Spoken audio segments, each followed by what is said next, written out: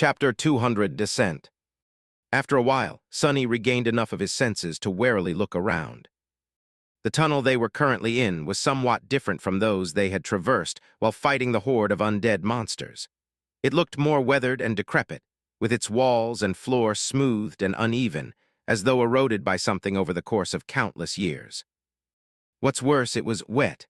With a cold shiver, Sonny realized that they were surrounded by puddles of black water. The smell of sea salt permeated the air. Looking up, he found the tall figure of the boisterous huntress and asked in a raspy voice, "Where are we?" Effie glanced at him and gestured up. 100 meters or so below the surface, pretty much exactly under the city wall. He stared at her blankly, slowly comprehending the meaning of these words. The huntress gave him a nod.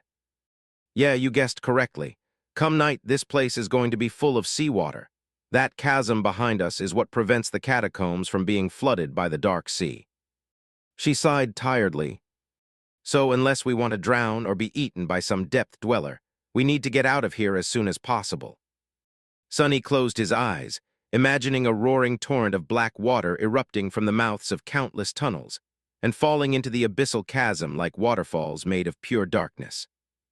Yeah, if they were still underground when that happened, sea monsters would be the least of their problems. The sea itself would kill them. Luckily, the day was still young. Effie's words served as a signal. A few moments later, Nephis rose to her feet and glanced at the members of the cohort. Her pale face was calm and composed. "Time to go, gather your strength." With sighs and groans of pain, everyone stood up. Sonny was the last one to follow suit. "Ouch, that hurts. I'm really starting to wonder if fighting Horus was a better choice." But no, it wasn't. Terrible as it might have been, the battle with the skeletons was at least predictable. The damned hunchback, on the other hand, was a complete unknown. There was nothing worse than facing an enemy that you knew nothing about. As the cohort headed deeper into the tunnel, Sonny caught up with Effie and asked with a hint of idle curiosity in his voice, "By the way, how do you even know your way around the catacombs?" It wasn't like she could have leisurely explored these deadly tunnels alone. The huntress gave him a dubious look and shrugged. "This knowledge is sort of passed down between the outer settlement hunters. I've been here a couple of times before, trying to escape from especially terrible nightmare creatures. Although, to be honest, I only descended this deep into the catacombs once." Effie shivered. "I was new in the dark city at that time. Back then, the strongest hunter in the outer settlement sort of took me under her wing. We went down here with an entire party." Sonny scratched the back of his head and grimaced when his battered body protested against the sudden movement.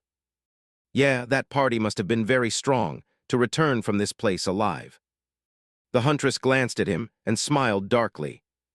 "Who said anything about returning alive? Actually, they all died. I was the only one to survive." Sonny stared at her for a long time and then asked, "If they all died, then why the hell did you bring us here?" Effie shrugged. "Because no matter how strong that party was, they weren't even close to this one. Do you even realize how powerful the 6 of us are all put together? God damn, I wouldn't want to be our enemy." Then she hesitated for a few moments and added, "Plus, this time I know what we're going to face. We'll get out of here in one piece, trust me." Sonny wasn't a particularly trusting person, but at this point, he didn't really have a choice. Leaving the tall huntress alone, he walked in silence for a while. The tunnels were now strongly angled down. With each minute, the cohort was descending deeper and deeper underground. Slowly, his curiosity awakened. Now that the harrowing battle against the army of the dead was behind them, Sonny began to wonder about something peculiar. Where exactly did all those human skeletons come from? There were hundreds, if not thousands of them down here in the catacombs. Even if every hunter that had ever lived in the outer settlement died in these tunnels, their number wouldn't account for that much. Not to mention that people who perished in the dark city tended to end up eaten by some terrible monster, their bones pulverized into dust by its teeth. His pointless pondering was interrupted by Effie, who suddenly gestured for the cohort to stop. After discussing something with Nephis, she gave her a nod and turned to the rest of them. "Listen up, we're close to the central chamber of this maze. The exit to the surface is right ahead. However, getting to it won't be easy." The tall huntress hesitated and then said, "If we want to make it outside, we will have to act fast. There's a big fat bastard of a nightmare creature that lives in that chamber. However, it takes time for it to fully wake up. So, don't stop to look at it, don't panic, don't lose your cool. It might look scary, but if you follow Neph and do what she tells you to do, you should be all right." She waited for a bit to make sure that everyone understood her meaning, and then grinned.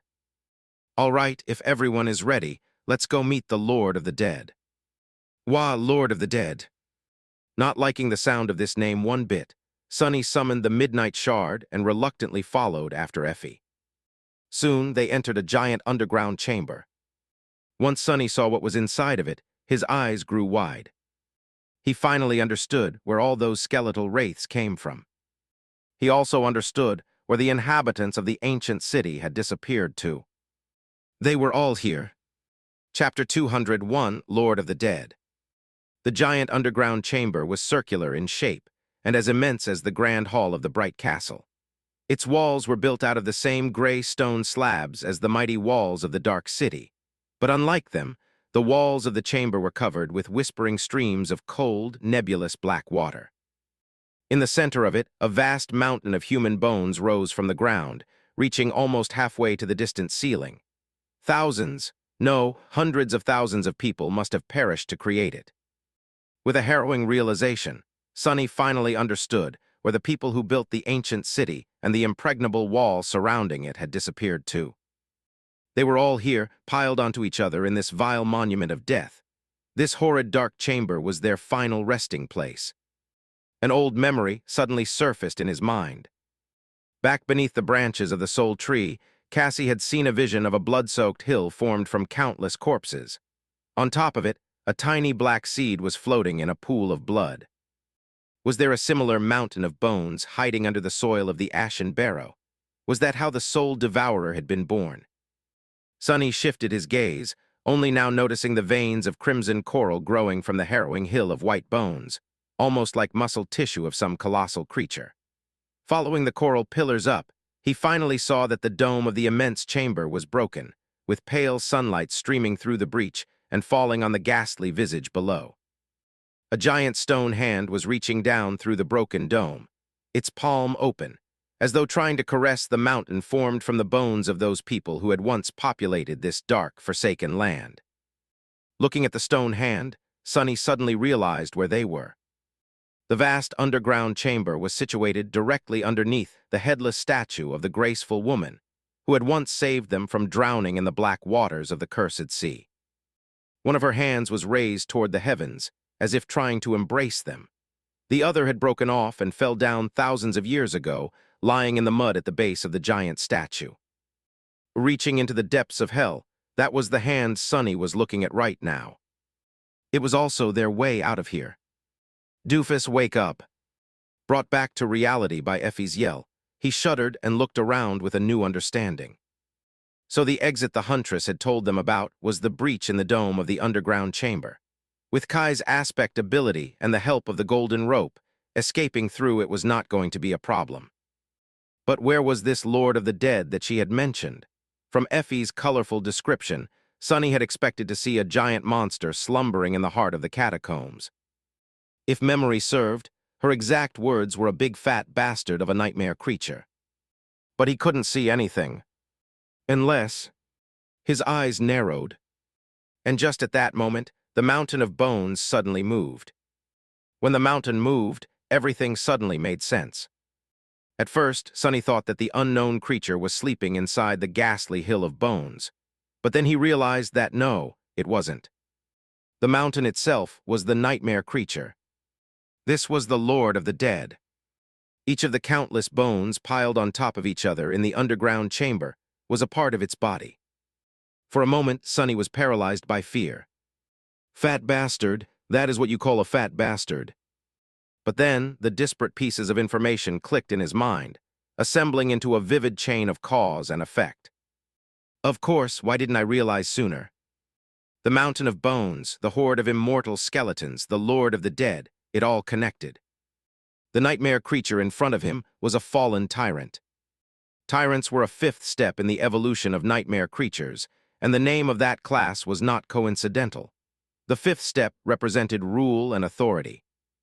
That's why the blind monstrosity he had faced on the slopes of the Black Mountain was named a king, and that's why the abomination in front of him was named a lord. Classes differed from each other in terms of pure might, but most of the distinction between them was caused by a more fundamental reason. Higher classes possessed characteristics that, while not directly affecting the quantity of their power, gave it a qualitative change. For example, while beasts were mindless, demons and those above them were intelligent. That's why a demon, even if it was only slightly stronger than a monster, was in fact 10 times more dangerous. The characteristic of the tyrant class was that these nightmare creatures were capable of creating and controlling large amounts of lesser creatures. The Mountain King's larva that Sunny had slain during his first trial, which was born when a tiny worm living inside the Mountain King's body entered the corpse of a dying slave, was one such lesser creature. However, this power had its limitations. The minions created by a tyrant couldn't be of the same rank as it. That's why the larva was a dormant beast, while Mountain King itself was awakened. Similarly, while the skeletons that the cohort had faced were awakened, they had to be created by a fallen tyrant. And something told Sunny that their immortality was tied to the Lord of the Dead, too. If someone wanted to destroy the undead army, they would have to destroy the abominable bone colossus first.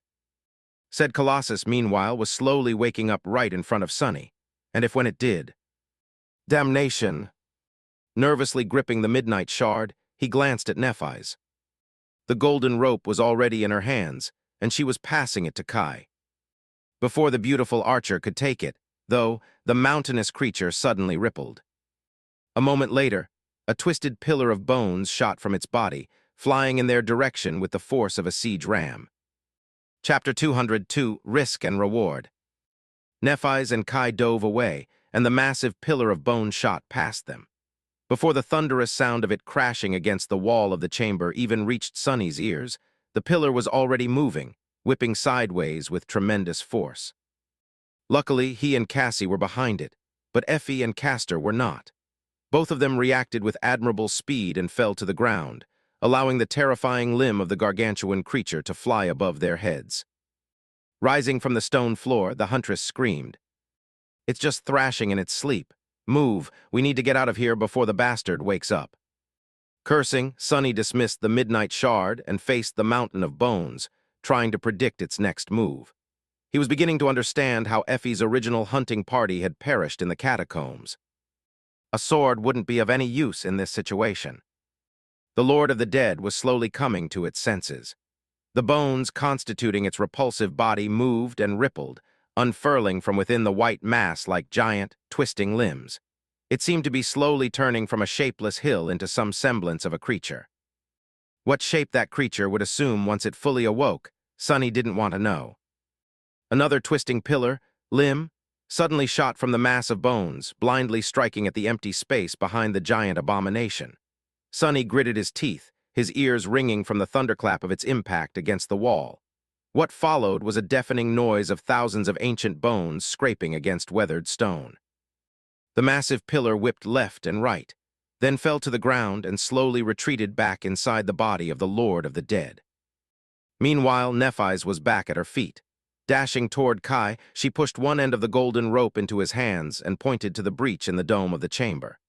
In the next moment, the archer soared into the air, flying to his destination with incredible speed. With a terrifying scraping sound, the whole white mountain rippled once again, and several devastating pillars of bone shot to intercept him. However, Sunny had no time to check on Kai, because the Lord of the Dead had extended 2 more limbs in his direction. Diving under the first one, Sunny felt a wave of fetid air rush past him. Knowing that he only had a second left to live, he then strained his muscles and jumped with all his shadow-augmented might. Sunny's body flew several meters into the air, avoiding the rushing bone tentacle only by a few centimeters. Landing in a roll, Sunny cursed and got back to his feet. What kind of an infernal jumping rope game is this? The Lord of the Dead was slowly coming to its sense. More bone tentacles appeared from the mass of corpses, each moving with growing precision. But Kai was already standing on the palm of the giant stone hand. The golden rope looped around one of its fingers. Cassie was the first one to climb up. With the flying rapier loyally hovering over her shoulder, the blind girl effortlessly moved up the rope, reaching the distant ceiling of the underground chamber less than 10 seconds later. It was easy to forget that she had absorbed as much soul essence as the rest of them. Her delicate arms hid much more power than one would assume. However, back on the ground, those seconds were a real hell.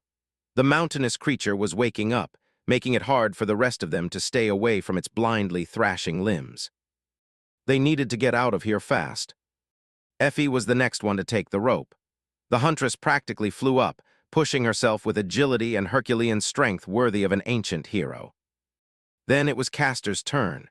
Effortlessly dodging a pillar of bone with his incredible speed, the legacy grabbed the rope and turned into a barely visible blur. A second later, he was already landing on the giant's stone palm. Nephis and Sunny were the only ones left in the reach of the fallen tyrant. Glancing at Sunny, Changing Star yelled, "Your turn." However, Sunny did not respond. His eyes were fixed on the base of the gargantuan abomination, where, amidst the ancient bones, a weak golden glow emanated from a small, partially concealed object. Sunny lingered for a moment, his thoughts moving with incredible speed. He knew that he was a greedy person by nature, and one cursed with insatiable curiosity, too. However, first and foremost, he was someone who put a tremendous amount of value on his own survival. That's why right now, his reasoning was cold as sober. It was a question of risk and reward, as well as his ability. Would he be able to reach the object shining with the light of divinity and come back alive, or not? A second later, he looked at Nephis and answered, "You go, I'll be just behind you." It would be a shame to go through all of this and not receive anything in return. He had to try. With that, Sunny turned around and dashed toward the Lord of the Dead. The decision was made, and now all that was left was to execute it. Summoning the prowling thorn, he threw it at the mountain of bones. Of course, Sunny didn't hope to wound the tyrant. He just wanted to lodge the kunai in its body. Just as the throwing dagger pierced the mass of bones, a white limb suddenly shot in his direction, obstructing everything with its repulsive expanse.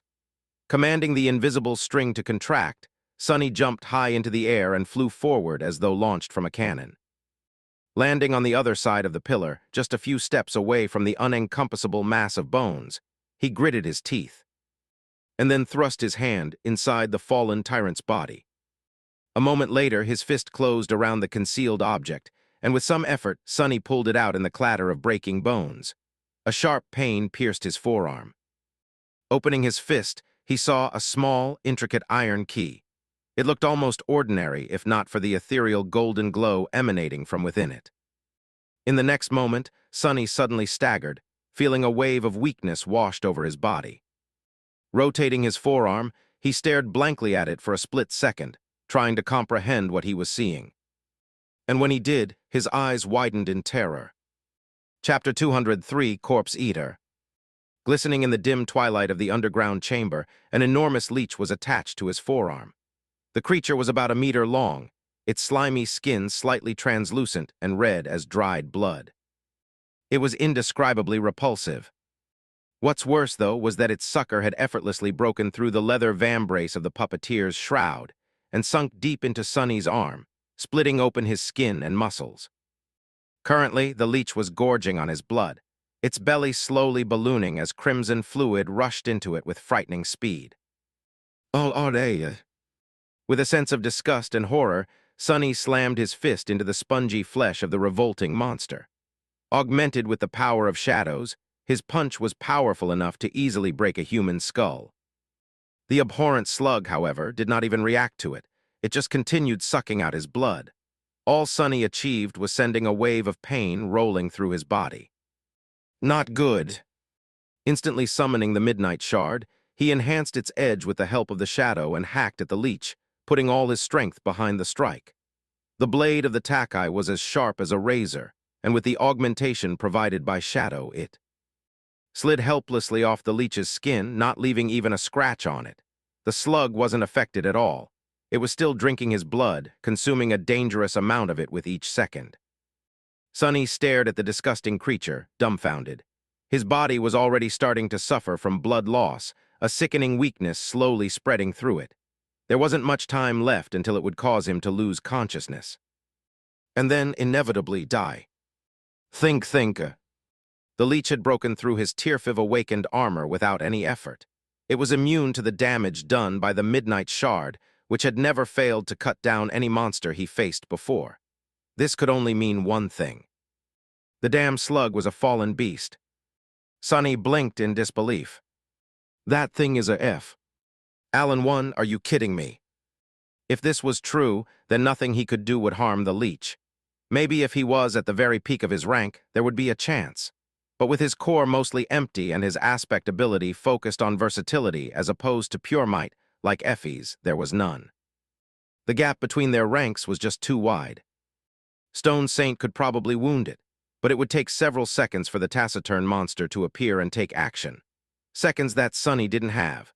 By the time she was able to do anything, he would already be dead, either sucked dry by the abominable slug or crushed to death by the Lord of the Dead. That left Sonny with only one option, if he couldn't get rid of the leech. He was going to have to cut off his arm. Maybe Nephis would be able to grow him a new one. Or not, in any case, he had to do it in order to survive. Raising the takai over his head, Sonny gritted his teeth and hesitated for a moment. Despite understanding that this was the only way, he was still struggling with the idea of crippling himself so terribly. Don't think if you want to live, just do it. With a desperate resolve, he forcefully brought the Midnight Shard down, but then stopped it at the last second. The sharp blade hovered mere centimeters away from his skin. This was not due to the lack of determination, but because Sonny noticed a subtle change happening to the leech. Its belly, which had been expanding rapidly as his blood filled it, stopped ballooning at some point. Now, strange spasms were running through it. What the... In the next moment, the vile creature suddenly convulsed. Letting go of his arm, it dropped to the ground and writhed in agony. Through the translucent film of its skin, Sonny could see the innards of the giant slug bursting open. It was as though it was being torn from within by some invisible force. No, not a force, it was being killed by his blood. The damn leech got poisoned by it. It seemed that blood weave was far more odd and tenacious of an attribute than he had thought. A second later, the whole body of the fallen beast simply ruptured, spilling blood everywhere. Sonny stared at it with a blank expression. Bringing him out of the daze, the voice of the spell whispered, "You have slain a fallen beast, corpse eater. Your shadow grows stronger. You have received a memory." As his eyes grew wide, Sonny shook off his astonishment and lunged forward. He still had to escape from this damn place. Grabbing the bloodied soul shard from the eviscerated remains of the abominable leech, he turned around and sprinted to the golden rope. Dodging a bone tentacle that burst from the body of the gargantuan tyrant to pursue him, Sonny rolled on the ground, jumped over a pile of broken bones, and finally reached his destination. As soon as he grabbed the rope, it began contracting, bringing him out of the underground chamber. When Sonny was nearly reaching the hand of the stone goddess, a deafening roar thundered from below, washing over his body in an almost palpable wave. The Lord of the Dead was finally awake. But it was already too late. His prey had escaped. Climbing out of the mud, Sonny fell to his knees and then tiredly lowered himself to the ground. The breath was escaping from his lungs with laborious, raspy sounds. Weak, he felt so weak and tired. But it was so good to see the sun again. The wounds he had received in the catacombs had finally caught up with Sonny. With adrenaline gone, he was now in a sea of pain. A quiet groan escaped from his lips. That was not fun. While Sonny was contemplating this, a shadow fell over him. Looking up, he saw Nephis glaring at him with a dark expression. She was bloodied and battered, with a deep frown contorting the graceful lines of her usually calm face. "What?" Kneeling beside Sonny, Changing Star grimaced and said, "Are you insane? Why did you do that?" He tried to chuckle, but ended up twisting in an excruciating coughing fit. When Sonny was finally able to breathe again, he said weakly, "Yes, no, maybe, I don't know, I just saw something shiny." With that, he opened his fist and showed Changing Star the glowing crystal of the ascended soul shard he had scavenged from the corpse of the vile, blood-sucking leech. She stared at it for a few moments and then sighed. Without saying anything else, Nephis placed her cool hands on his chest and closed her eyes. A moment later, the purifying white flame spread through his body like a warm embrace, repairing any damage done to it. Even knowing how much pain this cost her, Sunny couldn't help but be happy to feel its touch again. Soon his pain disappeared. With his head cleared of the fog, he realized that they had done it. They had successfully escaped the Dark City. Who knew it would be so hard? Chapter 204, Mysterious Key. A while later, they were resting in the shadow of the giant statue. Every member of the cohort looked nothing short of terrible, however, beneath. The bloodied slots and broken armor, their bodies were whole and sound. Changing Star had healed them all, and now, she was the only one who was weak and exhausted. Using the white flame so much had taken a heavy toll on her. Sitting in the mud, Sunny raised his head and looked at the giant statue of the faceless woman. She was just like the last time he had seen her, slender and graceful, with her light flowing robe rippling in the wind, as though made out of actual fabric and not hard stone. The statue was tilted slightly to the side, with its one remaining hand reaching high into the sky. A long time ago, on the night of their harrowing escape from the Ashen Barrow, Sunny, Cassie, and Nephis had taken shelter in her palm. It was from its height that he had first seen the walls of the Dark City. Looking down, Sunny stared at the other hand of the giant statue, which had broken off a long time ago and fell down, crushing through the dome of the underground chamber.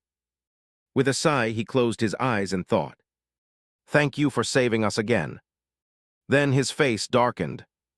Remembering the events that had transpired in the catacombs, Sunny felt his good mood evaporating. Although he had found the answer to one of the mysteries that had been plaguing him for a while now, he wasn't happy about it. The fate of the inhabitants of the ancient city had always been something that Sunny was very curious about. As an amateur explorer who spent most of his free time studying the ruins of the Dark City, he was familiar with subtle details of their culture more than most.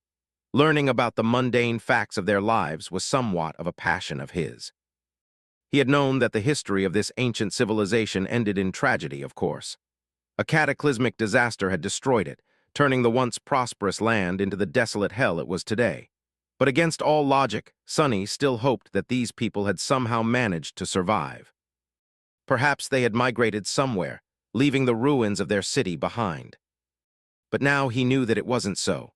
All of them were right there below him, buried forever in a damp underground chamber, piled onto each other high enough to form a ghastly mountain of bones. More than that, their remains had been soaked in the cursed waters of the Dark Sea and turned into a vessel for the soul of a vile nightmare creature. There were a lot of questions about the fate of these people still lingering in his mind. How did they end up in that dark chamber? Had they died there, or had their bodies been brought there by someone or something later? How was the Lord of the Dead born? Was its inception the same as that of the Soul Devourer? But he didn't really want to know the answers anymore. He felt that learning them would only break his heart. With a sigh, Sunny decided to distract himself from these depressing thoughts with something uplifting and summoned the runes. One cluster in particular interested him the most. Shadow Fragments 322-1000.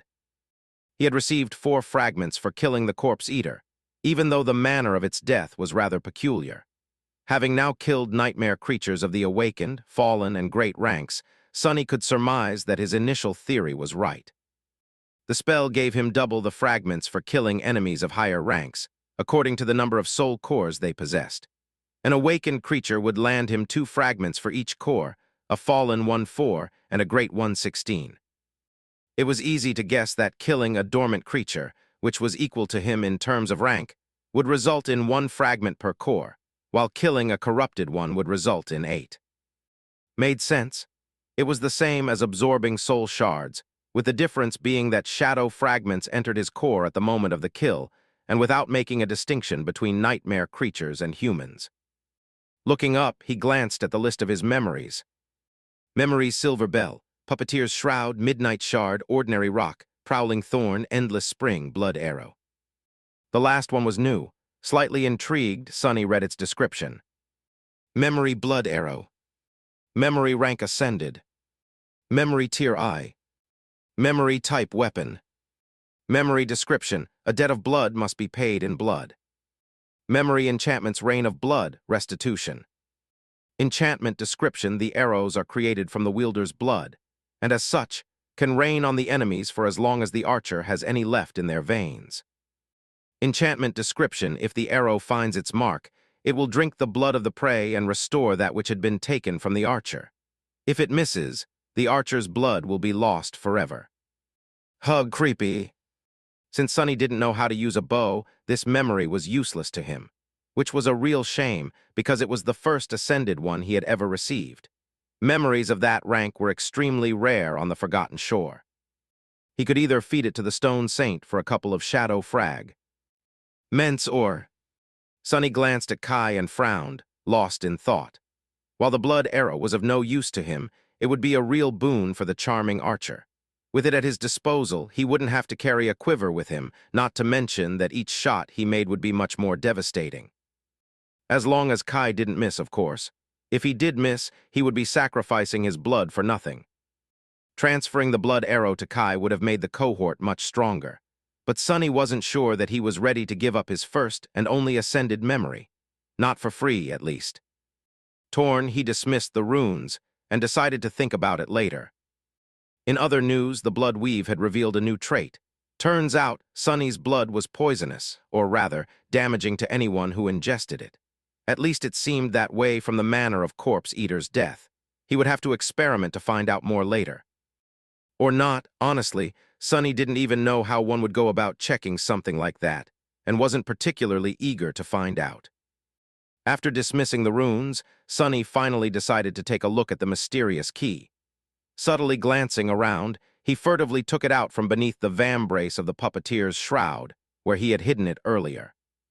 The intricate iron key lay on his palm, glowing with a pale golden light. The light of divinity. Sonny had no idea what the key was supposed to open. He had taken an insane risk and almost died to get it. Was it worth it? Honestly, he wasn't sure. But deep down, Sonny felt that it was. For some reason, he sensed that the small iron key would turn out to be extremely important to him. Chapter 205, Journey to the South. Chapter 205, Journey to the South. Sadly, the cohort did not get a lot of time to rest. Despite the fact that it wasn't even noon yet, they had a lot of ground to cover before sunset. The plan they had made at the start of the day was to leave the dark city from the south by climbing the wall near the grandiose main gates, and then travel through the labyrinth to the next safe height, which was about 10 kilometers away. However, due to the fact that they had ended up in the catacombs instead and had to escape through the chamber belonging to the Lord of the Dead, the party was now to the east of the ruins, near the beautiful statue of the faceless woman. Not only did they have to circle around the city now, but there was also less time to reach safety before the flood of darkness devoured the Forgotten Shore once again. Standing up in a chorus of disappointed groans, the cohort assumed the marching formation and set out south. Walking through the mud of the colossal crater was not easy, but for the time being, they had no other choice, unless they wanted to scale the monumental stone wall and return to the dark city, of course. Luckily, with both Sonny's shadow and Kai scouting the way ahead, they didn't have to worry about being ambushed by monsters. So, for the time being, the only thing the party had to struggle with was moving their feet through the wet dirt. The monotonous silence was broken only by laborious breathing and slurping of mud. A while later, the impregnable and seemingly endless gray wall that loomed some distance away and above them slowly twisted, drifting away from the edge of the crater. They were finally leaving the cursed ruins behind. Turning around, Sonny looked back and studied the site of the city that had been his whole world for these past 4, almost 5 months. Far away, the floor of the gargantuan crater sharply rose, forming a tall slope. On it stood the unassailable wall of polished gray stone, firm and unyielding despite the thousands of years that had passed since the demise of its creators. From where he stood, Sonny could see the flood of crimson coral swelling at its base, sharp blades powerlessly scraping against the cold stone in hopeless attempts to find purchase. It looked as though the city was being besieged by the land itself. If it knew what awaits inside, the labyrinth would be trying to escape as far as possible from that damned place instead. With a sigh, Sonny looked up and noticed a lone human figure standing on the wall, watching them disappear into the distance. That figure was crooked and dark, emanating a cold feeling of foreboding. A few moments later, it turned away and disappeared from view. Harris had chosen to return to the bright castle. Trying not to shiver, Sonny lingered for a few seconds and then hurried to catch up with the group. They were safe from him, at least. For now, because the crater was too big, the bent of its edge was almost imperceptible. Only by looking far into the distance could one say that it was actually curved. Because of this, the cohort could have continued traveling through the crater for a long time without having to move farther away from the goal of today's journey, which lay to the southwest of their current position. However, they had to leave the crater and return to the labyrinth sooner or later, not only to escape the black water, but also because there was nothing to hide behind on this vast muddy plain. If any flying nightmare creature decided to attack them from above, the cohort would have no defense against it. The labyrinth, while hiding its own fair share of terrifying threats, at least offered some measure of protection. That's why at some point, Nephis led the party to the sharp slope of the crater, and the 6 of them climbed out of it. With the help of Kai and the trusty golden rope, the task wasn't hard at all. For some time after that, they walked on the ridge separating the crater from the labyrinth proper, but then, finally, had to turn west and enter the maze of crimson coral. Sonny couldn't help but sigh once the familiar coral walls surrounded him once again. He didn't miss the first months of his infernal voyage into the dream realm at all. Well, maybe a little, but not because of the damn labyrinth itself, that's for sure. The Crimson Forest was simultaneously the same and vastly different from the region of it that he had traveled through before. The coral maze itself was pretty much identical to how it had been east of the gargantuan crater. However, the creatures populating it in these parts were vastly different. There were no members of the Carapace Legion around, at least not anywhere Sonny could see. Instead, the dominant tribe of nightmare creatures in this region seemed to consist of nasty, spider-like critters that had a habit of decorating the walls and passages of the labyrinth with endless amounts of gray, incredibly sticky cobwebs. What's worse, their webs seemed to be made not out of spider silk, but out of thin metal wires that were as tough as iron, and could cut the victim into little pieces if it thrashed too much after getting caught. Needless to say, getting yourself stuck in these webs was tantamount to a death sentence. The deeper into the labyrinth they went, the more of these cobwebs surrounded them. It came to the point where they had to use Cassie's flying rapier to clear the path ahead every few minutes, slowing down the speed of the cohort to a crawl. During one of these stops, Sonny rubbed his face and thought, "I just hope that nothing attacks us while we wait." Turning to him, the shadow glared for a few moments and then tiredly shook its head. It then placed one palm across its face, a look down, as if defeated. What did I say?" A moment later, several massive spider-like creatures jumped out of the cracks in the coral and attacked them. Chapter 206 Triumph. Chapter 206 Triumph. The spiders were about the size of a human, incredibly fast, and had plates of something that resembled iron covering parts of their repulsive bodies. They looked like armored battle machines created for the sole purpose of slaughtering living things. They also looked strangely familiar. With a little effort, Sonny realized that these abominations looked a lot like lesser, much smaller versions of the giant fallen beasts that had destroyed the original Stone Saint and her kin. It's just that their size and armor weren't nearly as formidable. If so, I have bad news for you fools. As soon as the spiders attacked, the members of the cohort reacted with the deadly calmness of experienced Dark City hunters. Weapons flashed in the air, severing limbs and piercing through iron as though it was paper. Effie straight up flattened one of the creatures with a devastating strike of her battered shield. The poor beast didn't even have time to understand what a huge mistake it had made. The others were no less efficient. Sonny himself threw the prowling thorn and pulled on the invisible string as soon as it sunk into the flesh of one of the spiders, bringing its jump to an abrupt end and sending it crashing to the ground. Before the beast could stand up, Quiet Dancer streaked through the air and pierced its head clean through. Just a few short seconds after the spiders had tried to ambush the group of humans, the battle was over. 3 dead nightmare creatures were sprawled in the mud, while the fourth one ended up pinned to a coral wall with several arrows. They could have even shaved a second or two if it weren't for the need to look out for the spiderwebs. Sonny shook his head. Disappointing. Wait, why was he disappointed? Great, this was great. Not every victory had to almost cost him his life. If there was one thing to feel disappointed about, it was that this one was so swift that he had not even gotten the chance to finish any of the enemies himself, thus not receiving any rewards from the spell. But even then, he would be glad to only fight easy battles like this in the future. Nephis cleaned the blade of her sword with a piece of cloth, listened to the silence for a few moments to make sure that nothing else was going to attack them, and then gave the cohort a go-ahead to start dressing the monsters down. Soon wool shards, strips of meat, and other useful parts were cut, cleaned, and put into Effie's enchanted bag. Everything was done with efficient speed and professionalism that could only come from a lot of experience. Sonny could only shake his head again. They were able to dispose of the iron spiders with such ease because of two reasons. First, as far as nightmare creatures went, these ones were not on the same level as, for example, carapace scavengers.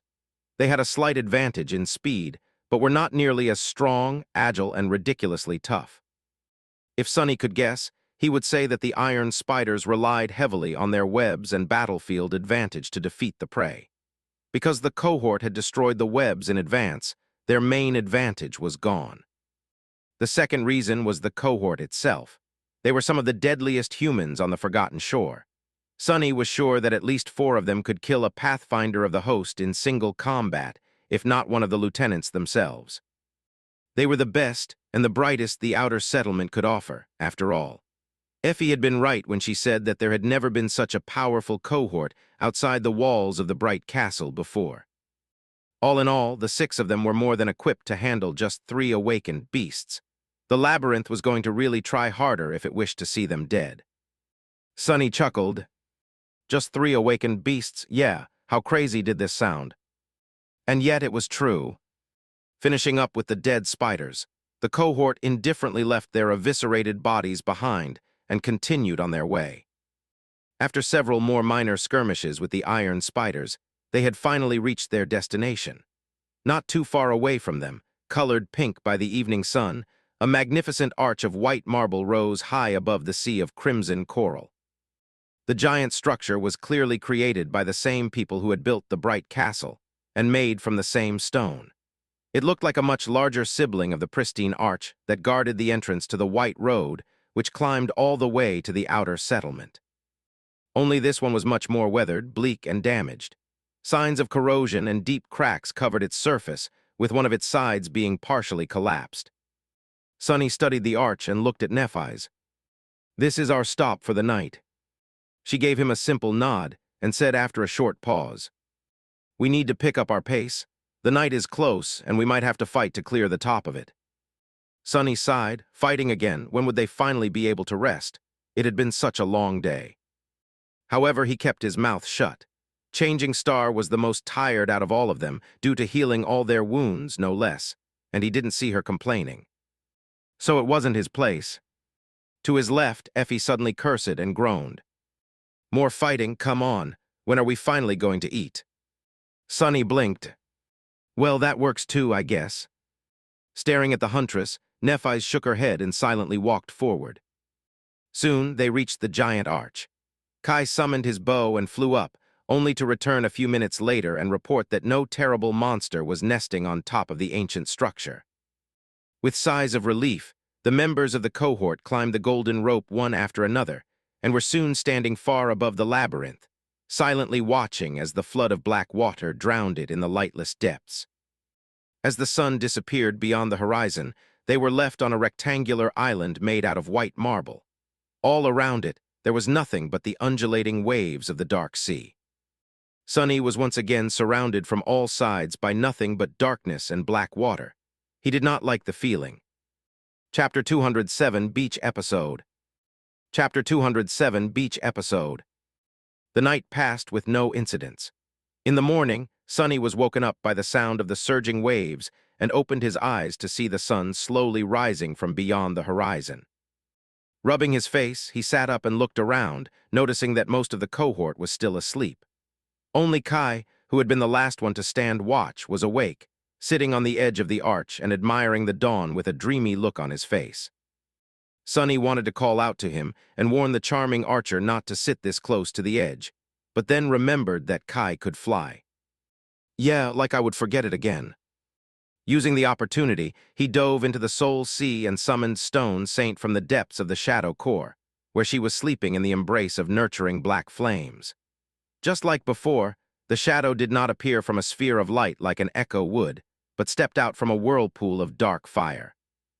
Then she stood motionlessly in front of Sunny like an actual statue, seemingly indifferent both to his presence and the wounds covering her body. Sunny walked around the Stone Saint, studying the extent of damage done to her by the undead horde. The armor of the taciturn knight was bad. Red and broken, pierced in several places by the claws of the countless skeletons she had fought. The ruby dust wasn't flowing from the breaches anymore, but he could see deep gashes on her smooth, gray skin. Bastards! Who dares to hurt his shadow? Shaking his head, Sunny dismissed the saint, sending her back into the restorative darkness of the shadow core. The damage, while extensive, was not really threatening to her existence. In a couple of days, his pet monster should fully recover. In fact, she already looked better than she had yesterday. Leaving the Soul Sea, Sunny inhaled the fresh air, lingered for a few moments, and then turned to Kai. Hey, Knight, are you stupid? Don't sit this close to the edge. The charming archer looked at him and raised an eyebrow. I can fly, remember, if I fall. Sunny scoffed. I'm not worried about you falling into the cursed sea. I am worried about something dragging you off into it. That'd be terrible, right? Quite happy with himself, he grinned and turned away. What a nice way to start the day. Because everyone needed some time to rest and recuperate, they decided to spend a day on the Marble Arch and continue their journey tomorrow. As the result, Sunny was currently staring at the sight that wasn't really funny, but filled him with mirth nevertheless. Back in the real world, when he had time to consume some entertainment, Sunny had noticed a certain popular trope. In most dramas, webtoons, and cartoons aimed at young boys and teenagers, the heroes would inevitably end up spending a day at the beach during their adventures. He didn't quite know why such a trope existed, but suspected that it was just an excuse to show the female characters in nothing but revealing swimsuits. Not that he had anything against it. In any case, Sunny had never imagined that he was going to end up in such an episode himself one day.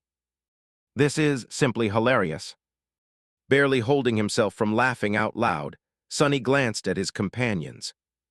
Because everyone's armor and weapons were damaged during the battle in the catacombs, they had to keep these memories inside the Soul Sea for a bit of time to allow them to restore themselves, just like Stone Saint was currently doing in the depths of his shadow core.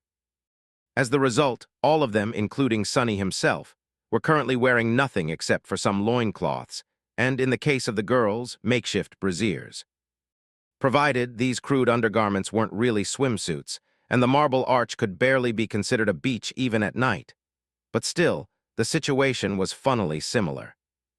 They were all half-naked and relaxing in the middle of a something that someone could call an adventure, so it was close enough.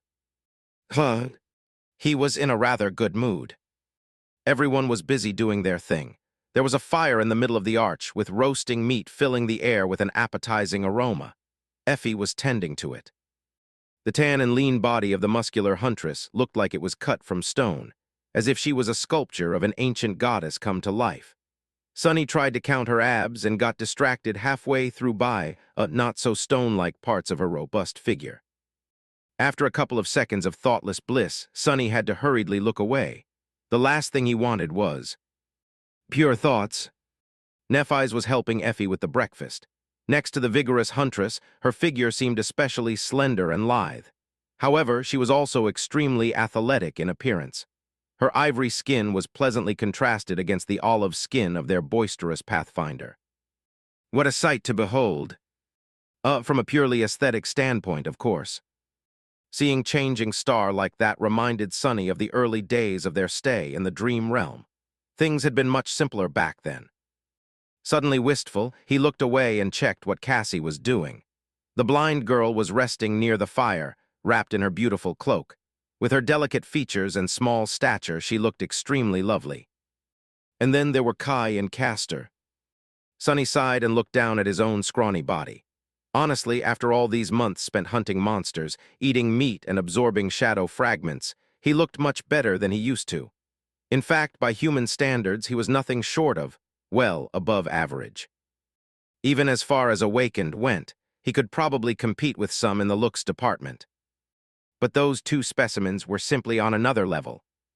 Kai was tall and shaped like a young god, with lean muscles rolling under his flawless skin and a svelte figure that begged to be sculpted into a marble masterpiece.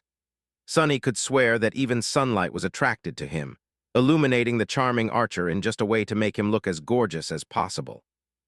Currently, Kai was tending to his arrows, somehow managing to make even that simple task look glamorous. Castor was much the same, with a perfect body and broad shoulders that simply screamed of pow. Appeal and potency. With a darker skin to match his gallant and manly image, he was basically the epitome of masculinity. This was contrasted by a handsome but gentle face and humorous green eyes, creating a rather tempting visage. Sonny grimaced and turned away. You know what, to hell with this beach day nonsense. Let's do something productive. Chapter 208, Something Productive. Chapter 208, Something Productive. Walking over to Kai, Sonny cleared his throat and forced himself to not cover his eyes. The damn archer was just too dazzling. Him being shirtless in crowded places should have honestly been categorized as a public hazard back in the real world. If not, there was a gross oversight. I wonder how he was made. Probably in a secret government laboratory or a magic cauldron of some sort. I mean, there's no way that this dude is the same species as me. Right. After a few seconds of Sonny blankly staring at him, Kai smiled politely. Sonny, did you want something? Sonny flinched and covered his eyes. Don't smile at me. Kai blinked. All right. Breathing heavily, Sonny glared at him and slowly lowered his hand. That's better, and yes, I did want something. Kai suddenly livened up and pointed at his chest. What is that, an accessory? What is he? Lowering his gaze, Sonny noticed the mysterious key hanging on a thread tied around his neck. He didn't really want to show it to anyone, but with the puppeteer's shroud restoring itself in the Soul Sea, there were not a lot of places where he could hide it. None that he was willing to use, at least. Plus, no one else was supposed to be able to see the light of divinity, so to them, it just looked like a small iron key. Sonny frowned. It's not an accessory, it's a key. Kai hesitated. Oh, what does it open? Sonny shrugged. How should I know? The charming archer seemed a little confused. But if it's not an accessory and it doesn't open anything, why are you carrying it around? His questions were starting to get tiresome. Sonny sighed. To open something, of course. Kai scratched his nose. But you just said that you don't know what it opens. Sonny gritted his teeth. It's a damn key, right? So it has to open something. I just carry it around in case I find something that can be opened by that damned key. What's so hard to understand? The beautiful archer gave him a strange look. Oh, I see. That definitely makes sense. Curses, that's not how I plan to approach him. Sonny instantly changed his expression and looked at Kai with a wide smile. The sudden shift looked sort of creepy. What I wanted to say, Knight, my dear friend, we are friends, right? Anyway, what I wanted to say was that I hope that this answer satisfies your curiosity. That's something a friend would say, right? The charming young man gave him a dubious look. I guess. Sonny made his smile wider, feeling his face hurt a little. Great, so we are friends. Well, some might say that it's your lucky day, buddy, because today, and only today, probably, Sonny's Gorgeous Emporium offers customers an exclusive friendship deal, just for friends of the establishment. Aren't you lucky? Kai suddenly coughed. Wasn't it Sonny's brilliant emporium last time? Sonny blinked.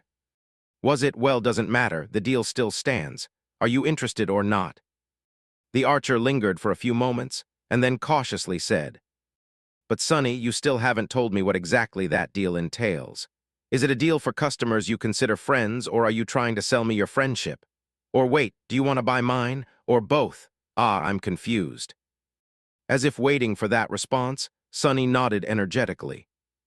Yes, I'm glad that you asked. In fact, I have an incredible item that I want to sell. It's so incredible that I am even reluctant to part with it. But since you are my friend, I am willing to give it away. Practically for free, full friendship discount just for you. No need to thank me, really. Attracted by the noise, the others left what they were doing and were now staring at the two of them. Effie got distracted from preparing meat and was now observing the circus with an expectant grin. Realizing that he is now the center of attention, Kai sighed. All right, I'll bite. What is that incredible item you want to sell me? Sunny remained silent for a few moments and then suddenly stopped smiling. Oh, just something I had gathering dust in my soul sea. It's a memory that can serve as an endless supply of arrows, as long as you don't miss. The beautiful archer's eyes suddenly lit up. He glanced at his quiver and said, Wait, really? You really have such a memory? After thinking about it for a long time, Sunny had decided to give the blood arrow to Kai. Having the archer of their cohort armed with it would make a lot of things easier during this journey. He could potentially earn himself a bow in the future and learn how to use it, but it wouldn't be any time soon. Plus, with how dangerous the enchantments of the blood arrow were, nothing short of excellence would fly, and excellence took a lot of time to achieve, time that he didn't have. So giving it to a skilled archer like Kai was a better decision. Their recent encounters with the iron spiders only made Sunny more certain that this was the right thing to do. But he wasn't going to give it away for free. Yes, I do have such a memory. Then he casually added, Oh, did I forget to say? It can provide an endless supply of arrows, and also all those arrows will be of the ascended rank. A grave silence settled over the marble arch. You're in possession of an ascended memory. That question was asked by Castor. Kai didn't have to ask because he already knew that Sunny was telling the truth. His eyes slightly widened.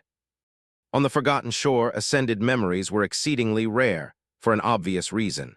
Sleepers could only get one by defeating a fallen nightmare creature, and there weren't a lot of people capable of such a feat.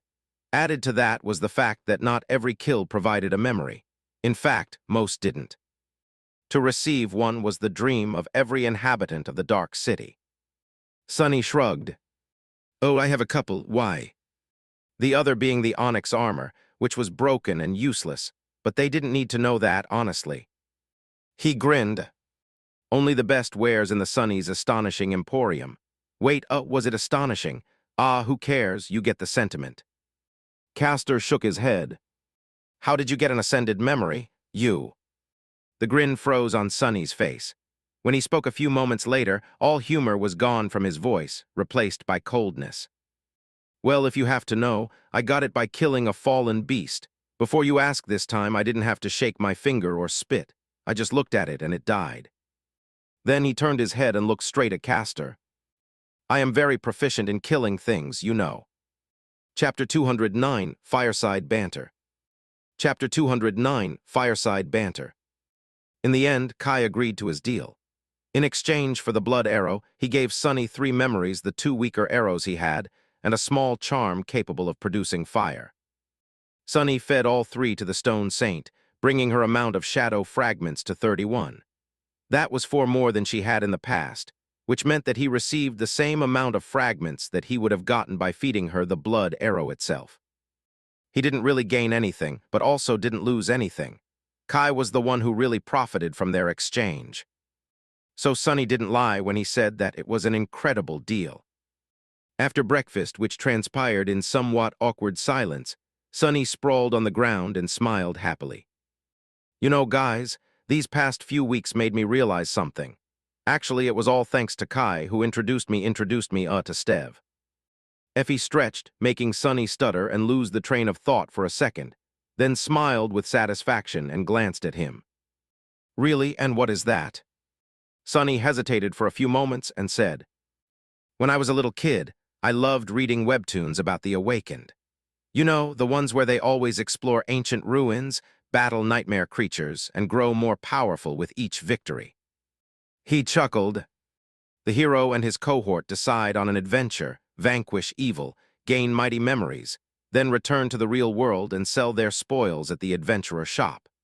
They spend their money to upgrade their equipment and immediately set out on a more epic and dangerous adventure. Cassie smiled. I love to read those too. Sunny glanced at her and sighed. Yeah, but when I got older, I couldn't help but think, what are they thinking about? Exploring ancient ruins is not a wise thing to do. In fact, only crazy people would do it. No matter how good you are, sooner or later, you will meet something more terrifying than any human can handle and die. If this was real life, why would all those adventurers go into the ruins over and over again? The blind girl tilted her head and opened her mouth, but then closed it again. Sunny smiled. But then it hit me. They were not doing it to vanquish evil. They were doing it to collect a wide variety of powerful memories. You see, the real dream is not to be the hero, one of their companions, or even the love interest. The real dream is to be the owner of the shop where the hero sells his trophies and buys new equipment. That way you can live a pretty life without risking your neck. That's the real goal. He crossed his arms and added, after a few short years of adventuring around the dream realm and collecting memories, you can retire, open a shop, and leave comfortably for the rest of your life. All you need is to sell a memory once every couple of years. Maybe make some money off the younger, less fortunate adventurers, too. Kai laughed and looked at Sunny with curiosity. So, say that we somehow manage to return to the real world and become true awakened. Is this what you're going to do? Sunny thought about it for a few moments and shrugged. I don't know. I don't really have a lot to do in the real world, apart from compiling all the things I've learned about the Forgotten Shore into a report and giving it to a teacher who was kind to me back at the academy. So, maybe. I don't have enough memories yet to open a real store, though. He glanced at the charming archer and smiled. What about you? What is the thing you really want to do if you return to the real world? Kai suddenly turned away with a look of embarrassment on his face. Oh, I don't know. I haven't really thought about it. But after several seconds, he suddenly said in a shy voice, Avatar singer. Sunny blinked. A what? The archer hesitated for a while and then explained. Avatar Singer is a music competition show. Popular singers compete with each other, but the twist is that they are all using the stock VR avatars to perform, so the judges can only evaluate their voices and skill. They only learn the singer's identity after. Effie giggled. Why would you want to hide your pretty face, Knight? It's your best feature. Kai was silent for a few moments and then smiled gently. I just think that it would be nice to be judged based on my skill and talent alone, with nothing else getting in the way. Also, that would be such a great way to announce my return to the fans. Just imagine they would be so excited. That would be a perfect media storm. Sunny shook his head. It seemed that Kai was really a celebrity, talking about things like fan reactions and media storms with a straight face. Did he even hear himself? But it was a nice dream, at least. Better than his own stupid desires by far. Turning to Effie, he asked, What about you? What would you do in the real world? The huntress grinned. I don't even have to think about it. I would go eat chicken wings, the real ones, and then start preparing myself for the second nightmare. Pretty simple. Everybody grew silent. After a while, Cassie said, Are you sure that you want to challenge another nightmare? Effie shrugged. I have my reasons, so yes, for me that is the only choice. The blind girl was quiet for a bit, and then said, I would go and spend time with my mom and dad. That's the thing I want to do most in the real world. Castor glanced at her, and Courtly nodded. I agree with Cassie. Family is the most important. When I come back, I will greet my father and look him in the eyes with pride, knowing that I did not let our clan down. Then, I will try to do everything in my power to grow as fast as possible, to relieve him of his worries and propel our bloodline to new heights. How very legacy-like of him. Finally turning to Nephis, Sunny looked at her with a subtly dark expression and asked, How about you, Neph? What are you going to do when you return to the real world?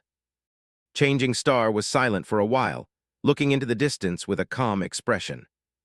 Then she sighed and answered in a quiet voice, I would go visit my mom, too. Everyone grew silent. Sunny blinked, a little confused. Wait, your mom? I thought she was dead. Nephis lingered for a bit, and then turned her face away. She is, technically. Chapter 210, Shadow of the Past. Chapter 210, Shadow of the Past. Technically dead, what does she mean? Sonny glanced at the others and saw that they, too, were confused. Everyone except for Castor, that is, who seemed like he knew something. A few moments passed in tense silence, which was broken by Changing Star's sigh. Looking at them, she said evenly, "My mother is one of the Hollow. She became hollow while pregnant with me, actually. So I never really met her, just her body." Nephis grew silent. After a while, a strange smile appeared on her face. "It's funny, really. When my grandmother was still alive, I made a point of treating that body as nothing but a corpse. But once she passed away and we were the only ones left, well, I found myself getting a bit confused." Nephis shrugged and turned away once again. "Anyway, before leaving for the first nightmare, I used what little money there was left of our estate to buy her a VIP spot in a specialized hollow care facility. They are treating her really well. But still, I don't like the idea of her being alone there. So when I return, that's what I'm going to do. Visit her." No one said anything, heavily affected by her words. Sonny stared at Changing Star, trying to imagine what it must have felt like, growing up in the company of your parents' soulless shell. With death staring at you through those empty eyes every day, always looming over you like a dark shadow both of your past and your future. Maybe that was a part of the reason why Neph hated the spell so much. Sensing the heaviness in the air, Changing Star glanced at them and smiled darkly. "What, is this your first time meeting a Hollowborn? Well, I can't blame you. Creatures of my breed are pretty rare. In fact, even I have never met another one." Then she sighed and stretched her legs, moving them closer to the fire. "So yeah, that and dye my hair. These are the things I would do in the real world first." Sonny blinked. "Dye your hair?" Nephis nodded. "How is that a priority?" Feeling that he was missing something, Sonny scratched his head and asked, "Why?" She glanced at him in surprise. "What do you mean, why? I'm not used to it, and it's weird. Do I need another reason?" He stared at her with a perplexed expression. Noticing it, Changing Star frowned and asked with a tiny hint of amusement in her voice, "Sonny, did you, perhaps, think that this is my natural hair color?" He was silent for a while, then opened his mouth and closed it again. "It's not." Nephis looked at him for a while with a strange expression, and then suddenly exploded with laughter. Her laugh was melodic, pure, and very pleasant to the ear. With regret, Sonny realized that he had never heard it before. He wished that their lives were different so that people could hear Nephis laugh more often. But they weren't and would probably never be. After a while, she glanced at him and smiled. "Sonny, it's Silver for spell's sake, who has natural silver hair." Luckily, at that point, Kai suddenly came to his rescue. "Actually, I thought that it's natural too. Ah, it suits you very well, Lady Nephis." Changing Star turned to him with an expression of utter surprise. Then, she glanced at Effie with a silent question. The Huntress nodded. "Free WebNovel." "Yeah, me too. I mean, who knows what you legacies are even made of?" Nephis blinked a couple of times, then shook her head in bewilderment. "Well, no, it's not natural. It became like that after my first nightmare." Kai leaned forward with curiosity. "Really, what color was your hair before?" She shrugged. "Black, a normal human color." The charming archer stared at her, and then smiled. "That would suit you very well too, Lady Nephis. Ah, I can just see it." However, Sonny couldn't. The idea of Changing Star without her arresting, eye-catching silver hair simply could not fit into his head. Let alone the fact that she was a brunette. How was this even possible? That would look so wrong, right? Well, as it turned out, life was full of surprises. Today, he learned not one, but two entirely new things about the person he had thought he knew the best in the world. Who would have guessed that this would happen? There might be something else, except for skimpy swimsuits to these beach episodes, huh? After that, they spent some time resting and lazily conversing with each other. However, pretty soon, people started to get restless from boredom. To combat it somehow, Sonny suggested the idea of playing a sports game. His motives were not at all dictated by a secret desire to see a bunch of absolutely gorgeous young people jump around and wrestle with each while very lightly dressed. Nope, not one bit. However, things didn't go as he had envisioned them. Pretty soon, Sonny found himself cursing as he was desperately pulling on the golden rope in a furious match of tug-of-war. Well, it was supposed to be furious, but what was actually transpiring was Effie casually holding the rope with one hand while the four of them, Sonny, Cassie, Kai, and Castor, were trying to move her from the spot with no visible results whatsoever. After a while, the huntress simply pulled on the rope and sent their entire team to the ground. That's cheating. With a satisfied grin, Effie walked over and towered above him, her arms akimbo. Looking down directly at Sonny, she smirked. "Weak, when did you lose your spirit, shorty?" Then she winked and said in a mischievous tone, "Back at the cathedral, you were able to perform better, not to mention last longer." Sonny grew bright red and gritted his teeth. "Shut up, people will misunderstand." The huntress looked at him with a shocked expression. "Me's misunderstand? What are you, oh?" Then she pretended to be horrified and covered her mouth with one hand. "You, what kind of a degenerate are you? Training, I meant while you were training." While Sonny was staring at her in utter disbelief, his mouth wide open, Effie snorted, then turned away and exploded with laughter. Shaking her head, the boisterous huntress giggled one last time and walked away.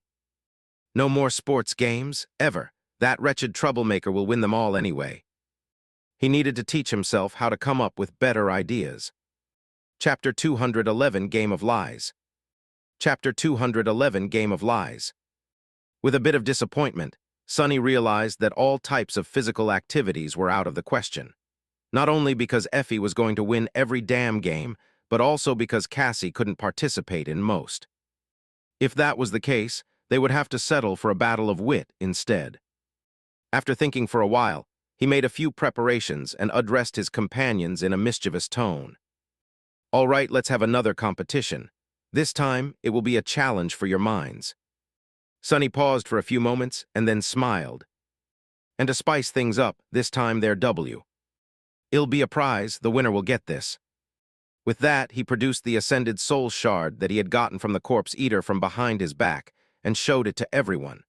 The beautiful crystal shined with an alluring, ethereal light. Except for Nephis, who was resting with her eyes closed, everyone stared at the shard with a lot of interest. Sonny grinned. Of course, they were interested. It was very rare to see one of these, after all. He didn't really have a use for this thing right now, though, and making the cohort stronger would, in turn, increase his own chances of getting through the expedition alive. So parting with the shard was not that detrimental, especially if he could have some fun in return. Effie was the first one to speak. "What are the terms of the competition?" Sonny put the crystal away before answering. "It's really simple. I'll give you a riddle and the first person to answer correctly wins. How does that sound?" The huntress looked at him with doubt and shrugged. "Sounds boring, but all right, let's play." Smiling, Sonny commanded the shadow to separate from him and put the ordinary rock on it. Then he turned to Effie and said, "Listen carefully. Imagine, if you will, that the two of us, my shadow and I, are in possession of a rare treasure. One of us is an honorable, extremely attractive awakened that can tell no lie, while the other one is a vile, ugly, stupid devil that would never tell a word of truth. But you don't know which one is which." Effie grinned. "I mean, isn't it obvious?" Sonny blinked. "Shut up, also it's an imaginary situation, okay? Anyway, you have to find out which one of us is hiding the treasure. If you do, you'll get the treasure. If you don't, the devil will kill you. You can only ask one question, either to me or the shadow. Understand?" The huntress giggled and flexed her muscles. "Can I just beat the answer out of you?" Sonny observed her vigorous figure for a moment too long, and then smiled. "You can, also you're dead." Effie stared at him in bewilderment. "What, why?" He shrugged and glanced in her direction with disdain. "Did I not tell you that you can only ask one question? Well, who told you to ask whether you can beat me up or not? What a stupid way to waste a question." While the unruly huntress was throwing daggers at him with her eyes, Sonny turned away and said, "Next." Kai smiled apologetically at Effie and approached him. "All right, Knight, what's your question? Do consider that our roles might have changed since the last round." The charming young man gestured at the marble beneath his feet and addressed the shad. "What color is the stone I am pointing to?" Since Sonny had expected such a turn of events, The ordinary rock immediately answered in the deepest voice he could muster. White. Kai looked at Sunny with a triumphant smile and said, So I win. The shadow is obviously the honorable awakened. Sunny gave him a nod. You indeed learned which one of us is a dirty liar. Surprise, it was me. However, that was not the task. The task was to find out which one of us is hiding the treasure, and you have already used up your only question. So, sorry, buddy, but you're also dead. I'll miss you very much, in this hypothetical situation. The charming archer sighed and looked at him with reproach. Sunny raised his eyebrows. What? Why are you looking at me like this? Be grateful that I allowed you to play at all. With your flaw, you are like a walking cheat as far as this game is concerned. He scowled, then added, In fact, the mere fact that you claim to have a flaw is an affront to us, truly flawed people. Kai lingered for a bit and walked to the side to sit near Effie. Sunny had to suppress his laugh when he noticed that the boisterous huntress reacted to being this close to the charming young man's deific body, pretty much exactly the same as he himself sometimes reacted to her. Get your head out of the gutter, pure thoughts, Effie. A wide grin still found its way onto his face. Shaking his head, Sunny turned away to call the next contestant, but Kai suddenly spoke, interrupting him. You're not entirely right, you know, he said gently. Sunny raised an eyebrow. About what? The archer looked down before answering. About my flaw. Yes, it is not as heavy of a burden as many others have to carry, but it's still a curse. What is he talking about? It's almost entirely like a second aspect ability. Looking at Kai with a doubtful expression, Sunny asked, Yeah, how exactly? Please explain, because I really can't think of a situation where this flaw of yours could be a burden. The beautiful young man was silent for a while, and then looked up at Sunny with a sad smile. Imagine hearing the person who is the most important to you in the whole wide world telling you that they love you, only to realize that they don't. Imagine listening to your friend's words of encouragement, only to understand that he secretly wishes for you to crash and burn. He sighed. Ignorance is bliss, Sunny, aft. Returning from my first nightmare, I had to come to terms with the fact that most of the people in my life were not who I thought they were, and that what hid behind their smiles was ugly and vicious. Kai gestured to himself and said, Because of who I am and how I am, there was always a whirlpool of people around me. But after learning their true faces, I couldn't, well, let's just say that, if I had the choice, I would have preferred to stay blissfully blind to the truth forever. He grew quiet. Damn. Suddenly Kai smiled. But that's why I enjoy spending time with you so much, Sunny. No matter how bizarre the things you say are, they're always true. I never met anyone as stupidly honest as you. It's very refreshing. Sunny shifted uncomfortably. Did he just call me stupid? Now he was kind of sorry for mocking the charming young man about his flaw. Perhaps it would be useful to someone like Sunny. But to a person like Kai, who always attracted the worst kind of attention from people, it could really be incredibly painful. The spell knew what it was doing. It always hit you in your most vulnerable spot. Damned spell. The being that weaved it must have been the worst kind of a sick bastard. Chapter 212 Knights and Knaves. Chapter 212 Knights and Knaves. Sure. One day Kai would inevitably learn that Sunny was not as honest of a person as he considered him to be. But until then, having the naive archer believe in this ridiculous notion was rather beneficial. Turning away with a bit of awkwardness, Sunny glanced at Castor and called. Next. The proud legacy was looking at Nightingale with a heavy expression. Hearing Sunny's voice, he lingered for a moment and then shook his head. It seemed that Castor did not want to play his game. Sunny was also suddenly painfully aware that between the 6 of them, 4 people had openly shared their flaws with the rest, be it out of necessity or because of trust. Only 2 had not. One of the 2 was Sunny, and the other one was Castor. Sunny knew why he was hiding his flaw from everyone, but what was the proud scion's reason? It sort of went against his whole honorable and dependable persona. With how devoted he acted toward Nephis and the cohort, it was strange to see him keeping secrets.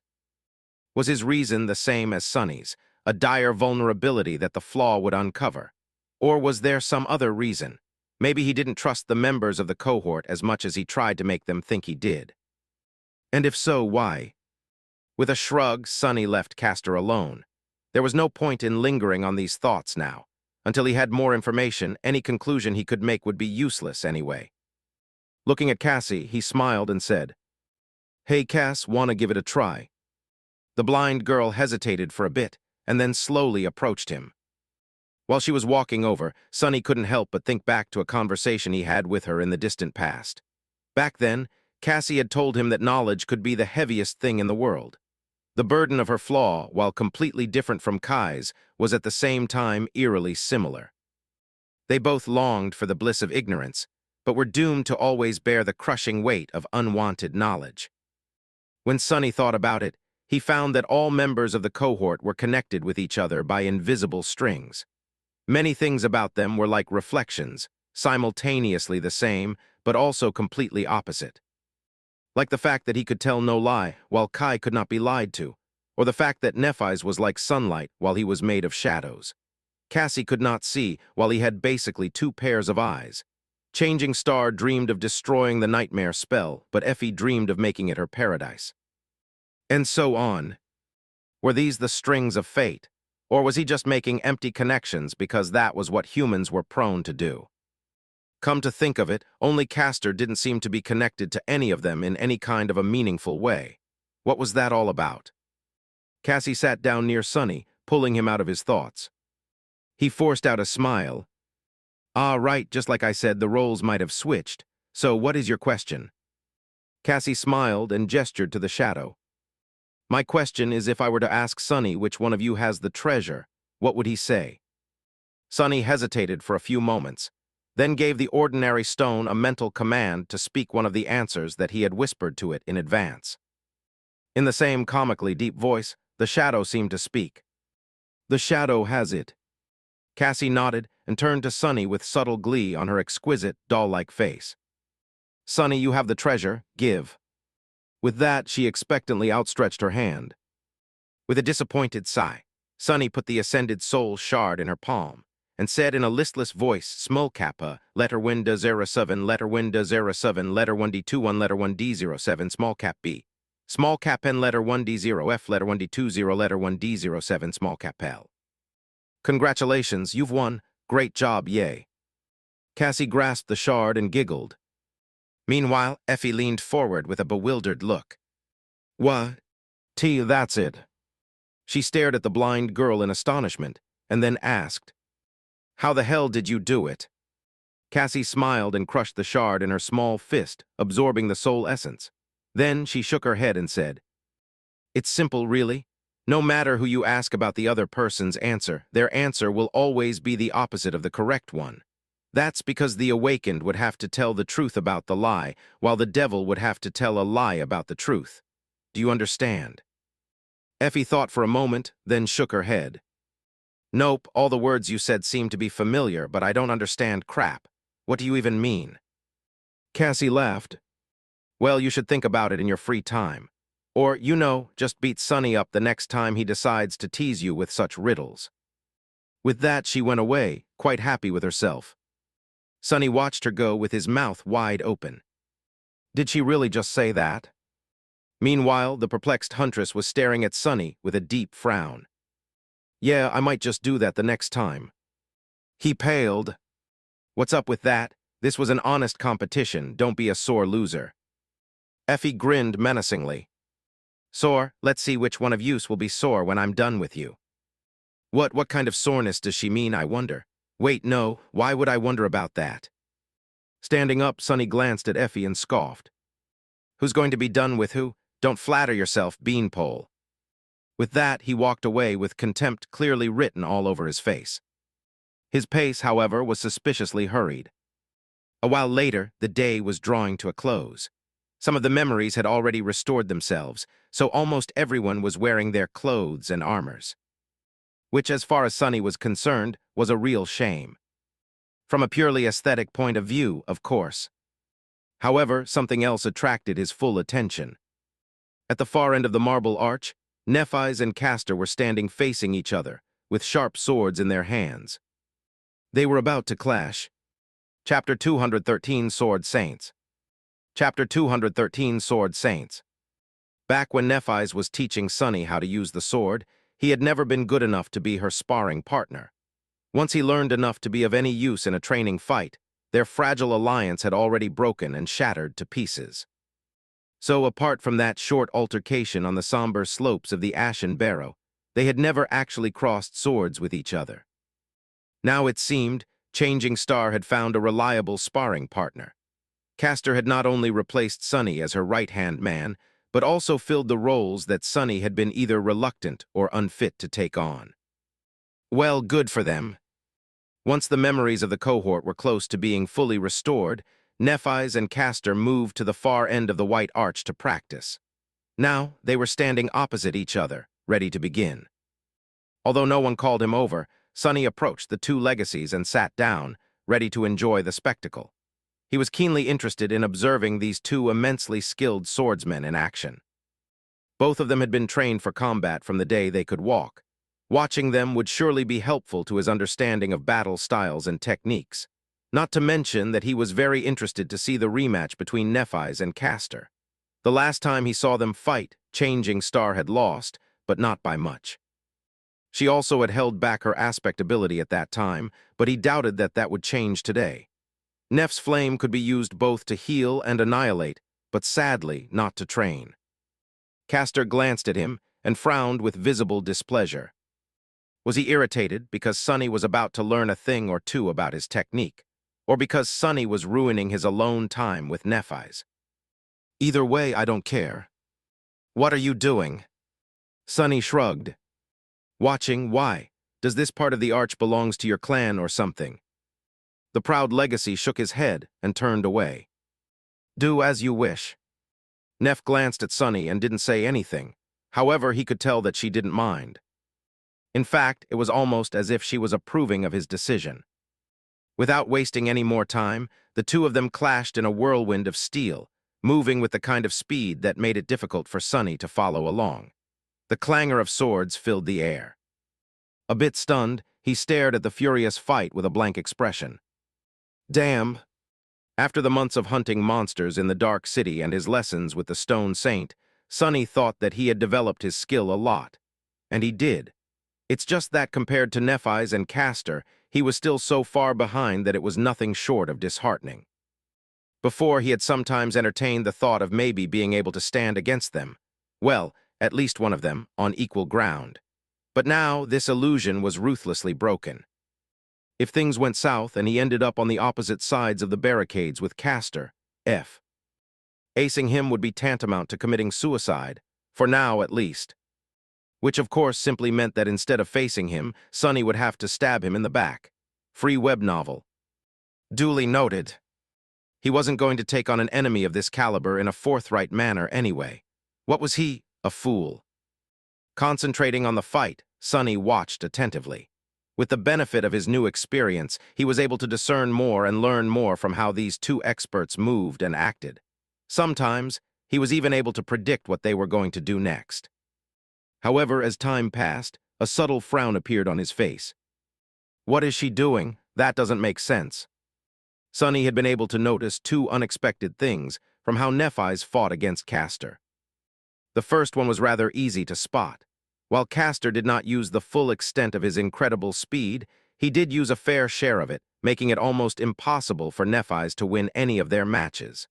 She lost much more than she won, almost always by a few fractions of a second, which was seemingly not conducive to training at all. What was the point of training if one of the participants had almost no chance of winning, because of how large the gap between them and their opponent was? There was a reason why Neph had never used Sunny as a sparring partner in the past, after all. But then, with a bit of amusement, he realized that Changing Star was doing exactly what he had done with the Stone Saint. She was tempering herself against an overwhelming force. That's why she had instructed Castor to use just enough of his aspect ability to always be much faster than her. Losing in a fight against a superior opponent was truly the best way to learn. So I was right in my approach after all. If Changing Star was doing the same, he had to be right. The second thing he had noticed, however, was much more perplexing. It was that Nephis was not using her usual flowing and unpredictable battle style. Instead, She was moving with precise and firm elegance, hiding behind a carefully woven wall of defense and patiently waiting for an opening to appear instead of creating one herself.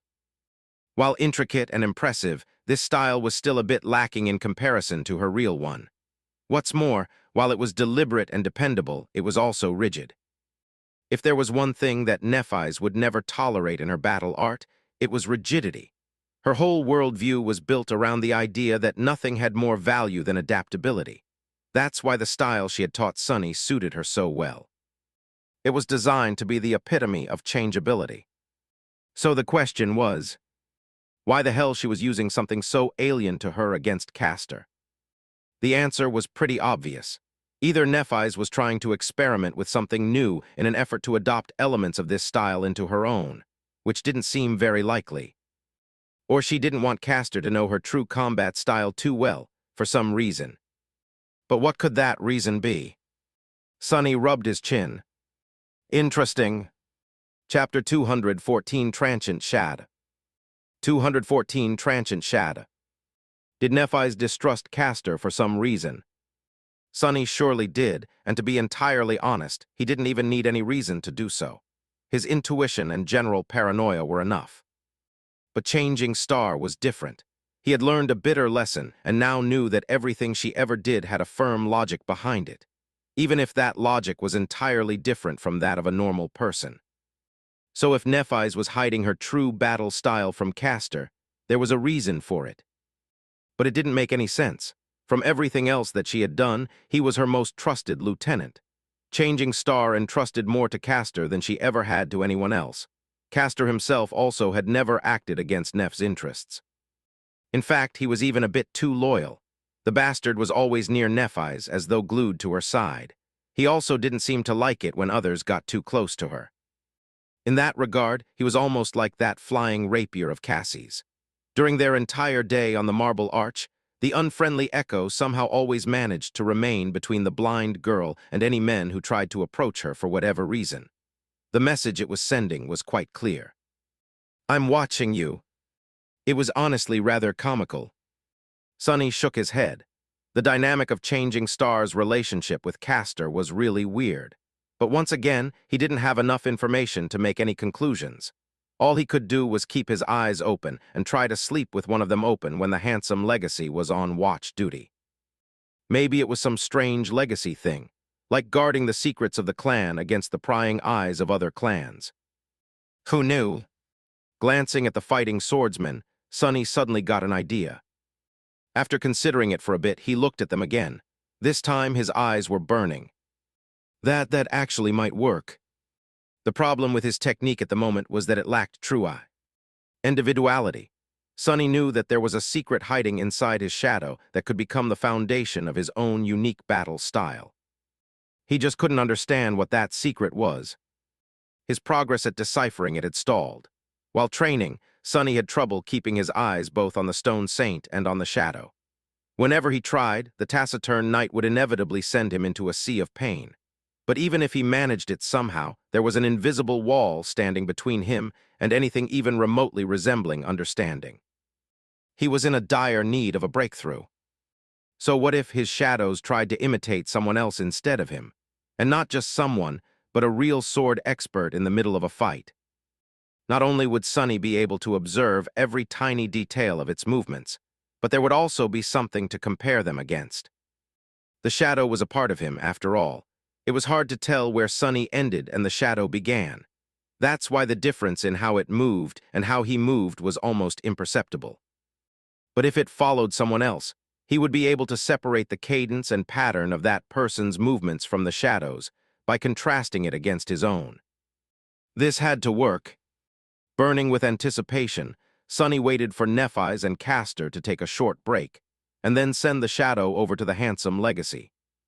Leisurely strolling over the white marble, the shadow approached Castor and brazenly glued itself to his feet. Then it crossed its arms and glared at the Legacy with almost palpable disdain. Castor stared at the shadow for a couple of seconds and then raised his head to look at Sunny. There was a very strange expression on his face. What are you doing?" His voice did not sound happy at all. Sunny shrugged with a carefree smile. Oh, don't mind him. This cretin just lost me an ascended soul shard. As a form of punishment, I've decided to make him your shadow for a bit. So, just do your thing and don't worry about it." The shadow turned its head and pierced him with a menacing look. Sonny could practically hear its thoughts. "Who are you calling a cretin, you cretin?" "That had to be it. Did I guess right, huh? Oh, sorry, I forgot you cannot answer." Not paying the offended shadow any more attention, he just smiled wider. Castor frowned, hesitated for a few moments, and then said through gritted teeth, "I would prefer if you wouldn't." Sonny sighed. All right, whatever." With that, he gave the shadow the command to leave the proud legacy alone. It separated itself from Castor, pretended to wipe its legs in disgust, and sauntered over to Nephis, only to get attached to her feet with visible delight. It even bowed gallantly to her own shadow and made sure to not get in its way. What is this moron doing? Of course, Sonny had ordered the shadow to approach Neph himself, but he didn't expect it to be so visibly pleased by it. It was as if the shadow was simply beyond itself to finally follow someone competent. "You traitor!" Nephis looked down on the shadow, smiled, and didn't say anything. "Well, good, now fight." The two legacies did not make him wait long. A few moments later, they were once again locked in a furious battle. Only this time, two shadows were following Nephis. Both of them loyally imitated her movements. However, one of them was slightly, almost imperceptibly, different. Sonny looked at it with an intensity that threatened to burn two holes in the white marble. Soon his eyes widened. I see it, I think I see it." There, in the tiniest difference between the way Changing Star's own shadow moved and the way his shadow moved, he finally saw it. He had found his breakthrough. Chapter 215, Shapeless. Chapter 215, Shapeless. Observing the motions of two shadows that followed Nephis, Sonny was finally able to understand the foundation of the elusive shadow style. Before, he only sensed a hint of its essence. He knew that just like the shadow, the hidden battle art was insidious, shapeless, and ever-changing. But this was where lay the problem. A battle style was, by definition, a structured framework of patterns and principles, a doctrine that dictated how one should act to defeat an enemy. That doctrine was used as a foundation and expanded into a variety of specific movements to create a style. But if something didn't have a shape, and its form was constantly changing, how could it ever be stable and structured? Sonny had no idea how the concepts he felt were at the core of the shadow style could create something even remotely applicable to practice. Insidious, shapeless, ever-changing. What was he supposed to do with that? But now he understood. The key to it all was so simple and evident that he almost laughed. Why had he not guessed earlier? It was so obvious. The idea that tied everything together was as innate to the nature of shadows as formlessness and elusiveness. It was imitation. After all, what were the first two things that came to mind when one thought about shadows? That they lived in the dark and imitated the things that hid them from light. The foundation of the shadow style was indeed insidious, shapeless, and ever-changing. Its core concept was to steal that which made the enemy strong and use it to destroy them. To master that style, he had to learn how to behave like a shadow. Sonny stared at Nephis and Castor, but didn't see them. His mind was consumed completely by the sudden revelation. He had no time to pay attention to their fight anymore. This style had endless potential. If he managed to master it, he would be able to counter any style or technique used against him, not to mention become an immensely unpredictable opponent. What could be more unpredictable than a formless shadow? Of course, it was easier said than done. To begin with, while the ability to imitate the enemy was incredibly powerful, it also demanded an incredible amount of talent, experience, and insight from the user.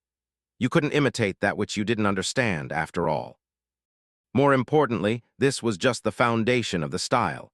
He still had to expand it into the actual collection of specific principles and retrain himself accordingly. That was a mammoth task. Creating a complete style from scratch could take a true battle master years, if not decades. Sonny had not even scratched the surface of this ambitious undertaking. However, this was all right.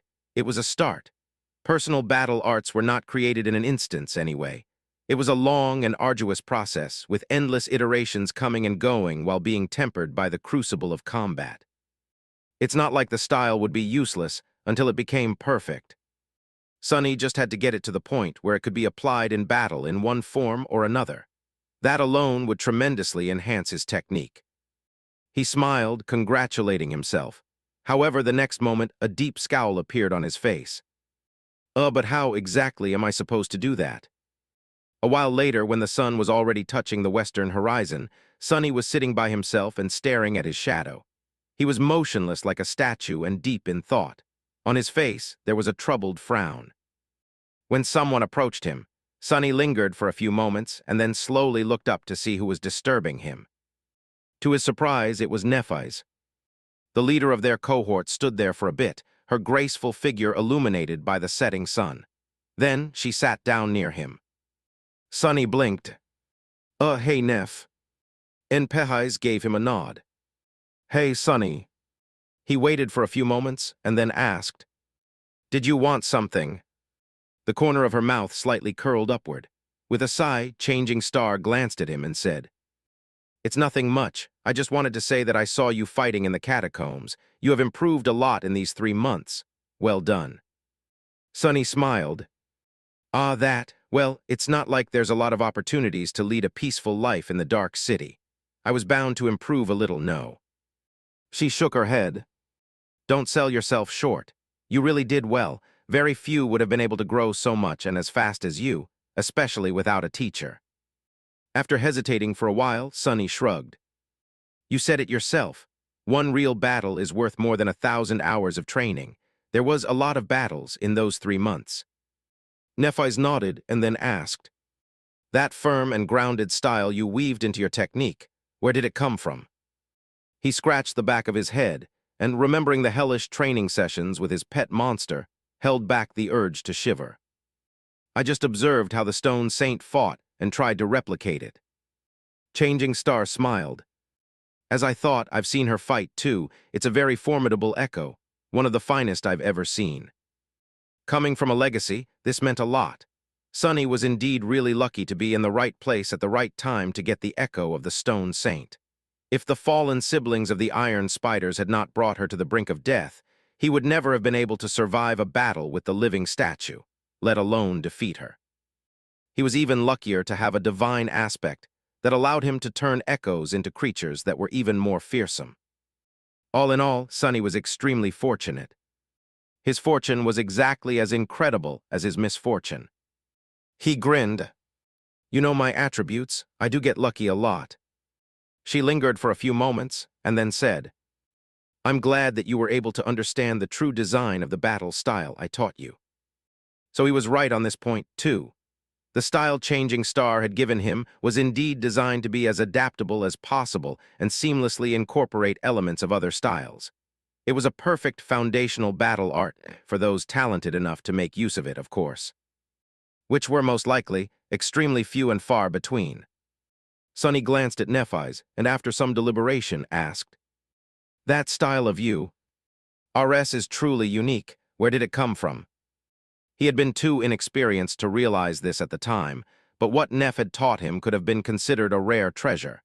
The style he took for granted was, in fact, a work of pure genius. It deserved to be famous and ubiquitous. But it was not, which suggested that this treasure was a secret one. Changing Star lingered for a bit and then said, "It's a part of my inheritance." Sunny blinked and stared at her, stunned. Then why the hell did she teach it to me? Chapter 216, Tacit Understanding. Chapter 216, Tacit Understanding. Sunny stared at Nephis with a complicated expression. After a while, he asked, "Why did you entrust me with something so precious?" She glanced at him, lingered for a few moments, then shrugged. "We had a deal, remember? My knowledge in exchange for your share of the spoils we earn." There had indeed existed such a deal. However, he had not exactly acted in good faith when proposing it. After all, he had no use for those spoils in the first place. Sunny scowled. If Changing Star had really revealed a family secret to him because of a lie, she had a valid reason to be resentful of him. Just like he was of her. With a dark smile, he looked away and said, "You must have realized by now that I have cheated you in that deal." Nephis turned to him and said, her voice calm and even, "You mean the fact that you don't need to absorb soul shard to grow stronger?" Sunny froze for a moment, then gave her a nod. "You don't seem very surprised." Figures, when Sunny first learned about this ability of his, he was stunned. But Neph seemed to know a lot more than a normal person did. She didn't even try to pretend otherwise. It's a very rare aspect trait, but not unheard of among the upper echelons of the awakened. In fact, I am capable of something like that myself, although your case does seem to be especially unique. Sunny glanced at her. "How so?" Changing Star remained silent for a few moments and then said, her voice hinted with a bit of wonder. "Usually when an awakened absorbs the soul essence directly, the process leaves the remnants of the soul core empty. But when you do it, the shards are left brimming with it. This is very unusual." He shifted uncomfortably and then said, "Yeah, well, you have your share of secrets too, Neph. Don't think that I didn't notice. Lineage memories, domains." Nephis interrupted him with a heavy gaze. When Sunny fell silent and looked at her with a frown, she said in a strangely somber tone, "Never say those words aloud again, Sunny. I am serious. Just knowing them might get you killed." He stared at her for a long time and then scoffed. "No problem. Since you showed me the courtesy of not prying into my secrets, I won't pry into yours. I don't really want to know anyway. The mysterious upper echelons you mentioned can play their dirty little games all they want, as long as they leave me out of them." Then Sunny frowned and added, "But there is one question I have to ask you, because it involves me personally." She raised an eyebrow. "Sure, ask away." He grimaced. "Why are you hiding the true core of your technique from Castor?" Changing Star looked at him for a bit, and then smiled. "So you've noticed, that's good too. Yes, I've been using a different style when facing Castor." Sunny looked at her with a humorless expression. "Why?" She shrugged. "Why did you incorporate elements of the Stone Saint's technique into your own?" He shook his head. "To become stronger. Also, nice try at misdirection, but I won't fall for your tricks. I'm the one who taught them to you, remember? So just stop. Answer my question." Nephis sighed and turned away, glancing at the silhouette of the crimson spire that loomed in the distance. After a while, she said, "I'll answer you when we return to the Dark City. It won't change anything until then anyway. Your safety won't be compromised in any way." "What is that supposed to mean?" As he glared at her, Changing Star stood up and turned to leave. Before that, however, she lingered for a moment and said, "Keep sharpening your sword, Sunny. I expect big things from you." With that, she walked away, leaving him speechless. And what does she mean by that? After Nephis left, Sunny returned to staring at his shadow. However, despite the fact that he had figured out the essence and foundation of the elusive battle art that hid inside it, he had no idea how to go about creating an actual style out of them. He did not have enough experience and mastery to be able to create something out of nothing. It was a dead end. Curses, why even hide that damn mystery inside the aspect if I can't do anything with it? Perhaps in the distant future he would be able to. But right now, it was as though he had found the door, but was not strong enough to turn the key and unlock it. It just stood there and teased him endlessly, just like the damn gateway inside the Crimson Spire. It was pure torture. Maybe I wasn't supposed to notice the existence of the hidden style so soon. But he did, and he worked so hard to gain insight into its secrets. Was it all for nothing? All the pain, all the effort? Why would spell do this to him? Do you have to ask? That's the damn spell we're talking about. Why wouldn't it do something like this to you? With a bitter sigh, Sunny turned away and tried to forget all about the shadow, techniques, and battle styles. It was almost dark anyway. Time to sleep. Walking over to the center of the marble arch, Sunny lay down beside the other members of the cohort and tiredly closed his eyes. The beach vacation was over. It was funny, visually stunning, and unexpectedly emotional, but ended on a bitter note.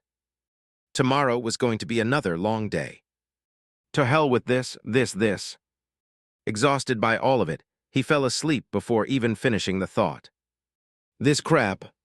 Sunny opened his eyes and looked around in confusion. The world was enveloped in a strange, dim twilight. Deep shadows surrounded him, shrouding the tall walls that were cut from black marble. Looking between the mighty columns, Sunny saw the black circle of the sun burning in the lightless sky. An eclipse. No, wait, what walls? What columns? Wasn't he supposed to be sleeping at the top of the white arch? What was happening? Suddenly, a woman's scream tore the silence like a sharp knife. It was full of pain and suffering. Sunny tried to summon the midnight shard into his hand, only to realize that he had no hands. Then something else resounded from the darkness. A baby's cry. What the? Almost at the same time, Sunny realized something terrible. This was a dream. He was dreaming. People were not supposed to dream in the dream realm. Not good. Chapter 217, Origin. Chapter 217, Origin. When Sunny realized that he was dreaming, the first thing that came to his mind was that there was another soul tree growing somewhere near the white arch. However, after a few moments of panic, he quickly dismissed this idea. After all, he had never actually dreamt while under the mind hex of the ancient fiend. He had just mistaken the broken memories of his conversation with Cassie for a dream. But this one was real. The dreamscape that surrounded Sunny was ephemeral, shifting, and shrouded in shadows. Above him, the sun was like a circle of darkness, with crimson light drowning in a burning sea of clouds. However, none of that light reached him. In the tenebrous hall of black marble, there was nothing but empty silence, which was now destroyed by the sound of a baby crying, of course. The woman's screams had long grown silent. Peering into the Stygian depths of the dark marble hall, Sunny saw nothing but endless shadows. The baby's cries were coming from somewhere beyond them. Or from within them. A subtle thought entered Sunny's mind. The monumental walls, the colossal columns, the grandiose hall, all of it looked strangely familiar, as though he had already been here once, a long time ago. All that was missing were the signs of desolation and a large altar cut from a single block of black marble. In fact, it should have been standing right where the crying sounds were coming from. Familiar words appeared in his mind, now full of new meaning. Child of shadows. In the next moment, everything disappeared. The world was swaying. A seemingly endless surface of black stone was flowing past his vision, moving up and down. No, it wasn't the stone, but Sunny himself. He was the one swaying. What? In fact, Sunny found himself in the body of a toddler. He was currently held gently by a young woman who was walking down a long stone corridor, which was dimly lit by burning torches. Hence, the swaying. The girl was very young, not older than Sunny himself, his actual body, that is. She was slender and exquisitely beautiful, with soft porcelain skin and long raven hair. The lissom beauty was dressed in a flowing silk tunic that left her delicate neck and shoulders exposed. A black serpent was coiled around her arms and neck, its scales so intricately tattooed that sometimes it seemed as though the creature was moving. Whoever marked the girl's skin with this image was a true genius of their craft. Sunny had never seen anything like it in the real world. However, he had seen similar markings in a nightmare. This was the mark of a slave who belonged to the shadow god. The young girl was a temple slave, just like he had been in his first nightmare.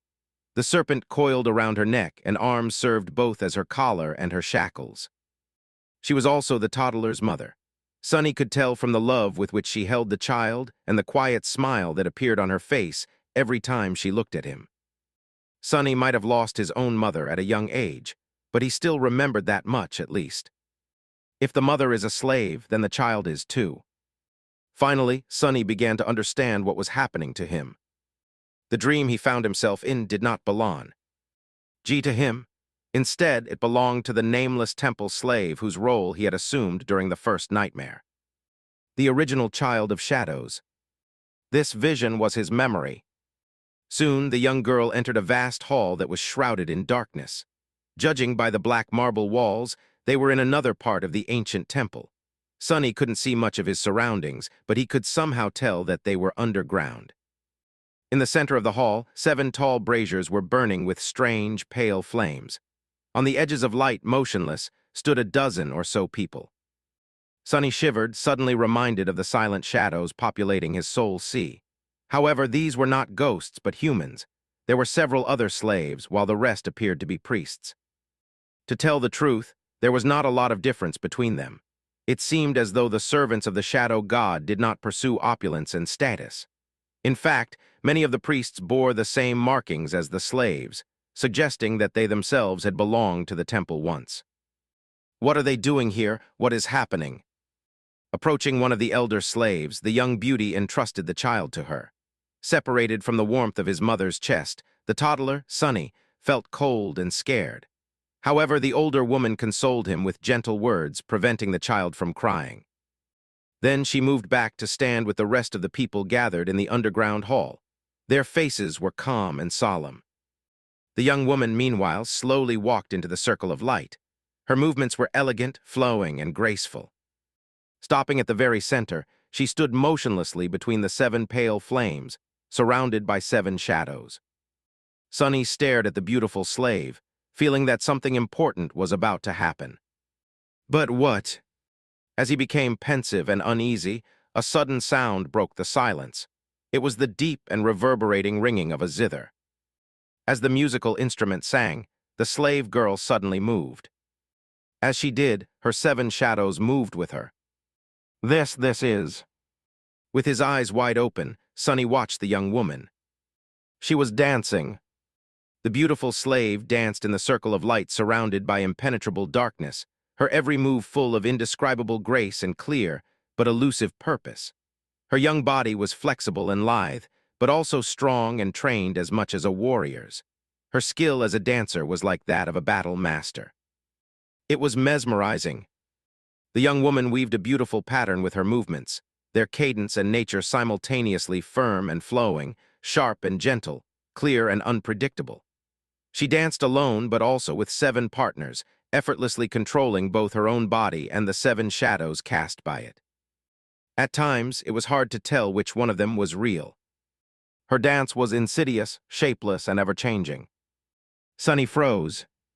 He recognized these movements. They were the same as how his shadow moved. This was the source and origin of the battle style he wanted to create. This was Shadow Dance. Chapter 218, Shadow Dance. Chapter 218, Shadow Dance. Sonny opened his eyes. The grand arch of white marble was exactly the same as when he had last seen it.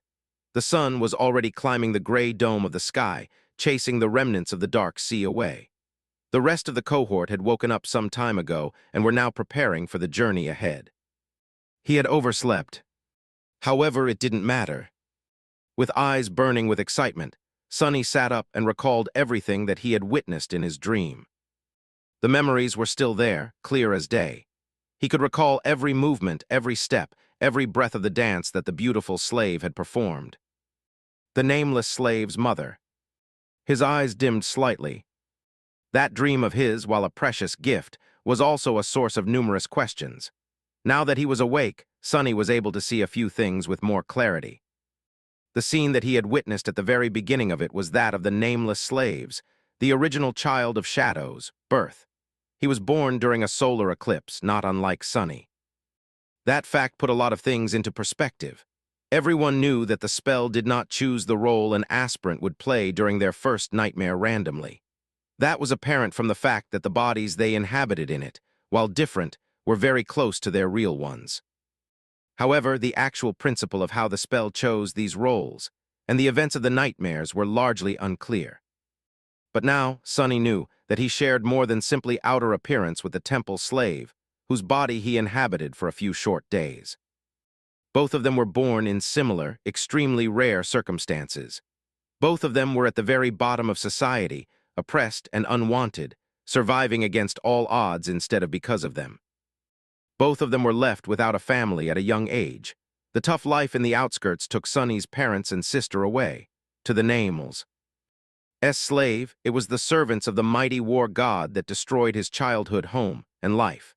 Sonny didn't know what happened to the beautiful dancer after the last Temple of Shadows was destroyed by them, but he doubted that it was anything good. With a heavy sigh, he looked down. Fate, it was fate.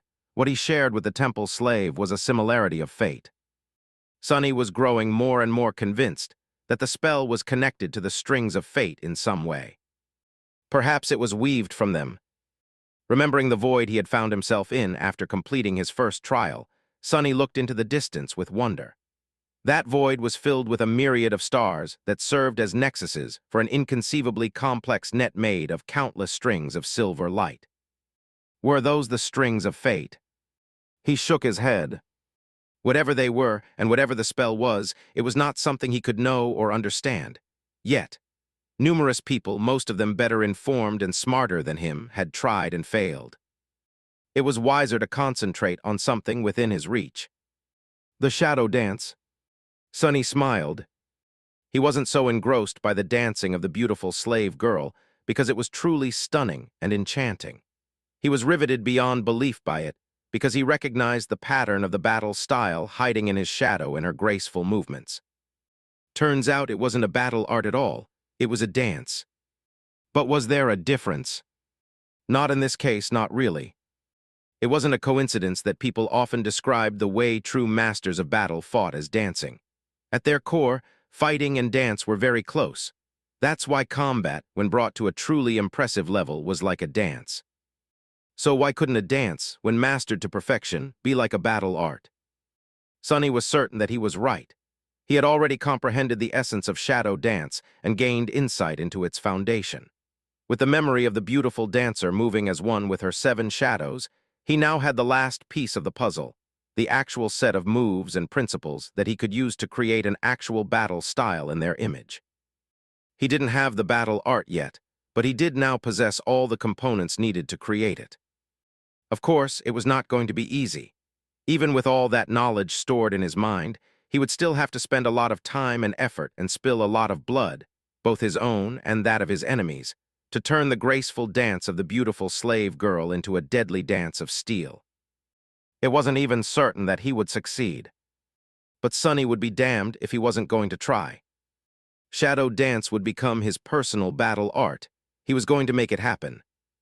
As if echoing his last thought, the familiar voice of the spell suddenly whispered into his ear. When Sonny heard what she said, his eyes widened. "You have received an aspect legacy, shadow dance." Sonny stared into the emptiness, stunned to his core by what the spell had just whispered. Aspect legacy, did it really just say those words? He gulped. Aspect legacy was something that every aspect contained, but very few awakened ever received. Unlike the boon of the first nightmare, and every nightmare after that, as well as the reward sleepers received after returning from the dream realm for the first time, each aspect legacy had a unique set of requirements that the owner of the aspect had to meet to unlock it. When they did, they were rewarded with a powerful relic. Usually, it was a memory that synergized perfectly with their aspect abilities, or sometimes even an echo. Legacy clans weren't called that accidentally. While not every clan possessed an aspect legacy, most of them did. In fact, it was the acquisition of the aspect legacy that laid the foundation for the creation of many of these clans. By now, some of the most powerful clans even had several. But getting an aspect legacy was not an easy feat. Most of them were received by saints, followed by master, and only a few were won by mere awakened. Getting the aspect legacy while still being a sleeper, that was simply unheard of. Just like getting a true name during the first nightmare, I guess. Sonny couldn't believe his luck. Of course, he worked bitterly hard to be able to grasp it, and yet the magnitude of the harvest he reaped was utterly unbelievable. However, why was his aspect legacy not a memory, but a battle art? That was really strange. Not wasting any time, Sonny summoned the runes and hungrily searched for new ones. What he saw made him tremble. Chapter 219, Relics of the Past. Chapter 219, Relics of the Past. Right there in the glimmering field of familiar runes, in the cluster describing his aspect, a new string of them appeared. Aspect Shadow Slave. Aspect Rank Divine. Aspect Abilities Shadow Control. Aspect Legacy Shadow Dance. As soon as Sonny concentrated on the Aspect Legacy, new runes shined to describe it. Shadow Dance description: once an elegant dance, now a deadly battle. Art: this mysterious style was created by the treacherous Lost from Light after witnessing a graceful slave dancing with her shadows. Who else could have taken something so beautiful and turned it into something so vile? Sunny coughed, trying hard not to think too much about the manner in which the spell had described him. Again with this treacherous stuff, I'm not that treacherous, okay? So what if I lie, manipulate, and backstab people all the time? That's just being smart. However, what grabbed his attention was not the description itself, but what glimmered beneath it. Shadow Dance Mastery Level 07. First Relic Unearned. Second Relic Unearned. Third Relic. There were a total of 7 lines of runes, each promising him a legacy relic once he achieved the corresponding level of mastery with his newly envisioned battle style. 7 of them. Not 1, not even 2 or 3, but 7. Whole legacy clans were created around a single legacy relic. Sunny couldn't even imagine what he would be able to do with 7. Start a family and turn it into the most powerful clan in the world. No, that would mean putting all his eggs into one basket. Better create several clans. Right, why start a family when you can start 7? Wait, no, that didn't sound right. Right. Consumed by avarice, Sunny looked at the rising sun with an excited grin. This was great. This was incredible. However, his excitement was short-lived. Yeah, right, I would have to get back to the real world first, and that's not going to happen. Turning his head slightly, he stared at the distant silhouette of the crimson spire and lost himself in thought. A while later, Effie's voice brought him back to reality. Hey, doofus, breakfast is ready. Why are spacing out and smiling like an idiot? Sunny answered without thinking. Just thinking about creating a legacy clan. Have you ever thought about creating a clan, huh, Effie? The robust huntress stared at him for a few seconds with a strange expression, and then grinned. Is that an invitation? Still lost in thought, Sunny tilted his head and glanced at her astutely. Huh, not bad, not bad. The choice of a partner has to be of utmost importance when starting a legacy clan. Take Effie, for example. She is a very fearsome awakened. Her aspect is extravagant and powerful beyond belief. Plus, her physique is nothing short of divine. Any heir she gives birth to is bound to be both strong and gorgeous, a very suitable candidate, I guess. Huh, what? No, not an invitation. Just considering different options. At that moment, Sunny suddenly realized that he had been unceremoniously ogling Effie up and down for a better half of a minute, and that her grin had long turned dangerous at some point. The huntress stretched her neck and said lazily, I see, so you have chosen death. He blinked. No, wait, I didn't mean it like that. I was just, theorizing. The unruly huntress cracked her knuckles and smiled menacingly. Oh, so you were theorizing about me, huh? Do tell, do tell. No, wait, stop, stow. Surprisingly, Sunny survived. Barely. Soon after that, they left the grandiose marble arch and continued their journey into the depths of the labyrinth. Before the expedition started, Nephis had told him that they had a fast and comparatively safe way to reach the southern edges of the Forgotten Shore. As much as anything could be safe in this cursed place. Without it, getting to their destination would have taken them months. Now that they had left the Dark City, Sunny finally decided to satisfy his curiosity and asked what that mysterious method of traveling with incredible speed was. When he heard the answer, he just stared blankly at Changing Star for a few minutes, trying to guess if she was kidding or not. She wasn't. In the end, he didn't even ask any questions and just waved his hand dejectedly. There was no point. If Nephis had come to know of this secret from Cassie's visions and believed that it was doable, then he did not have to worry. Too much. It's not like he could turn back now anyway. Plus, the expedition had shown itself to be extremely lucrative for him so far. Mere days after its start, he had already gotten plenty of shadow fragments and an ascended memory, not to mention making a breakthrough in his exploration of battle styles and earning an aspect legacy for his effort. In any case, they had to travel about a week's worth of time south to get the chance to access that fast method of travel. The heights they were going to use on the way as shelters during the nights, they were planned in advance with the help of the Forgotten Shore map Nephis had created. To make sure that these shelters were really where the map showed, and remove any possibility of ending up stranded in the middle of the labyrinth with no way to escape the Dark Sea, she had even employed Kai during the week that Sunny had spent with Effie. The charming archer scouted the way ahead and confirmed that her map was correct. Now the only danger they really faced from the forgotten shore itself was that of a sudden storm. However, with a true oracle in the ranks of the cohort, this danger was dramatically diminished. Now that Cassie had grown into her powers and absorbed a lot of soul essence, she was often able to warn them in advance if something like that was going to happen. There were also the usual perils of the labyrinth, of course. And as they went deeper into its deadly maze, the situation slowly began to turn from bad to worse. Chapter 220, So You're a Spider, So What? Chapter 220, So You're a Spider, So What? As they ventured deeper into the southern reaches of the Crimson Labyrinth, the situation slowly turned worse and worse. The iron spiders that had been not too threatening to the cohort of powerful, experienced Dark City hunters at the start of it all were growing more and more deadly with each step of the way.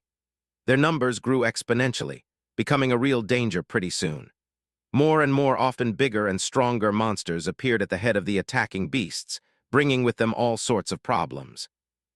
What's worse, the spiderweb they used to trap their prey was changing, too. The metal wires from which it was weaved became so thin that it was at times almost impossible to notice it, and sharp enough to cut through armor and bone, while maintaining the resilience of superb steel. The whole labyrinth was covered in it, turning from crimson to dull gray. The cohort bled much more because of the invisible webs than they did because of the spiders themselves.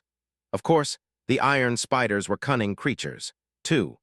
More often than not, they only attacked once one of the humans was caught in their nets, leading to a few really harrowing experiences for the members of Changing Star's party. And there was a wide variety of other terrifying creatures waiting to ambush them in the twisting pathways of the crimson coral, too. What made them so dangerous was that the cohort didn't know anything about their anatomy and abilities. Every fight was a gamble, often resulting in one or several of them sustaining serious wounds. There were three things that made the situation somewhat bearable. The first one was Nephis and her healing flames. Although using the aspect ability took a toll on their leader, it was often worth it, especially if one of the members of the cohort received wounds that limited their mobility. One thing was far more dangerous than any nightmare creature that lived in the labyrinth, and it was not reaching safety before the torrent of black water flooded the forgotten shore, bringing inconceivable horrors with it. Thanks to Neph, they didn't have to worry about anyone slowing the cohort down. The second reason, unexpectedly, was the iron spiders themselves. Because of the peculiar way they hunted, a lot of creatures found their deaths in the cutting embrace of the wire spiderwebs. Finding these eviscerated corpses or cocoons containing old carcasses became a common occurrence once the party invaded the depths of the spider territory. Thanks to that, 6 humans were able to study and anticipate many of the monsters they had to face in this region of the labyrinth. A lot of potentially deadly surprises had been avoided due to the cohort stumbling onto a corpse of a similar creature prior to fighting against a living one, and spending some time to learn about its strengths and weaknesses. The third reason was the blood arrow. In the hands of an experienced archer, it was almost as deadly as it would have been in the hands of an inexperienced one, the difference being that the latter would mostly be a danger to themselves, quickly turning into a bloodless husk.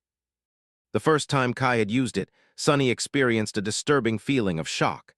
That time, they were facing a large group of iron spiders led by a much larger arachnid, the awakened monster of their tribe, similar in status to a carapace centurion.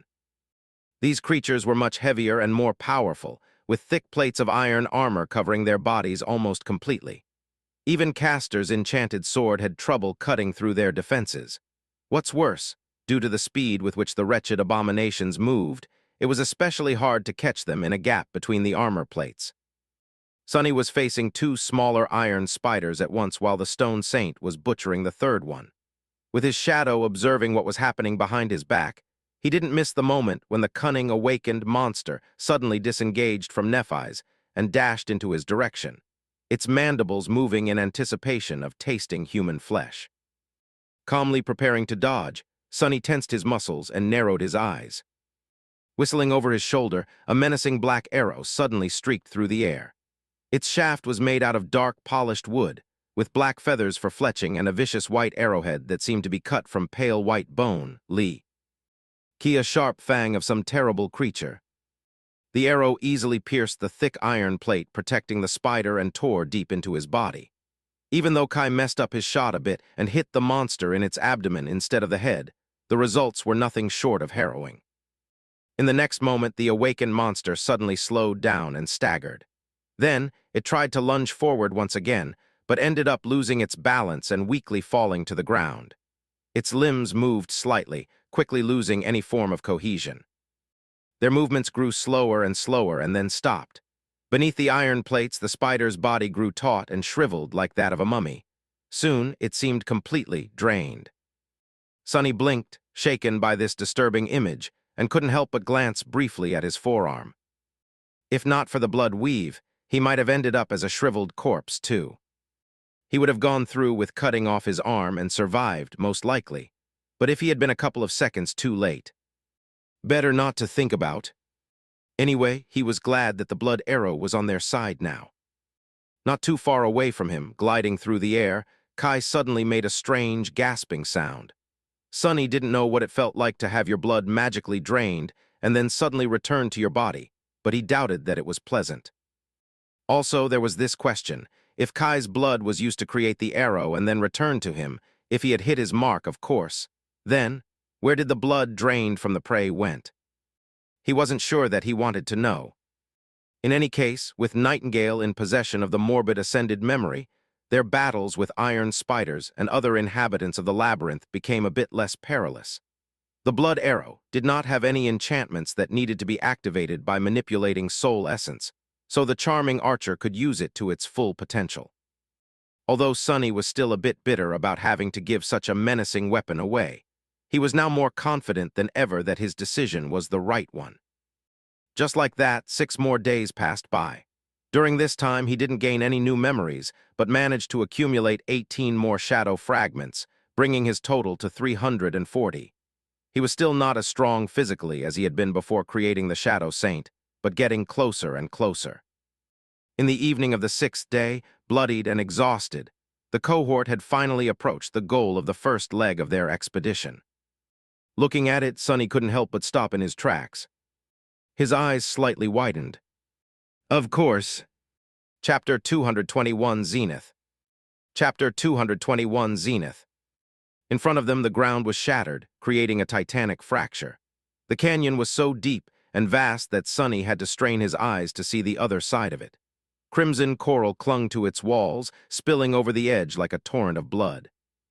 A long time ago, a graceful bridge of white stone connected the two sides of the canyon together. Now, however, it was broken, with only its base remaining in place. Looking at the bridge, Sonny realized that there must have been an ancient road somewhere beneath their feet. It led directly to the main gates of the ancient city, moving across the colossal canyon by means of the miraculous bridge and passing beneath the grandiose arch of white marble. Come to think of it, the headless knight, the ashen barrow, and the graceful woman whose hands had saved him twice were also situated in a straight line. Perhaps there was another road leading east, too. However, this thought disappeared from his head as quickly as it had appeared. All his attention was drawn to the remnants of the stone bridge, where stood another giant statue. Right above the weathered ruin stood a colossal stone warrior. He was clad in an archaic cuirass, with a beautiful spear resting on his shoulder. The warrior was facing south, as though greeting the travelers who traveled on the road to reach the ancient city. Of course, his head was missing. More than that, the whole statue was covered in vast sheets of dull gray spiderweb, as if dressed in a solemn burial shroud. Sonny shivered, afraid to imagine what kind of creature was capable of creating the thick metal cables of the web that encompassed the stone colossus. Noticing his expression, Effie smiled. Scary, huh? Sonny gave her a nod, hoping against all hope that they would not have to find out the answer to his question. For once, his hopes were not shattered to pieces. The vivacious huntress sighed. I haven't seen it myself, but I heard stories of the creature that used to make its nest here. It was the mother of all these damnable spiders we've been dealing with for the past week. A huge menace of a nightmare creature, as big as a house and utterly deadly. Armored like a hover tank, too. Sonny gulped and cast a sideways look at Nephis. What's a hover tank? Effie blinked a couple of times, then answered. An amused tone. Oh, right, you're a school dropout, I almost forgot. You've seen a PTV before, right? PTV stands for a personal transport vehicle, as you know, I hope. Well, a tank is sort of like that, only much bigger and heavier, with thick armor and a kinetic or energy cannon installed on it. The government sometimes employs them to support Awakened when a gate opens near populated areas. Sonny tried to imagine such a vehicle, and hazily remembered seeing something like this on the news when he was a kid. Mostly, these tanks Effie had described were shown opened like tin cans, with their crews pulled out and eaten by attacking monsters. He shivered. Mundane people had no business fighting against nightmare creatures. To be completely honest, even Awakened had no business facing them. It's just that they had no other choice. We're not going to try and kill that big spider, are we? Effie laughed. Actually, it's you lucky day. We won't be meeting the spider, Mommy. In fact, no one ever will. She's long dead. Sonny sighed with relief and glanced at the huntress. Yeah, great, but how do you know? She shrugged. She was killed by the second ruler of the Bright Castle, before he went and got himself killed trying to conquer the Crimson Spire. The huntress who showed me the ropes when I arrived on the Forgotten Shore had actually been one of the members of his cohort once, if you can believe it. In fact, she was the one who dealt the finishing blow to that abomination. Effie looked at the giant mass of spiderwebs and shook her head. It must have been one hell of a battle, huh? Anyway, I'm glad that she did. That's how she received the Zenith Shard, which I then inherited. Sonny frowned. What exactly are you talking about? The huntress leaned on her beautiful bronze spear and patted its shaft. My spear, it's a Tearfiv awakened memory, so the big bad spider was an awakened tyrant, I guess. Can you imagine? All these creepy crawlers serving a sentient commander. Thank gods it's dead. Sonny looked at her with a dubious expression. Why would that mentor of yours give away such a treasure? Effie was silent for a few moments, then smiled. Ah, we were kind of close. Plus, she had no idea how to use a spear. Sorcerers, am I right? In any case, she gave the Zenith Shard to me. Despite her carefree tone, he could tell that that smile was fake. Effie did not let it show, but Sonny could tell that the death of this huntress, whose name he didn't even know had met, affected her more than she was telling. Who knows, since Effie's original cohort had perished in the catacombs, their corpses might still be somewhere there in those cursed tunnels. However, something else was on his mind. Sonny furrowed his brow. Midnight Shard, Zenith Shard, was there a connection? He didn't know. There might have been. He had received the Midnight Shard from Nephis, who had gotten it after killing the Carapace demon. The demon, even though it had been enthralled by the Soul Devourer, appeared as the leader of the nightmare creature in that region of the labyrinth, just like the brood mother of the iron spiders had been. Two headless statues, two powerful abominations, two memories with similar names. Wasn't it a little bit too much to be a coincidence? Glancing at Effie, he asked, was your spear forged from a shard of a fallen star, by chance? Just as he said it, Cassie slightly turned her head, listening to their conversation. That small detail told Sonny everything he wanted to know. The huntress raised her eyebrows. It was, at least according to its description. Who told you? A corner of Sonny's lips slightly curled upward. No one, I just guessed. With that, he left Effie alone and walked forward. It seemed as though he was right. There was some hidden meaning behind the names of these two memories. Cassie seemed to know something about it, and that meant that Nephis did too. And yet they chose to keep it from Sonny and the rest of the cohort. He sighed. So this expedition is not as simple as it seems. Not that it ever seemed particularly simple to begin with. He had guessed a long time ago that Changing Star had some hidden motive to want to leave the Dark City. But now, his suspicions were as good as confirmed. The smile disappeared from Sonny's face. He didn't like being kept in the dark at all. Kept in the dark, huh? Oh, the irony. At that moment, his shadow reached the base of the giant statue. With a deep frown, Sonny summoned the Midnight Shard and glanced at Nephis, putting all needless thought aside. There's a nest ahead. We will have to destroy it to access the statue. Lots of spiders, some bigger ones, too. She gave him a nod and turned to face the others. We need to clear the nest and climb the statue before the sun sets. Prepare for battle. Chapter 222, Clearing the Nest. Chapter 222, Clearing the Nest. A clear and melodic sound of a ringing bell reverberated through the air above the labyrinth, alerting the monstrous spiders hiding in the enormous cocoon of gray webs, that a new prey came knocking on their door. Moments later, swift bodies clad in heavy plates of iron armor shot from beneath the gray spiderweb, moving through the steel wires with terrifying speed. There were enough nightmare creatures in that wave to obliterate anything that stood in their way, seemingly. However, what stood in their way were two figures, one tall and boisterous, the other one on the shorter side and radiating a strange feeling of indifferent firmness. They were Effie and the Stone Saint. Both held their shields raised, the tips of their weapons resting on their edges. As the huntress grinned, the shadow silently struck the rim of her shield with the blade of her sword twice. As if answering that call, a vicious black arrow suddenly appeared from somewhere above, hitting the leading spider right in one of its many eyes. The monster's legs buckled, and it fell to the ground, forcing those creatures that followed behind to either dash around or jump over the massive body. A fraction of a second later, the wave of spiders crashed into the small shield wall. A deafening roar of iron striking against iron resounded under the gray skies of the forgotten shore like a thunderclap. Despite the furious force of the assault, Effie and the Stone Saint somehow held, at least for now.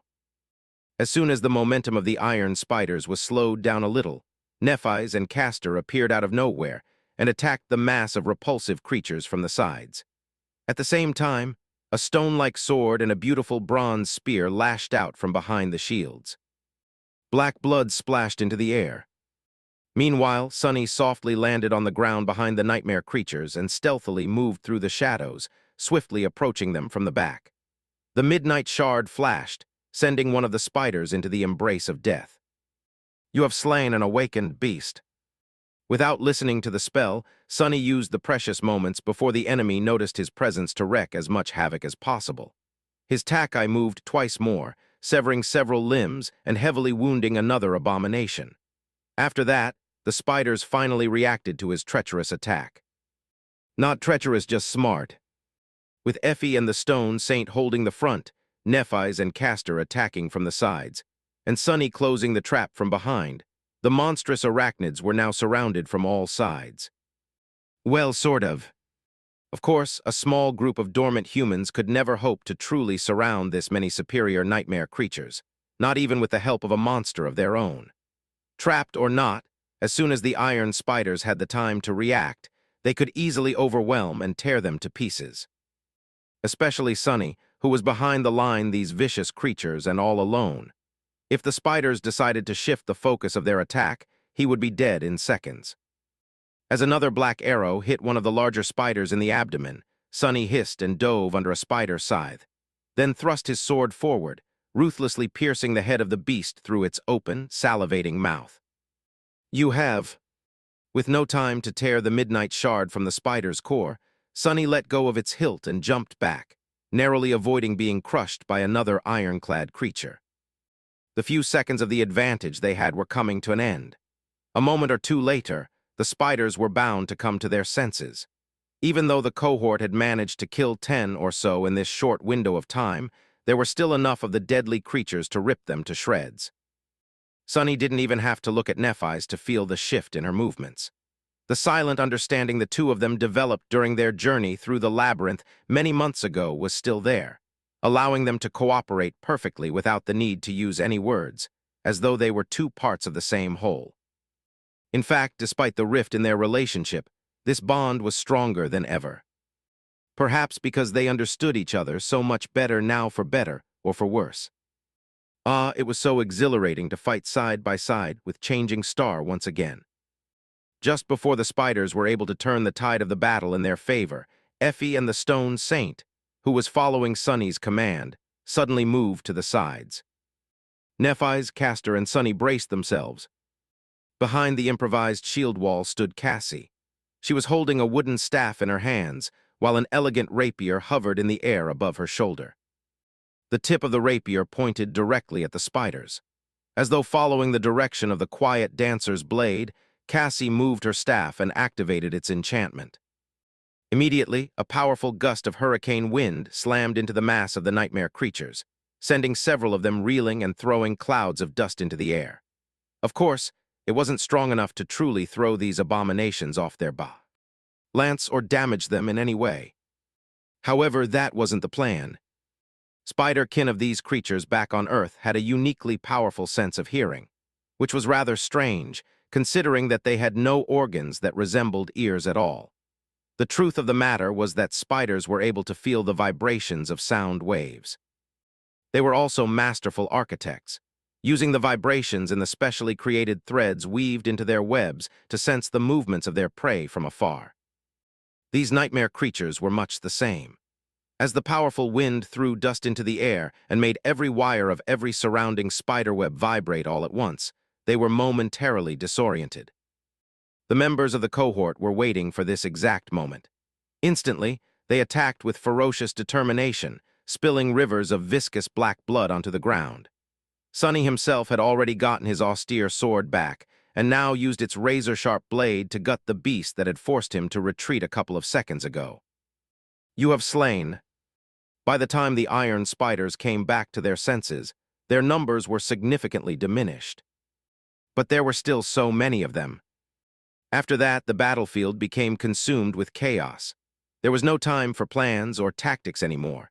Every member of the cohort had to face off against multiple opponents, fighting with desperate resolve against enemies that surpassed them both in terms of personal power and numbers. Only the Stone Saint was calm and indifferent, moving through the ranks of the iron spiders like a graceful incarnation of pure darkness. The battle fell apart into several small pockets of fearsome violence. Kai was trying to support his companions from above, but with how intense the fighting got, he was having trouble finding the opportunities to take shots without risking hitting them. He was too afraid to take a risk, knowing all too well how harrowing the effects of the blood arrow were. If even the nightmare creatures of higher rank were doomed to succumb to a torturous death after being wounded by the ghastly memory, humans like them had no chance of surviving. For now, people on the ground were on their own. Sonny was struggling against two ironclad abominations, gritting his teeth in exasperation. The damn bastards were too fast to reliably hit them in the gaps in armor, and too damn powerful to face them directly. As the result, he was forced to constantly dance between the two of them, dodging the whirlwind of strikes that rained on him from all sides. Curses! Jumping back, he held the midnight shard with one hand and used another to throw the prowling thorn in the direction of one of the spiders. The creature easily dodged the kunai and continued its attack, threatening to slice Sonny's hand clean off. He had no choice but to retreat once again. Behind the menacing beast, the throwing dagger continued to spin. A few moments later, it cut a smooth arch in the air and flew back, as if turning into a boomerang. Sadly, just like the spiders back on Earth, these repulsive creatures had an almost absolute field of vision. The second spider simply moved its head down at the last moment without even bothering to turn it, dodging the heavy kunai that approached it from behind. But Sonny was never trying to wound the nightmare creatures with the prowling thorn to begin with. Instead, he wanted to let them taste their own medicine. A moment later, the invisible string of his kunai drew taut, wrapped around two massive bodies. Just like prey used to be caught in their webs, the iron spiders were now caught by the invisible string of the prowling thorn, tripping over it and crashing into each other. Sonny dashed forward and let the midnight shard sing. The graceful blade flashed twice, sending two ugly spider heads spinning into the air. "You have slain an awakened beast, iron spider. Your shadow grows stronger." Kicking one of the heads away, Sonny swiftly glanced around, searching for a new enemy. But there were none. "You have slain an awakened beast, iron spider. Your shadow grows stronger. You have received a memory." The gargantuan cocoon of steel spiderwebs was empty. Corpses of its previous inhabitants littered the ground, oozing with black blood. The cohort had cleared the entire nest full of awakened abominations. No matter how incredible, this was the undeniable truth. They had won. Chapter 223, Natural Selection. Chapter 223, Natural Selection. The danger was gone, so Sonny allowed himself to tiredly kneel on the ground, his breathing heavy and laborious. The strenuous battle against the host of spiders had not lasted long, but he was utterly exhausted. The intensity of these perilous minutes was enough to bring anyone down to their knees. Too weak, I am still too weak. With a heavy sigh, he summoned the runes and glanced at the number of shadow fragments. Shadow fragments 362, 1,000. Not bad, clearing the nest had given him 22 fragments, 10 for the 5 iron spiders he had killed himself, and another 12 for those slain by the Shadow Saint. With the taciturn monster serving as his murderous pet, the speed with which Sunny was able to accumulate power was twice as fast, at least. If things continued like this, the Stone Saint was going to return his investment of 100 shadow fragments in no time. If I live long enough. With a grimace, Sunny dismissed the midnight shard and slowly got up. The sun was already rolling down toward the horizon, so they had to hurry with collecting soul shards from the corpses of the iron spiders. There were a lot of corpses. Cutting one of the beasts open with the prowling thorn, Sunny struggled with the idea that they had eviscerated this many nightmare creatures. Of course, he had expected this much. After all, Nephis and Sunny had been able to fight against 2 or 3 carapace scavengers back when it was only the 2 of them. Both of them were much weaker, less experienced, and barely equipped with memories back then, too. Now that they had spent 7 whole months in the dream realm, many times more than most sleepers ever had to, and tempered themselves against the perilous hellscape of the Forgotten Shore, both their skill and level of power had dramatically increased. Add the fact that there were 2 other powerhouses fighting alongside them, as well as Nightingale and the menacing Stone Saint, and the outcome of the battle ceased to be that surprising. And yet, observing the carnage that they had left if their wake still made Sunny doubt his eyes. These were awakened nightmare creatures still. The real reason why the cohort had won did not lie in the individual prowess of its members, but in their ability to cooperate and control the battlefield. The iron spiders were powerful and deadly, but at the end of the day, they were still mindless beasts. That's why they had allowed themselves to be surrounded and trapped. Had they been commanded by a creature of a higher class, one that was as cunning and smart as the humans it faced, things would have turned out very differently. Sunny sighed. Come to think of it, the labyrinth was a curious place. It teemed with abominable creatures of all kinds, but almost all of them were of the mindless variety. The only 2 exceptions he knew about were the carapace demon and the spider matriarch, who had been either a devil or a tyrant. Perhaps it was just the nature of this place. Nothing too big and strong could escape from the flood of black water that drowned the world every night. Only comparatively small monsters were able to run away or hide, both from the dark sea itself and from the hungry terrors that inhabited it. These monsters were an almost insurmountable threat to those unfortunate young people who were sent to this forsaken hell by the spell. But by the standards of the Forgotten Shore itself, they were nothing but insects. A horde of parasites who fed on the crumbs left behind by the true masters of this place. What a depressing thought. This notion poured cold water on Sunny's pride over their achievement. Well, whatevers.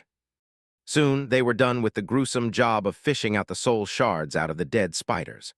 While Nephis was dividing the spoils among the members of the cohort, Sunny used the chance to dive into his soul sea and inspect the memory he had received during the battle. It turned out to be a cloak weaved from spider silk. Judging from the description, the cloak could provide him with a small amount of protection against physical attacks, simple by virtue of being very hard to piece. Without thinking too much, Sunny fed the cloak to the Stone Saint. It was just a Tyrone memory, so no amount of protection it could provide would be of any help in this damned place. He would also rather kill himself than go into a battle while wearing a cloak. There were easier and less painful ways to die. Plus, it was white. Didn't exactly go along with the dark gray fabric of the puppeteer's shard, not to mention being a hindrance to anything having to do with stealth. The Stone Saint absorbed another shadow fragment at least. Receiving his share of the soul shards and entrusting them to Effie, who had more than enough space in her enchanted bag, Sunny glanced at Nephis. Changing Star was looking at the sun, calculating something in her head. After a few moments, she sighed and said, "We still have some time. Let's explore the nest before ascending the statue." Sunny grinned. As an amateur explorer, this was exactly what he wanted to hear. The nest was formed by endless wires of the strange metal web and resembled a vast sphere. It was built around one of the legs of the stone colossus, effectively blocking the path to the bridge. The entrance was situated high above the ground and extremely wide. Looking at the diameter of that hole gave Sonny an understanding of just how big the spider matriarch had been. He shivered, the second lord of The Castle had been a very powerful individual. Sonny didn't even want to imagine what the battle with the giant arachnid must have looked like. Inside, it was dark and damp.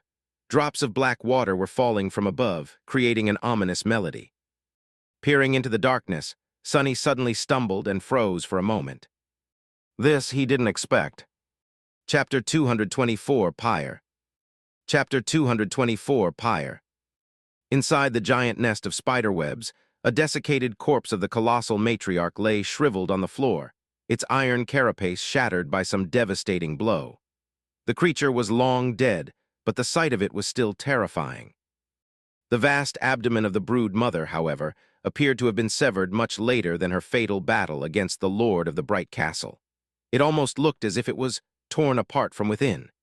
Inside the terrifying wound, Sonny noticed the shattered remnants of 5 giant metallic eggs. The size of them was about the same as that of the 5 monstrous fallen beasts that had destroyed the original stone saint and her brethren back in the Dark City. So that was where they came from. Looking away with a shiver, Sonny noticed numerous cocoons of spiderwebs attached to the walls of the nest all around the dead matriarch. Inside them, withered carcasses of nightmare creatures of all shapes and sizes were preserved in a strangely good condition. This was a true museum of terror. The nightmare creatures appeared as though they were kept alive inside the cocoons for a long, long time before finally succumbing to death and turning into mummified corpses. Perhaps the abominable spiders stored them there for later consumption. Or not. Noticing a few cocoons that had been broken open and what was inside of them, Sonny had to try hard to stop himself from vomiting. The iron spiders did not use the monsters caught in the cocoons for food. They used them as incubators. The creatures in the broken cocoons had been devoured from within. A few of them still had hundreds of small, moist eggs embedded into their flesh, with embryonic spiderlings moving weakly behind the slightly transparent shells. Curse it all. Damn these spiders, damn the labyrinth, damn the forgotten shore, and especially damn the damned nightmare spell that had brought him here. Sonny suddenly felt tired of this long, feverish, never-ending nightmare he had found himself in. But the worst was still to come. He was the first to notice it. With a dark grimace suddenly appearing on his face, Sonny called out to his companions. Then he led them deeper into the nest, where, attached to the wall, hung a cocoon that was different from all the others. Because this one hid a rough silhouette of a human body. The 6 of them stood somberly around the cocoon, each consumed by their own dark thoughts. Finally, Nephis turned her head to Castor and said, "Can you sword cut it open?" With a short nod, the proud legacy summoned the enchanted giant and took a step forward. Approaching the cocoon, he stopped and hesitated for a few moments. "Be careful." Glancing back at Changing Star, Castor lingered for a second, and then faced the cocoon with grim determination written on his face. As ghostly green light emanated from the blade of his sword, he swung it with the graceful precision of an expert swordsman. The tip of the giant cut through the metal wires of the cocoon, splitting it open. A shriveled human body fell to the floor, making the legacy jump back. Nephis, Castor, and Sonny stared at it, their faces pale and full of ghastly resentment. Then, Sonny bent over and emptied the contents of his stomach. This was just too much. The young man whose corpse they found in this harrowing place did not die an easy death. In fact, being eaten alive from the inside by 100 of tiny nightmare creatures was probably the worst fate imaginable. At least Sonny couldn't think of anything worse. But even worse still, he recognized the dead sleeper. His face was strangely intact, with an expression of horrifying agony frozen on it forever. Despite the overall condition of the corpse, Sonny knew who it was just from one look. It was the young man who had attended the academy with them, the one who had called him a shorty when Sonny first approached Castor to create the impression that he was a boastful lunatic. Looking at their condition, Effie frowned. Did you guys know him? After a few moments of silence, Castor slowly nodded. Yes, his name was Stephen. He was the youngest heir of the Pandavar clan. Stephen. Sonny had not even bothered to learn the name of this arrogant young man back when they were preparing to venture into the dream realm at the academy. In fact, he had really disliked him, and for a good reason. But looking at the hideous, terrifying corpse in front of him, he had forgotten all about it. Sonny would never wish this fate on anyone, let alone one of his fellow students. Slowly, a solemn mood overtook the cohort. They had already known that the other 3 sleepers sent to the Forgotten Shore this year never made it to the Dark City, which meant that they had perished somewhere in the labyrinth. However, finding one of them served as a stark reminder of how fragile their own lives were.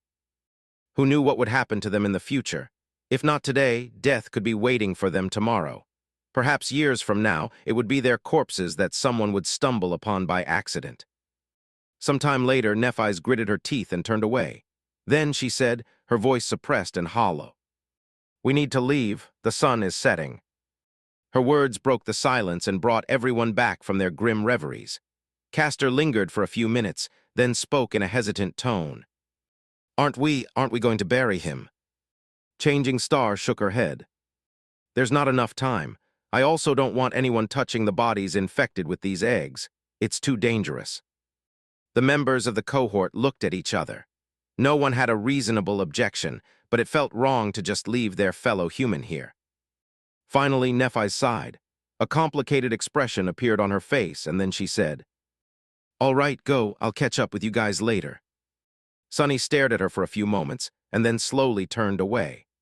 One after another, the 5 of them glanced at Changing Star and left, leaving her alone with the dead young man and numerous cocoons, each hiding a slain nightmare creatures. As soon as the last member of the cohort climbed out of the nest, a beam of pure radiance suddenly shot from the dark hole of its entrance, followed by a wave of scorching heat. The purifying fire unleashed by Changing Star engulfed the remains of their fellow student and then spread to the numerous cocoons, the nightmare creatures inside of them, and even the corpse of the spider matriarch herself. The insides of the nest turned into an incandescent, incinerating furnace. Everything inside of it was doomed to be annihilated and turned to ashes. A few minutes later, the whole structure was consumed by furious white flames. Nephis had escaped the burning nest shortly after the rest of her cohort, her face pale and tired. Leaving the grandiose funeral pyre behind, they began ascending the statue of the ancient warrior. The night was approaching. Chapter 225, On the Shoulders of Giants. Chapter 225, On the Shoulders of Giants. Once they climbed all the way to the broad shoulders of the statue and found a suitable place to make camp, everyone looked down without having to say anything. Far below them, the giant nest was still aflame. The cables that constituted it were melting and turning into rivers of liquid metal, flowing down from the edges into the vast abyss of the canyon. The turbulent black waters were rising from below to meet them. When the 2 streams met, one lightless, the other incandescent, billowing columns of hot vapor shot into the air. For a few moments, it seemed as though light and darkness were on equal footing. But then the cursed sea rose from the depths of the canyon in a surge and washed away the brightness of melting iron away. The flood of blackness crashed into the burning nest, dousing it. A minute or so later, the white flames were gone. The surface of the dark sea continued to rise as though nothing had ever happened. Sonny sighed and turned to Nephis. Now that they had reached their goal, it was time to face the real danger. With a grim expression on his face, he asked, "So now what?" He knew the general concept of how she was planning to reach the southern edges of the Forgotten Shore in a short time, but not the details. Changing Star glanced at him, lingered for a moment, and then said, "We arrived at the canyon faster than I expected. There are still 2 days left before we can act, so make yourself at home. We'll rest tomorrow and start preparing for it the next day." Sonny smiled. Rest, that sounded swell. Plus, he wasn't really looking forward to making use of the fast and comparatively safe method of traveling through the labyrinth that Nephis had talked about. In fact, he would rather never have to use it at all. Just like that, the cohort found itself with nothing to do for the next 2 days. Before leaving the Dark City, Changing Star had anticipated that various things could slow them down and padded the schedule of the expedition with extra time. Who knew that they would actually make it to the broken bridge so fast? In any case, Sonny wasn't complaining. He had a lot to do and think about. For example, the mysterious connection between his takai, Effie's spear, and the headless statues that stood around the forgotten shore. The statues represented the 7 valiant heroes that had made an oath to return light to this cursed land thousands of years ago. Sonny had seen 3 of them by now: the knight, the graceful woman, and now this mighty warrior. Did every statue have a connection with a specific memory? If so, what was that connection and W? Why was Nephis so reluctant to share this information with everyone? Well, it wasn't like he and Changing Star were very close now. Sonny had drawn a clear line to denote the nature of their relationship himself. He insisted that he was not a true member of the cohort, but merely a hired specialist. Why would she share her secret with him? This was a logical conclusion, but Sonny couldn't help but feel a bit resentful. Despite the fact that he was her first partner now, the situation had changed. Nephis had other people to rely on like Castor. So why would she say that Sonny was the only person she trusted on the Forgotten Shore except for Cassie, and then hide her technique from Castor? Everything felt so complicated. In any case, there was an invisible line drawn between the core members of the hunting party and the outsiders, Sonny and Kai. No one consciously avoided them, but it was clear that the line existed. When all was said and done, the 4 true members of the cohort preferred each other's company. That's why Sonny and Kai ended up spending a lot of time together, chatting about this and that, and generally having a nice time. Honestly, Sonny couldn't complain. As far as companions went, the charming archer was not the worst option. Plus, their conversations were extremely entertaining. Kai had a lot of fun stories about his life as a celebrity, while Sonny had plenty of macabre anecdotes about his life in the outskirts. Their life experiences were so vastly different that it was almost as if they were from different worlds. As a result, both felt like they were listening to fictional stories about some strange and fantastical land that they had never heard about before. Sonny spent the rest of his time training with the sword, trying to turn shadow dance from an ethereal concept into a practical set of core principles. The progress was painfully slow, but now there was progress at least. He was having so much trouble because his chosen battle style was so strange and elusive. Unlike most styles, which started with certain movements and steps, this one was supposed to imitate any movement and any step instead of introducing its own. So it was more about the state of mind and the flexibility of his physical behavior. Sonny had to create a set of training exercises that would allow his body and muscle memory to become capable of adapting to any style and turn pliable like a shadow. On the first day of trying, his whole body ached. Despite his incredible physical shape and experience with tough training, Sonny ended up straining the muscles that he didn't even know he had, and forced those that he did know about to behave in a way that was utterly different from what they were used to. Actually, his previous training was even detrimental to the whole process. He had to make himself unlearn a lot of things to allow for this strange style to take root in his very bones. Thankfully, the foundation of his technique was Changing Star's flowing style, which itself was designed for maximum adaptability. If Sonny learned another style or was further into mastering any existing technique, this would have been 10 times harder, if not impossible. Needless to say, his exercises were in no way similar to the beautiful and graceful dance he had seen in his dream. In fact, from the side, Sonny must have looked as though he was having a seizure. He caught more than one amused stare while practicing. It didn't matter. The only thing that mattered was that he was slowly pushing himself toward mastering the basics of shadow dance, and hopefully, receiving his first relic. Chapter 226, The Fool. Chapter 226, The Fool. On the evening of the first of the 2 days that they had at their disposal, Sonny climbed all the way to the highest point of the statue and sat there alone, looking at the setting sun. He felt as though he had to find a sense of balance that he had lost at some point along the way. Not because he missed it, but because he was going to need that balance to remain firm and steady when the moment of truth came. If he was right about the future, then this was probably the last day of peace he would experience until this whole thing was over. not only the expedition, but all of it. Looking back, his behavior in these past few months was highly erratic. Where were the cold rationality and ruthlessness that saved him so many times in the past? The caution and devious cunning that allowed him to survive the first nightmare? He had not been acting like himself for a long time. Yes, his mental state had suffered greatly because of everything that had happened. But was it the only reason? Come to think of it, the first blow dealt to him was the bitter revelation that there was no gateway in the bright castle. After everything that Sonny had endured to make it to the dark city, the crushing intensity of their journey through the labyrinth, the diabolical trap of the soul devourer and their escape from it, the cold, and harrowing night of traversing the dark sea, all of it turned out to have been for nothing. Not only were they not rewarded for their efforts, but all of their hopes were mercilessly destroyed and obliterated instead. This alone was enough to drive a person mad. Then came the feeling of alienation he felt while living with Nephis, Cassie, and all the newcomers in the outer settlement. Instead of finding support and solace in the company of his friends, Sonny fell into his old habit. Unconsciously, he turned himself into an outcast to prevent anyone from making him one. This was the most noticeable, but not the only instance of him regressing to his old self. After fighting so hard to change and grow, Sonny ended up abandoning most of the lessons he had learned after becoming infected by the nightmare spell. He was almost like an addict relapsing after a few days of sobriety and giving up completely because of this one small mistake. But who could blame him?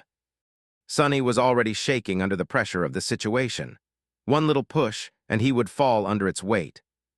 In the end, it was not one, but 3 blows that shattered him completely, as though the world wanted to make sure that he was truly broken.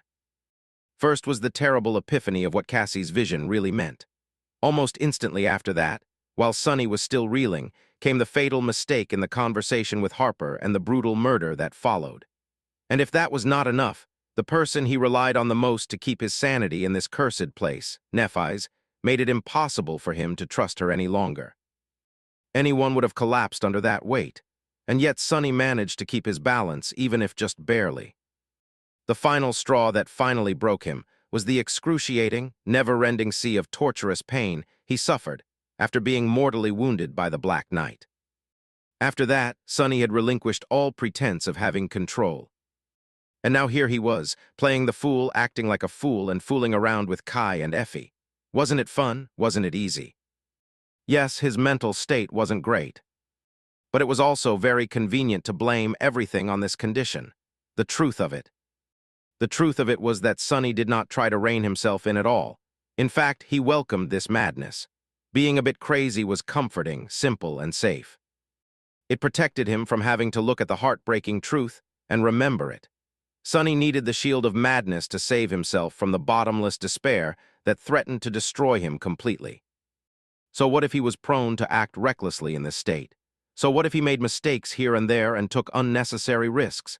Anything was better than having to face that despair. Just like Nephis had said, one had to become a little insane to survive in the world that had gone mad. And yet, Sonny knew that what he was doing was nothing but hiding his head in the sand. And now that the end was approaching, he had to stop hiding from the truth. He had to admit and endure it. This was the only way for him to survive. As the sun disappeared behind the horizon and the absolute darkness drowned the forgotten shore, he sighed deeply and whispered, all right, it's time to wake up." The next day, 6 humans were standing at the edge of the vast canyon as the twilight of dusk drowned the world in shadows. Far below them, the black waters of the cursed sea were raging, rising from the depths in a terrifying, obliterating wave. In a few minutes, all light was going to be completely gone, and then the flood of darkness would wash over the world, destroying anyone left standing in its path. And yet the humans were not rushing to get away. Instead, they just stood there and waited. Looking down into the canyon, Sonny gritted his teeth and shivered. Then he glanced at Nephis and licked his dry lips. "Are you sure about this?" Changing Star did not spare him a look and simply nodded. Despite the fact that the rising black water was quickly approaching them, her face was calm and composed. A moment later, the last vestiges of sunlight disappeared, leaving them in utter darkness. The silence that surrounded them was broken only by the sound of waves rushing against the walls of the canyon. Getting closer and closer. Prepare yourselves. Sunny sighed. Here we go. Suddenly, a blinding burst of white light pierced the darkness. Holding the incandescent sword in her hand, Nephis closed her shining eyes for a second, and then raised the sword high above her head, as if calling the monsters of the depths to come take her. Chapter 227, Comparatively Safe. Chapter 227, Comparatively Safe. The embrace of impenetrable darkness was broken by the furious white light of Changing Star's incandescent sword. Illuminated by it, 6 people were standing on the shore of a raging river. Their faces were pale and grim. The canyon had disappeared, consumed by the rising surge of the black water. Now the cursed sea was flowy, over its edges, ready to swell and flood the narrow passages of the great labyrinth in an unstoppable wave. Sunny felt cold water wash over his feet and shivered. The rest of the cohort reacted exactly the same. Even Kai, who could escape into the lightless skies at any moment, seemed to be deeply unnerved by the closeness of the encroaching sea. Among the 6 of them, only 3 had truly experienced the perils of this dark abyss. They knew that the real dread came not from the sea itself, but from the terrors that hid in its cursed depths. Like the host of whispering voices that they had heard beneath the branches of the soul tree, or the gargantuan creature that had almost cost Nephis her life. However, Sunny was not going to make a remark to educate the rest of the cohort. After all, what they were trying to do right now was to summon one of these terrors from below. One that was different from all the others. Sunny, peering into the darkness, he lingered. I don't see anything yet. The water was already to his shins and rising swiftly. Sunny grimaced and struggled with the desire to turn around and run away without looking back. If he was fast enough, if he was lucky enough, he could still make it to the giant statue before the torrent of darkness drowned him under its crushing weight. Instead, Sunny glanced at Nephis and Cassie. The blind girl had glimpsed this secret of the forgotten shore in her visions and shared it with Changing Star. Changing Star had devised a plan to make use of it. Both of them were confident that they were going to succeed, so he was going to be confident too. Sunny didn't fully trust either of his former companions, not anymore, but he trusted their judgment. Just as that thought appeared in his mind, there was a subtle movement at the edges of his vision. Turning his head, Sunny stared into the darkness and trembled. It's here. Out there in the distance, a massive shape was moving through the waves, attracted by the light of Changing Star's incandescent blade. The sea seethed and swirled around it, the black mass of water easily pushed away by the approaching creature. Nephis gritted her teeth and somehow made her flames burn even brighter, forcing the darkness to retreat another dozen steps. Get ready. A few moments later, the furious sounds of a massive body moving through the dark water reached their ears. The creature was a true giant, easily towering above the waves even though it was walking on the bottom of the canyon. Well, no surprise. Full of terror and awe, Sunny watched as the thing they were waiting for came closer. Soon, he could discern the general shape of it. 2 hills that rose above water were its shoulders, and right between them where the head should have been. There was nothing but emptiness. There were 7 headless statues on the forgotten shore, but only 6 marks on the map created by Nephis, not because she had failed to learn of the 7th one, but because the 7th statue never stayed in one place for too long. And now that stone colossus was walking through the flooded canyon, his shoulder scraping against one of its walls. The wide chest of the headless giant pushed the water away, creating whirlpools in his wake. Raising one colossal arm, the statue easily destroyed the protruding remnants of the ancient bridge that got in its way. The debris rained into the black waves, disappearing into them without a trace.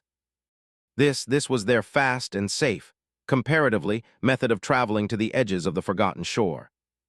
Truly insane, Sunny thought, stunned by the sheer scale of everything that was happening. Come to think of it, it was really ironic. The next day after he had decided to return to some semblance of sanity, something this crazy was about to transpire. It was as though the whole world was mocking him. Shaking his head, Sunny turned to the cohort and yelled, "He's coming." The black water was already to their knees. The members of the cohort tensed and prepared themselves for what was about to come. They only had one chance to do this. Failure meant death. A few moments later, the massive shape of the stone colossus entered the circle of light created by Nephis. Its shoulders rose above the waves, close enough to the now invisible shore of the flooded canyon for them to see every tiny crack on the surface of the weathered stone. Now wasting any time, Changing Star ran forward and jumped. A moment later, the blade of her sword hit the surface of the statue and slid deep into it, as if melting the ancient stone. Using the sword as purchase, Nephis started to climb to the giant's shoulder. The other members of the cohort were following closely behind her. Kai was carrying Cassie in his arms, flying to the top of the colossus with no problem at all. Castor seemed to simply disappear and appear a moment later on the giant's shoulder, standing side by side with Changing Star. Only Sunny was having trouble with him. Not being very tall and the water level rising with each second, he found it hard to gain enough momentum for a proper jump. Damn, how irritating. However, before he could come up with a solution, Effie simply grabbed him by the collar and tossed Sunny into the air. What? For a few short moments, Sunny was flying. All he could hear was wind whistling in his ears. Then he landed on top of the giant statue, rolled, and barely prevented himself from falling back into the cold embrace of the dark sea. Before he could even stand up, the mighty huntress landed near him and grinned. Such a light. However, before she could finish the phrase, the stone colossus moved, making everyone stumble and fall. Leaving the ruins of the bridge behind, he turned around and indifferently began walking away from it. He was walking south. Chapter 228, Crossing the Canyon. Chapter 228, Crossing the Canyon. The stone colossus wandered the forgotten shore aimlessly for thousands of years. Cassie did not know what power had brought him to life, nor what he was searching for in the depths of the dark sea. She had seen a vision of the headless giant passing the ruins of the ancient bridge on a certain day, and then traveling south to the very edges of this desolate land. She also knew that the leader of the cohort that had conquered the bright castle pursued the seventh statue across the labyrinth for a long time before leaving on his doomed journey. His reasons for doing so were, presumably, unknown. Sunny wasn't sure that the blind girl had told him the whole truth about the wandering colossus.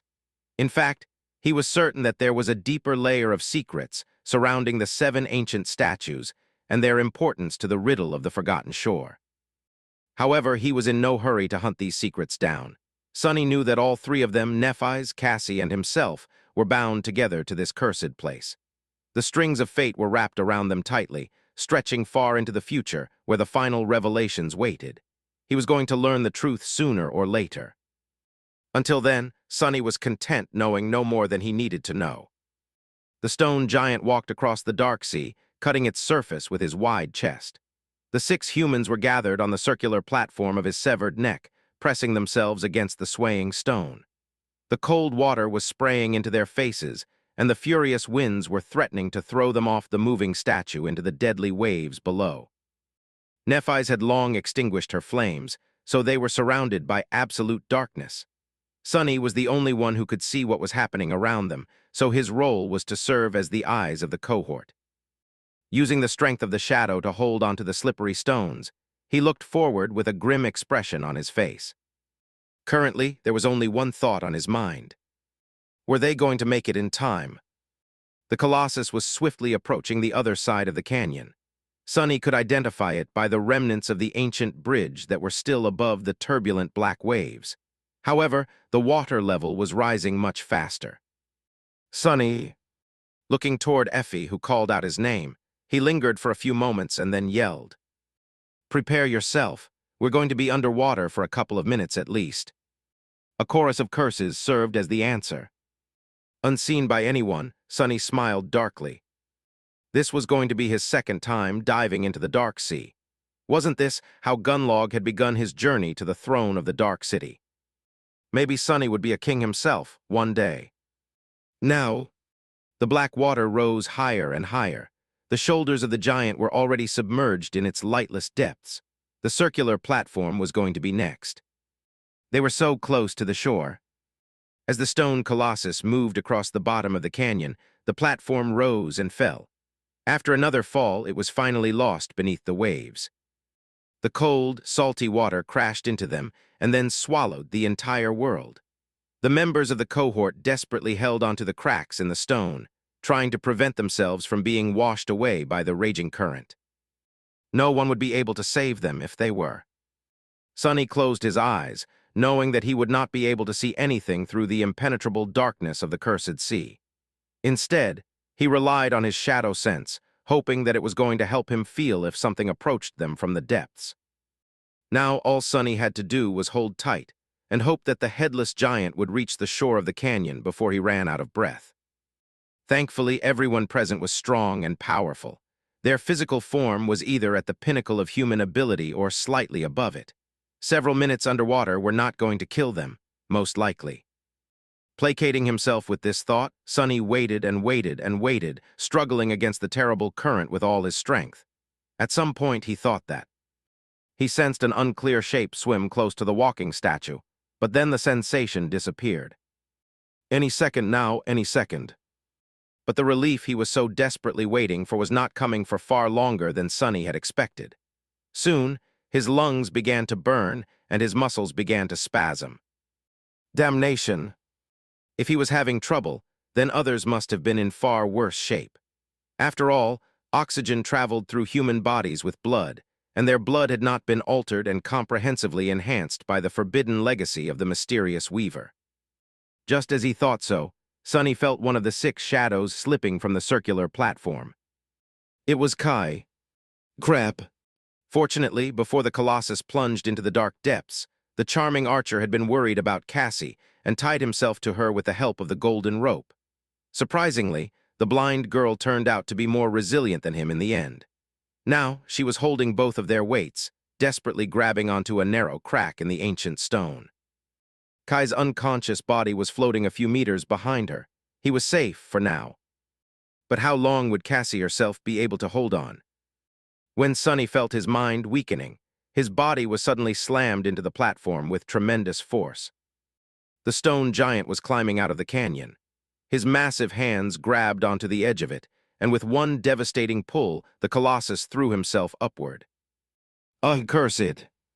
Sonny felt as though he was aboard the worst amusement ride in human history.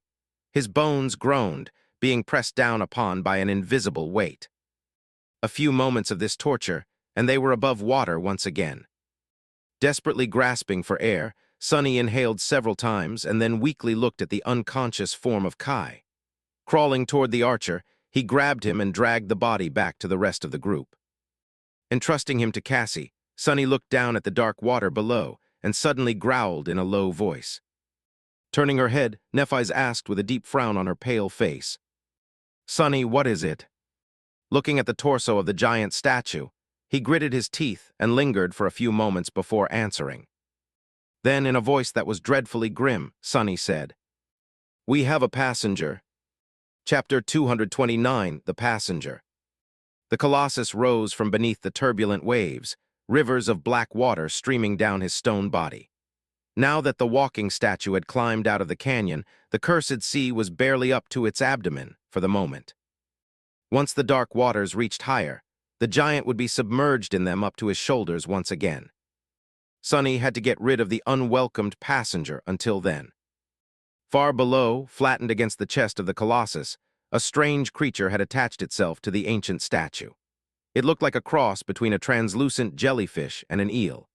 However, Sonny could see a deformed skeleton of a giant humanoid being trapped within the transparent flesh of the repulsive abomination. He shivered. Compared to the stone giant, the eel looked rather small. However, this was just an illusion. Really, the creature was as large as a train. Its jaws were full of sharp fangs and wide enough to swallow a human whole. Curses! If there was one good thing about the situation, it was that the eel did not seem to be a corrupted nightmare creature, but merely a fallen one. Perhaps it survived in the cursed sea by attaching itself to the true terrors of the depths and feeding off the remains of their prey. As soon as Nephis spoke, Sonny noticed long feelers of the creature tremble and move, as though reacting to the sudden sound. The eel turned its head slightly in their direction. When he answered, the feelers rippled once again, and the monstrosity turned its head once more, this time staring directly at Sunny. Crap! A moment later, translucent tentacles appeared from beneath the abomination's body and shot up, finding cracks in the weathered stone and pulling it toward the neck of the colossus. Where the cohort was, Changing Star must have felt something, because tiny white sparks suddenly ignited in the depths of her eyes. Sunny put a hand on her shoulder and shook his head. Don't. Stone giant or not, lighting a beacon in the middle of the cursed sea was not the best of ideas. Now that it had escaped the confines of the canyon, the real horrors were out and about. Just like the cohort had discussed before, light was their last resort, something they would summon only if the moment came where there was no other choice but for all of them to fight. And whether Sunny liked it or not, that moment was not upon them yet. With a reluctant scowl, he turned away and said, "I'll handle it." The giant eel was his problem to solve. Yeah, that's great and all, but how the spell am I supposed to get rid of this thing? Looking down, Sunny calculated that he had a dozen or so seconds left before it was time to act. The repulsive abomination was slowly crawling toward them, scaling the torso of the giant statue at a disturbingly steady pace. Think. Several seconds later, Sunny approached Effie and kneeled by her side. Taking the huntress by the hand, he put something into her palm and said, "Do you feel the colossus moving up and down? That's his steps. I need you to start counting them. If I'm not back after 30 steps, throw the thing I gave you in that direction as hard as you can." All right. Effie gave him a nod. Her usual humor was gone, replaced by grim determination. Good, well, wish me luck. The huntress lingered for a moment and then said, "Good luck." When he was ready to walk away, she suddenly gripped his arm. Sunny stopped and raised an eyebrow. What? Effie hesitated before speaking. Listen, Sunny, if you die, I can have your soul shards, right? He stared at her for a second, his face twitching. This wench? Absolutely not. If I die, all my shards are to be thrown into the sea. No one is to get anything, understand? With that, he left the cohort behind and walked to the edge of the swaying stone platform. Here goes nothing. Jumping down, Sunny slid to the giant's shoulder and caught himself from falling all the way into the raging waves by grabbing onto a crack in the stone. To his right, the shoulder was slowly moving as the colossus swung his hand. To his left, a curved path of stone led all the way across the chest of the statue to its other shoulder. This curving path was, in fact, the collar of the giant's tunic, carved masterfully from stone by the unknown sculptor. Stepping on it, Sunny struggled to keep his balance on the swaying, slippery surface and hurried forward. Soon, he was directly above the climbing eel. The abomination was already close, allowing Sunny to discern every repugnant detail of its translucent, giant body. What the hell? Why does everything have to be so disgusting? A moment later, he sighed. Let's try this. Summoning the prowling thorn, Sunny gritted his teeth and cut his forearm, smearing some blood on the blade of the kunai. Then, he used all the strength he had in his body to hurl the dagger down. The prowling thorn spun in the air and hit the giant eel right in the place where its eye should have been. Sunny did not notice any visual organs on the creature's body, but on the deformed humanoid skull hiding beneath the flesh, that's where the eye socket was. The kunai wedged itself deep into the monster's head, causing a small fountain of crimson blood to erupt upward. Of course, such a tiny wound was nothing for a creature of this size. For a moment, everything became silent. Then hundreds of slender tentacles suddenly exploded from the eel's flesh and shoot in Sunny's direction, in a chaotic, slithering mass of translucent flesh. Damn it! Forced to dismiss the prowling thorn to avoid being thrown off the ledge, Sunny lunged forward. A moment later, the tentacles reached his previous position and crashed into the stone, sending shards flying into the air. Sunny kept running, knowing that the tentacles were just a second away from piercing him. The sounds of breaking stone were thundering just behind his back, getting closer and closer with each moment. The prowling thorn appeared in his hand once again. Reaching the end of the path and with nowhere left to run, Sunny cursed and jumped straight into the darkness. Chapter 230, Precarious Battle. The eel tried to catch him, but was a second too late. Crap! Falling toward the dark waves, Sonny threw the kunai in the direction of the stone giant's hand. Instead of a weapon, the colossus was holding a tool that resembled a mason's hammer. The kunai curved in the air and wrapped the invisible string around its shaft. "This is going to hurt." Sonny plunged into the darkness. A moment later, the string drew taut, and he found himself swinging through the air at a terrible speed. Flying underneath the colossal stone fist, he almost touched the black water with his feet, but then the inertia pulled him up and away. After a few seconds of weightlessness, Sonny landed on the hammer's head and let out a shaky breath. Without wasting any time, he dislodged the prowling thorn and pulled it into his hand, then wedged the dagger in a narrow crack on the surface of the giant hammer. Landing on it was one thing. Staying here, though, that was something else entirely. The colossus was swinging his arms as he walked, so Sonny basically found himself on top of a giant pendulum. Not only was the hammer swaying back and forth, but the angle of the surface he was standing on also constantly changed, making it hard not to fly off or slid into the raging sea. Almost kneeling, Sonny held onto the kunai and tried to keep himself from falling. Then, his face pale and grim, he looked up and glanced at the eel. "I'm right here, you slimy worm." The abomination lingered for a few moments, considering whether it should continue to climb up or follow the sound made by the prey. Finally, it twisted its long, repulsive body and slid over the shoulder of the giant, crawling down his arm. Toward Sonny. "Come on, come on." He was hoping that his blood will have the same effect on the giant eel as it had on the corpse eater. Both were, presumably, fallen creatures. If one was poisoned to death by blood weave, why couldn't the other? Sonny had not cut himself with the prowling thorn for the fun of it. Sadly, his blood seemed to have no effect on the eel whatsoever. The monster continued to pursue its prey without showing any signs of being poisoned. So it's not poisonous, really. It just tore that leech from inside because the stupid thing swallowed a whole lot, and the weave imbued my blood with the odd quality of always being attracted back to the larger mass of it. The corpse eater's innards were in the way, so damn it. His hopes of killing the eel were crushed. Now, Sonny was stuck on the swinging hammer, with his only path of escape blocked by the swiftly approaching abomination. Damn it all. Letting go of the kunai, Sonny summoned the midnight shard and slashed at the slender tentacle that approached him. Even enhanced by the shadow, the blade of the takai failed to cut the flesh of the fallen creature, and instead simply batted it away. Not good, not good. The eel had two types of tentacles. Some were thick, powerful, and few in number. These ones were used to push its massive body forward and hold onto the swinging arm of the colossus. The other tentacles were slender, long, and numerous. These were the ones that Sonny now had to dodge and fight against. The closer the eel got, the more tentacles assaulted Sonny from all sides. Dodging and deflecting them while maintaining his balance on the chaotically swinging hammer was an almost impossible task. Luckily, Sonny had practiced the firm battle style of the Stone Saint and incorporated it into his own technique. Its steadiness and indomitability were translated through grounded footwork, which allowed him to plant himself on the stone surface of the hammer and refuse to be thrown off or moved even by an inch. Between choking breaths, Sonny couldn't help but think that Nephis was right.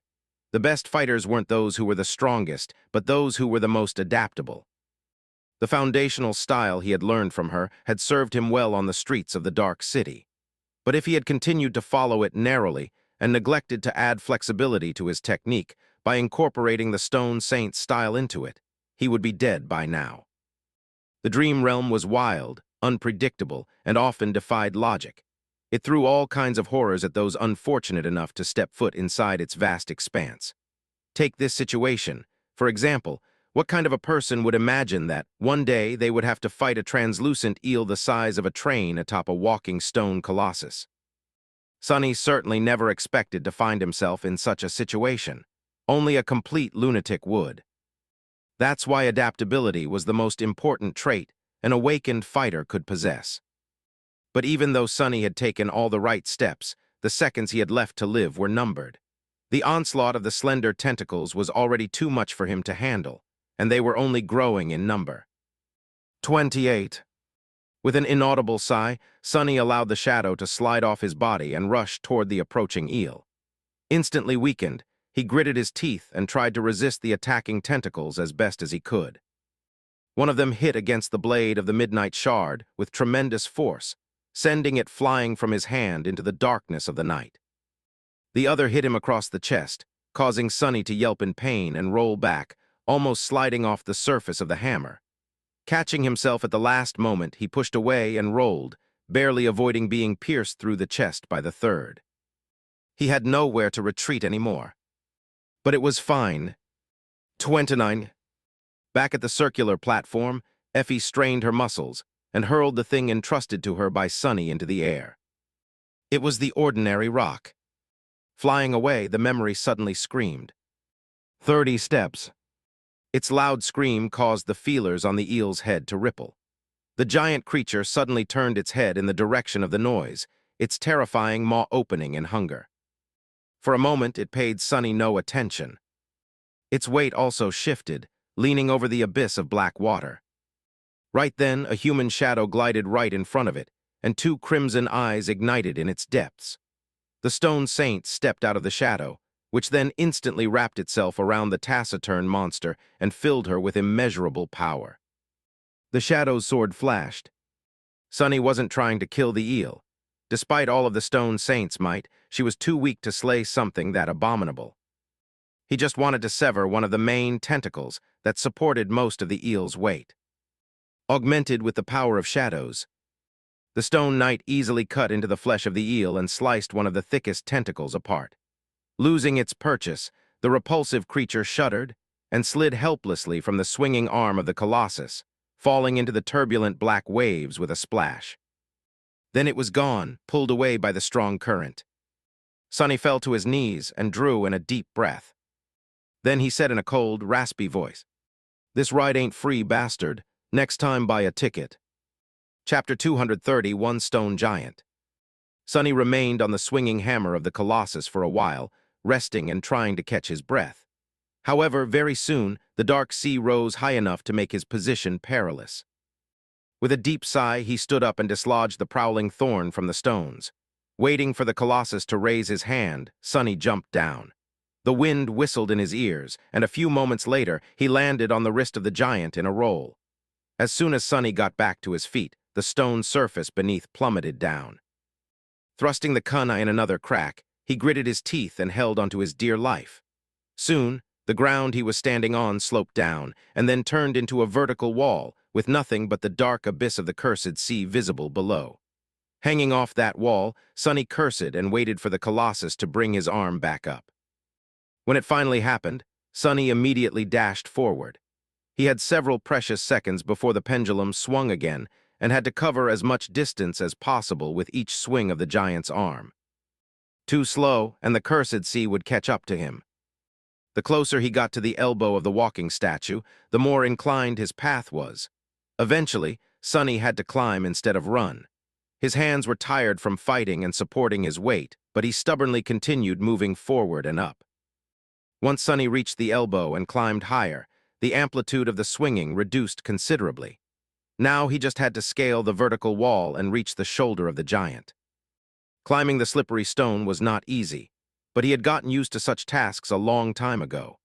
In any case, it was way better than that time Sonny had to race against the rising sea during a furious storm, only to get swept away by the black water and be saved by Nephis at the last moment. This time, at least, he didn't need her to save his life. That would be embarrassing. Some time later, Sonny climbed over the edge of the circular platform, crawled to its center, and sprawled beside the other members of the cohort, who were waiting for his return with tense expressions on their faces. "Sonny, are you all right?" Kai was back to his senses, looking a little bit disheveled, but still ridiculously gorgeous. Sonny stared at him in dismay, then sighed. "I'm alive." A short while later, Nephis called out to him. "What were you fighting?" Sonny grimaced. "A big, ugly worm. I threw him back into the water."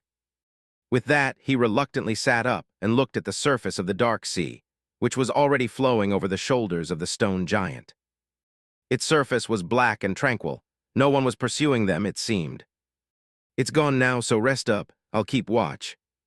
He stayed awake until the break of dawn and then woke the members of the cohort. When they rose to their feet, Sonny lay down on the cold stone and tiredly closed his eyes. Yesterday, he had thought that he would not be able to fall asleep atop the walking stone giant. However, Sonny had underestimated how exhausting this long night would end up being. Even the body of a powerful sleeper needed rest. Actually, the swinging of the stone platform was sort of soothing. Soon, he was fast asleep. When Sonny woke up, the sun was already high in the sky. Yawning, he sat up, summoned the endless spring, and greedily drank some water. Someone had left a plate of food near him, so without thinking too much, Sonny picked it up and had himself a late breakfast. That hits the spot.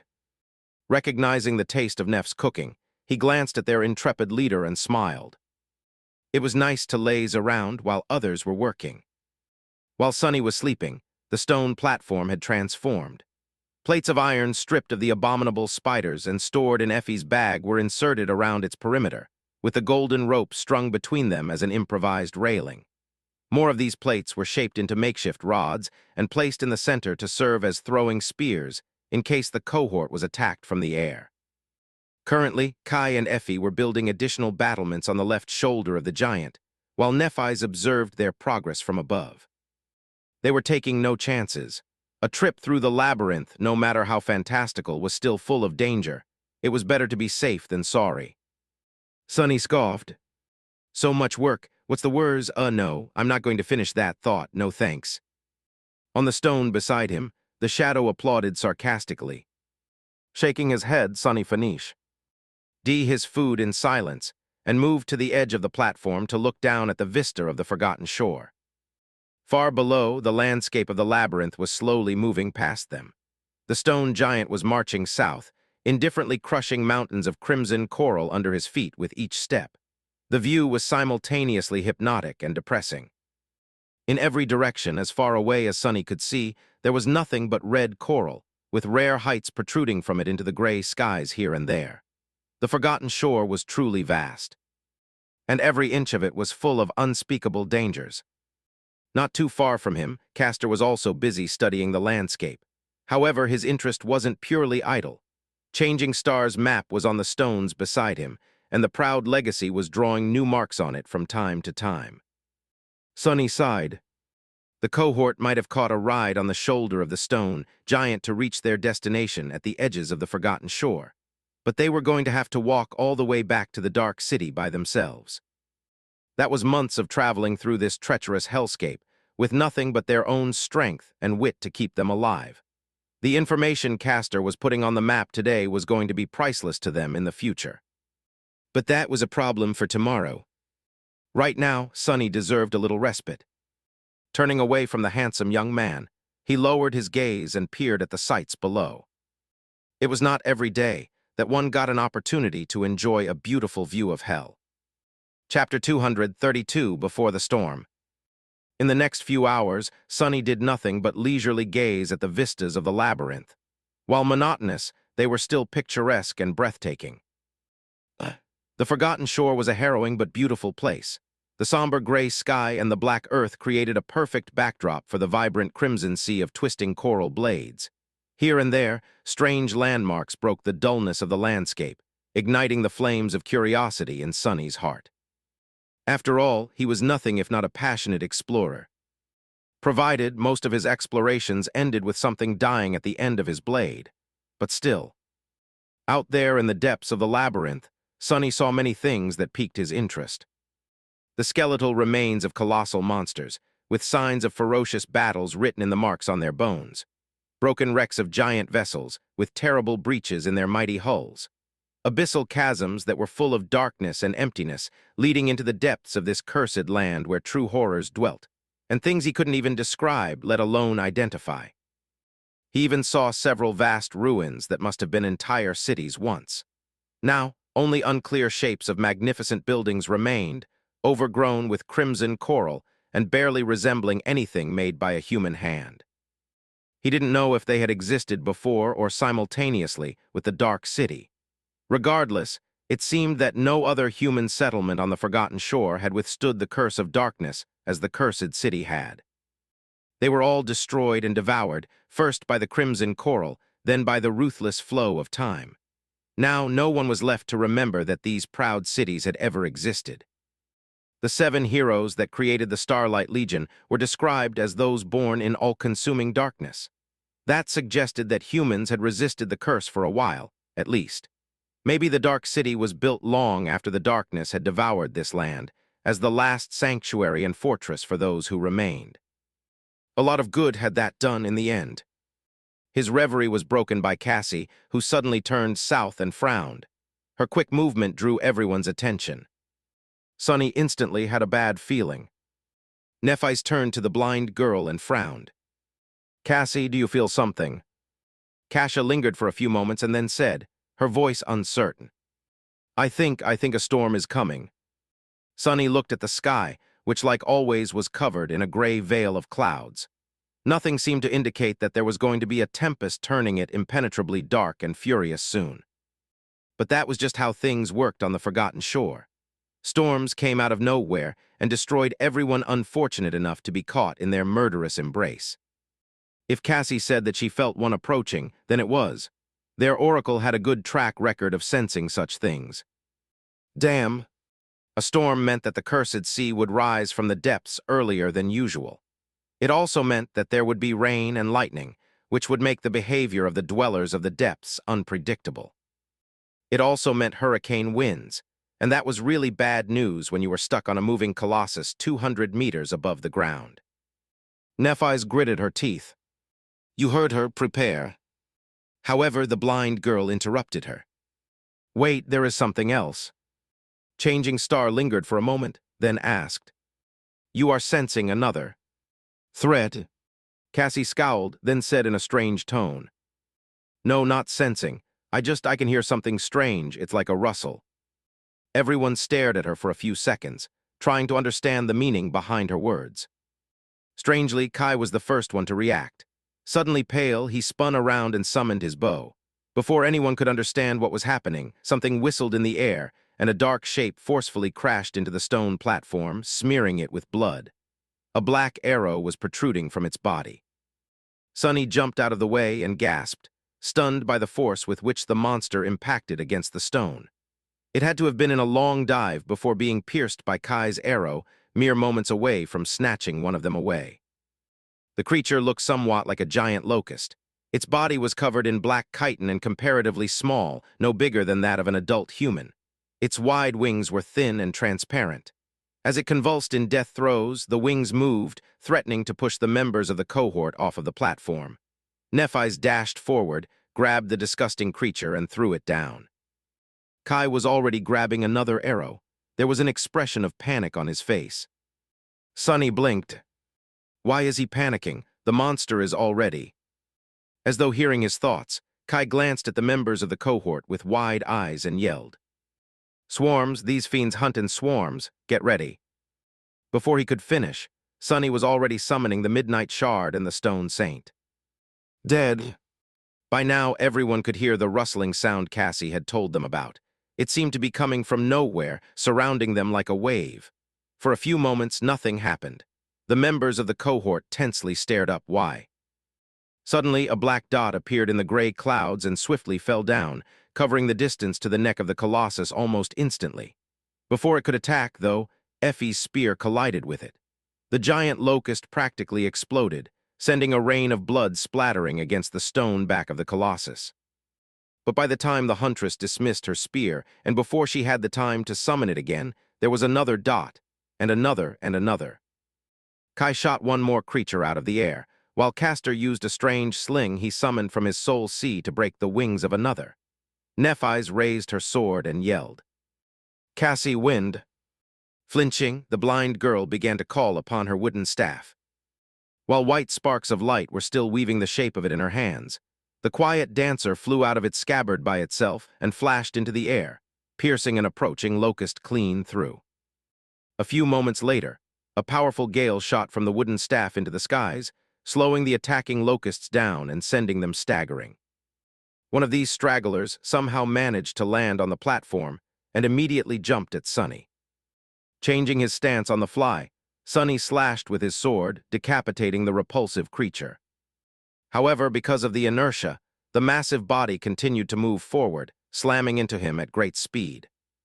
With a curse, Sunny flew back and fell over the railing. Sliding on the stone, he rolled down to the stone giant's shoulder and caught himself on the part of the defensive fence built by Effie and Kai. Then, he stood up and spat a mouthful of blood. A moment later, Sunny froze, his eyes widening. Because of the tumble, he accidentally looked down to the ground. What he saw there made him shiver. Numerous dark shapes were appearing from the labyrinth and jumping at the Colossus, swiftly climbing up his giant stone body. Chapter 233, Swarm. As the members of the cohort killed several giant locusts, their repulsive black bodies fell to the ground, raining blood on the walking Colossus and the crimson coral of the labyrinth. As soon as their corpses hit the ground, it suddenly moved. Dark figures appeared from beneath the mud, rushing at the dead locusts to devour them. Hundreds of monsters were suddenly competing for the few scraps of meat. After several bloody fights broke out and the winners were decided, those who had not got to satiate their hunger turned their heads and followed the smell of blood. Right back to the moving stone giant. Looking down with dark resentment, Sunny saw numerous creatures jumping at the legs of the walking statue from the mounds of coral and quickly climbing up. They were headed right to where the cohort was being besieged by the swarm of winged abominations. He couldn't see the shape of them clearly, but there was no doubt that these monsters were bad news. Damnation! Slain an awakened beast, Flesh Reaver. Your shadow grows stronger. Turning around, Sunny summoned the prowling thorn and hurled it upward. A moment later, using the invisible string as support, he was flying through the air. Grabbing onto the edge of the circular platform, he hoisted himself up and once again faced the carnage. The kunai flashed, cutting the wing of one of the locusts clean off. Suddenly crippled, the creature toppled and plummeted down, no doubt to be devoured by the horde of nightmare creatures approaching from below. The battle with the swarm was not going too great for the cohort. The turbulent winds summoned by Cassie's staff bought them some breathing room by making it hard for the locusts to approach the platform at high speed, but there were just too many of them. Kai was setting one arrow after another loose. After that one first shot, he had not used the blood arrow, choosing instead to rely on his mundane ones. In the chaotic mess of this sudden battle, it was too easy to miss. Plus, he didn't need a lot of power to deliver debilitating wounds to the locusts. They were basically skewering themselves on the arrows themselves by diving from the skies with incredible speed. Still, the abominable reavers were awakened beasts. It wasn't easy for a sleeper to kill one with just a single shot. Just as Sunny grabbed the kunai and spun to avoid a glancing blow from one of the creatures, another one landed on the platform. 2 arrows were sticking from its cracked chitin, but the locust was still alive. Not for long, though. Just a moment after the repulsive bug landed, Neph's sword flashed through the air, slicing it in half. Sending the mangled body off the platform with a powerful kick, Changing Star turned to Kai and yelled, "Don't try to kill them, break their wings." With a sudden light of understanding in his eyes, the archer changed his approach. Indeed, that made sense. The members of the cohort didn't need to slay the locusts. They just needed to make it so the flying scourges weren't able to reach the stone platform. Effie, meanwhile, did not need this advice. Everything she hit simply exploded into a disgusting puddle of bloody goo. The problem the huntress faced was that there was no powerful range weapon she could use. Her beautiful spear was not really suited to be thrown that often. The memories were created from soul essence. Once a memory was dismissed, that essence returned to the core of the awakened that had summoned it. However, if it was too far away from them, the essence was simply wasted, unless the memory had a special enchantment like that of the blood arrow. The essence wasn't lost forever, as it would slowly accumulate inside the soul core until the peak capacity was reached once again. But this process took time, so one could not endlessly throw their memories at the enemy during a battle, especially not once they reached a rank where managing one's soul essence was of higher importance. Effie had not reached such a rank yet, but she was still limited by that principle. That's why she resorted to using makeshift darts fashioned out of plates of spider iron. There wasn't much of them left, however. Once the last dart was gone, she would have to either exhaust her pool of soul essence or risk fighting the attacking locusts in melee. Just like the Stone Saint was doing right now. As Sunny rushed toward Nephis, he noticed the shadow lowering her shoulder and raising her shield. In the next moment, one of the repulsive creatures crashed into it at full speed and simply crumbled, black blood exploding into the air through the cracks in the shattered chitin. You have slain. The huntress, however, did not have the benefit of weighing a literal ton. Despite her graceful appearance, the saint was made out of stone, and stone was much heavier than flesh. It was also much harder to rip and slice apart. Once Effie was forced to fight the locusts with nothing but her spear and shield, her life would be in real danger. Curses, curses, curse it all. Swiftly approaching Changing Star, Sunny kicked a disgusting piece of a killed creature off the platform and yelled, "We have a problem." Nephis sharply looked at him and scowled. "What?" Sunny hesitated for a moment and then gestured down. "There's a couple of hundred labyrinth creatures crawling all over the Colossus. They'll be here pretty soon." Nephis gritted her teeth, then glanced at the members of the cohort. Cassie was holding the wooden staff, sending powerful bursts of wind into the sky to slow down the attacking swarm. The quiet dancer was flashing through the air, protecting her from the locusts to the best of its ability. Castor was spinning his strange sling, aiming at the wings of the repulsive creatures. His face was calm and grim. Everyone was barely holding on, and one mistake away from death. With a dark look in her cold gray eyes, Nephis looked at Sunny. Then she said, "Come with me, then." Chapter 234 Horde. Chapter 234 Horde. Briefly giving Castor a few instructions, Nephis walked over to the edge of the platform and looked down. When she saw the numerous creatures climbing the stone giant, a grim expression appeared on her face.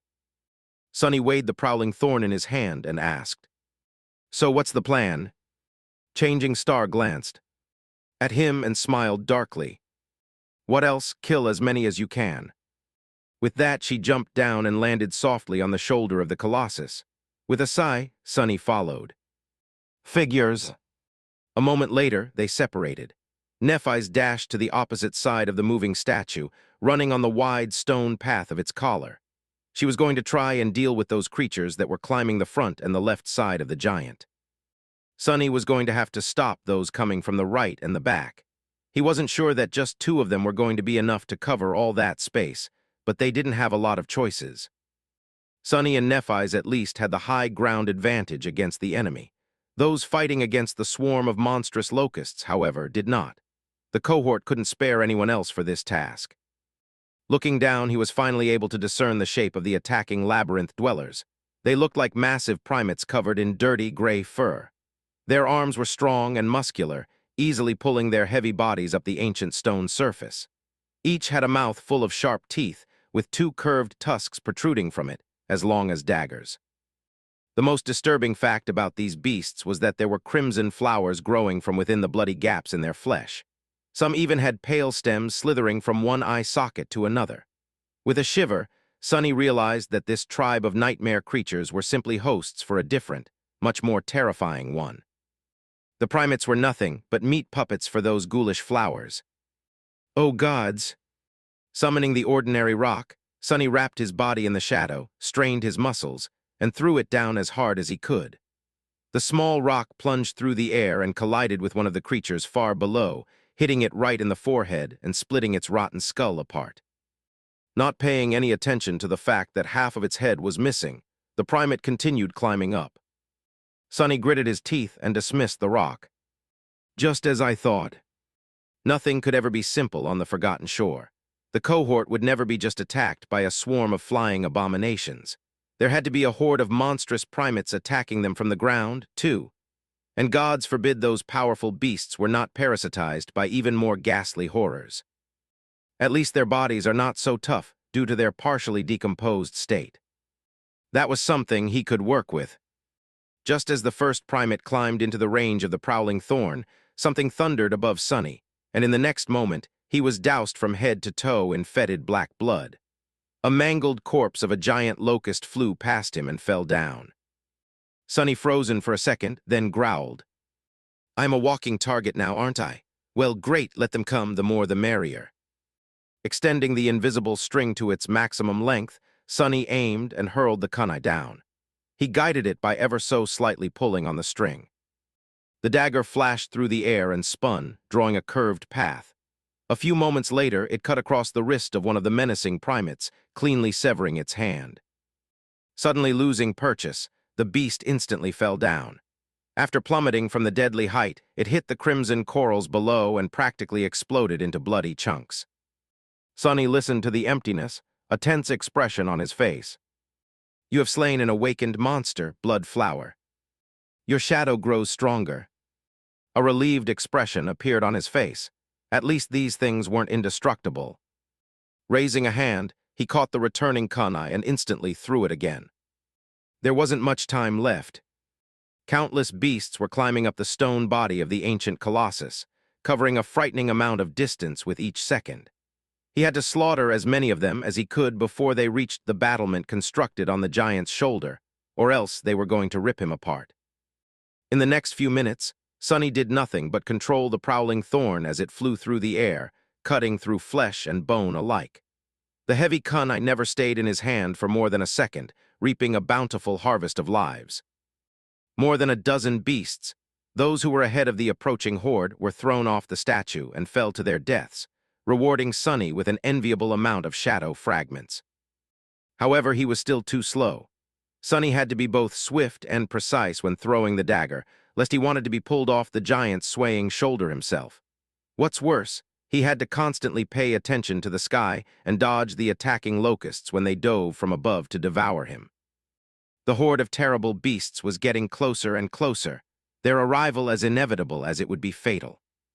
The situation got even worse when another group of them reached the gargantuan statue's back. Now, Sonny not only had to deal with the monsters climbing its side, but also rush from his perch on the shoulder of the steadily moving colossus to the treacherous path of his collar to prevent the fastest climbers from reaching too high. Bad, this is bad. Covered in blood and with his muscles burning, Sonny continued to slaughter the ghastly beasts as fast as he could. But he wasn't fast enough. At some point, Sonny realized that the climbing monstrosities were now mere meters away from him. He could see every disturbing detail of their rotting bodies, with strangely graceful flowers growing from the bloody gaps. Their crimson petals trembled as they smelled prey. Suddenly, one of the primates strained its powerful legs and jumped into the air, instantly covering the remaining distance to Sonny's position. Before it could land, however, the midnight shard slashed the creature across its massive body, cutting it apart. What flowed out of the terrible wound, however, was not blood, but a vast cloud of red pollen. Before Sonny could register the fact, he had already breathed in a whole lungful of it. His eyes widened. Oh no, this is not good. Chapter 235, Flower Boy. Chapter 235, Flower Boy. As the red pollen settled in his lungs, Sonny suddenly sensed something subtly moving inside them. Then, a wave of excruciating pain pierced his chest. With a loud scream, he fell to his knees and grabbed at the puppeteer's shroud. A stream of blood escaped from his mouth and splashed on the ancient stone. In it, tiny blooms were sprouting roots, greedily drinking the crimson liquid and growing with visible speed. Looking at them with dark resentment, Sonny gritted his teeth and slowly stood up. By the time he straightened his back, the pain had subsided a little. The bloodthirsty flowers were already turning black and dying, destroyed by the odd blessing of the blood weave. The insidious nightmare creature tried to devour him from inside, but really, it just signed its own death sentence. In a few short minutes, it would be destroyed completely by the furnace of his tenacious body. And even if some part of it survived, Neph's purifying flames were going to finish the job. Until then, he would just have to endure this torture. Come closer, you bastards. As the midnight shard appeared in his hands, another monster was already climbing onto the shoulder of the walking colossus. Lunging forward, Sonny brandished his sword and decapitated the foul creature, then kicked it in the chest to send it flying down. A moment later, he jumped back, narrowly avoiding being grabbed by another primate. Before the beast could even react, the razor-sharp takai flashed across its body, severing both of its arms. More red pollen burst into the air. Holding his breath, Sonny shifted his stance and attacked once again in one swift, fluid motion. The midnight shard pierced the knee of the massive primate, making it topple. The creature wasn't dead, but any kind of mobility it once had was pretty much gone. Good enough. But it didn't really matter. 3 other monsters were already there, ready to take the fallen creature's place. And a few seconds later, there was going to be even more of them, and then even more still, until, eventually, Sonny was torn apart by the unstoppable flood of these harrowing fiends. He would have to think of something before that happened. If only I could breathe. Fighting through the excruciating pain that was tearing him from inside, Sonny grimaced and dashed forward to face the enemies. In the next minute or so, he forced himself to cut out all unnecessary thoughts, turning into a ruthless hurricane of steel. The midnight shard danced from one nightmare creature to another, piercing, slashing, and severing their rotting flesh. The air was soon obscured by a vast cloud of red pollen. At some point, Sonny gritted his teeth and disengaged from the fight, leaving a carpet of bleeding bodies in his wake. Launching himself back a few meters, he slid on the stone and left the cloud of red mist. Only then, finally, he allowed himself to draw in a deep breath. Sensing that their enemy was gone, the primates rushed forward. However, a moment later, something glistened in the mist, and a heavy triangular blade suddenly pierced the head of the leading creature. The blood flower did not react to its host being damaged and continued its lunge. But in the next second, the head of the monstrous ape was violently jerked backward, and losing balance, it fell down. The string of the prowling thorn was coiled around the support pillars of the makeshift battlement, creating an invisible trap. By moving forward with the kunai still stuck in its skull, the unfortunate creature pulled the string taut, causing an invisible net to rise into the air.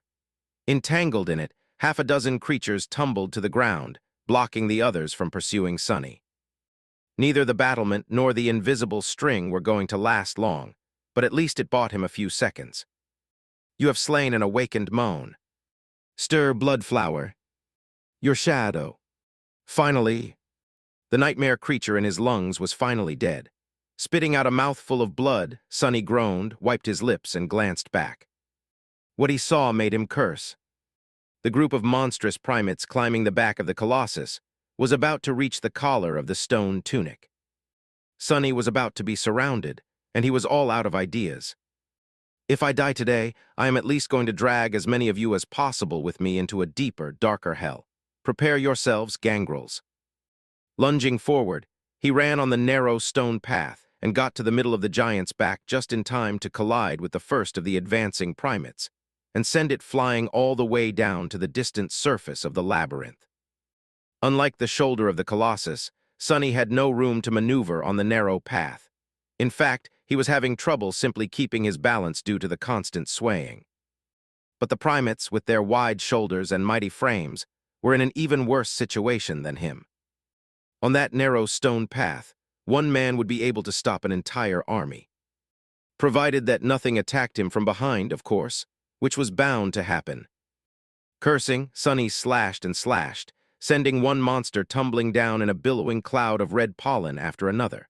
Despite all his efforts, he had to retreat step after step to avoid being surrounded and killed by the ferocious abominations. The situation was becoming desperate, especially so because the creatures that had been slowed down for a bit by the string of the prowling thorn finally wrestled free of it, and were seconds away from reaching his current position. Damnation! Sending a primate that was facing him staggering with a devastating blow of the midnight shard, Sonny desperately spun to deflect the attack from the creature approaching him from the back. However, he was a fraction of a second too late. Realizing that he won't be able to block or dodge the paw of the monstrous ape, Sonny feverishly tried to come up with a way to minimize the damage, at least. But just as the claws of the creature were about to grab onto his neck, a swift shadow suddenly fell from the skies. Catching the primate with its sharp mandibles, one of the locusts easily tore its head off and dashed back, devouring the prey with terrifying speed as it flew. In the next moment, more flesh weavers fell from the skies, aiming at the climbing primates. The 2 tribes of nightmare creatures were suddenly locked in a ferocious battle, with the 6 humans hopelessly stuck in between. Chapter 236 Ex Machina. Chapter 236 Ex Machina. With his back to the stone surface of the ancient statue, Sonny stared as the 2 tribes of nightmare creatures clashed in a cacophony of eerie roars and rustling noises. Discovering a new target, swarming locusts swiftly fell from the skies and cut into the horde of the blood flower hosts, devouring scores of unfortunate primates in mere moments. Torn and eviscerated by the sharp mandibles, their flesh seemed to almost melt in the terrible maws of the flying abominations. However, the massive beasts were not entirely defenseless. Any locust that lingered for a fraction of a second more than it should have was immediately grabbed and torn to pieces by the powerful primates, its black blood falling like dew on the petals of the crimson flowers that grew from their rotting bodies. Some hosts even jumped off the colossus to grab onto diving reavers and tumble together to the distant ground. In just a few seconds, the surface of the ancient giant and the air around him was consumed by utter chaos. Indifferent to everything, the colossus steadily marched south.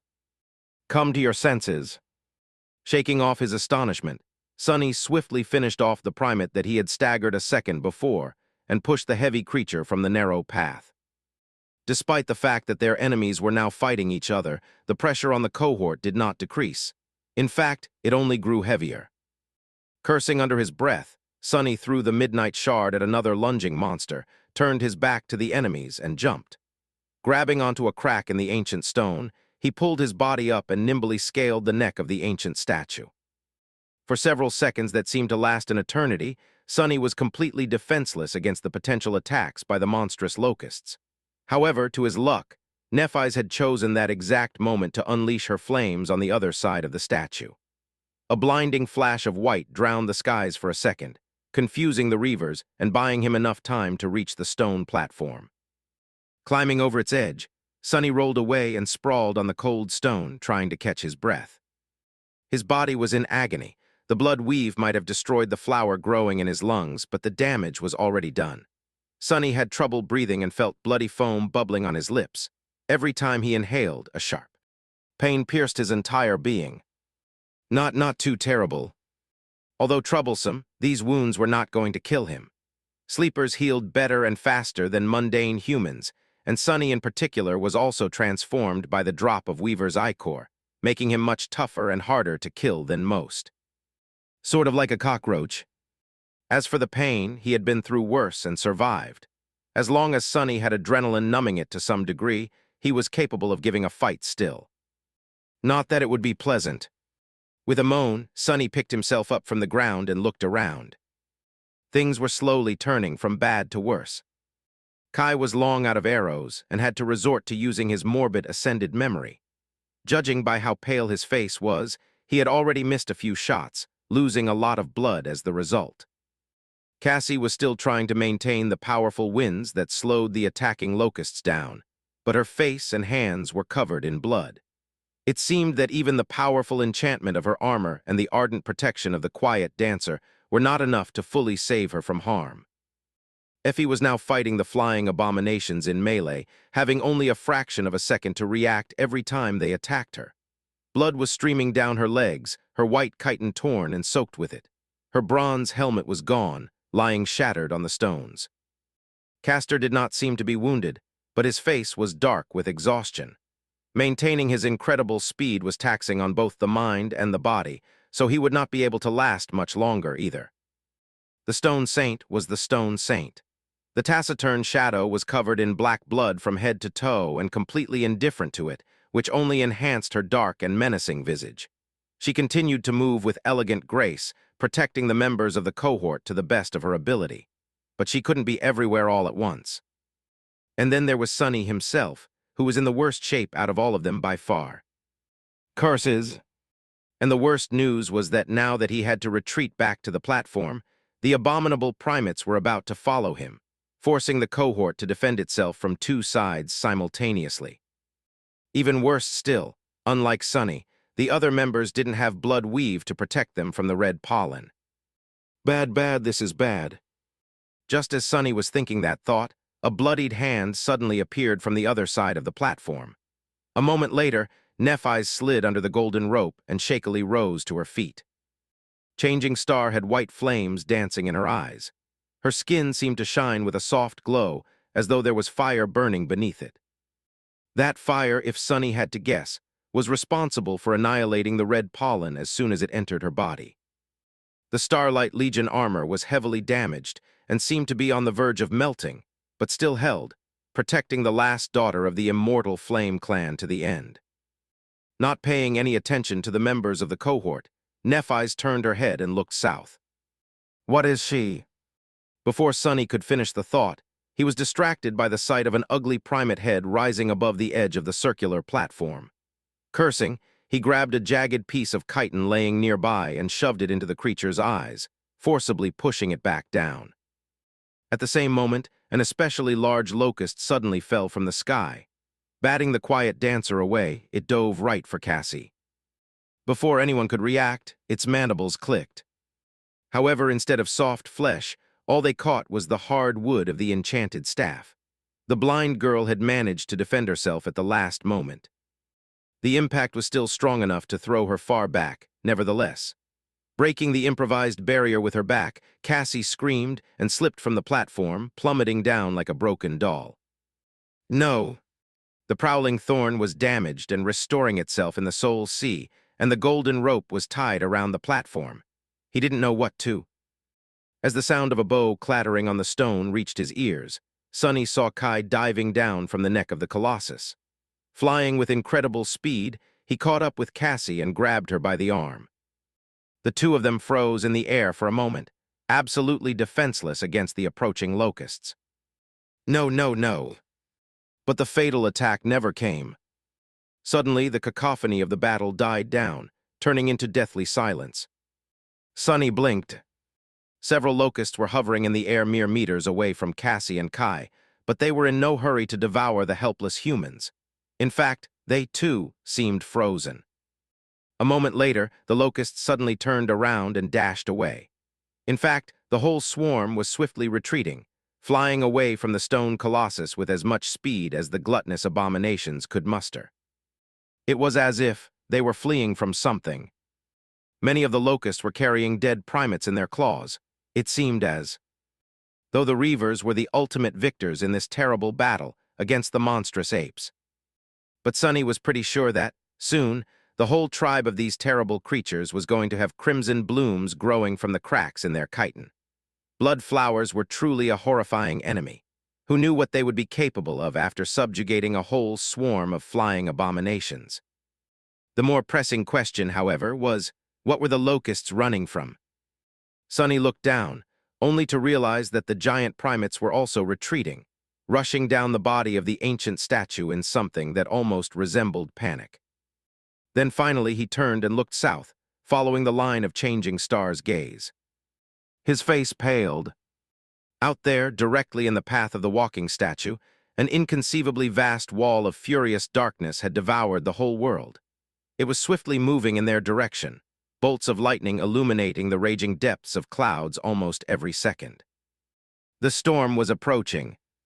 Chapter 230, Seven Wall of Darkness.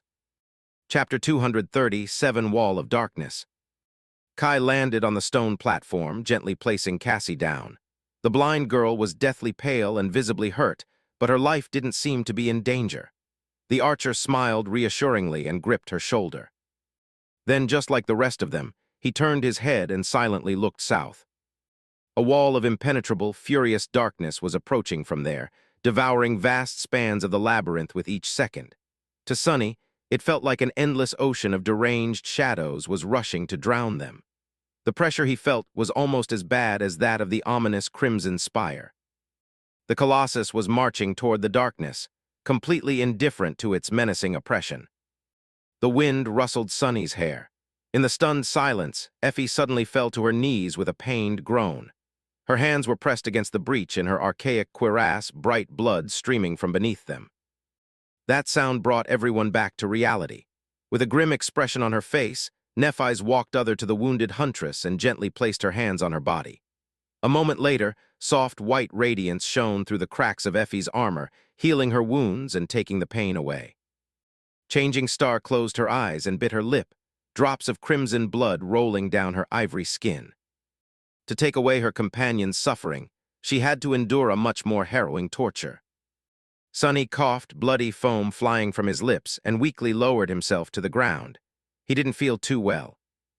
The wall of darkness was growing closer with every moment. The wind was picking up, whistling in the cracks of the ancient statue. It brought the smell of the sea with it. Sunny grimaced and commanded the stone saint to walk over and stand above him. "What are we going to do now?" Kai shivered, glanced at the raging wall of clouds, and said, "Climb lower. The lightning is bound to be drawn to the neck of this giant." Sunny shook his head. "We can't. The sea is going to rise, so most of the statue will be submerged underwater. We will be lucky if the waves aren't high enough to reach this platform." The archer sighed and looked down. "So then we're dead." Sunny smiled darkly. "Don't worry, stone doesn't conduct electricity too well, so we will be safe from lightning. Most likely. What you should really be afraid of are the things that all that commotion might attract." After that, he bent over in another fit of painful coughing. That stings a little." By that time, Nephis was done healing Effie. Walking over, she kneeled and looked at Sunny. Unexpectedly, there was an expression of sincere worry on her face. Did you inhale that pollen?" Sunny tried to grin, but ended up coughing up more blood instead. "Yeah, a little, but don't fret, it's not. There are no flowers growing in my lungs anymore." Neff's face twitched, and she outstretched her hands to place them on Sunny's chest. However, he caught them in the air with his own and stopped her. Her skin was soft and cool to the touch. "Don't bother, I'll be fine. Take a look at Cassie instead." Changing Star stared at him for a few moments. Then she suddenly asked, "But doesn't it hurt?" He pushed her hands away and shook his head. "Not as bad as it going to hurt you." Nephis frowned. "I am used to it." Sunny looked at her for a long time, his expression hard to read. Then he said evenly, "I know, but I don't want you to be used to it. You shouldn't be, especially not on my account." The weight of the things he left unsaid hung between them for a few moments. Nephis titled her head slightly, then turned away. Finally, she sighed, lingered for a few seconds, and walked away without saying another word. Sunny lowered his head and remained motionless for a while. It's better this way. Being afraid of pain was the most human emotion there was. He couldn't help but feel that every time Nephis silently endured the terrifying torture of her flaw, part of her humanity was burned away by the merciless purity of the radiant white flames. He didn't want to see it happen. Not to mention that he was the last person in the world that Changing Star should have been helping. Because suddenly a deafening thunderclap rolled over them, forcing the members of the cohort to flinch. The light of day dimmed, and the cold wind furiously crashed into them, bearing drops of salty black water with it. Done checking up on Cassie, Nephis glanced forward and scowled. They were almost out of time. "Get ready, hold." With that, she summoned her sword and held it with both hands. As the incandescent light ignited the silver blade, Changing Star thrust the sword deep into the stone, melting it. Kneeling down, she gripped the sword and prepared for the onslaught of the storm. But Effie sighed and grabbed onto a crack in the stone with one hand. With the other, she drew Cassie close and hugged her. Castor followed their leader's example and used his enchanted giant to anchor himself to the platform. Sunny glanced at them and grimaced. Standing above him, the stone saint discarded her shield and lowered one shoulder, preparing to withstand the hurricane winds. Without anything better to hold on to, Sunny hugged the thigh of his shadow and closed his eyes, embarrassed by the indignity. Before he could really revel in it, though, something plopped on the ground near him. Opening one eye, Sunny was surprised to see Kai. What are you doing here?" The archer smiled with embarrassment and coughed. "Oh well, you see, I don't have a sword that can cut stone or Herculean strength. So mind if I hold onto the other thigh of your beautiful stone companion." Sunny glared at him for a couple of seconds and then scoffed. "Fine, whatever, just don't grab onto me by mistake." As the endless wall of darkness approached, the headless colossus steadily walked forward and then dove straight into the furious embrace of the harrowing storm. Chapter 238 LNTO The Storm. Chapter 238 LNTO The Storm. A stray drop of rain fell on Sunny's cheek. The howling of the wind grew louder. A moment later, the whole world suddenly darkened, and he was assaulted by a furious gale. The water pelted him in the face, drowning the curse Sunny was about to yell. Damn!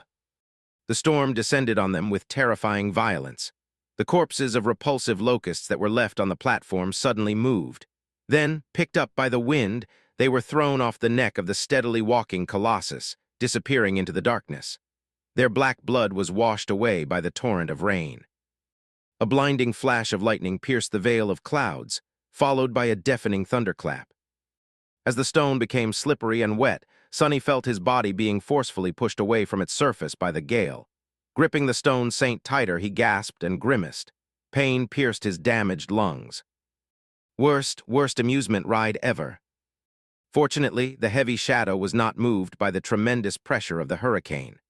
Firmly planting herself on the surface of the platform, she turned her torso and lowered a shoulder, cutting the wind with her solid stone body. To her side, Nephis, Castor, and Effie were desperately holding on against the assault of the hurricane. With some effort, they were also able to resist it. But the worst was still to come. Hidden from the sun, the dark sea was rising from the depths. Sonny could hear the deep rumbling of the black water rushing through the twisting passages of the labyrinth and washing over the mounds of crimson coral. Soon, the stone giant was walking through it, creating a furious whirlpool with each step of his gargantuan feet. Another lightning tore the skies apart, illuminating the world made of nothing but wind, water, and darkness. Hit by an especially violent gust of wind, the stone saint slid a few centimeters back and sent Sonny's heart into a momentary panic. The stone giant walked forward. After a while, the black water covered his knees, then his abdomen, then his chest. Following a long and torturous span of time spent holding onto the shadow and enduring the onslaught of the storm, Sonny saw the raging waves flowing over the broken battlements on the shoulder of the ancient statue. His face became grim. During the previous night, the dark sea had not risen high enough to reach the stone platform they were sheltering on. However, with how high the waves were, things were bound to change. As though answering his thoughts, a massive wave crashed into the neck of the colossus, washing over the platform. The members of the cohort were hit by a wall of blackness and instantly drenched from head to toe in salty seawater. Luckily, no one was washed away for now. The howling wind, the furious onslaught of rain, the constant flashes of lightning, and the violent cacophony of thunderclaps were already enough to instill in them the feeling that the whole world was about to split apart. ND crumble. With the dark waves rising to strike at the stone platform over and over again, the situation became truly disastrous. And yet they held on. Minute after minute, against all odds, the 6 humans clung to the ancient stone, refusing to be taken away by the raging tempest. Sonny didn't know how much time had passed or how far the stone giant had walked into the depths of the storm, but there was no sign of it growing weaker. In fact, it was only becoming more ferocious and terrible. However, this wasn't even what he was really afraid of. His true fear hid not in the skies that had gone mad, but in the lightless depths of the cursed sea. And soon, inevitably, his worst fears came true. With a harrowing sense of premonition, Sonny suddenly lowered his head and gazed down, as though trying to see through the mass of ancient stone. Deep beneath them, he felt a gargantuan shadow rising from the depths. One of the unspeakable terrors of the dark sea was crawling from whatever abyss that had spawned it to face the marching colossus. Curse it all! Looking up, Sonny saw Kai desperately clinging to the stone saint beside him. For once, the archer did not seem dazzling. He was just wet, pale, and scared out of his wits. Behind him, Nephis was kneeling on the stones, gripping the hilt of her silver sword, her fingers white and bloodless. Straining his hurting lungs, Sonny yelled, "Be ready, the dweez!" However, before he could finish, her eyes suddenly grew wide. Swiftly turning around, Sonny saw a gargantuan tentacle slowly rising from the seething waves. Illuminated by a flash of lightning, it looked like a tall, grotesque black tower. It pierced the skies and froze for a moment, looming over the ancient colossus. Feeling his heart skip a bit, Sonny realized that he knew the sight of it. This was the same gigantic black tentacle he saw on his first night on the Forgotten Shore, the one that had effortlessly pulled the enormous monstrous shark under the waves and tore it in halves like a little fish. The abomination that even corrupted nightmare creatures were afraid of. Falling from above, the gargantuan tentacle crashed on the moving statue and coiled itself around its neck. Oh no! Before Sonny could react, the gigantic tentacle was already wrapped around the neck of the colossus. Its bulbous flesh suddenly contracted, as though trying to strange the stone giant, and pull him beneath the waves. Without ever slowing down, the ancient statue continued to walk forward. Then, in a roar of falling water, its colossal hand rose from the depths of the cursed sea and grabbed onto the tentacle. Grasping it in his stone fist, the colossus lingered for a moment and easily tore the tentacle apart. Sonny's eyes widened. One part of the gigantic black tentacle convulsed and slid off the neck of the ancient colossus, falling into the raging waves. The other part stubbornly tried to coil around his arm, but was pushed away by the stone palm and disappeared back into the depths of the cursed sea. For a few moments, the black water was silent. "Oh gods!" And then the whole surface of it suddenly exploded into the skies. Chapter 239, Clash of Titans. Chapter 239, Clash of Titans. The surface of the cursed sea seethed and boiled, then exploded into the skies. Following the disappearance of the gargantuan tentacle, 6 others appeared from beneath the black waves. They rose and loomed above the marching colossus like twisted mountains, blocking the clamor of the storm for a fleeting moment. Sonny gritted his teeth and stared at the terrible image, trying to comprehend the scale of the approaching battle. How were tiny humans supposed to survive the fight between titans? A second later, the tentacles collapsed from the skies to assail the stone giant. Because of their size, it seemed as if they were moving in slow motion. However, Sonny knew that it was just an illusion. 4 of the arms of the unseen Leviathan submerged back under the water to coil around the legs and the torso of the colossus, while 2 remaining ones slithered toward his hand. The ancient statue continued to walk south, seemingly unperturbed by the furious assault of the terrifying dweller of the depths. It batted one of the tentacles away and allowed the other to wrap around its wrist. "Hold fast." Sonny didn't register whose shout that was, but followed the advice and grabbed onto the stone saint even tighter. Curse it all! In the furious roar of thunder and blinding lightning, the stone giant suddenly staggered and slightly careened to the side. The tentacle that was coiled around his wrist had tensed, trying to pull the hand down. The power hiding in its black, oily, bulbous flesh was so harrowing that several cracks appeared on the surface of the ancient stone. It almost looked as though the wrist of the colossus was going to snap and explode into a torrent of shards. Instead, the giant turned his palm and grasped the tentacle, then squeezed it in. An obliterating grip. The tentacle was trying to crush the ancient stone while being crushed in the fist of the stone giant in return. For a few moments, it wasn't clear which creature was more devastatingly powerful. But then the fingers of the colossus slowly submerged into the black flash, sending rivers of dark, fetid blood spilling down into the sea. Soon, the tentacle was torn to shreds and had to retreat. However, the other 5 were already attacking the colossus from below. Sonny couldn't see through the black waters of the cursed sea, but he could vividly imagine 2 of them coiling around the legs of the ancient statue, 2 wrapping around its torso, and another one holding down the hand and the mason's hammer. Whatever the gigantic tentacles were doing seemed to have worked. The pace of the walking statue slowed, as if it had to struggle against an unimaginable weight that was dragging it back. The colossus staggered once more, then suddenly lurched forward and finally stopped. Not good.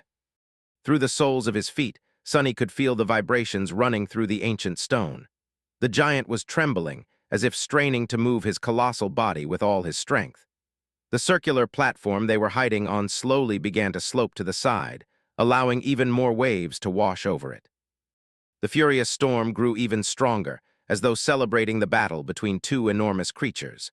The hurricane wind crushed into the cohort, pelting them with rain and seawater. The thunderclaps merged into one continuous, deafening roar, and the flashes of lightning were surrounding them like a net woven from celestial flame. Suddenly, the ancient statue shuddered and changed its angle. It was almost as if the colossus was bending his waist and leaning forward. Sonny's eyes widened. He instinctively understood what was about to happen. He wasn't the only one. As the stone saint followed his command and fell to her knees to thrust a hand into a crack in the stone, Nephis screamed, "We're going under, hold your breaths." "Here we go again." In the next second, the colossus leaned forward and dove under the turbulent surface of the waves. Sonny barely had time to inhale deeply. Then, The cohort was once again in the cold embrace of the cursed sea. Only, unlike the previous day when they had to cross the canyon, this time they were being pulled deep into the void of darkness instead of across it. Feeling a powerful current rush past him, Sonny held on for his dear life and waited. If he was right about what the Colossus was doing, they still had a chance to survive.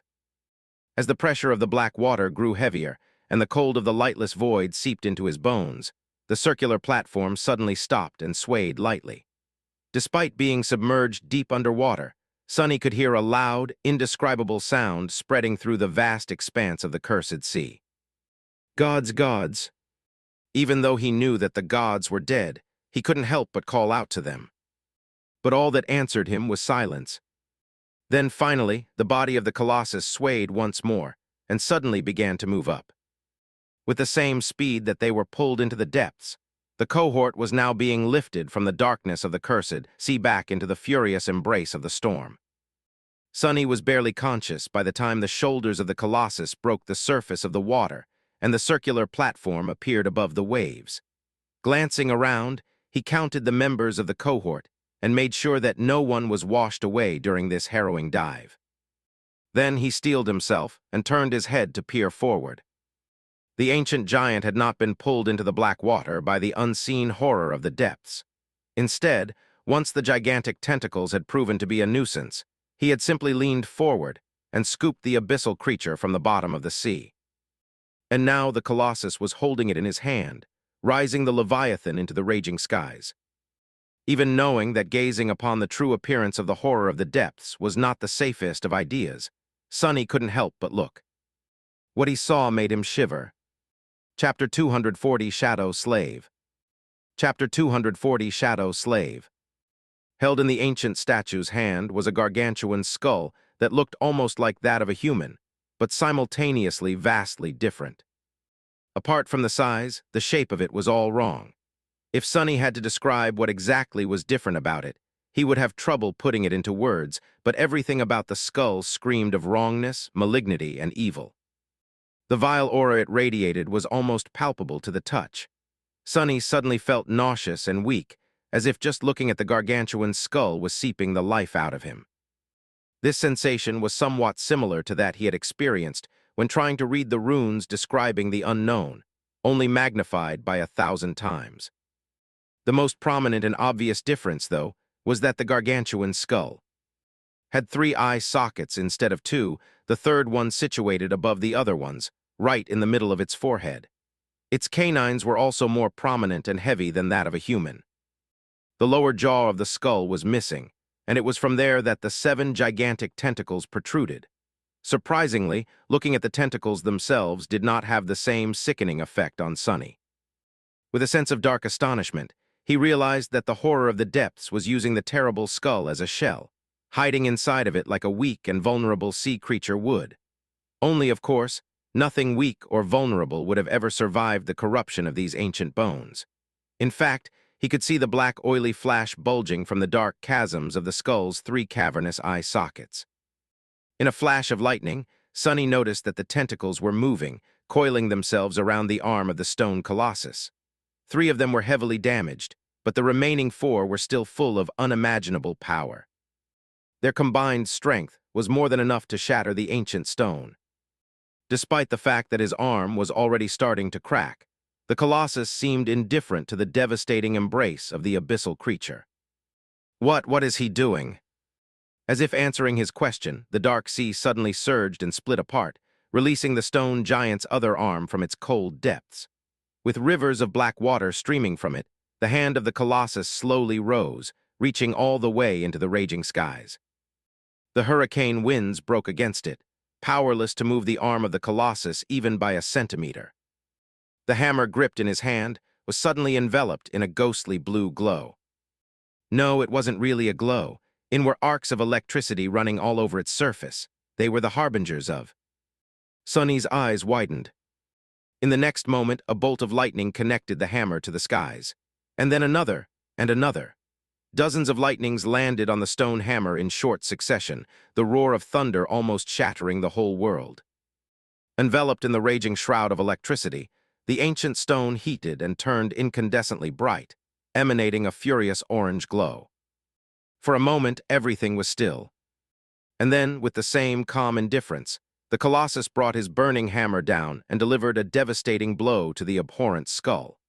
The beak of the hammer easily shattered the ancient bone and sank deep into the flesh of the horror hiding within. Sonny stared, paralyzed by awe. But in the next moment, he was thrown back by a terrible, ear-piercing, cacophonous wail. That wail was like nothing that a living being should ever have been able to produce, and much louder than even the deafening thunder tearing the raging skies. It came from the dweller of the depth, whose body was deeply wounded by the stone colossus. Peering at it, Sonny saw a vast wave of dark blood gush from the terrible wound delivered to the abyssal creature. No, not blood. It was something different. What flowed from the body of the horror of the depths was nothing but pure darkness. And the wall of it was heading right for them. Suddenly, Sonny was overwhelmed by a sense of mortal danger. What? To the rest of the cohort, the darkness spilling from the terror's body must have looked no different from the tenebrous mass of storm clouds that surrounded them, the black surface of the sea, or even the fetid blood of the giant locusts that they had slain earlier.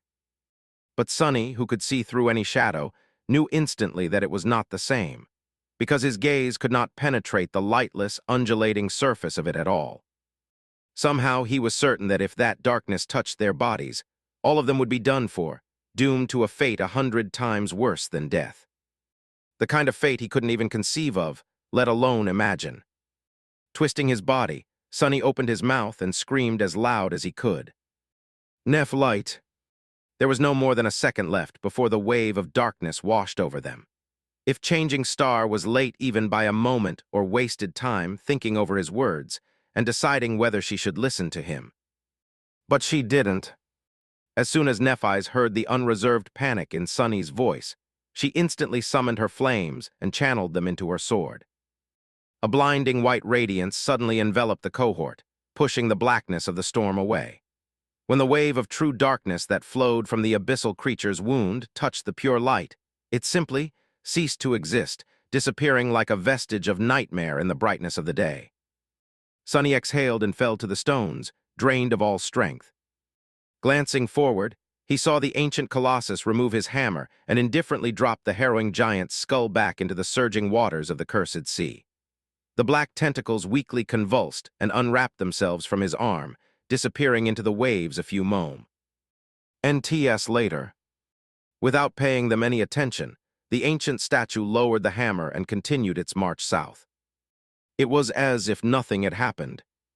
Sonny gritted his teeth and gathered whatever endurance he had left to grab onto the stone saint once again. The storm was still not over. However, somehow, it didn't seem as frightening and dangerous anymore. Indeed, nothing else happened to them. Hours later, the raging winds grew weaker, and the torrent of rain slowly turned into a light drizzle. The veil of tenebrous clouds was slowly torn apart, and the rays of sunshine shone through the tears. The storm was over. Lying on the cold stone surface, Sonny stared at the sky and grimaced. Comparatively safe, my ass.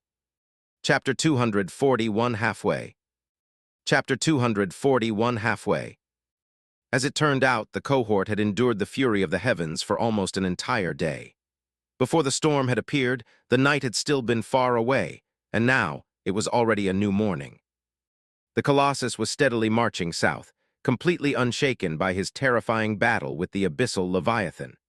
Sonny was growing more and more certain that the ancient statue, while brought to a semblance of life by some unknown power, was not truly sentient.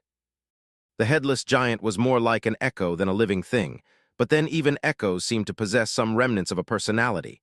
At least his poor scavenger had one. Quiet Dancer often behaved like a prudish and cantankerous young woman, too, no matter how strange it was to describe a flying rapier in that way. Not to mention Shadows, who were much more alive than Sonny felt comfortable admitting. Compared to all of them, the Colossus seemed rather lifeless. Just what kind of a being was he? Sprawled on the ground, Sonny glanced sideways and observed the stone saint, who was standing indifferently at the edge of the platform. He wondered what this living statue thought of her strange, colossal sibling. Was she in awe of him or didn't care one way or another? It was hard to tell. But then again, he was not in the mood to think too much right now. Sunny was truly exhausted and hurting all over. Everyone was, really. Despite the incredible achievement of surviving the onslaught of 2 entire tribes of nightmare creatures, the storm, and an encounter with an actual horror of the depths. Or rather, because of it, the members of the cohort looked truly pathetic.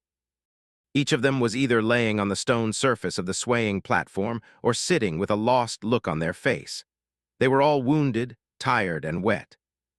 Even Kai had lost his usual luster, and that alone screamed of how rough this recent hardship had been on them, even when compared to the usual ruthless reality of the Forgotten Shore. Well, no matter, they had survived. More than that, if Sunny wasn't wrong, the stone giant had already brought them more than 1,000 kilometers to the south, and by the evening, that number was going to double. A quick way to travel across the labyrinth, indeed. In 2 days, they were going to traverse 10 times more ground than Sunny, Nephis, and Cassie had managed in 2 months of their bloody journey to the Dark City, and they had only achieved that much thanks to the desperate decision to travel by boat. Not bad, even if they had to endure a few hours of pure torture and a couple of near-death moments. Plus, the speed wasn't the only benefit that riding atop the ancient colossus had brought them. With a subtly satisfied expression, Sunny listened to his body and smiled. Even without summoning the runes, he knew that he was once again at the same level as he had been before creating the Shadow Saint, and even above it. But there was no harm in looking right. As the shimmering runes appeared in the air in front of him, Sunny found the familiar cluster and blinked. Shadow Fragments 494 1000. This is what? Although he knew that the battle against giant locusts and ghastly flowers brought him a bountiful harvest of fragments, he was still astonished to see just how many he had gained. In the short span of time after Cassie had warned them about the coming storm, and before the wall of darkness appeared on the horizon, Sunny managed to reap more than 100 of them. 132, to be exact. Incredible. Most came from the blood flowers. In a direct confrontation, Sunny would have never been able to kill that many, but yesterday, all he had to do was cause their hosts to plummet to the ground and let gravity do the rest. Between those sent to their deaths by the prowling thorn and those he had cut down with the midnight shard, about 24 abominations had died by his hand. And another one by his blood, but Sunny didn't want to even think about that experience ever again. Each of the ghastly flowers was an awakened monster, bringing him 4 fragments per kill. With the addition of a dozen or so locusts slain by the Stone Saint, Sunny ended up with this mind-boggling windfa. LL. Not only did he return to his peak form, but he was now stronger by just shy of 100 shadow fragments. All in a day's work. Still stunned, Sunny couldn't help but shake his head. If this continued, he was going to come close to fully saturating his shadow core by the end of this expedition. Which was one of the reasons he had joined it in the first place. But before today, his ambitious plans had been just a conjecture. Now they were becoming reality. By accumulating 1,000 fragments and saturating his core, Sunny was also going to learn yet another secret of his divine aspect. What exactly was going to happen once the runes showed Shadow Fragments 1000. He was now almost halfway to finding out. But even that wasn't all. Looking at another cluster of runes, Sunny read: Memory's Silver Bell, Puppeteer's Shroud, Midnight Shard, Ordinary Rock, Prowling Thorn, Endless Spring. And right after that, 2 new sets glimmered in the air. Blood Blossom, Dark Wing. 2 new memories, Jackpot. The only thing that slightly ruined his exhilaration was the fact that, recently, Sunny was having trouble finding memories that were actually useful to him. Of course, the Stone Saint had a ferocious appetite and could consume anything that he wasn't going to incorporate into his arsenal. But simply feeding his spoils to the shadow, while rewarding in its own way, was not as pleasant as acquiring a new powerful tool. With a sense of cautious anticipation, Sunny concentrated on the new memories. Well, let's take a look. Maybe it's something useful after all. Chapter 242, New Toys. Chapter 242, New Toys. Sunny decided to take a look at the Dark Wing first. Let's see what my shadow brought me. He looked at the glimmering runes. Memory Dark Wing. Memory rank awakened. Memory tier I. Memory type garment. Memory description: this cloak is as light as a dragonfly's wing, and as durable. Sunny stared at the description, his eyes twitching. Cloak, another damn cloak. And what does the spell mean, as durable as a bug's wing? Those aren't durable at all. Taking a deep breath, he calmed himself down and read at the runes again. Well, maybe it has an incredible enchantment. Memory enchantments glide. Enchantment description allows one to levitate slightly above the ground and slowly move in any direction, or glide down softly from any height. Sunny frowned slightly, thinking about whether that memory could be useful. Then, he dove into the soul sea and summoned the sphere of light containing the dark wing to take a look at its spellweave. The descriptions provided by the spell were not always very informative. It was better to study the thing himself. At first glance, the ability to fly was nothing short of incredible. Amazing, even. Sunny had heard that there were memories that gave their owners literal wings, but never expected to encounter one before becoming an awakened, or even a master. However, their usefulness differed from case to case. There were questions of height, speed, and control. No memory could have given someone the ability to fly as fast and as unrestrained as Kai could, but some came close. However, as far as these memories went, Dark Wing turned out to be of the lowest standard. It seemed that it only allowed a person to levitate or hover a couple of meters above ground and move with a very, very modest speed. Sunny could achieve pretty much everything that such an ability provided with the help of the prowling thorn and its invisible string, and do it better, too. Of course, he couldn't fight while using the kunai to swing around on the string. In that regard, this new memory was better. However, after imagining himself fighting while using the dark wing to hover above ground, or even worse, glide in the sky, Sunny shuddered. The beautiful transparent cloak indeed looked like a pair of dragonfly's wings. It was extremely thin, brittle. The slightest strike would rip it apart, causing the wielder to plummet down. So unless Sunny wanted to die, using this memory in a battle was out of the question. In short, it had little utility value compared to the prowling thorn, and couldn't be used for aerial fights. Sunny glanced at the stone saint. Should I feed it to her? But after thinking about it for a couple more seconds, he shook his head. No, despite all its flaws, the dark wing was still a real boon. The ability to glide alone was priceless. With it, he did not need to be afraid of falling down from deadly heights. Like from the height of an ancient walking colossus, for example. I'm keeping it. The thing would only give his shadow one fragment anyway. Looking up, Sunny noticed a transparent cloak that looked like a pair of dragonfly wings suddenly appear on Cassie's shoulders. The sunlight refracted through it, making the wings glimmer slightly with all the colors of the rainbow. With an expression of wonder on her face, the blind girl made the wings move. A moment later, they disappeared into a blur, and Cassie suddenly hovered a few centimeters above the ground. She giggled.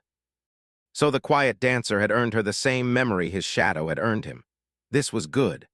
While the weak levitation ability was mostly useless to Sunny, to the blind girl, it would be of tremendous help. The terrain of the Forgotten Shore was often uneven and treacherous, so being able to float above it was a true gift for someone who could not see. Sunny smiled softly and looked away. It's nice that she still knows how to laugh. A moment later, his expression darkened. Closing his eyes, Sunny sighed heavily and turned his attention to the second memory he had gotten. Don't think about it. Memory blood blossom. Memory rank awakened. Memory tier II. Memory type charm. Sunny's heart skipped a bit. Charms were a rare type of memories that took the form of a small accessory, most often an amulet or a talisman. Unlike weapons, armor, and tools, they obviously had no practical value. However, charms made up for it by possessing unique and powerful enchantments. Among the elite awakened, these were the memories everyone hunted for the most. And now he got one. Please be good, please be good. Memory description: no matter how much blood was spilled, her hunger only grew. Sunny blinked. Creepy. Memory enchantment's flower of evil. Enchantment description: this beautiful charm imbues all memories and echoes of its wielder. As Sunny read the description, the runes suddenly changed right before his eyes. After a moment, a new one appeared between them. This beautiful charm imbues all memories, echoes, and shadows of its wielder with an unquenching thirst for blood. They receive an overall enhancement when used against a bleeding foe, and grow more powerful the more their prey bleeds. Not even paying attention to the way, the spell changed the runes on the fly. Sunny froze. Aura, it's an aura enchantment. Aura enchantments were an extremely rare thing. Unlike the usual enchantments, they affected not only the wielder, but everything that fit their target criteria in a certain radius. No need to mention how precious such things were. And Sunny didn't just get an aura charm, but also one that provided a comprehensive augmentation to the power of all. His memories, echoes, and shadows, as long as his enemy bled. And the more they bled, the stronger that augmentation would grow. Beautiful. Sunny was so stunned that he accidentally whispered that word out loud. A moment later, he suddenly shuddered and quickly glanced around to make sure that Effie wasn't anywhere near him when he had said it. To his relief, the huntress was on the opposite side of the platform, working on the map of the forgotten shore. Sunny exhaled and furtively wiped the sweat off his forehead. Phew, that was close. Then a wide grin slowly appeared on his face. With a satisfied sigh, he rested his head on the stone and thought. Sorry, Saint, today you shall remain hungry. Chapter 243 Fangs of a Dragon. By the middle of their second day of traveling through the labyrinth atop the ancient colossus, an ominous, dark line appeared on the horizon. With every minute, it slowly grew closer. Pretty soon, Sunny was able to tell that they were headed toward a vast mountain chain. The mountains seemed to serve as a border between the forgotten shore and the rest of the dream realm. They were tall and jagged, piercing the skies like the fangs of a giant dragon. Their distant peaks were covered in pristine white snow and wrapped in a veil of mist that streamed into the ravines and onto the ridges below. This was the place where the first lord of the castle had disappeared all those years ago, as well as the goal of their own perilous journey. As the stone giant came closer to the mountains, Sunny finally understood just how tall, magnificent, and imposing they were. Even the Colossus himself looked like a tiny ant in front of these towering peaks. It was hard not to feel small and insignificant in their oppressive shadow. Slowly, the terrain of the labyrinth began to rise. The mounds of coral grew smaller, the distance between them increased, until finally there were as much black soil and stone outcroppings visible beneath as there were islands of vivid crimson. Finally, the blades of coral became scarce.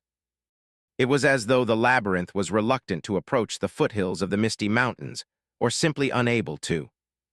As the gargantuan statue approached the border of the crimson forest, its steps slowed. The Colossus seemed to be struggling to move any further. His body was slightly bent, as if he was fighting against strong wind or some invisible force that was relentlessly pulling him back into the labyrinth. Even his prodigious might was not enough to defeat the pull of the ancient curse. Finally, the stone giant staggered and stopped. This was the moment they were waiting for. Castor, Effie, and Nephis were already climbing down, while Sunny, Cassie, and Kai stood at the edge of the circular platform. Looking down, Sunny sighed and glanced at the charming archer. If this doesn't work, you're going to catch me, right? Kai raised his elegant eyebrows, then smiled at him dazzlingly. Why, of course, it would be my pleasure. Sunny's eye twitched. Shaking his head, he summoned the dark wing and turned away. Immediately, a cloak in the shape of two transparent wings appeared on his back. If there was one thing calming Sunny down, it was that his shadow was already on the ground. He had sent it down in advance to scout out the landing zone and make sure that nothing was waiting for the members of the cohort below. The stone saint was now standing there, looking like a tiny black dot from the height of the ancient statue's neck. No sense in prolonging this. Gritting his teeth, Sunny commanded the dark wing to raise him above ground and stepped into emptiness. For a moment, he was consumed by primal fear, but then Sunny felt that instead of plummeting down to shatter on the rocks, his body was smoothly gliding through the air. He was still losing altitude, but at a safe and pleasant pace. Two transparent wings had turned into a blur behind his back. Actually, this feeling was exhilarating. Pandanavel com. Trying to keep a wide smile from appearing on his face, Sunny reminded himself how brittle his wings were and tried to control the direction of his descent. All it took was a slight shift of his posture and a mental command to the dark wing. Soon, Sonny was gliding down in a wide spiral, enjoying the feeling of wind whistling in his ears. It's a shame that others can't experience this. Initially, he was planning to take Effie on the ride of her life. With Kai and Cassie carrying the other two members of the cohort, reaching the ground would have been really easy. However, after a little bit of experimentation, they had found out that memories left behind by the terrible locusts couldn't carry too much weight. Even supporting Sonny himself was already close to the dark wing's limit. So he got to enjoy this pleasant feeling of weightlessness all by himself. After a few minutes of smooth gliding, Sonny softly landed near the stone saint and looked up. Kai and Cassie were right behind him, and slightly above, already reaching the knees of the Colossus, were the other three members of the cohort. This memory might be better than I gave it credit for, still not usable in a battle, but very handy nevertheless. Soon, they were all reunited in the shadow of the ancient statue. A few moments later, the Colossus trembled. Slowly, it turned around and took a giant step. The ground trembled as his feet landed on it. The 6 humans stood silently, watching the ancient statue walk away. It was heading east, moving parallel to the impregnable wall of the Draconian mountains. Sonny suspected that the stone giant had walked all around the forgotten shore thousands of times, and now was at the start, or the end, of another loop. The stone saint was watching the headless giant walk away, too. Sonny glanced at her, wondering once again if his shadow felt something toward this enormous creature. He got a strange sensation that she did. However, it wasn't all as Sonny had suspected. If anything, the hint of emotion hiding deep in the ruby eyes of the stone saint was that of disdain. Curious. Back at the ruined cathedral, Sonny had noticed that the Black Knight's armor bore a visible resemblance to that of his taciturn shadow. However, it didn't seem as though both came from the same source. It was more like the armor of the fallen devil was derived from that of the living statues. Almost as if someone had tried to replicate their armaments, but only managed to create a lesser facsimile. Was the stone giant the same? A failed attempt at repeating the same miraculous act of creation that had put a spark of true life into the stone saint and her brethren. There was no way to know, but still Sonny couldn't help but wonder. Soon the ground stopped trembling, and the figure of the mechanically marching Colossus disappeared into the gray fog. A few moments later, Nephis sighed and turned around to face the mountains. It was time to find a place to spend the night. Tomorrow morning, they were going to start their search for the lost expedition. Chapter 244, Death Zone. This high into the foothills of the mountains, they didn't have to look long for a suitable shelter. In fact, they could have simply camped in the open. The dark sea couldn't get to them anymore. As the night descended and enveloped the world in the familiar veil of absolute darkness, Sonny volunteered to be the first one to stand watch. Gazing down the sloping surface of the rocky ground, he watched as the black water slowly rose from the distant crimson forest of the labyrinth. It crawled up the steep slope of the foothills, straining to devour as much of them as it could, but then stopped hundreds of meters away from the place where the cohort had made their camp and swayed gently, unable to move any further. Just like the headless Colossus had not been able to. Looking at the powerless waves, Sonny finally allowed himself to believe that they were now outside of the forgotten shore. Or more precisely, at the very edge of it. In any case, the cursed sea was no longer a threat to them. How strange. Sonny had grown accustomed to living in the constant fear of this transient abyss. Even in the dark city, he was constantly aware of its oppressive presence. No one was free of the frightening thoughts about what would happen if the seemingly unassailable wall of the city finally gave in and fell, opening the way to the flood of darkness. But now they were safe from it. For now. With a sigh, Sonny summoned the blood blossom. An intricate pendant in the shape of a beautiful red flower soon appeared, hanging on a black thread around his neck. He admired it for a few short moments, and then hid the charm under his armor. It was better to be safe than sorry. Relaxing now was not the brightest of ideas. Yes, the dangers of the dark sea were now behind them, but he was ready to bet that actually escaping the clutches of the forgotten shore was not going to be that easy.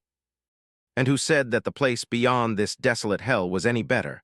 With his luck, it was only going to be worse. Consumed in thought, Sunny stared at the dark sea and waited. In the morning, the members of the cohort prepared to start the search. But before they could get to it, Nephis suddenly stopped them and peered at the towering peaks that loomed above in a veil of mist. There was a dark expression on her face.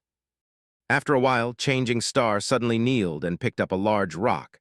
Straining her muscles, she crushed it in her fist and then looked at the shards with an inquisitive look.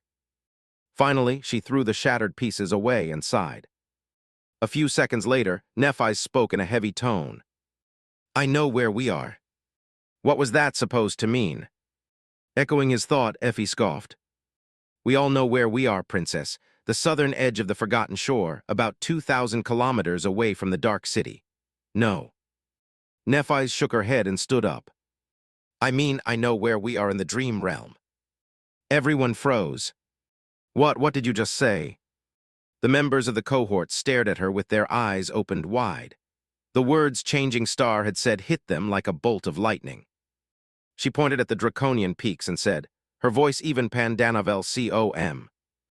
"We are north of the Hollow Mountains, I am sure of it." Hollow Mountains. The name rang a bell, but Sunny couldn't quite put his finger on where exactly he had heard it. Glancing at the other members of the cohort, he noticed that everyone shared the same expression, except for Castor, who seemed to know something. His face grew pale. Nephis lingered for a few moments, and then explained. "Human sphere of influence in the dream realms is not very large, but it has been slowly expanding for the last 30 years. There are 3 great citadels, the most prosperous of which, Bastion, is ruled by the noble scions of the Valor clan, and numerous lesser ones." Then she grimaced. For a time, the allies and vassals of Clan Valor used to conquer one lesser citadel after another, expanding human territory far into the north. But then their expansion in that direction stalled, because they encountered Hollow Mountains. "Oh, right, I think I heard that from Teacher Julius. The northern border of the human territory is a wild place." Sunny frowned. "Are these Hollow Mountains very dangerous?" Changing Star gritted her teeth. "As dangerous as it gets, actually beyond that. The mountain chain stretches for thousands of kilometers, forming a whole region of its own. It is marked as a death zone. Even saints don't come back from there alive." Sunny shivered. Death zones were regions of the dream realm populated by nightmare creatures of the 3 highest ranks, great, cursed, and unholy. Since no human had survived the 4th nightmare yet, facing even the weakest of them was a death sentence to anyone below the saint rank, and even saints had only a slight chance of prevailing against a great creature, let alone a cursed one. Somehow, Sunny managed to become one of the few people alive to slay a great devil. But he had only survived that encounter by pure luck. If not for his weird trait of possessing a shadow core instead of a soul core, the unborn spawn of the vile thieving bird would have stolen his life force and killed him on the spot. And if Nephis was right, the Hollow Mountains were populated by many creatures of that caliber and higher. Sunny sighed. "So what you're telling us is that this place is even worse than the Forgotten Shore." Without having to say anything, Nephis simply nodded. He smiled. Figures. He had been right after all. Escaping the Forgotten Shore was simply impossible. The only way out lay in the cursed Crimson Spire, and that was where they were headed, whether he wanted to or not. With a dark expression on his face, Sunny stared at the jagged peaks of the Hollow Mountains and said, So we are going there." Nephis lingered for a few moments, and then answered calmly. "Let's hope not. We only need to get as far as the First Lord had gotten. That should be close to where we are right now." Sunny looked at her and nodded. "In that case, let's not waste any time. The sooner we return into the labyrinth, the better." "Gee, I never thought I would be impatient to return to that damned hellhole. You just never know what the future holds, huh?" Chapter 245, Theater of Giants. Chapter 245, Theater of Giants. Armed with the understanding of just how dangerous the beautiful mountains towering above them were, the cohort set out deeper into the foothills. Because they didn't know much about the area and what type of creatures populated it, they decided to stay together. While it would have been much easier to send Kai to take a look around from above, no one wanted to take this risk. As the result, The 6 humans moved in a tight group, much like they had on the narrow streets of the dark city and in the labyrinth. However, the landscape around them was vastly different. There were no growths of crimson coral covering the ground, just grass and outcroppings of gray rock. It almost felt like they were back on Earth. Strangely, that made Sonny feel uncomfortable. Looking around, he could see far in every direction, with no walls of coral or ancient, ruined buildings obscuring his view. That made it harder for the nightmare creatures to ambush the cohort, but also impossible for the cohort to hide from anything that could have been watching. That is true, but where are all the monsters? Indeed, no matter how hard Sonny looked, he couldn't see any movement whatsoever. It was as if the entire area was completely dead. They were surrounded by complete silence, which was broken only when a member of the cohort made a sound. The picturesque scenery could have been peaceful, but felt eerie instead. Even Sonny's shadow seemed uncharacteristically listless. Full of unease, they continued to move forward. The plan was very simple. Because of Cassie's vision, they knew that the First Lord and his companions had traveled to the mountains the same way that they did, or at least followed the same route. That meant that both cohorts entered the foothills at approximately the same spot. The other thing Cassie had told them was that they were searching for a vast pit in the stone.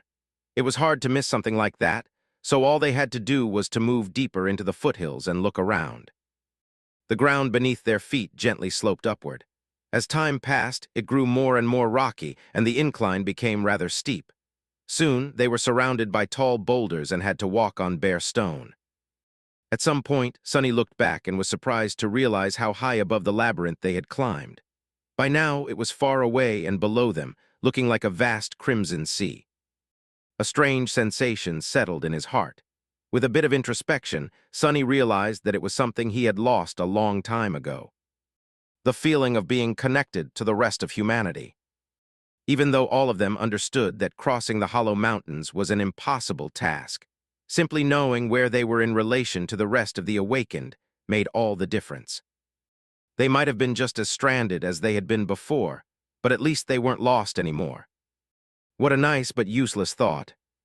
With a sigh, he turned around and hurried to catch up with the rest of the cohort. The sun was still high in the sky when they found the pit Cassie had described. It was situated in a valley just at the point where the foothills turned into proper mountains, and turned out to be something different from what everyone had imagined. Disturbingly, throughout the whole day, they had not met a single living thing. In any other circumstances, Sonny would have been glad because of this strange lack of nightmare creatures, but now it was just making him nervous. Standing at the edge of it, he looked down with a feeling of awe. Cut into the flesh of the mountains, a vast quarry lay below them. Despite its incredible scale, it was clearly made by humans. A road clinging to the slope of the circular pit led to the bottom of it, wide enough for 10 carriages to ride side by side. At the far end of the quarry, the gray slope of the mountain was cut and hollowed, creating something that resembled either colossal steps or seats of an amphitheater built for giants. Here and there, massive blocks of stone stood, as though ready to be transported back to the ancient city. Sonny studied the monolithic blocks of gray stone, then the size of the deep quarry. Something connected in his mind. So this is where the materials for the mighty wall of the dark city had come from. He was certain of it. To think that the ancient inhabitants of the Forgotten Shore had transported all that stone from this far away, the thought of it was nothing short of humbling. Effie, meanwhile, was staring at something with a tense look on her face. Suddenly, she pointed to the center of the deep quarry and said, "Over there, look." Following her gaze, Sonny strained his eyes. For a couple of moments, he couldn't understand what the huntress was talking about, but then his heart skipped a bit. At the bottom of the quarry, there was a giant nightmare creature. The abomination was enormous, easily twice the size of the carapace demon, who had already been as tall as a house. It looked like a strange insect, somewhat resembling a weird mix of a rhinoceros beetle and a praying mantis, with a smooth carapace, massive horn, and deadly blades attached to the joints of its limbs. The whole creature seemed to be made out of stone and was the same color as the floor of the quarry. In fact, if not for Effie's warning, Sonny might have not even noticed it. That flesh, however, was broken and shattered, lying in piles on the ground. The giant stone demon was dead. And from the looks of it, it died by a human hand. Sonny turned to Nephis and hesitated for a moment. "What do you think? Those are sword cuts, aren't they?" Changing Star was silent for a bit, and then said in a dark tone, "It's hard to tell. We'll need to get closer to take a proper look." Chapter 246, Irrefutable Proof. Chapter 246, Irrefutable Proof. Ready for the worst, the cohort summoned their weapons and slowly moved down the wide road that lead to the bottom of the quarry. From reaching the foothills of the Hollow Mountains till now, they had not met a single nightmare creature, but that was not a reason to lower their guard.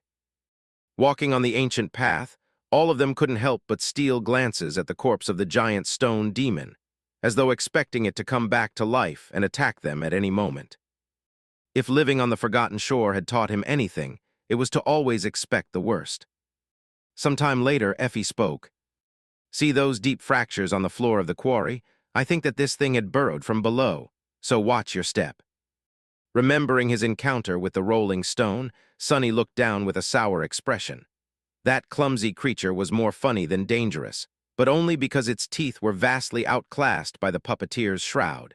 If something with more bite were to ambush them from below, who knew what was going to happen?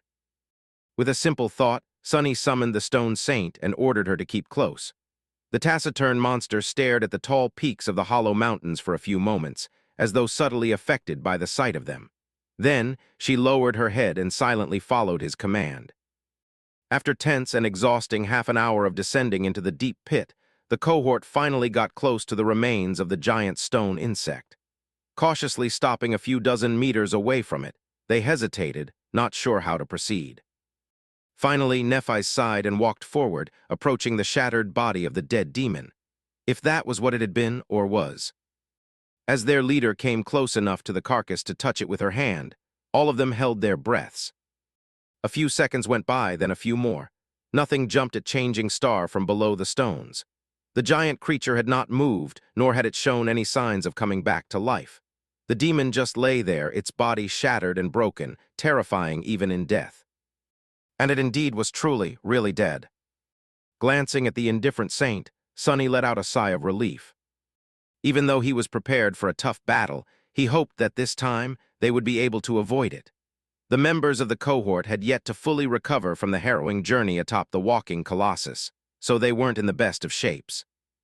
Well, at least Sonny was not, partially because he had refused Neph's offer to vanquish his wounds with her purifying flame.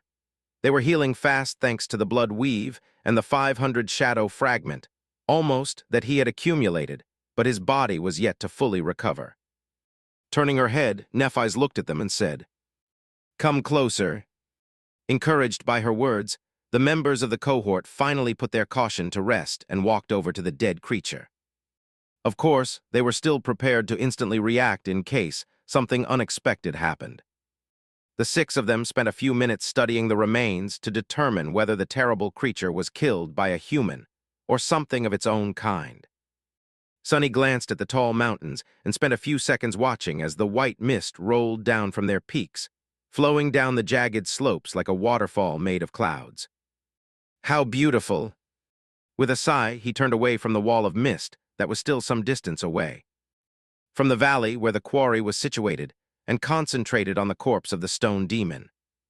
Whatever had killed it was not something Sonny would wish to meet in a battle. The flesh of the creature was, indeed, made of stone.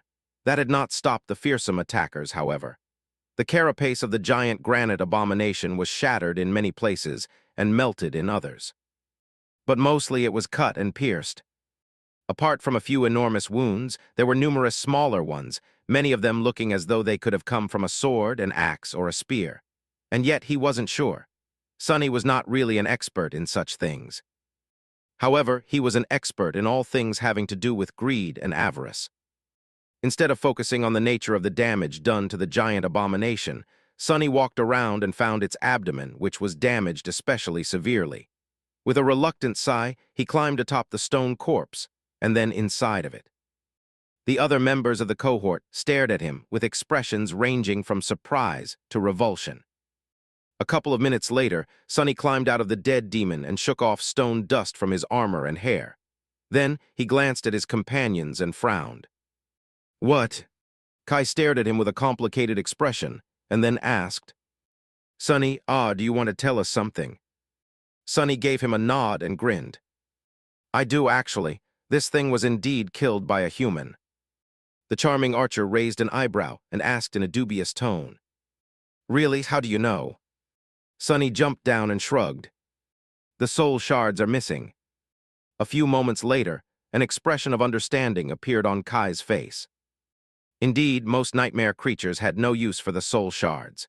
Just like humans, who directly absorbed soul essence after killing one of their own kind, they fed from the kill itself, as opposed to the act of retrieving and crushing the remnants of broken soul cores. If they weren't bizarre terrors like the Soul Devourer, of course, but the chances of encountering another one of those here were rather low. It was reasonable to assume that the soul shards were removed by humans. His discovery was solid enough proof of the fact that it was indeed the First Lord's cohort that had battled and slain the terrifying creature. They had really found the signs of the lost expedition. But there was another proof for this conclusion, this one irrefutable. Nephis, who had wandered away from the remains of the demon at some point, suddenly called them over. The members of the cohort glanced at each other, then slowly approached her, trying to understand what was it that she had found. Changing Star was standing near one of the piles of rocks that were littering the ground around the body of the dead creature, looking at it with a solemn expression. Most of them came from its shattered carapace, while some were created because the floor of the quarry was broken apart and churned during the ferocious battle. Why was Nephis so interested in that one in particular? Looking closer, Sonny suddenly realized that this pile of rocks was different from all others.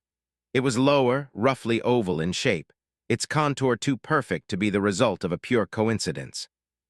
It seemed as though each rock was painstakingly placed here by a human hand, perhaps in hopes to make the pile as orderly and sturdy as possible.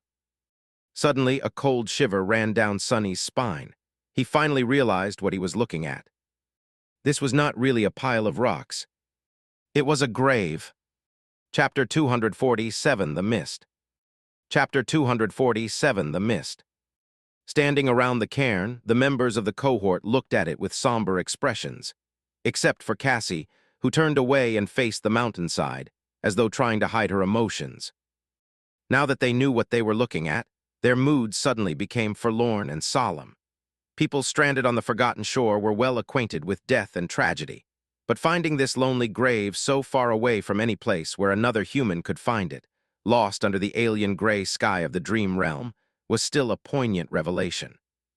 None of them had ever met the dreamers of the first cohort, but after living in the shadow of their legendary achievements and hearing stories of their deeds for so long, it felt as though this grave belonged to one of their own.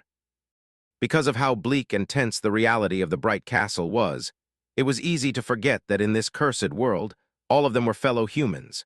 But in front of the quiet grave, the truth was stark, and cutting it was them alone against the endless tide of nightmare creatures, and every human life lost diminished them all. Sonny sighed and noticed that there were words carved into one of the stones placed on top of the cairn. It took him a while to make sense of the inscription, because it wasn't written with the runes he had grown accustomed to. Instead, it was written in simple letters of the human language, which looked strange and alien in this forsath. Can land. Cut into the stone by unknown means, a single sentence was left behind on the otherwise unmarked grave. Her nightmare is over. With a heavy heart, Sonny silently repeated it several times. It was strange how much meaning could be expressed with so few words. They echoed in his mind and lingered there, leaving a deep and mournful mark. Rest in peace, whoever you are. I hope that your dreams are sweet and serene now. With that, he turned away and gritted his teeth. When would their own nightmares be over? The other members of the cohort were slowly coming back from their sudden reverie. Kai sighed and looked at Changing Star, his face full of sadness. I guess this is what we've been looking for. The First Lord and his expedition definitely passed this way. But what now? Nephis threw a last glance at the grave and turned to face the charming archer. There should be an entrance to an old mine somewhere nearby. From what Cassie had seen, this is where they went. Sonny frowned. Something in what she said made him uneasy. But why? Turning his head, he looked at Cassie, who was still silently standing a few steps away from them, her head turned to the mountains. It seemed as though the blind girl was enjoying the sight of white mist that was flowing down the mountain slope, slowly approaching the valley. She had been awfully quiet all this time. With an ominous feeling suddenly gripping his heart, Sonny gestured to Nephis to draw her attention. Changing Star frowned, then followed his gaze and slightly changed in the face. Walking over to her friend, she carefully placed her hand on the blind girl's shoulder. Instantly, Cassie flinched and turned around, her face pale. "Cassie, did you see something?" There was an expression of terror written on the blind girl's face.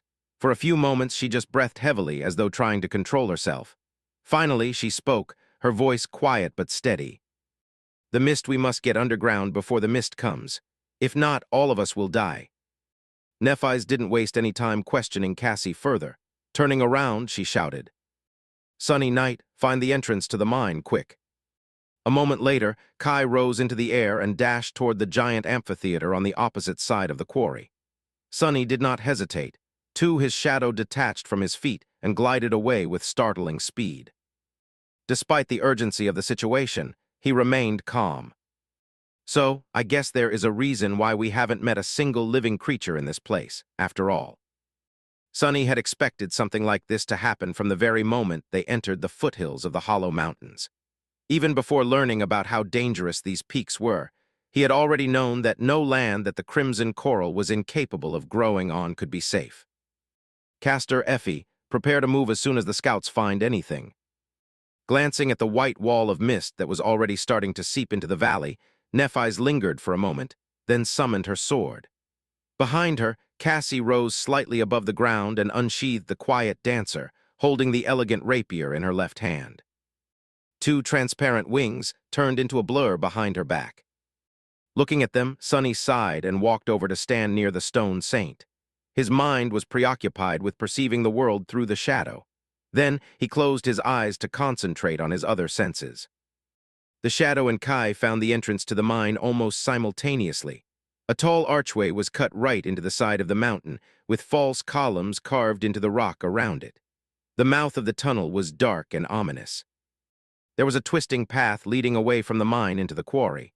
Sunny couldn't see where it exited the maze of stone blocks, but was sure that Kai would see it from above. Opening his eyes, he noticed that the wall of mist was now looming above them, mere seconds from falling down into the quarry, and said, "Follow me." With that, he ran toward the general direction of where the mine was situated. The others ran behind him, exerting as much speed as they could manage, except for Castor, of course. Halfway to the wall of the quarry, Kai landed near them and gestured to a barely visible opening between the stone steps. "There, hurry." They entered the hidden path and ran as fast as they could, soon approaching the wide tunnel. At the very edge of darkness, Sunny stopped for a second and looked back at the swiftly approaching wall of mist. As he gazed into the milky fog, a cold and heavy feeling of dread suddenly grasped his heart.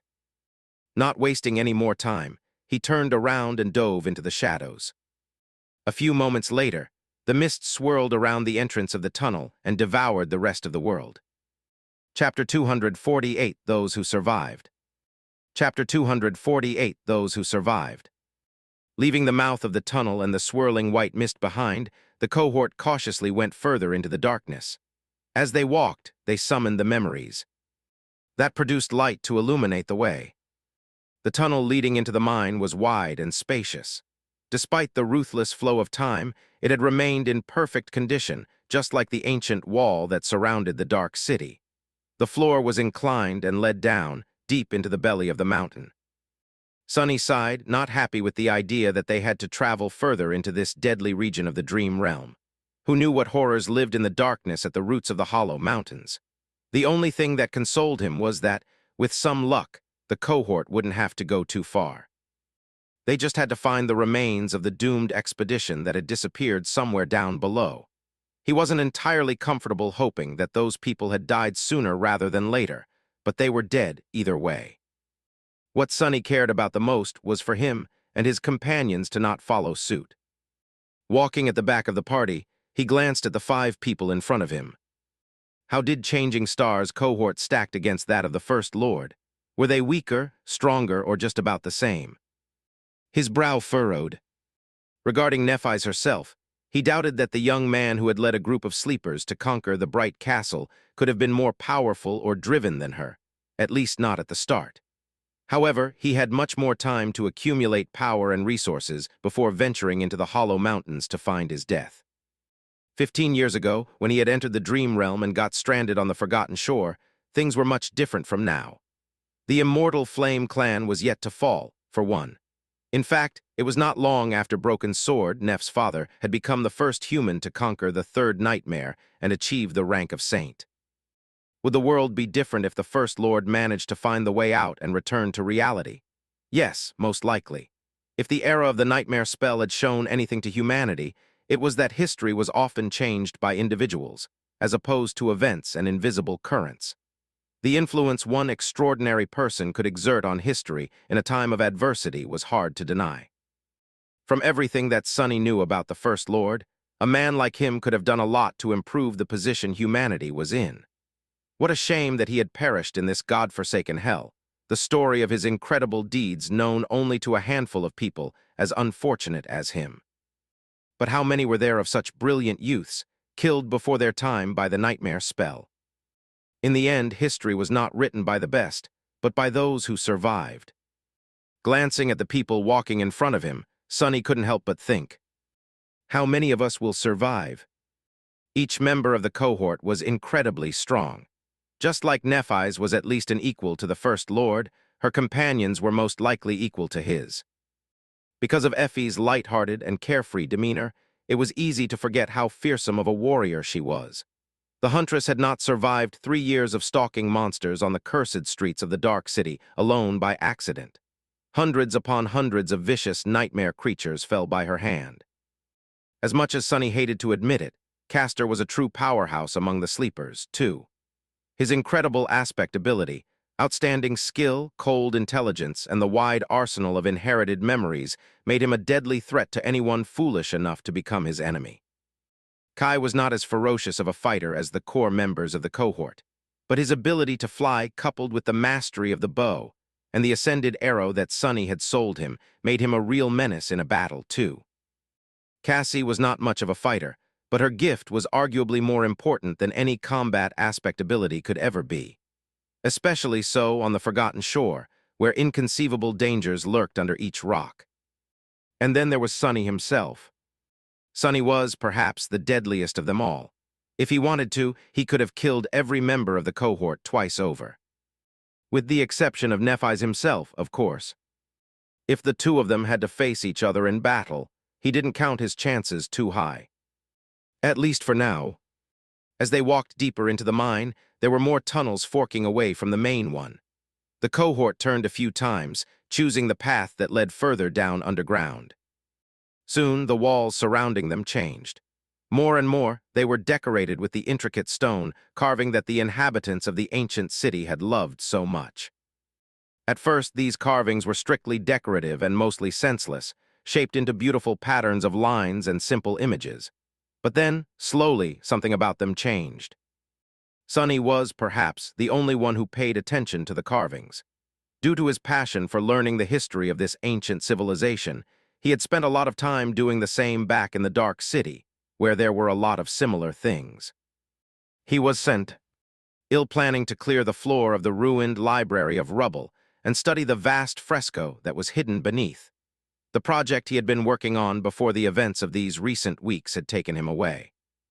However, the condition of the carvings back in the ancient city was mostly terrible.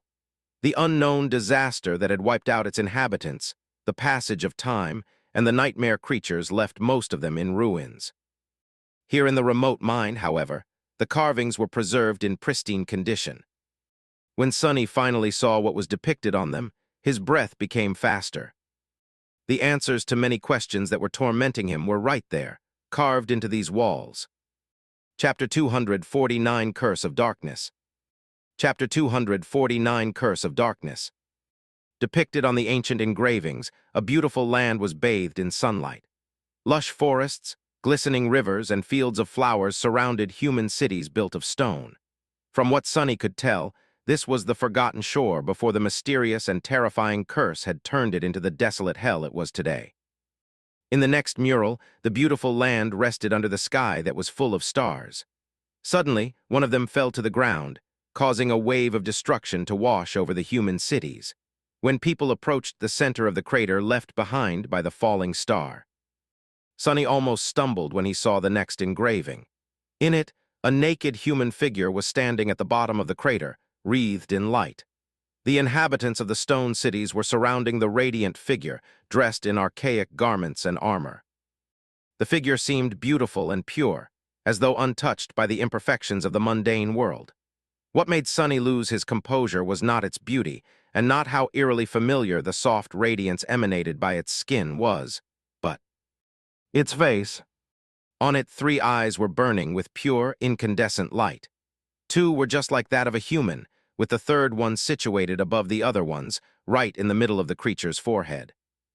Just like that of the terrible skull that the walking colossus had shattered with his stone hammer in the middle of a raging storm. What does it mean? What is this thing? To Sonny's dismay, the next engraving was heavily damaged. He couldn't discern anything of what was depicted on it. However, the one after that was in almost perfect condition. On it, the radiant figure was kneeling on the ground, its chest pierced by the spear of the tallest human among the inhabitants of the beautiful land. What flowed from the terrible wound, however, was not blood, but an endless flood of pure darkness. Why did they attack it? What happened? Left without an answer, Sonny walked forward and soon reached the next mural. He saw darkness devouring the humans gathered around the fatally wounded creature and spread. Soon, it devoured the crater left by the fallen star, too. And then it devoured the entire world. The curse of all-consuming darkness, he whispered. Finally, Sonny got a glimpse at the origin of the terrible disaster that had destroyed this land and turned it into a hellish nightmare. Although the details of it were still unclear, one of the mysteries he had been trying to solve now had an answer. But the story told by the engravings was not yet over. Walking further into the ancient mine, Sonny learned of what had happened next.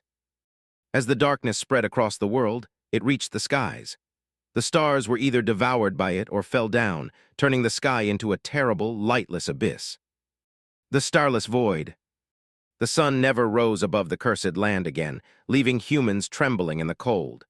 Soon, horrifying creatures came from the darkness to devour them. The best and the brightest of the ancient civilization took arms to defend their cities, and for a while they were able to resist the tide of monsters. But then, humans themselves started to turn into abominable horrors. At that point, Sonny felt a cold shiver running down his spine and couldn't help but tremble. Not because he was affected by the tragic disaster that had befallen these ancient people, but because it all seemed so terrifyingly familiar.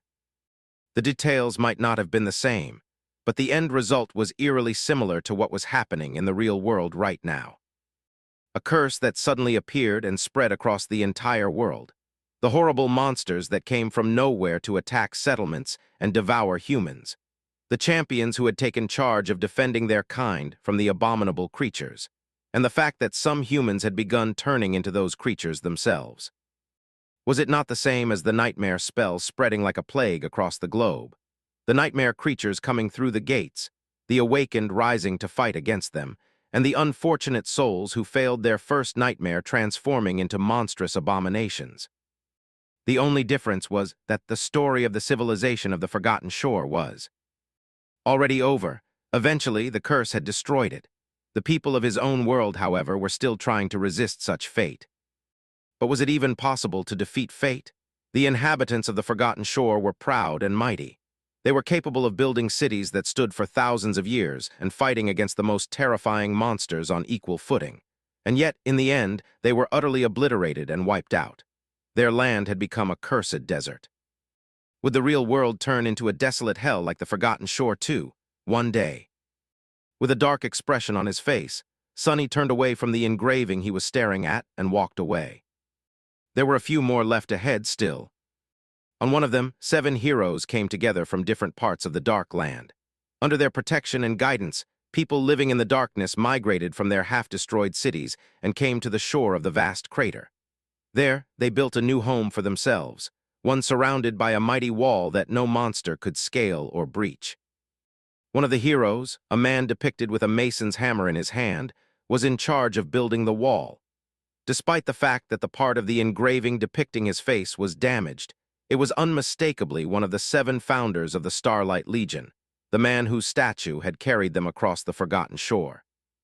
In the second-to-last engraving, the mighty wall was finished, and the city was prospering amidst the darkness. The 7 heroes stood at some distance from it, surrounding. Sunny's eyes narrowed. The 7 heroes were surrounding an inconceivably tall tower. It loomed above them, connecting heaven and earth like the axis of the world. Despite its cyclopean height, the tower was still unfinished. The crimson spire. Only it was not crimson yet, as there were no growths of cursed coral covering its walls.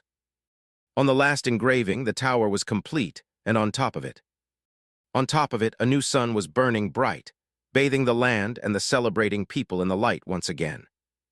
The darkness was gone. Chapter 250, Defiant Oath. Chapter 250, Defiant Oath. Sunny stared at the last engraving for a few moments, and then continued walking. The revelations he had uncovered on the walls of the ancient mine gave him a lot to think about. The truth that he had been piecing together for a very long time was finally more complete than fragmented.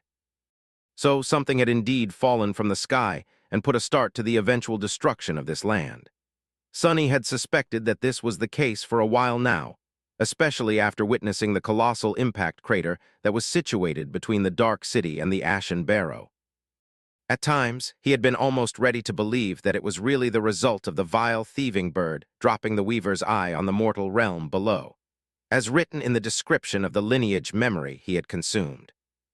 The thieving bird had gone mad after looking at the reflection of the unknown, which was apparently forever frozen in the depths of Weaver's pupil. The madness and corruption that reigned over the forgotten shore were similar enough for him to draw a parallel. However, now he knew that it had been an actual being that had fallen from the skies, wreathed in light and flame. A beautiful figure that emanated brilliant radiance and had 3 eyes on its terrible, perfect face. Sunny didn't know what led the ancient humans to attack it, but they had killed the creature, perhaps managing such a feat only because it was already weakened by its fall from the heavens and the events that had sent it plummeting down. But by doing so, they had unleashed the flood of darkness and caused the destruction of their land.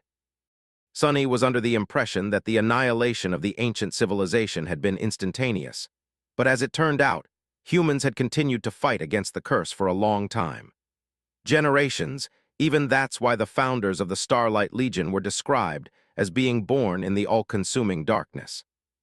He didn't know whether the monsters that came to feast on the human flesh had been contained within the body of the fallen being along with the ocean of darkness, or whether they were all humans corrupted by the curse, with those present at the moment of the creature's death becoming the most terrifying ones. What he did know, however, was that the Starlight Legion had managed to push the monsters back and build an impregnable fortress for the humans under their protection. That fortress would later become the Dark City. And then the founders of the Legion had achieved something even more inconceivable. They had built the Cyclopean Spire and somehow used it to create an artificial star. Yes, the sun shining above the forgotten shore was not real. It was, in fact, a human creation. Speak about ambition. It was hard not to feel awe after learning that those 7 madmen had actually managed to create a sun. Why had made a defiant oath to return light to the cursed land, and gone about it with terrifying resolve and sincerity. The story depicted in the ancient engravings ended with a celebration. The forces of good had vanquished the curse of darkness and brought a new era of light and prosperity to the inhabitants of the ancient city. However, that was not where history ended. Something happened between then and now that had caused the obliteration of the ancient civilization, the corruption of the spire, and the appearance of the Crimson Labyrinth. But what? That was a mystery for another day. Perhaps he would be able to find the answer to it back at the Dark City. What Sunny did note, however, was the difference between the dark reality shown in the engravings and the state the Forgotten Shore was now. Yes, the ancient murals showed a world completely devoid of light, but it was different from the hell that Sunny and the other members of the cohort knew. The engravings did not show the curse of darkness as a literal sea. With no sun and no sea, there was no cycle of tides that turned the forgotten shore into an ocean of black water every night. The dark sea had appeared at the same time as the labyrinth then, or at least as the result of the same event. Sonny was sure that the two were connected. But he didn't know what significance that information hid. The other thing he had noted was that, while other members of the party were initially indifferent to the ancient engravings, at some that changed. When they had been walking past the mural depicting the radiant being with 3 incandescent eyes, Nephis had stopped and looked at it for several long moments. Then she turned her head away, lingered for a second, and continued walking. Sonny had not missed that detail. However, he couldn't even begin to guess what it meant. Some time later, they entered a wide circular hall. In the center of it, a dark chasm opened into the depths of the mountains, leading so far down that Sonny couldn't even see its bottom. It looked like the gates of the underworld. 1,000 years ago, there were wooden ladders and platforms leading down the main shaft of the mine, as well as a system of ropes and pulleys to lower the miners and lift containers full of precious ores up. Of course, all of that had rotten and collapsed a long time ago. With a sigh, Sonny glanced at Nephis and asked, "We are climbing down, aren't we?" Instead of answering, she simply summoned the golden rope and shrugged. He shook his head. "Wait, at least give me some time to scout ahead and see if anything is waiting for us at the bottom of this thing."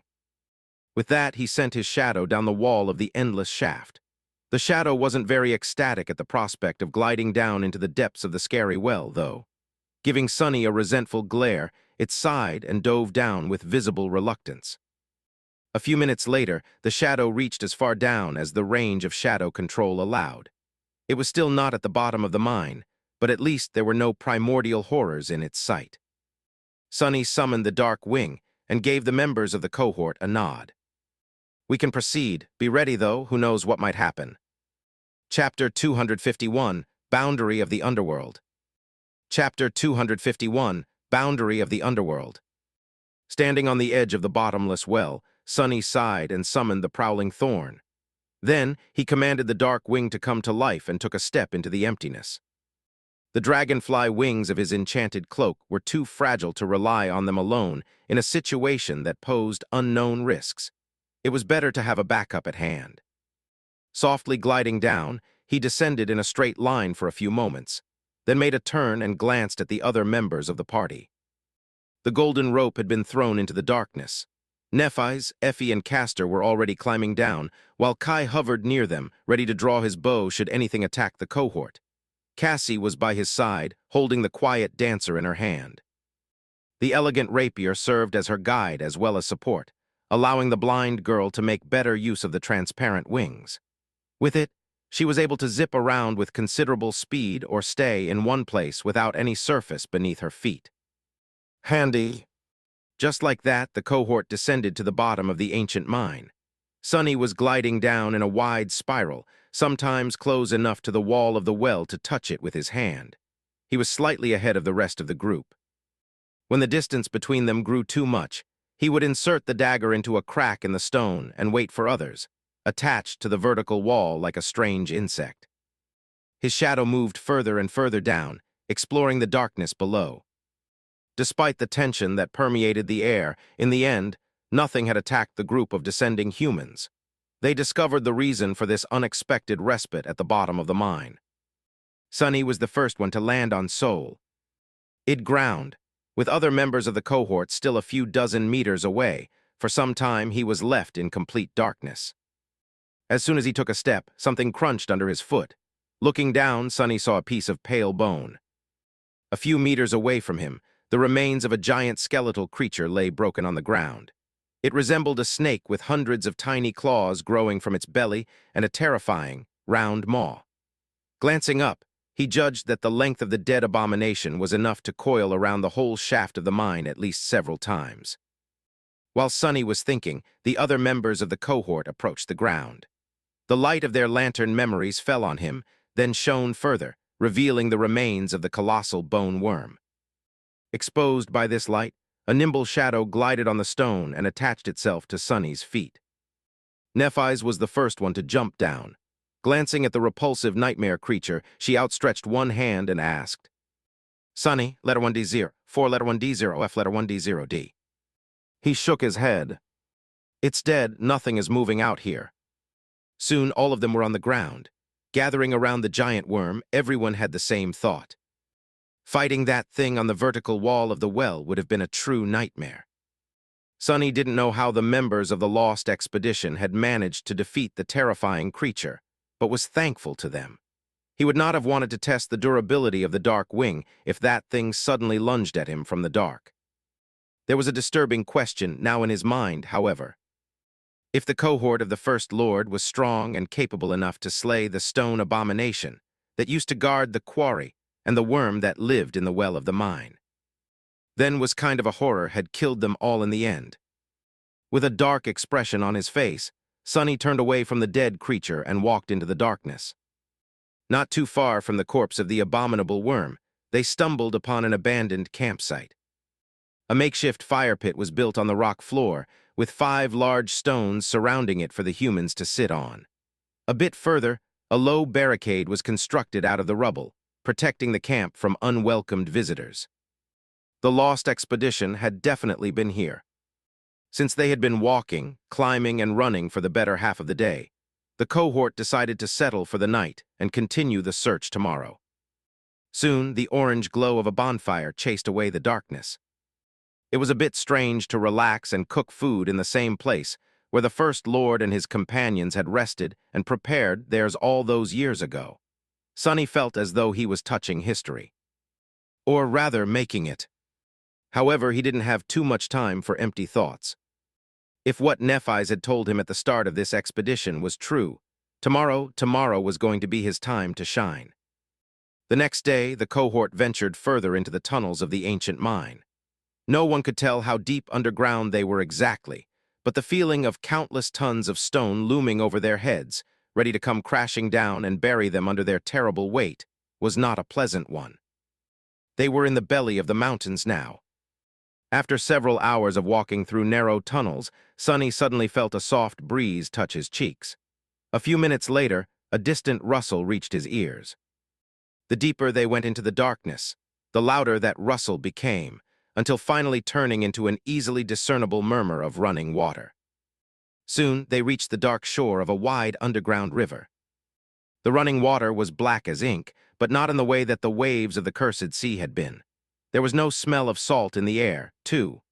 Wisps of mist were rising above the surface of the subterranean river, swirling in the silent darkness. It looked like a boundary of the underworld. There was a stone pillar built on the shore, and tied to it, a beautiful boat made of pale wood swayed gently on the cold, black surface of the dark river. Looking at the graceful boat, Sunny sighed. It was time to earn his keep. Chapter 252, Unseen. Chapter 252, Unseen. This was the last secret about the fate of the lost expedition that Cassie had gleaned from her visions. But even then, the knowledge she had received was fragmented and incomplete.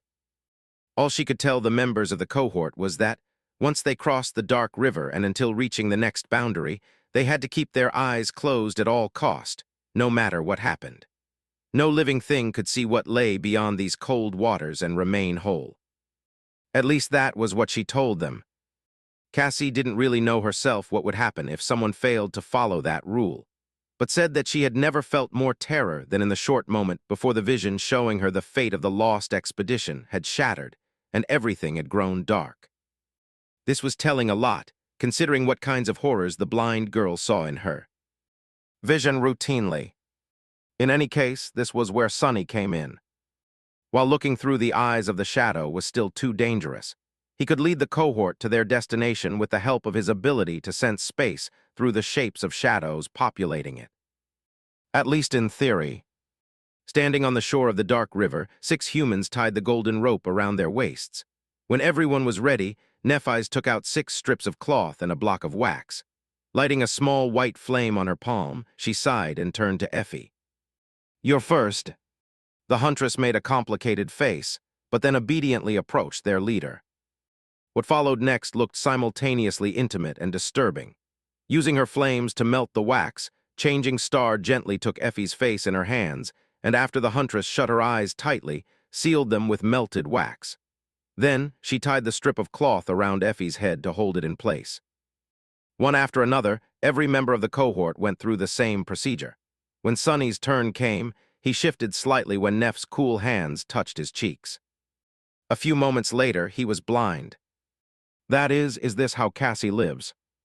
Commanding his shadow to not see anything, Sonny was left in utter darkness.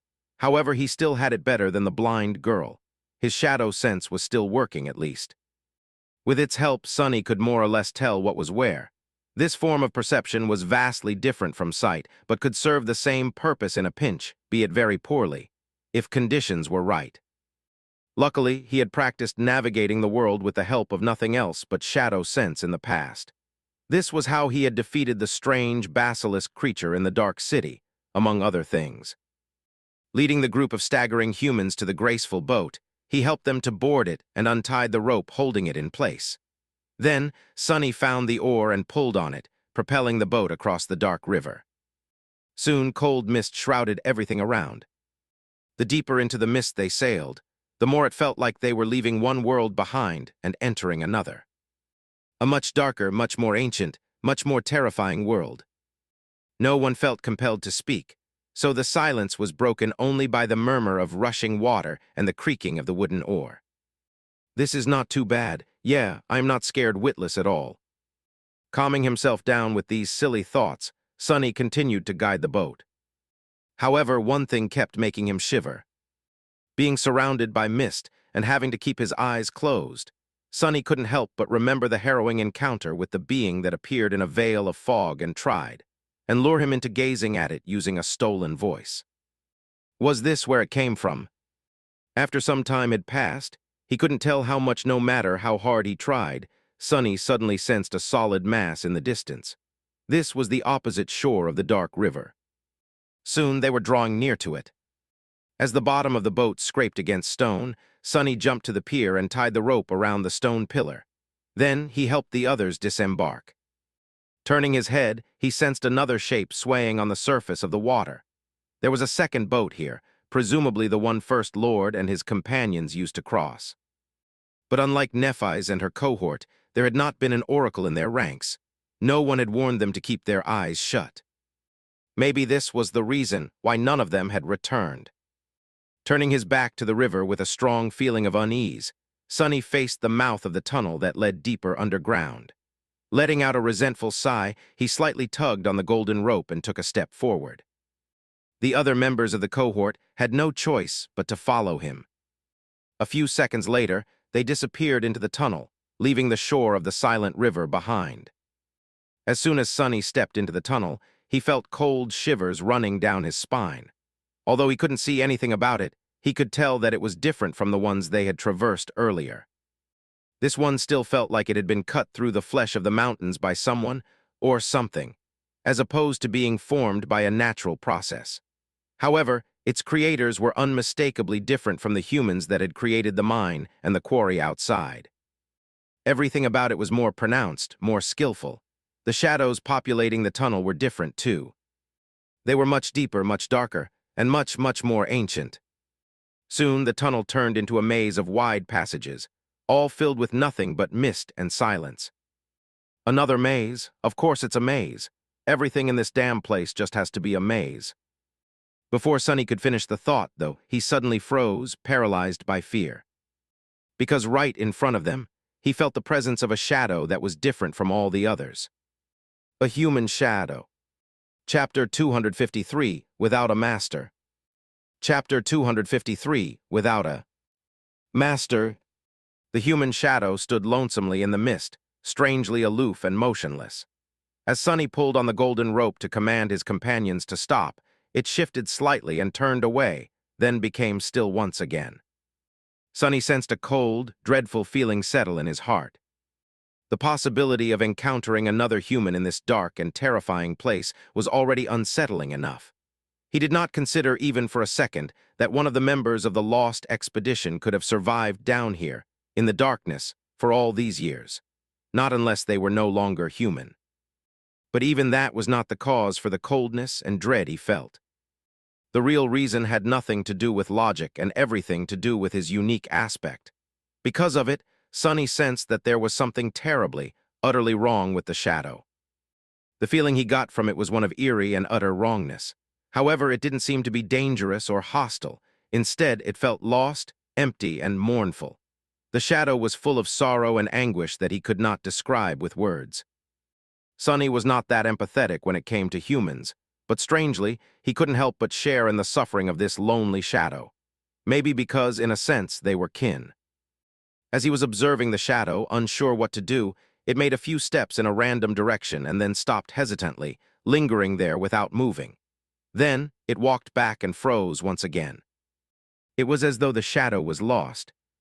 A few moments later, Sonny finally understood the nature of the deep feeling of wrongness he felt in the lonesome shadow. When he did, a cold shiver ran through his entire body.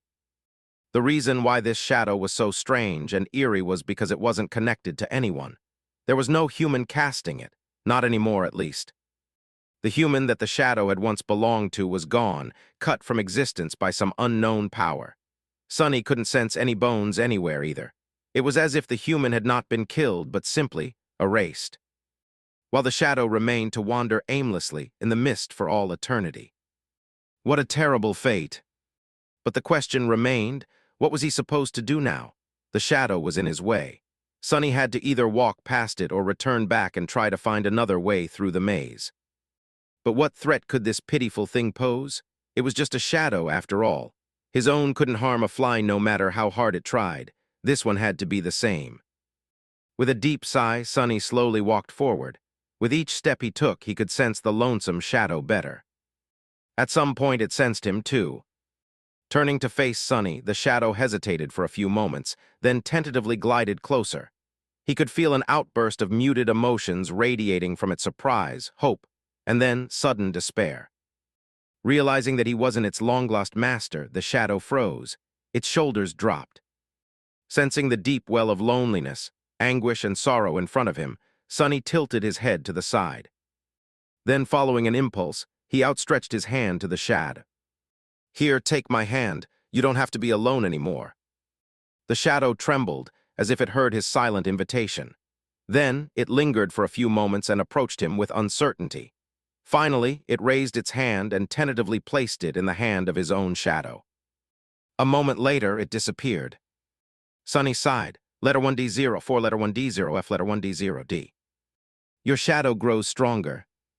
Diving into the soul sea, he walked along the rows of silent shadows, standing on the surface of the tranquil water. And there, just as he had expected, he saw a new one.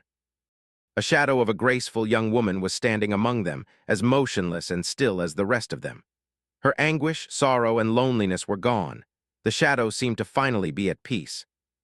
Sonny looked at her for a few moments, his heart heavy. Finally, he said, "Welcome, rest now. Your nightmare is over." With that, he left the silent sea and sighed again. Standing in the darkness with his eyes sealed shut, Sonny remained motionless for some time.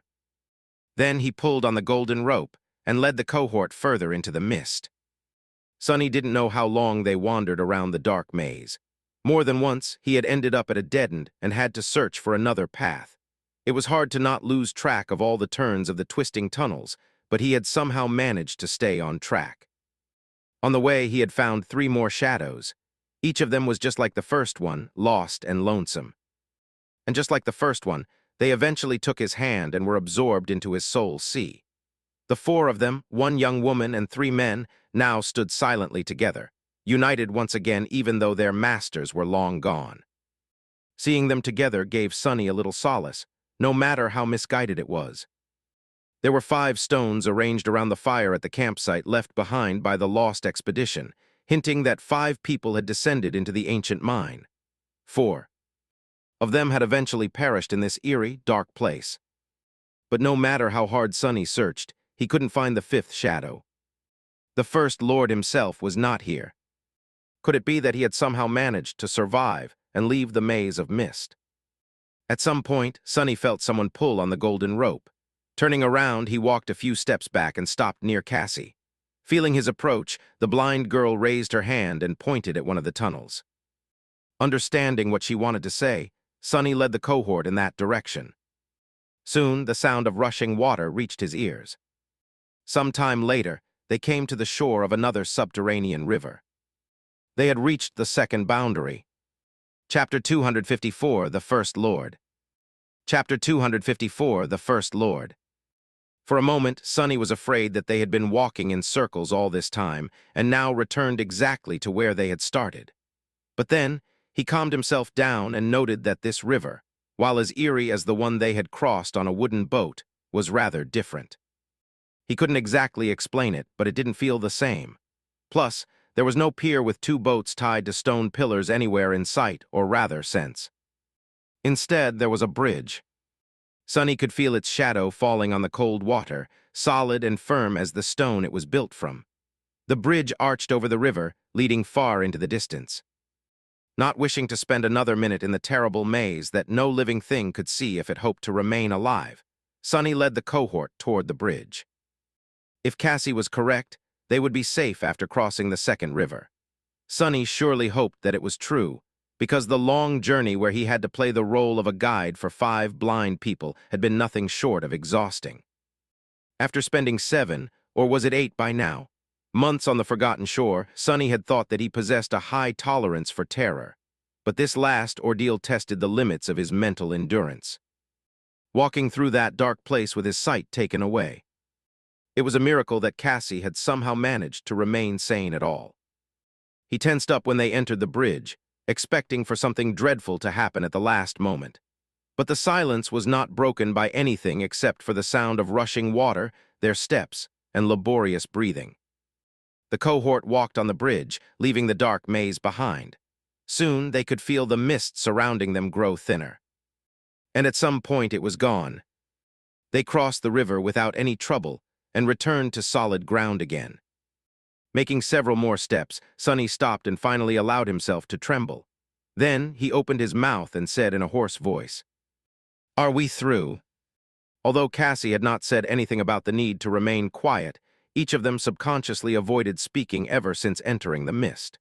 Because of that, the sound of his own voice startled Sonny a little. A few moments later, Cassie answered in a hesitant tone, I think so." Without wasting any more time, Sonny untied the cloth that covered his eyes and removed the wax from them. Then he carefully opened them and looked around. They were standing on a stone shore inside a vast cave, through which the underground river was flowing unobstructed. Some distance away from them, the wall of the cave came down, with a mouth of a wide tunnel visible in it. By his side, other members of the cohort were removing the strips of cloth. Sonny could hear the sighs of relief coming from them. However, his attention was instantly drawn to Nephis, who had already opened her calm gray eyes and was looking at something behind him. Turning around, Sonny followed her gaze and froze. Just a few meters away from them, on the shore of the dark river, he saw a human skeleton. It was sitting on the cold stones, its back straight, facing the water. Unlike the ferocious undead from the catacombs of the Dark City, this one was tranquil and untouched by the corruption of the forgotten shore. This was the place where the first lord of the Bright Castle had died. The young man, whom the members of the cohort only knew by his title, had died on the shores of the cold underground river, just a few meters away from the bridge that he had used to escape the terrible place which, according to Cassie, no living being should have been able to escape. Somehow he had survived even without knowing that anyone entering the mist had to keep their eyes closed at all times. But in the end, the wounds he had received there, or somewhere up ahead, perhaps, turned out to be too grievous. Before the last vestiges of life abandoned him, the young man, the first lord who had wrestled the Bright Castle from the nightmare creatures, created a safe place for the humans sent to the forgotten shore to live, and lead an expedition to find a way out of this cursed place, sat down and looked in the direction of the misty, dark maze. The place where his friends and companions had died, leaving him alone in the darkness of this forsaken underworld. Looking at the skeleton that sat quietly on the shore of the river, Sonny couldn't help but feel a deep feeling of awe and sorrow. He had never met this young man, but somehow, it felt as though they knew each other very well. Everything that humans had on the forgotten shore was thanks to his bravery, power, and skill. What a shame that he had died here in this lonesome place, with no one to share his last moments and tell the tale of his last deeds. The skeleton was strangely well preserved, It was sitting with its legs crossed, back straight, its hands resting on the hips, as if meditating.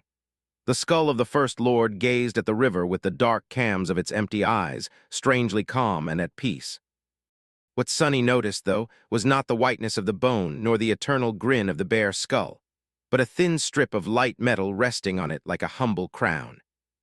There was a single bright gemstone on the metal band, placed right above the middle of the skull's forehead. After the 6 of them gathered around the remains of the First Lord, and stood there for a while in silence to express their respect for this extraordinary human, Nephis sighed and approached the skeleton. Gently, she took the strip of metal and removed it from the First Lord's head. A moment later, the band suddenly broke into countless sparks of light, which then disappeared, absorbed into her soul core. Sonny's eyes widened. The crown of the First Lord was a memory.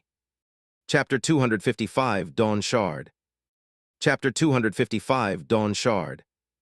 As the last spark of light disappeared, Nephis tilted her head to the side and remained silent for a few moments.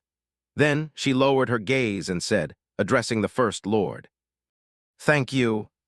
She hesitated as though wishing to say more, but eventually just took a step back. Kai, however, wasn't that reserved. Bowing deeply, he remained with his head down for a while, then straightened his back, looked at the skeleton, and voiced something that a few of them must have been thinking. "Thank you, we will finish what you started." His words echoed above the cold water, eventually disappearing into the darkness. A heavy silence settled above the shore of the underground river.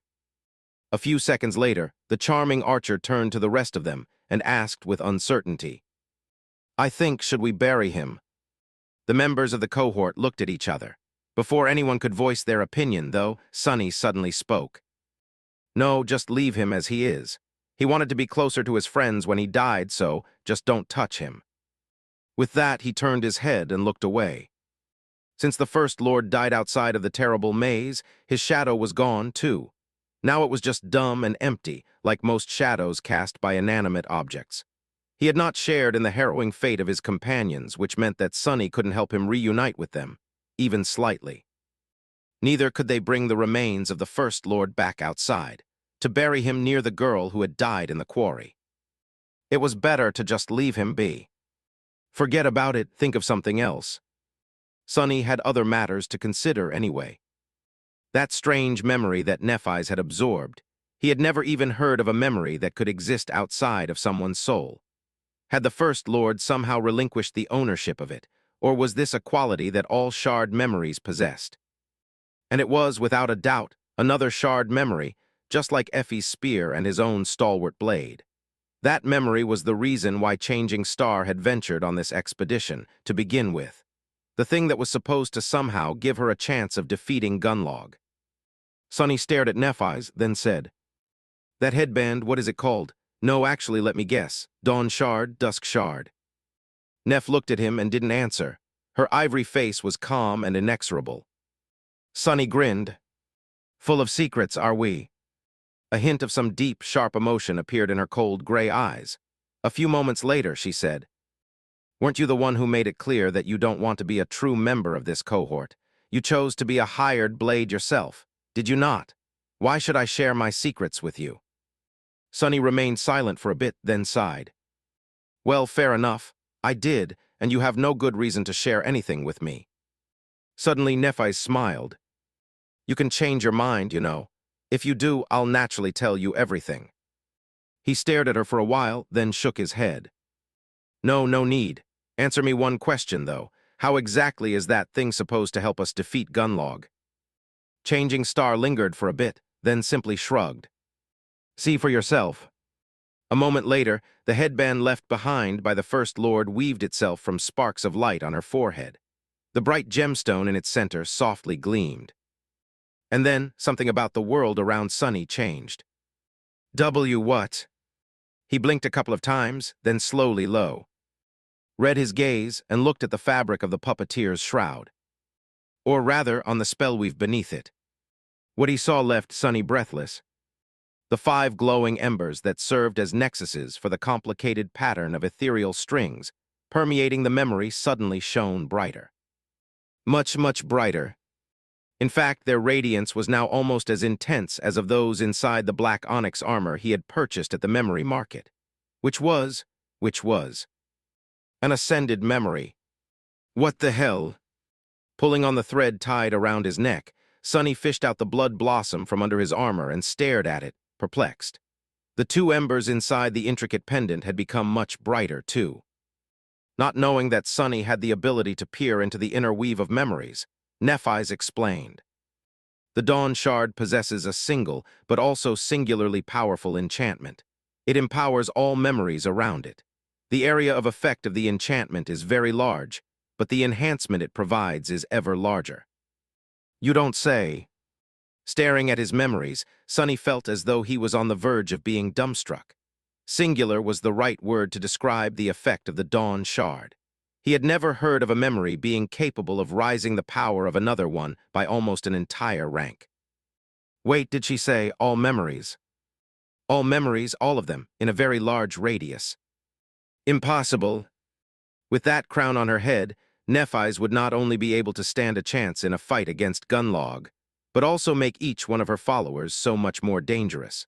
She would become a perfect general for a small army of awakened. But wasn't there something wrong with that statement? Sonny frowned. All memories, hold on, all. Glancing at Changing Star, he asked.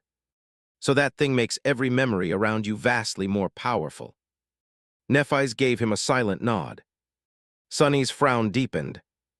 Then do you not see a problem here? Won't it enhance that damn golden armor of Gunlog's, too? How exactly does it give you a chance against him, then? She lingered for a few moments, then smiled slightly. It would not, would it? But hey, do you want me to tell you another secret? Sonny glared at her without saying anything. He knew better than to get himself into such a clumsy trap. Only, as it turned out, there was no trap. Nephis just waited for a bit and continued. It will help me because the golden armor Gunalug wears is not a memory. Before he could say anything, she added. In fact, it is an echo. Chapter 256, True Reason. Chapter 256, True Reason. Sonny was silent for a while. An echo, that weird golden armor, was actually a copy of some strange, corrupted nightmare creature. What kind of creature took the shape of an armor? But then again, the fact that it looked like an armor didn't mean that it was all it could look like. The main trait of the golden armor was that it seemed to be made out of liquid metal. That metal always flowed and moved around, enveloping Gunlog's body like a second layer of skin. The only thing that never changed was the mirror-like surface that served him as a face. It wasn't impossible to imagine that the mass of living metal was, in fact, not a memory but a bizarre echo. Not impossible, but a bit of a stretch. Glancing at Nephis, Sonny asked, How do you even know this? She hesitated for a few moments, then said, You already know that we have an ally inside the castle. She was the one who told us. That mysterious spy again. Sonny became even more convinced that this person was of a very high rank among the Bright Lord's servants. Only someone extremely close to him would know such an important secret. In fact, Sonny expected that the paranoid tyrant would never let anyone learn of it. Why would one of Gunlog's most loyal minions help his enemy? Was it all an elaborate trap orchestrated by the Bright Lord himself? Looking at Changing Star with a deep scowl on his face, he asked, Can this ally of yours even be trusted? If he was right in his guess about the identity of the spy well, things would become complicated. She was silent for a while, then said evenly, Trusted, not really, never actually. However, we can trust in the information that was provided to us. He raised his eyebrows. And why is that? Nephis shrugged and then answered, her voice indifferent. Because I am the only chance anyone here has of ever getting out of this cursed place, and Gunlog is not. Interesting. So one of the top ranks of the Bright Lord's forces was an opportunist who desired to return to the real world desperately enough to risk betraying the ruthless tyrant. That person had been loyal to Gunlog, because there was no better alternative, but then changed sides once the last daughter of the immortal Flame clan appeared like a miracle and promised to save the people of the Forgotten Shore. That ally of hers was either swayed by Neph's rhetoric like the rest of the unfortunate fools in the Dark City, or was confident of ending up among the few lucky people who would actually have the chance of surviving what was about to come, or just knew something that Sunny did not. In any case, Changing Star seemed to be confident in the information the spy provided, so he did not see the point of doubting it. She wasn't any more naive or trusting than he was, after all. Nephis had learned the art of cynicism from the best. Kai, who had been listening to their conversation with a fair bit of curiosity, suddenly cleared his throat.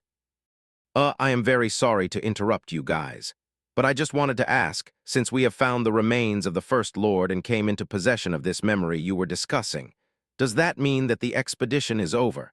Have we actually accomplished our goal? Really? That indeed would seem to be the case. However, Sunny knew better. With a friendly smile, he shook his head. No, no, buddy. The goal of this expedition has not been achieved yet. The charming archer looked at him with surprise. But didn't we get the thing that will help us defeat Gunnalug? Nephis was staring at Sunny too, a subtle smile on her lips. Yeah, Sunny, what else do we have to do? Do tell. He grinned.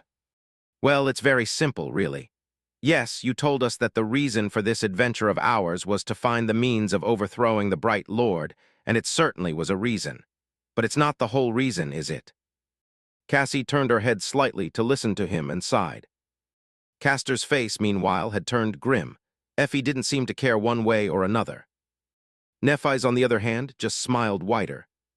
What is the whole reason, then? Sunny gestured at the mouth of the tunnel in front of them. To finish what the First Lord had started, of course. Kai was looking between him and Changing Star, unsure of what was going on. Oh, what do you mean, exactly? Sunny shrugged. Think about it, Kai. We saw the same map. What were the symbols drawn at the very edge of it, near the place where the First Lord's expedition had disappeared? The charming archer frowned. There were 3 of them, a crown, a question mark, and a red cross. Sunny smiled. Exactly. There were 6 crosses drawn on the map, each marking one of the headless statues. 2 to the east of the Dark City, 1 to the north, 1 to the west, and 2 to the south. We had visited one of the 2 statues situated to the south already. That's where the spider matriarch had weaved her nest. He turned to Nephis and said, his smile gone. So the truth of it all is that the First Lord never really intended to find a way through the Hollow Mountains, isn't it? He wasn't a fool who would do something so misguided. No, he came to this godforsaken place for the same reason that we are here, to find the last statue. Changing Star was silent for a bit. When the silence was on the verge of growing uncomfortable, she suddenly said, That is correct. Kai stared at her in astonishment. But why, no, wait, what's so important about that statue? Nephis sighed. This is something that people can only volunteer to do. Anyone who doesn't wish to proceed can stay behind and avoid risking their lives in the battle. In fact, some of us probably should. She turned to face the tunnel, remained silent for a bit, and then said, Yes, somewhere up ahead lies another ancient statue. There will be a powerful creature guarding it. I don't know what that guardian is exactly, but we have to kill it. Anyone who is willing to fight can join me. Others can stay back and wait for my return. She glanced at the members of the cohort and added, However, if you do join me, you'll have to follow one simple rule. No matter what happens, it's imperative that you don't deliver the final blow to the creature unless you have reached and touched the statue first. Chapter 257, Nightmare Champion. Chapter 257, Nightmare Champion. So that is how it works. Initially, Sunny had suspected that the mysterious shard memories were just rewarded to those who managed to slay certain powerful nightmare creatures who dwelled close to the headless statues. The truth, however, turned out to be more complicated. The creature itself, most likely, did not even matter. It was the act of vanquishing a powerful foe after coming in contact with a statue that summoned the memory from oblivion. That was why they had received the Midnight Shard before even learning about how important these ancient monuments were. Sunny, Nephis, and Cassie had taken shelter atop the statue of the ancient knight and killed the carapace demon long after.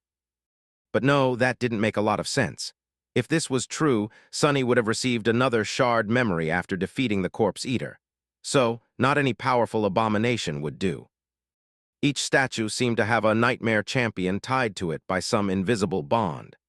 The carapace demon, whom the creatures described as cursed soldiers of the fallen legion used to obey, was connected to the statue of the knight.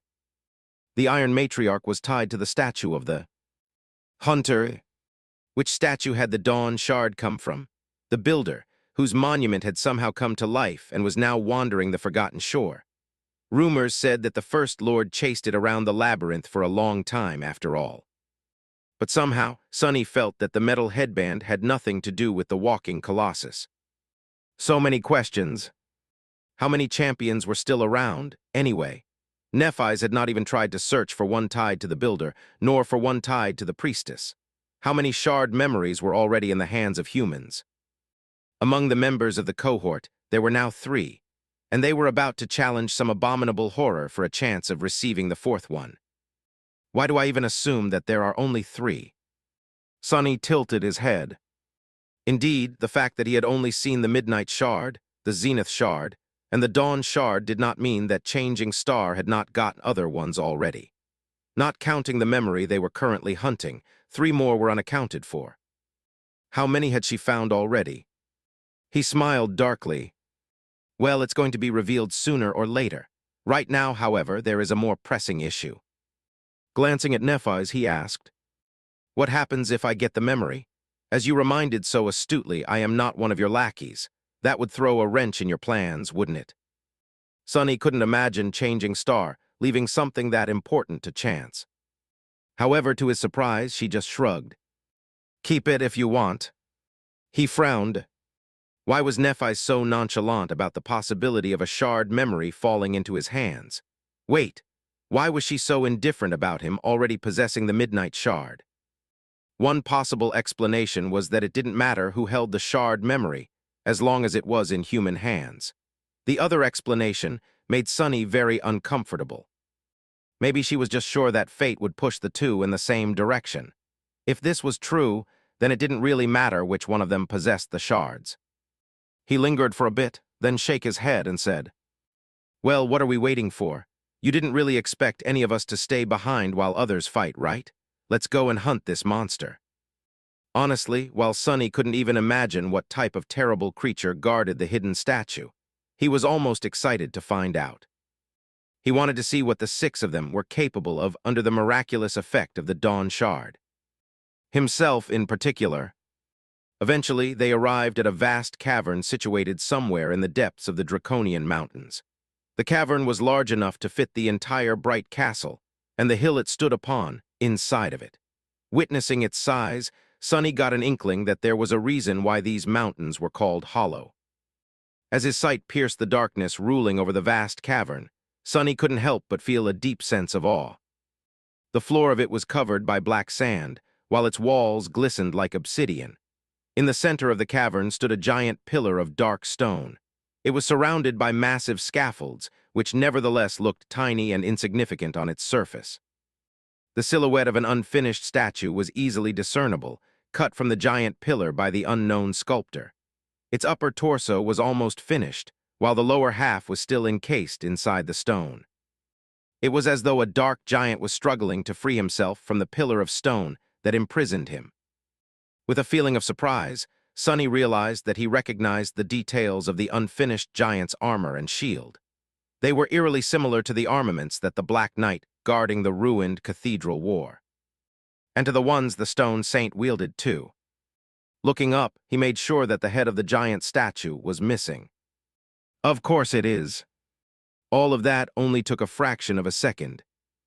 Then Sunny hastily looked down, trying to notice the guardian of this obsidian cave before the creature noticed them. But it was too late. As soon as the members of the cohort entered the cavern, something moved in the darkness at the base of the statue, and then stepped forward. Sunny shivered. Damnation! Standing on the black sand, a monstrous creature that resembled a cross between a lion and a raven stretched its numerous limbs. Its body was pale as a corpse, while its head and chest were covered with dark feathers. It was massive in size, with muscles rolling like steel cables under the skin. The creature had 2 powerful hind legs and 6 more protruding messily from its wide chest, each ending with a set of deadly claws.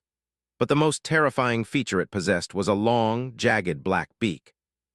It was a spire. Messenger! That was all Sonny had time to yell before the vile abomination lunged forward, exploding into a whirlwind of hunger, madness, and death. Chapter 258, Herald of the Crimson Terror. Chapter 258, Herald of the Crimson Terror. Sonny had already faced off against a spire messenger once. Back then, the vile creature had killed several experienced hunters in a span of just a few seconds, and the rest had only been spared this fate because of Effie's strength. That and the fact that the messenger had no need to fight them, and chose to retreat and search for easier prey. There was nowhere to retreat in this hidden cavern. Sonny didn't even know how the flying abomination had gotten here in the first place. However, he was not the same inexperienced kid he had been all those months ago, either. Sonny had grown considerably stronger. His arsenal of memories was better now. His skill and technique were far beyond what he had known in the past, and his kill count had crossed 100 nightmare creatures a long time ago. There was the Stone Saint, too. But most importantly, his memories were empowered by the Crown of Dawn. Theoretically, Sonny could stack 3 augmentations on the Midnight Shard, one from his shadow, one from the miraculous crown, and one from the blood blossom, as long as someone managed to make the messenger bleed. Hopefully, that would be enough to breach the gap between a dormant human and a fallen beast, and allow him to actually wound the abomination. Unlike the previous 2 times he had tried to cut into the flesh of similar horrors, Corpse Eater, and the giant eel that had tried to hitch a ride on the ancient Colossus. But first he had to survive. Judging that the puppeteer's shroud had a decent chance of withstanding a blow from the messenger thanks to the enhancement of the Dawn Shard, but also not even remotely willing to put that to the test, Sonny dove to the side. A moment later, the massive abomination collided against 2 shields, one belonging to Effie, the other to the Stone Saint. The terrible beak came down, aiming at the huntress. If it was before, the round shield that protected Effie from knee to shoulder would have been easily pierced and torn apart, as if it was made out of paper instead of metal. But due to the empowering aura that emanated from the Dawn Shard, it somehow held. The force of the impact, however, still threw both of them back. Even Shadow Saint, whose flesh was made of stone and weighed accordingly, was launched into the air like a doll made of feathers and rags. But they had bought the cohort the precious second to regroup and counterattack. As Kai and Cassie flew in different directions, creating some distance between them and the ferocious abomination, Nephis and Castor attacked from the sides. One sword shined with brilliant white radiance, while the other gleamed with ghostly green light. However, the messenger was still terrifyingly formidable. The memories wielded by the cohort might have been enhanced, but their masters remained the same. They couldn't compete with a fallen creature in terms of raw power and speed. 2 of the beast's 6 front limbs swiped forward, deflecting the swords. 2 more shot at the attacking humans, forcing them to retreat while barely staying alive. Then the messenger twisted its neck and caught Kai in its sight. Its powerful black wings lashed down, creating a small hurricane that threw Nephis and Castor aside. Using powerful hind legs to throw itself into the air, the abomination lunged at the retreating archer, who twisted his body in a desperate attempt to aim his bow. And then, suddenly, a triangular blade cut an arc around one of the legs and tied an invisible string around it. Crap! That was all Sonny had time to think before his hand was jerked forward with incredible force. However, this was exactly what he wanted. With the dark wing turning into a blur behind his back, Sonny used the momentum of the pull to turn his laughably slow levitation into real flight. In fact, he shot in the direction of the messenger, as though someone had launched him from a cannon.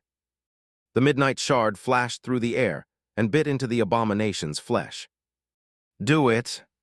Indeed, with both the Shadow and the Dawn Shard augmenting it, the stalwart blade was able to cut into the flesh of the fallen beast. Granted, it felt as though he was trying to cut stone. But it was enough. Sonny aimed at the base of the messenger's wing. With all the speed given to him by the combination of using the dark wing to levitate and the prowling thorn to create momentum, the blow Sonny had delivered was truly devastating. In fact, it was so forceful that every bone in his hand almost shattered. But he wasn't the one on the sharp end of the sword. The midnight shard cut deep into the wing of the vile abomination, sending rivers of blood streaming down its pale body.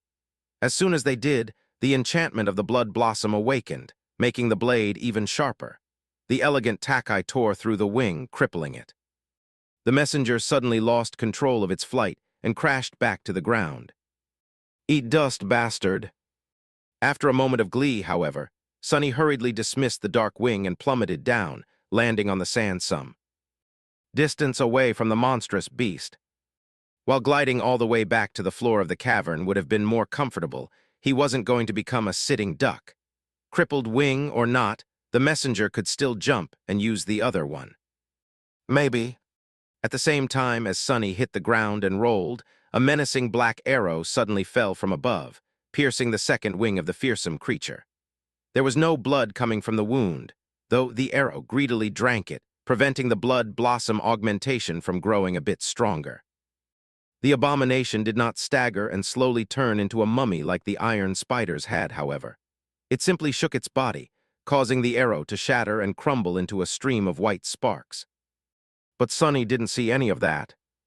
With his back to the messenger, he was already running toward the giant statue with all the speed he had. Chapter 259, Bloody Mayhem. Chapter 259, Bloody Mayhem. Sunny ran to the statue with every bit of speed he could manage, which was quite a considerable amount, by human standards, no, even by those of other sleepers. As the wind whistles in his ears, the shadow flew off the blade of the midnight shard and turned around, observing the wounded abomination. Despite the fact that its wings were mangled, the messenger did not seem perturbed. On the contrary, it opened its terrible beak and let out a blood-curdling shriek, then lunged at the tiny humans with even more bestial fury. "I think it's not happy." Despite the mortal peril his companions found themselves in, Sunny did not stop to help them.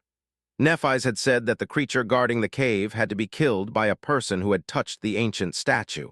Until someone did, this battle was nothing but a futile and stupidly dangerous game. The essence of combat was murder, after all. If no one truly aimed to kill the damn thing, how could they ever hope to survive? So Sunny was helping them after all, in a way. Behind him, things weren't going well for the cohort. The messenger was too big, too strong, too swift for a group of sleepers, no matter how talented. It was already a miracle that none of them had been torn to pieces already.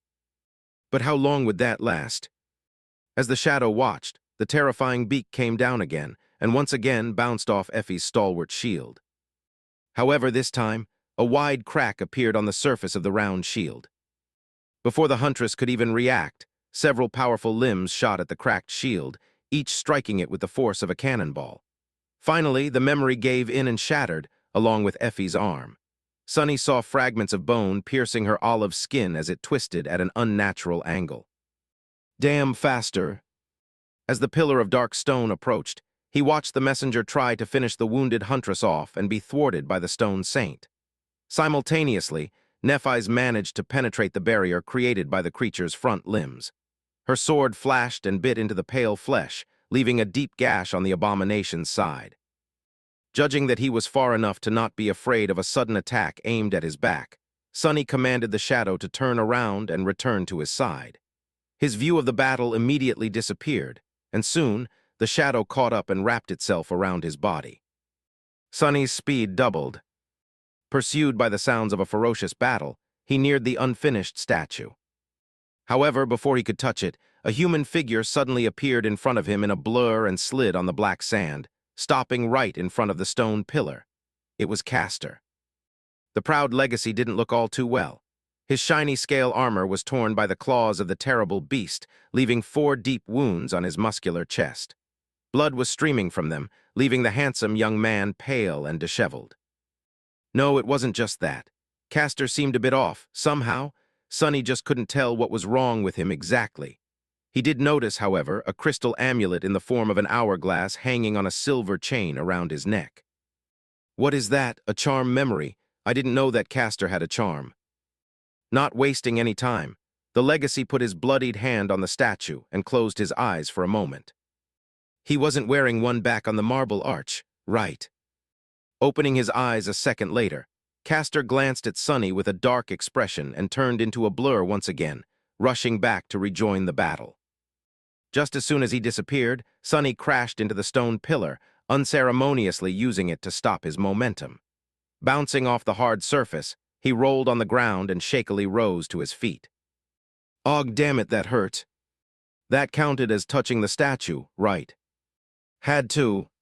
Glancing back, Sonny saw another blood arrow piercing the flesh of the spire messenger and shattering a moment later. It wasn't destroyed, at least, just returned to Kai. Quiet Dancer was zipping around the massive abomination, aiming at its eyes. The elegant Pier was an echo, and as such did not enjoy the gift of the Dawn Shard, so it was more of a nuisance than a real threat to the beast. Still, it managed to deliver a couple of shallow cuts, causing the bastard to bleed. That was exactly what Sonny needed, blood, as much blood as possible. Launching himself forward, he held the Midnight Shard behind him and dashed toward the messenger. "Let's see which one of us can kill it first, caster. Wouldn't it be funny if an outskirt rat like me got a third ascended memory, while a lofty legacy like you still had none?" Some distance away from his prey, Sonny commanded the Stone Saint to switch her battle style.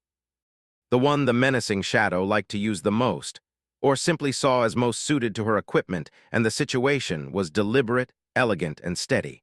But that wasn't what Sonny needed right now.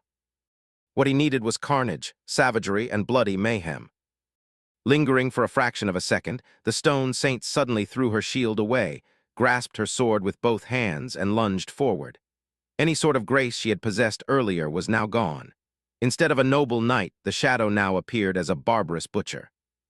It seemed as though she cared neither about self-preservation nor about protecting the members of the cohort anymore.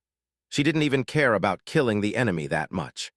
All she aimed to do was inflict the maximum amount of pain, the maximum amount of damage, and most importantly, the maximum amount of bleeding. Just like Sonny had commanded her to do. As he ran back, more and more small but heavily bleeding wounds appeared on the messenger's massive frame. Its pale body was now half-covered in dark blood. Castor's enchanted sword added one or two, but most came from the Berserk Shadow and Changing Star. Effie was still in the fight as well.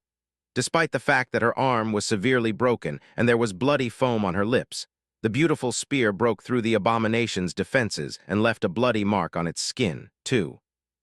But none of these attacks were powerful enough to end the creature once and for all. Already nearing the scene of the massacre, Sonny willed his shadow to flow onto the Midnight Shard. The power of the Dawn Shard was burning inside of it, making the stalwart blade sing. And on top of it all, the vile blood blossom was filling it with insatiable bloodlust and hunger. Without slowing down, Sonny lunged at the spire messenger and fell on his back. As momentum pushed him forward, he slid on the black sand and thrust the Midnight Shard upward. Piercing the abdomen of the terrible creature, the razor-sharp sword easily cut through skin and muscle, gutting the abomination and causing it to stagger and fall. Chapter 260, How to be a Hero. Chapter 260, How to be a Hero.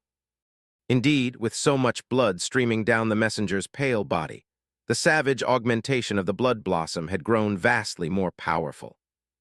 If before Sonny had felt as though he was cutting stone, now the Midnight Shard sliced through the tough flesh of the abomination with just a moderate amount of trouble.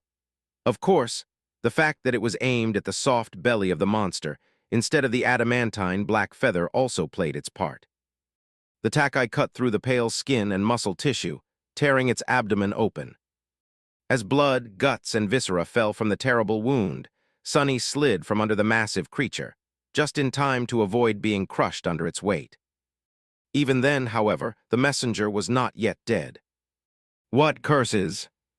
Lying on his back in an awkward position, Sonny was momentarily left defenseless. He had hoped that his strike would if not kill the monstrous abomination outright, then at least leave it stunned for a few seconds, giving him time to disengage and get away to a safe distance. But the creature seemed to be impervious to pain and the fear of death that all living beings felt. Despite receiving a mortal wound, it only became more ferocious. Staggered by the unexpected attack, the messenger lost balance and fell to the ground. Its head hit the black sand, sending a cloud of it into the air. Then its round corvine eye locked onto Sonny and flushed with eerie madness. Knowing that he was not going to be fast enough, Sonny desperately tried to roll away. But it was too late. The terrifying jagged beak shot in his direction, threatening to impale him through the chest. Damn it, eh? However, at the last moment, a human figure in an elegant black and white armor suddenly appeared between him and the abhorrent beast. The incandescent sword lashed out, pushing the beak slightly to the side. As the result, the messenger failed to kill Sonny. Instead, the beak pierced the Starlight Legion armor and tore through Changing Star's shoulder, almost severing her left arm. Nephis was thrown aside in a rain of blood, while the abomination opened its mouth and let out another deafening shriek. For a moment, time slowed. Sonny hoo-ha. Dee just rose to one knee, noticed a sword surrounded by ghostly green lights approaching the messenger's neck. Castor was seconds away from finishing the cursed creature off.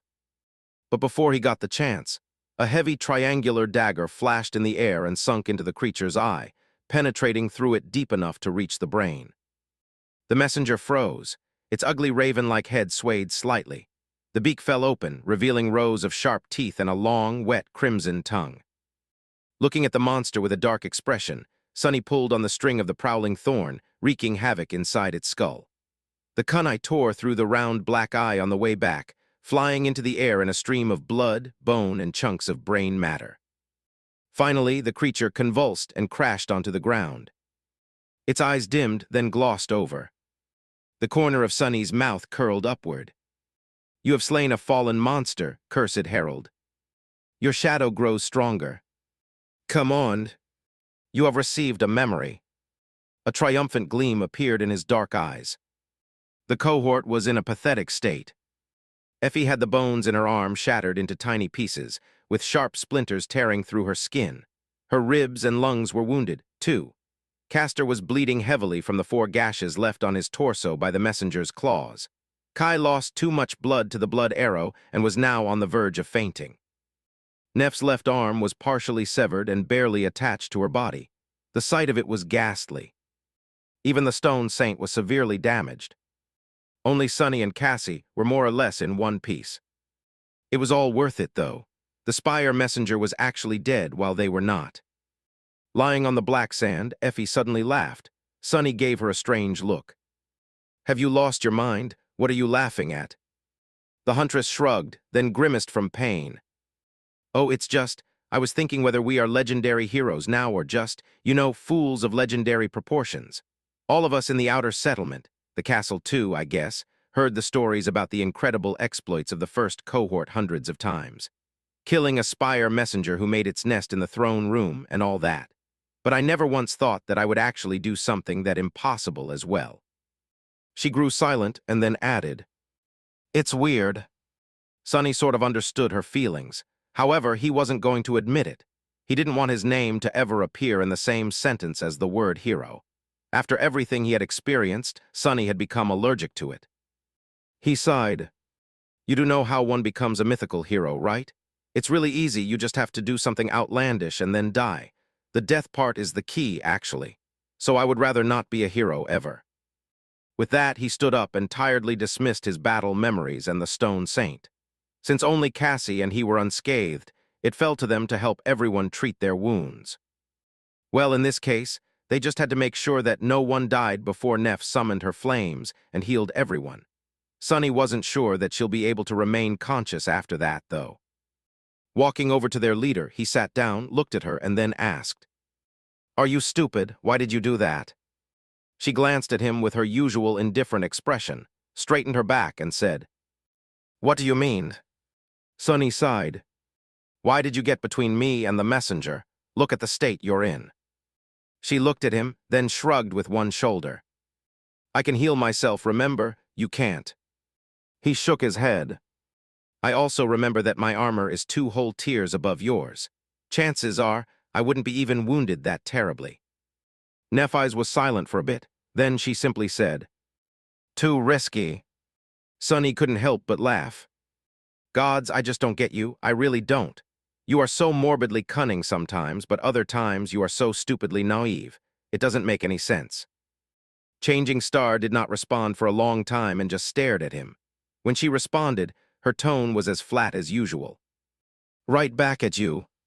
Chapter 261, Moon Shard. Chapter 261, Moon Shard. Some time later, Sonny found the time to dove into the Soul Sea and take a look at the new memory he had gotten. It was a heavy round shield forged from dull, lusterless, dark steel.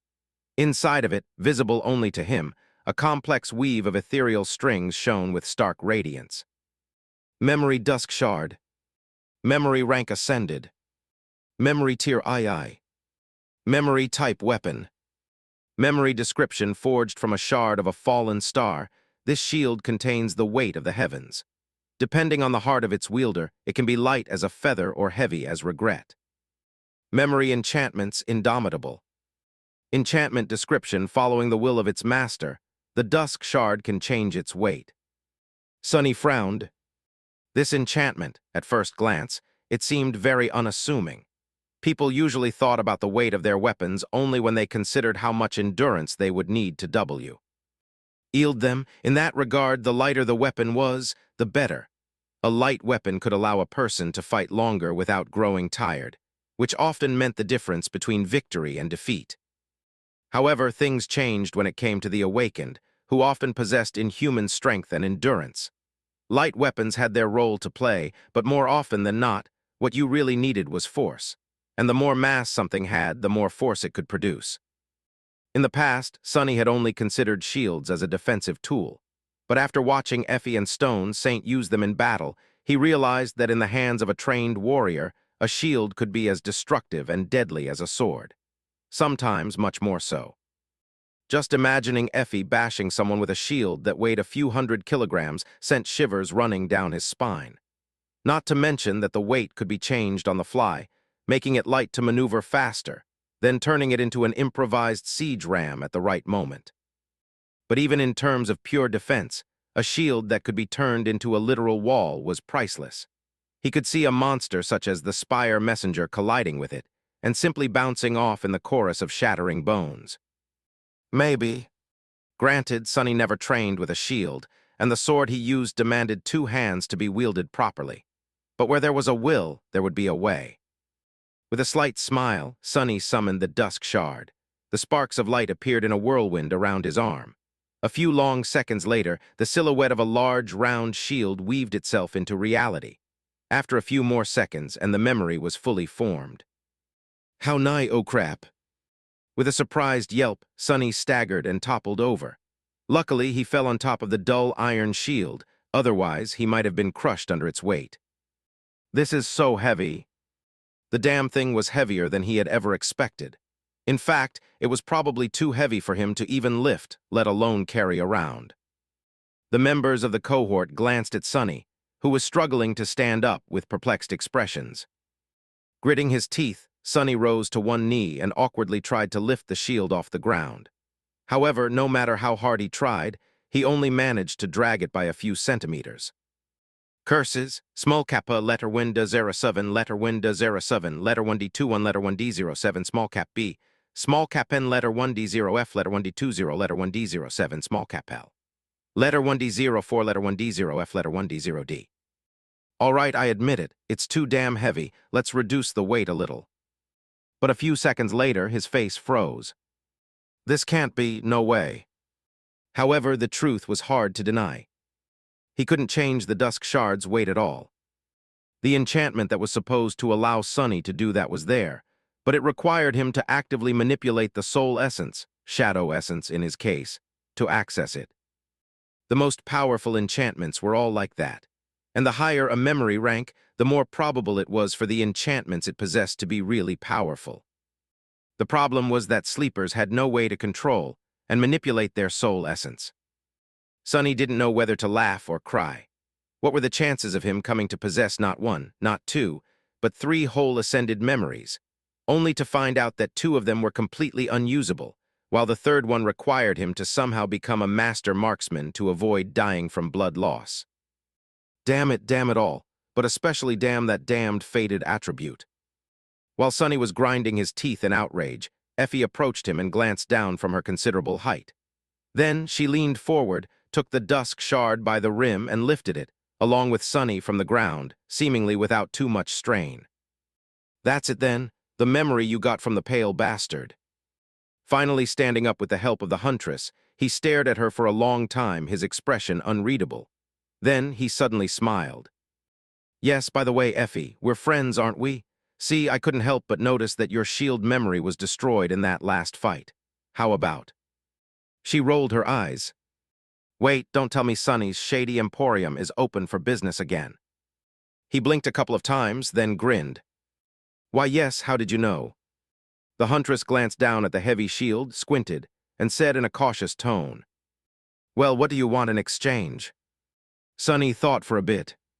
"That bottomless bag of yours, and 2 other awakened memories."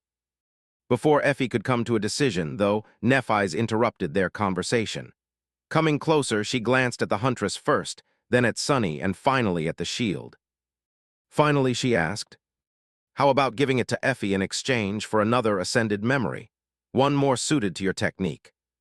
Sonny dismissed the dusk shard and hesitated for a bit, looking at Changing Star with doubt. Was this her ploy to get the shard memory from him? If she had an ascended memory all this time, why had she been hiding it? And where could she have gotten one to begin with? After a while, he said, "I don't know, show me the memory and then we'll decide." Nephis silently stepped closer and took his hand. Then, a spark of energy traveled from her body to his. The spell whispered, "You have received a memory." Throwing a dubious glance at Nephis, Sonny summoned the runes and found the name of the memory he had received.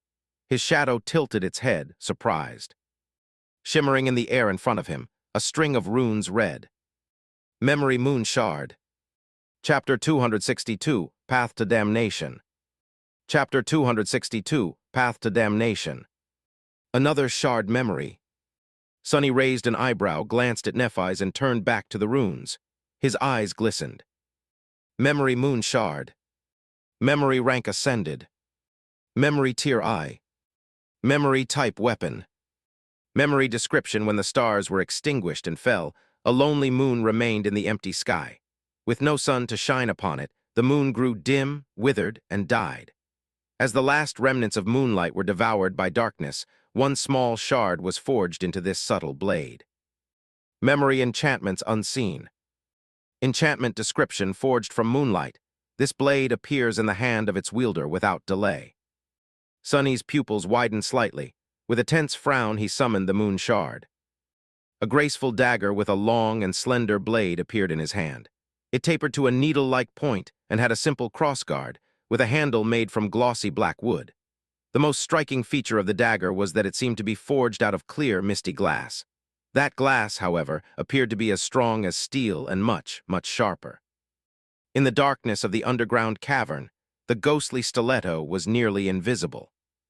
What really stunned Sonny, though, was not its look or its rank, but the fact that the moonlight blade had appeared in his head instantaneously. There had been no sparks of light, no process of weaving itself into existence from nothingness. The dagger was simply suddenly there, as if it had always been that way. This was an incredible enchantment. It might not have seemed that powerful, but Sonny instantly understood that there was a lot more to this simple trait than most people would assume. Once summoned, memories took time to form. The dusk shard had weaved itself into existence in about 6 to 8 seconds. But even if it was just a single second, like the time it took Neph's silver sword to appear, the process was still not instantaneous. What's more, the appearance of a memory was telegraphed in advance by the dancing sparks of light. In short, it was very hard to take the enemy by surprise by suddenly summoning a memory. A skilled opponent would always have enough time to notice it and react accordingly, unless they were lured into a cunning trap by a sword savant like Changing Star. But even then, it wasn't easy to plan and execute such a move. Yet all of that didn't apply to the moon shard. The slender blade of the ghostly dagger could appear out of nowhere in an instant and immediately strike at the target. What an insidious little thing. It was uniquely suited to Sonny's preferred method of engaging the enemy, indeed. He liked to strike from the shadows and kill with one strike. With the ghostly blade in his arsenal, though, he would not even have to hide in the darkness in order to deliver an unexpected and deadly blow. No one would see it coming. Not to mention that it was an ascended memory. Armed with the moon shard, Sonny would finally be able to wound and kill fallen creatures, even without the miraculous enhancement of the Crown of Dawn. his own shadow would be more than enough. Granted, he would have to get really close and personal to a monster in order to use the dagger. But still, at least with it, he stood a chance. Suppressing a satisfied smile from appearing on his lips, Sonny turned to Nephis and asked in an incredulous tone, "Where did you get this thing?" She lingered for a few moments, then said, "North of the Dark City." Sonny nodded. That made sense. There was another red cross on her map, about a week's worth of traveling time north of the ruins. It was drawn near a symbol resembling a grotesque, misshapen skull.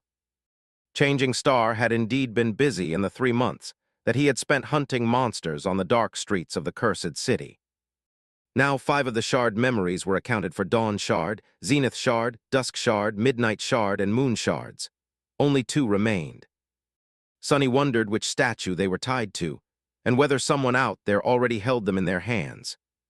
It didn't matter that much for now, though. With a sigh, he dismissed the ghostly dagger and said, "I have to warn you that the enchantment on that shield requires an awaken to activate it. It is supposed to be able to change its weight and mass freely, but actually, it's just stuck being stupidly heavy." Nephis glanced at Effie, who just shrugged. "I'm fine with it as is." Sonny finally allowed himself to smile. "Ah, that's great then. We have a deal." In the end, they had to spend a couple of days in the vast underground cavern, Nephis Ha. Dee to recover from her ghastly wound and the strain of healing the rest of the cohort, while all of them had not liked the idea of venturing back into the mist with their memories damaged. Eventually, though, they were ready to head back. Sonny used this short moment of respite to rest and practice shadow dance, slowly moving toward his goal of mastering its first step. He knew that there was nothing but bloodshed ahead of them. First, they would have to fight their way through the untold horrors of the labyrinth, and once they reached the Dark City, the last act of this messed-up play would begin. Looking back, he couldn't believe how far he had come in these past 8 months. When Sonny arrived on the Forgotten Shore, he was weak and inexperienced. His first fight against a single carapace scavenger almost cost him his life. And now, here he was, standing near the corpse of a fallen monster he had killed with his own 2 hands. From barely killing a single carapace scavenger, to almost losing his life in a fight against a carapace centurion, to summoning a horror of the depths and finishing off the carapace demon. From entering the Dark City, not knowing anything about it, to hunting down dozens of nightmare creatures on its cursed streets, to fighting against a horde of undead monsters in the catacombs beneath it. From venturing back into the labyrinth of his own free will and waging war against the tribe of monstrous spiders, to riding on the shoulder of an ancient giant and battling fallen abominations and hordes of awakened creatures. From finding a nameless grave in the foothills of the Hollow Mountains to witnessing the last resting place of the First Lord in their depths. He had lived through so much, endured so much, and accomplished so much. Of course, there had not been only victories. He had tasted defeat, too, a lot of it, both in battle and in his tentative attempts to build human relationships with other prisoners of this desolate hell. He had experienced pain, sorrow, and despair, and he was going to taste even more of it soon. Turning his head slightly, Sonny looked at his companions. Nephis, Cassie, Kai, Effie, and Castor were busy with final preparations for their long return journey. How many of them would be alive by the end of all of this? Closing his eyes, he sighed. It was not going to be easy to survive the finale. But Sonny was determined to show the rest of the world what he was really made of. He was going to win. He was going to be the last one standing. No matter what he had to do, even if doing it would break him. Chapter 263, The Beginning of the End. Chapter 263, The Beginning of the End. 3 months later, a group of 6 battered humans appeared from the sea of crimson coral and approached a magnificent white arch.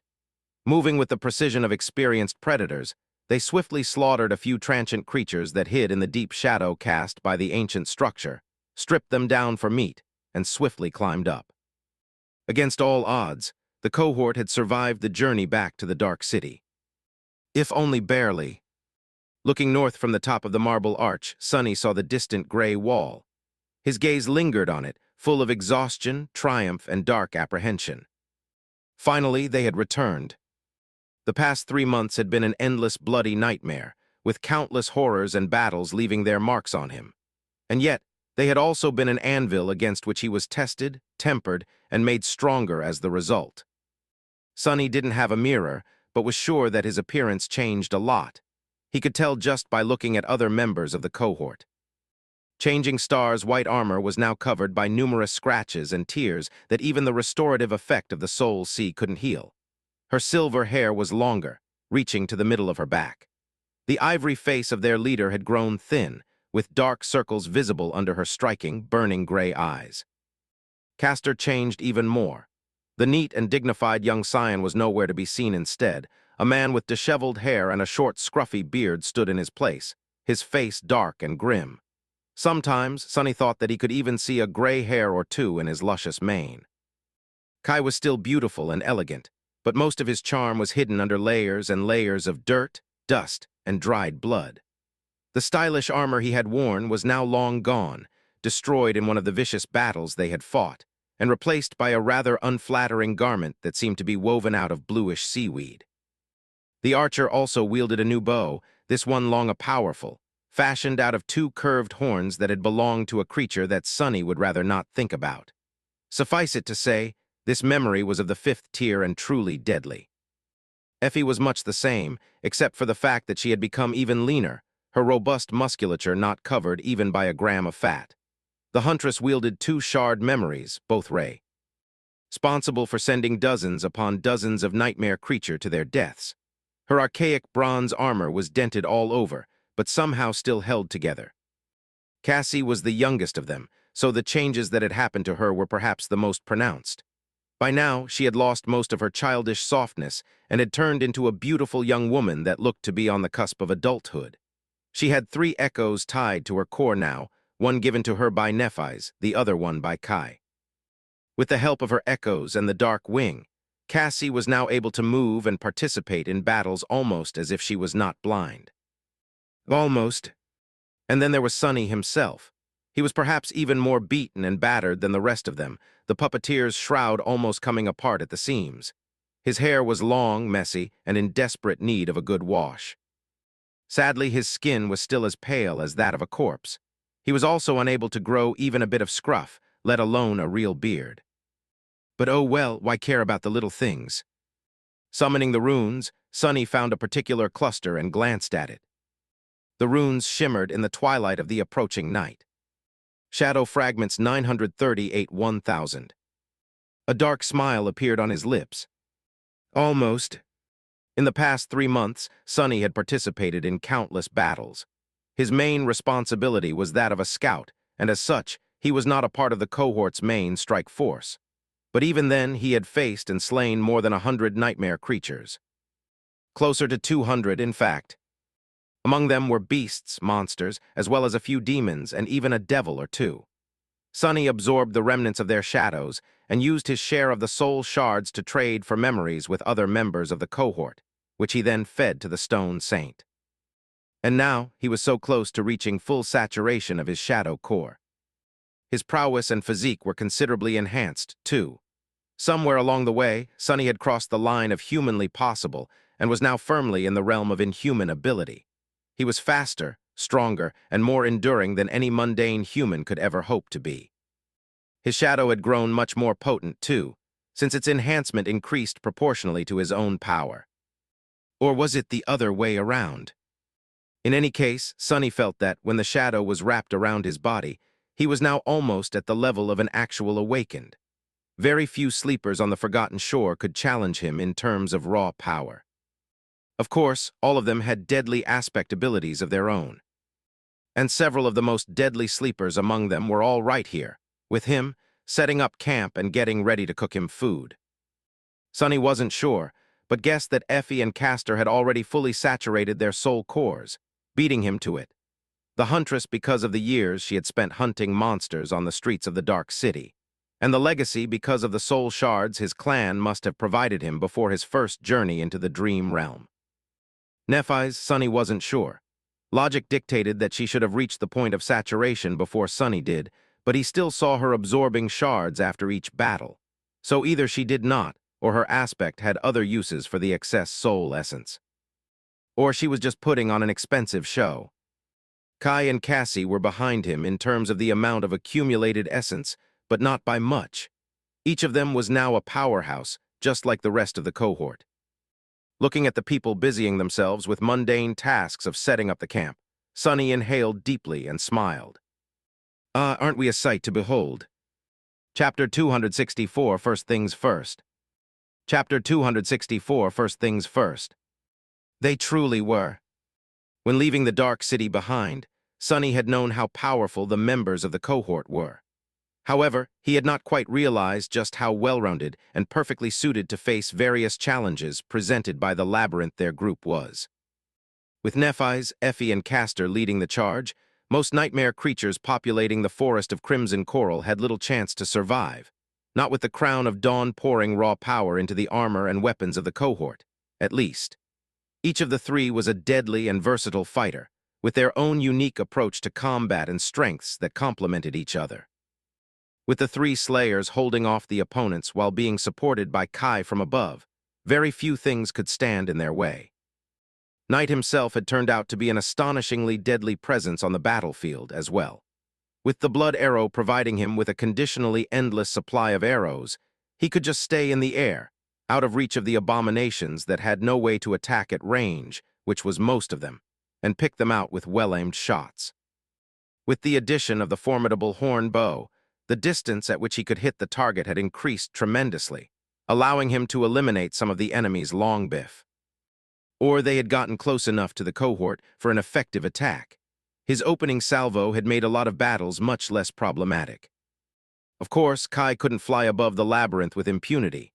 The gray sky was full of danger, too, and by separating himself from his companions, he risked being attacked and torn apart by the abominations that populated it. He had to maintain a fragile balance. But the flying nightmare creatures were a threat to the cohort regardless of whether or not the charming archer rose into the air or not. Actually, this was the type of enemy they were equipped to fight the least. That's why Kai's ability to fly had turned out to be priceless. Especially because he was usually able to fly faster, or at least maneuver better than most of the creatures that dwelled in the sky. More than once, they had survived only because the archer was able to draw the fury of the aerial abominations and dodge their attack long enough to either fell them with a perfectly aimed arrow or give his companions a chance to join the fight. Sunny and Cassie usually protected the rear of the cohort to prevent anything from attacking their companions from the back, which happened more often than one would hope. With the help of the Stone Saint and the Quiet Dancer, and later the other two echoes belonging to the blind girls, they were able to hold off anything until the main force was done with their share of the opponents and joined the fray. That was not to say that their role in the cohort was less important. If anything, Sunny was convinced that what they did was more vital to the survival of each member of the cohort than what the fighters were doing. It was true that, with the help of the Dawn Shard, the cohort was well equipped to handle most monsters of the labyrinth. What they truly had to fear were the creatures that defied all logic, the perils that the human mind could not even comprehend, and the labyrinth itself, as well as the dark waters of the cursed sea and the ancient horrors that dwelled beneath them. That was what Sunny and Cassie had to protect the group from. Free WebNovel, Calm. As Sunny absorbed more and more shadow fragments, the range at which he could control his shadow grew exponentially. By now, the shadow could move almost as far as a whole kilometer ahead of the cohort, scouting for any potential threat and giving them plenty of time to decide if they wanted to fight or change course and avoid the danger entirely. If anything, it had become a little feral and now preferred to wander around aimlessly and far away, returning to Sunny only when specifically commanded to do so. But regardless of that, the value of being able to see and identify their enemies in advance was impossible to overestimate. It was just too valuable. In battle, the tiniest advantage could decide the difference between life and death, and the advantages of knowledge and the first strike were possibly the most important. However, there were things on the Forgotten Shore that even Sunny could not see, predict, or escape from. That was where Cassie's affinity to revelations and miraculous intuition came into play. She was responsible for preventing the cohort from stumbling into anything that would destroy their very souls before anyone could even understand what was happening, or something that simply could not be defeated.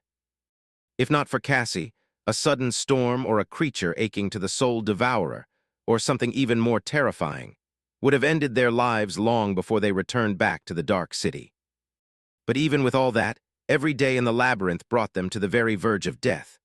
No matter how strong, well-rounded, and well-equipped the cohort was, the nightmares of the Forgotten Shore were always more powerful, unpredictable, and bizarre, making any and all preparations useless. In the end, the only reason that none of them had died from grievous wounds, sickness, or infection was because of changing stars' healing flames. In the 3 months that they had spent traveling through the labyrinth, Sunny fully understood why healers were so sought after among the awakened. He knew it before in theory, but only after being subjected to the daily terror of their journey had he realized how life-changing, literary, the presence of a healer in the cohort truly was. And so, just like that, they had done the unthinkable and managed to travel all the way from the edges of the Forgotten Shore back to its center. Thanks to their power and resolve, their foresight, their strength, and their ability to rely on and help each other. As well as in large part pure dumb luck. And now that they were about to return to the cursed haven of the Dark City, their luck was about to be tested as it had never been tested before. But that was for later. First, the members of the cohort had to fulfill their obligation to Sunny. He had joined this expedition on a certain condition, after all. Glancing once again at the distant gray wall, Sunny clenched his fists, the corner of his mouth curled up in a vicious grin. Wait a bit more, bastard. Your day of reckoning is coming. In 2 days, they were going to kill the Black Knight. Chapter 265, Hateful Shad. Chapter 265, Hateful Shad. Turning away from the distant wall of the Dark City, Sunny closed his eyes, inhaled deeply, and let go of his anger. He had to keep his head cool for now. Killing a fallen devil was not going to be an easy task. It might even turn out to be his undoing. But he was determined to see it done. The debt of blood he owed that creature had to be repaid, no matter what. Walking over to the fire, Sunny sat down and tried to remember the details of their previous stay on this old, weathered marble arch. What a fun couple of days that had been. Rather pleasing on the eye, too. His shadow shook its head dejectedly and turned away. Soon, Nephis handed him his share of the food. Her culinary skills had improved a lot during these months, despite the fact that there had not been a large variety of ingredients at their disposal. Still, being able to turn the most repulsive of monsters into a delicious meal was something that not everyone was capable of. This should be a separate course at the academy. Teacher Julius had taught him how to consume various things in the dream realm without ending up poisoned to death, but he had neglected to go in depth on how to actually make them taste good. Sinking his teeth into a juicy piece of meat, Sunny forgot about his troubles for a bit and simply enjoyed this rare moment of bliss. Disposing of the meat, he smiled in satisfaction and wiped his hands on the soft fabric of the puppeteer's shroud. Then he glanced at Nephis and asked, "We should be able to reach the city tomorrow, yes?" She gave him a nod. "If nothing happens." Sunny thought for a bit, then said in a curious tone, "Do you think Gunlog knows that we are coming back?" Nephis thought for a few moments before replying. Her voice was calm and indifferent. "Definitely." Sunny sighed. This was his conclusion as well back when he had first entered the Bright Castle. He had learned from Castor about a certain artisan that could track the general location of anyone a person had ever met. This was how Castor knew how many sleepers of their crop had been sent to the Forgotten Shore. Even if Gunlog possessed no other method to learn of their approach, all he had to do was ask that woman. Sunny shifted a little and asked, "Should we expect a welcoming party?"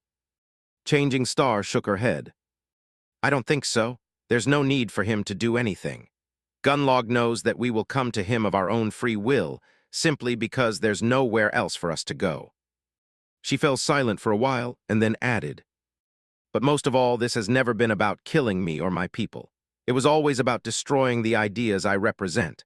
What's the point of crushing me if no one is there to see it? Gunlog won't do anything without an audience. He had sent Harris to stop us from escaping the stage, but now that we are back on it, there is no need for him to rush the inevitable. Everyone listened to the conversation with dark expressions. Sunny glanced at them, hesitated for a bit, and asked, "Are you confident that you can defeat him?" Nephis stared at the fire. After a while, she simply said, "Yes." Hearing that, Sunny smiled sweetly. "Well, good for you, but I am not. So let's finish our deal before the lot of you get killed by that maniac." "All right." A corner of Neph's mouth curled upward. "You are talking about the fallen devil." He nodded. "Yes, the bastard. You promised to help me kill him, remember?" Meanwhile, Kai was looking at him with a complicated expression. Finally, not able to hold back, he asked, "Sunny, are you really not going to join us? Don't you see that we only have one chance to escape this place, not to mention all the lives we can save?" Sunny shrugged. To be honest, he wasn't entirely sure on that point himself. On one hand, he had no desire of helping Nephis achieve her insane goal. On the other hand, things that she had set in motion were going to happen with or without him. What was he going to do?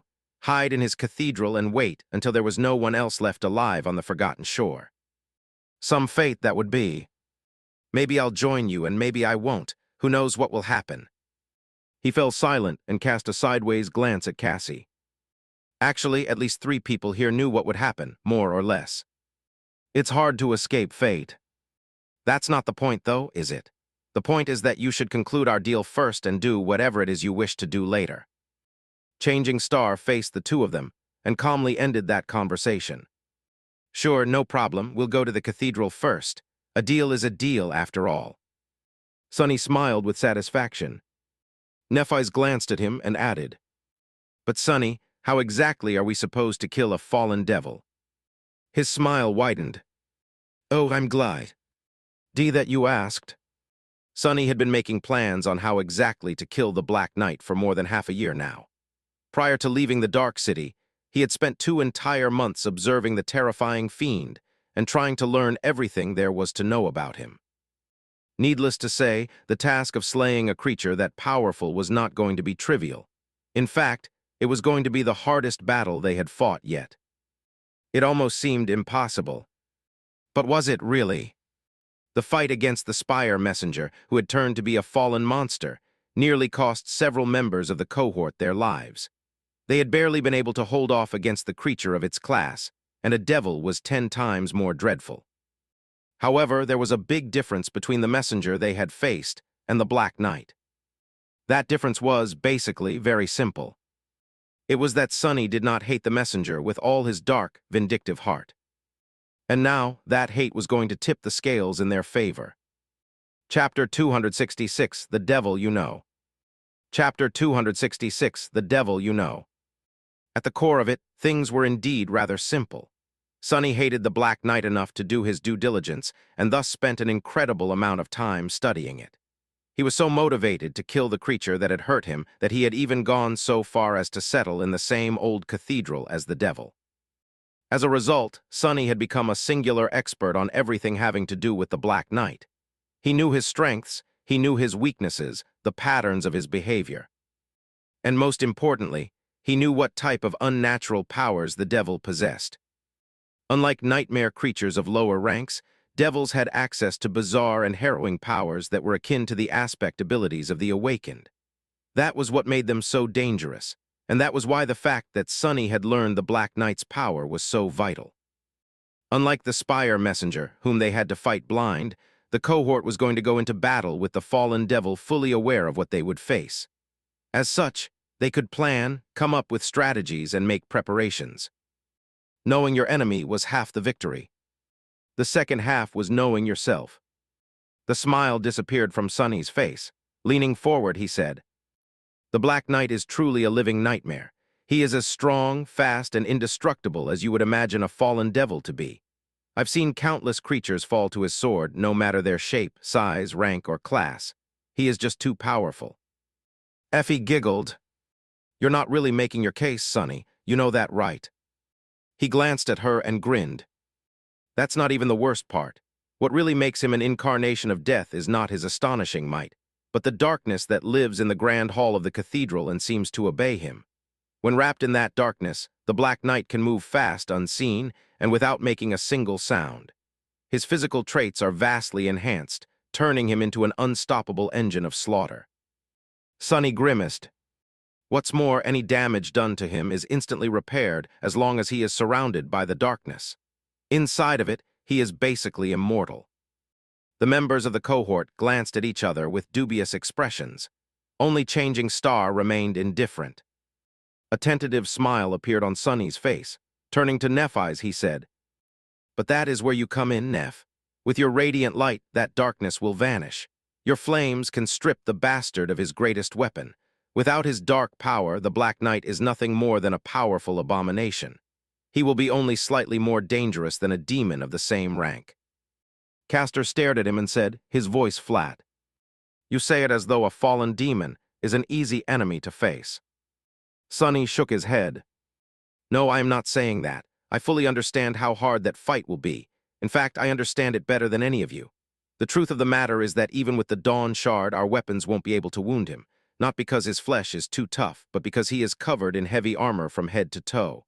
I'm not even sure that there is any flesh beneath it, to be honest. There is only one chink in his armor, and that is the visor of the helmet." The Black Knight had 2 burning red embers instead of eyes, so Sonny didn't even know if the bastard had a face. Kai shifted a little and said, with uncertainty, "So the only way to kill him is to hit the crack of the visor. I'm not sure that this is possible. On a fixed target, sure. But on a moving one, especially one that fast and deadly, I can't promise that I'll manage that." The others nodded, expressing their agreement. Sonny smiled. "Ah, yes, that would indeed be tough. Luckily, we don't have to." He paused for a moment, and then revealed the secret that had taken him a long, long time to uncover. The truth is, the visor is a trap. It seems like a weak spot, but it's not. The real weakness of the Black Knight is not even protected by the armor. A dark expression appeared on his face. "It's his sword." Indeed, after observing the devil for months, Sonny had come to the conclusion that the secret to destroying the damned thing hid not in finding a way to pierce the bastard's armor, but in destroying his terrifying greatsword. By watching the Black Knight fight against countless nightmare creatures, Sonny had been able to notice a curious pattern.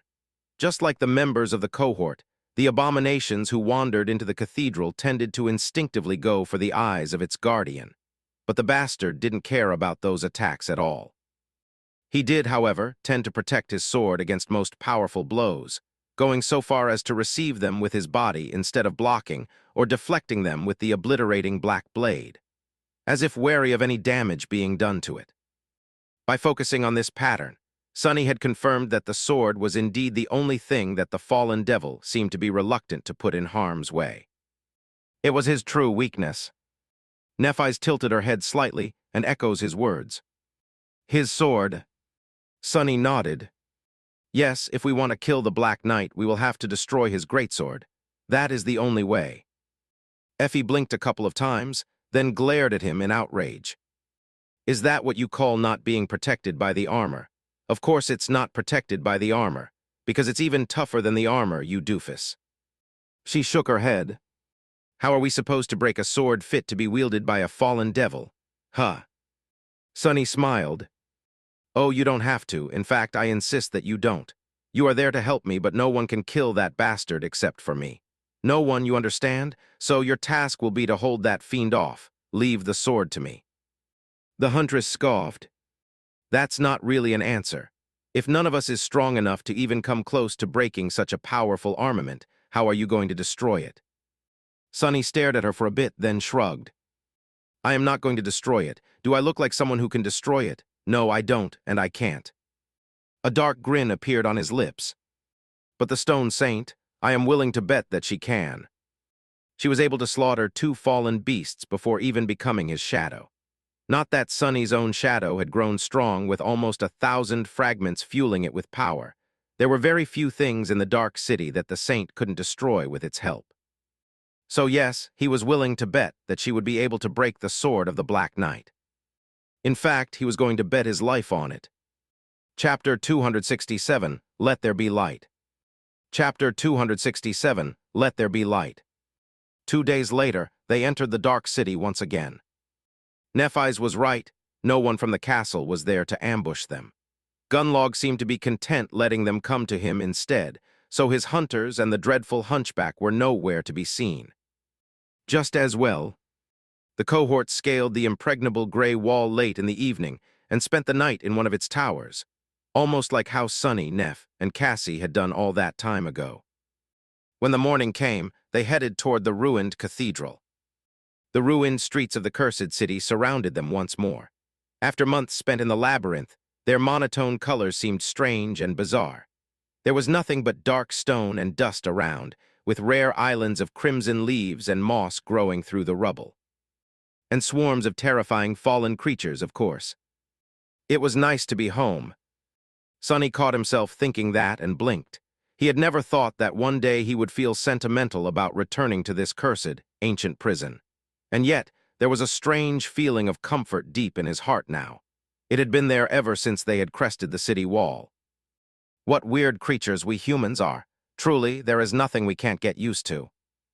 Glancing at his companions, he noticed that they were feeling the same way, especially Effie, who had spent years surviving, hunting, and even thriving on the streets of the dark city.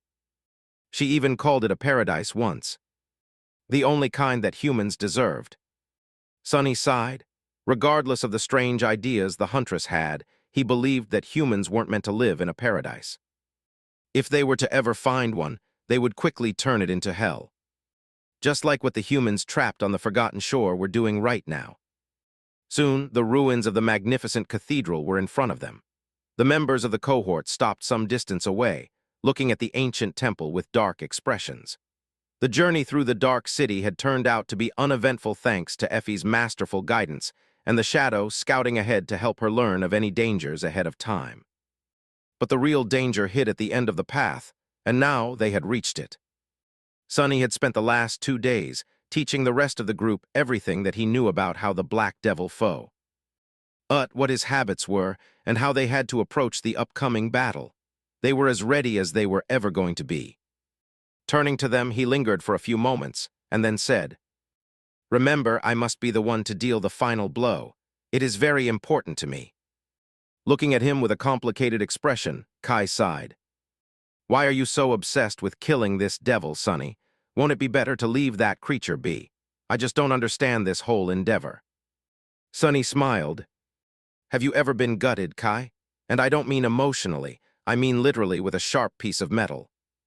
The charming archer shivered. No, were you?" The smile disappeared from Sunny's face. "Yes, I was. That bastard over there cut me open with his big sharp sword and left me bleeding to death in a ditch. So, it's only fair that I do something similar to him, is it not? I don't know how it works with you citizen folks, but out in the outskirts you don't let things like that go. Simple as that. The day you let a person who hurt you walk free was the day you announced to the world that anyone could stomp on you with impunity. After that, it was a short road to the grave, or worse. So people in the outskirts were very serious about their grudges. Granted, the Black Knight was not really a person, but the same principle applied. Kai stared at him with a complicated expression, then asked in a strange voice, "Really, then how did you survive?" Sunny turned away and moved his shoulders slightly. "A combination of good attributes and powerful memories. That's how I survived. Well, most of me did." With that, he shook his head and gritted his teeth in anger. "Enough talk, you all know the plan, so let's get it over with." Today, Sunny was going to reach the pinnacle of his hunter career. He was going to hunt the devil. Inside the tenebrous grand hall of the majestic cathedral, darkness reigned unopposed. It drowned the vast hall, clinging to its walls and tall columns. The rare beams of light falling through the narrow windows only served to make it seem deeper. 6 humans entered the temple, the light of their lantern memories failing to pierce the veil of darkness even slightly. For a moment there was utter silence, and then a sudden yell broke it apart. "Now!" A tall young woman with silver hair and calm, striking gray eyes raised her sword. Then, a wave of brilliant white light shone from it, reaching far and wide. The darkness was instantly torn apart and obliterated, vanishing into the deepest, darkest corners of the cathedral. And there, right in front of them, a giant clad in black steel armor was revealed. his sword already on its way to reap the lives of unfortunate fools who had dared to desecrate the silence of the ancient temple. The great sword he wielded seemed as heavy as the stone pillars that supported the roof of the temple. Falling from above, it looked like a vertical tear in reality that revealed the impenetrable darkness hiding beneath. What could stop such a monstrous blow? Perhaps the shield that contained the weight of the heavens themselves could. Effie dashed forward, raising the dusk shard. The heavy shield received the terrible impact of the devil's unstoppable attack. A deafening sound of steel clashing against steel rolled across the grand hall like a sound shockwave, growing louder as it reflected from the stone walls. The shield held. The floor beneath Effie's feet, however, did not. It cracked and shattered, sending the huntress reeling back. A pained yelp escaped from her lips. The Black Knight lingered for a moment, seemingly surprised by the obliteration of the darkness that had shrouded him. However, his hesitation lasted only for a fraction of a second, not nearly enough for the humans to prepare themselves for his next attack. And it was already coming. Without paying any attention to Effie, who was flying back, the devil turned with astonishing swiftness and aimed his sword at Nephis. But before he could perform his second strike, a massive piece of rubble the size of an adult human suddenly flew through the air and crashed into the armored giant at full speed. All the Black Knight could do was lean forward and meet it with his shoulder. The boulder exploded into 1,000 pieces, leaving the devil unscathed. The creature that threw it walked through the dust with utter indifference, 2 ruby flames burning behind the visor of her helmet. The Stone Saint had arrived to face the Black Knight. Chapter 268 Clash. Chapter 268 Clash. The Stone Saint walked toward the Black Knight with stalwart indifference. Her body shone with dark radiance, and there were wisps of ghostly gray fog dancing on her elegant armor. The ruby eyes of the taciturn monster burned with menacing crimson flames. The darkness that served the devil had been vanquished by changing stars' incandescent light, but the shadows populating the ancient temple only grew deeper because of it. Now they were shifting, as if reaching Toa. Ardi the saint to fall upon her shoulders like a mantle. Without slowing down, the shadow raised her shield and hit its rim twice with the edge of her sword, as though challenging the Black Knight to a battle. Small kappa letter winda 07 letter winda 07 letter 1d21 letter 1d07 small cap b small cap n o letter 1d20 letter 1d07 small cap l co letter 1d0d. With the two creatures finally facing each other, it became even more apparent that there was a mysterious connection between the two of them. Despite the fact that the Black Knight towered above the graceful living statue, their general appearance and the design of their armaments were eerily similar.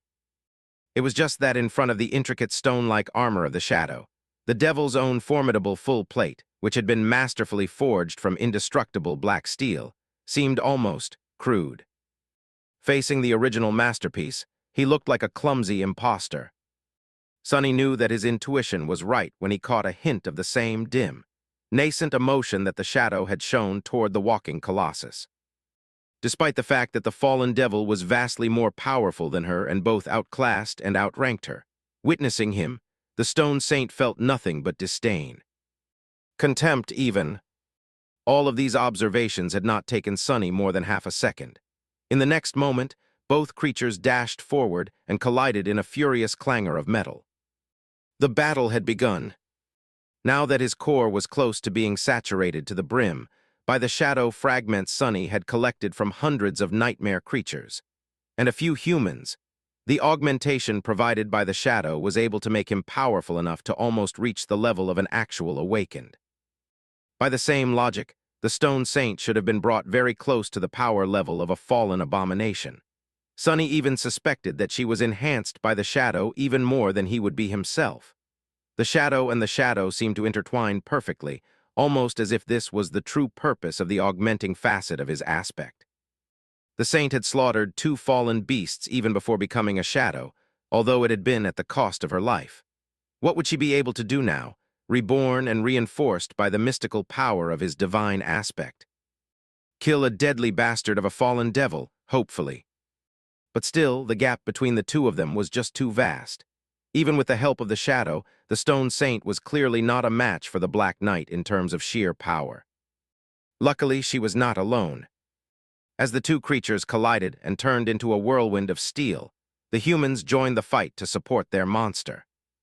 Castor appeared at a terrible speed, striking at the giant black sword with his elegant giant. The ghostly green blade slid off the surface of the greatsword without any result, but the impact of his strike managed to slow the Black Knight by a fraction of a second. Small Capel. That was all the stone saint needed to deliver a blow of her own. Closing the distance to the giant fiend in order to turn his size and reach superiority against him, she struck upward at the pommel of the greatsword with her shield. The hands of the Black Knight were thrown above his head, and using that opening, she bulldozed into his abdomen with her shoulder, sending the giant reeling. The violence of the impact was so fierce that several fractures appeared on the surface of her stone-like pauldron. As the dull metal sound rang across the grand hall, shards of stone flew into the air. But it was not in vain. The momentary gap in the defense of the devil allowed Nephis to deliver a devastating thrust with her silver longsword. Enhanced by the annihilating white flame and the miraculous enchantment of the Dawn Shard, the sword hit against the breastplate of the Black Knight's armor and broke through, sinking deep into the body of the fiend. For a moment, everyone froze, stunned at the ease with which they were able to pierce the seemingly impregnable armor of the fallen devil. Just a moment before, Castor's giant didn't even leave a scratch on the black steel of the fiend's greatsword. But then things took a sharp turn for the worse. The Black Knight did not seem to care about several inches of incandescent steel penetrating his chest at all. Regaining his balance, he indifferently swiped his sword down, forcing both Nephis and the stone saint to stagger back. The black blade hit the marble floor, causing the ground to shake and throwing Neph to the ground. Before anyone could react, the devil let go of the hilt of his sword with one hand and delivered a shattering backhanded blow to the shadow. The strength of that strike would have been enough to pulverize any human, but the stone saint was made of a far more enduring material than flesh. Still, the living statue was thrown back like a broken doll. Almost instantly, the Black Knight turned to Nephis once more. The terrifying sword flew into the air, ready to split her apart. I was right. A savage smile appeared on Sonny's face. Brandishing the midnight shard, he dashed forward. ND screamed, Plan C. Plan C was very simple. It was born out of the prediction Sonny had made when discussing how they were going to kill the devil. He had suspected all along that since Neph was a perfect counter to the Black Knight's most dreadful power, he would concentrate all his attention on dealing with her first. In short, the devil was going to make killing Changing Star his #1 priority. Nephis was indeed a perfect counter against the living darkness, but even better than that. She was the perfect bait. Chapter 269, Incarnation of Death. The black blade fell down, missing Nephis only by a hair's breadth. She rolled back and performed an impossible handspring, launching herself into the air from the ground. Landing on the marble floor with an effortless grace of a trained acrobat, Changing Star slid back a few meters and came to a stop some distance away from the devil. But he was just as fast, no, much faster. The giant was already lunging forward to skewer her on the tip of his terrible greatsword. She shifted slightly, dodging the deadly attack, dashed forward along the vast length of the black blade. Her sword flashed through the air and impacted against the vambrace of the menacing armor, leaving a deep scratch on its dark surface.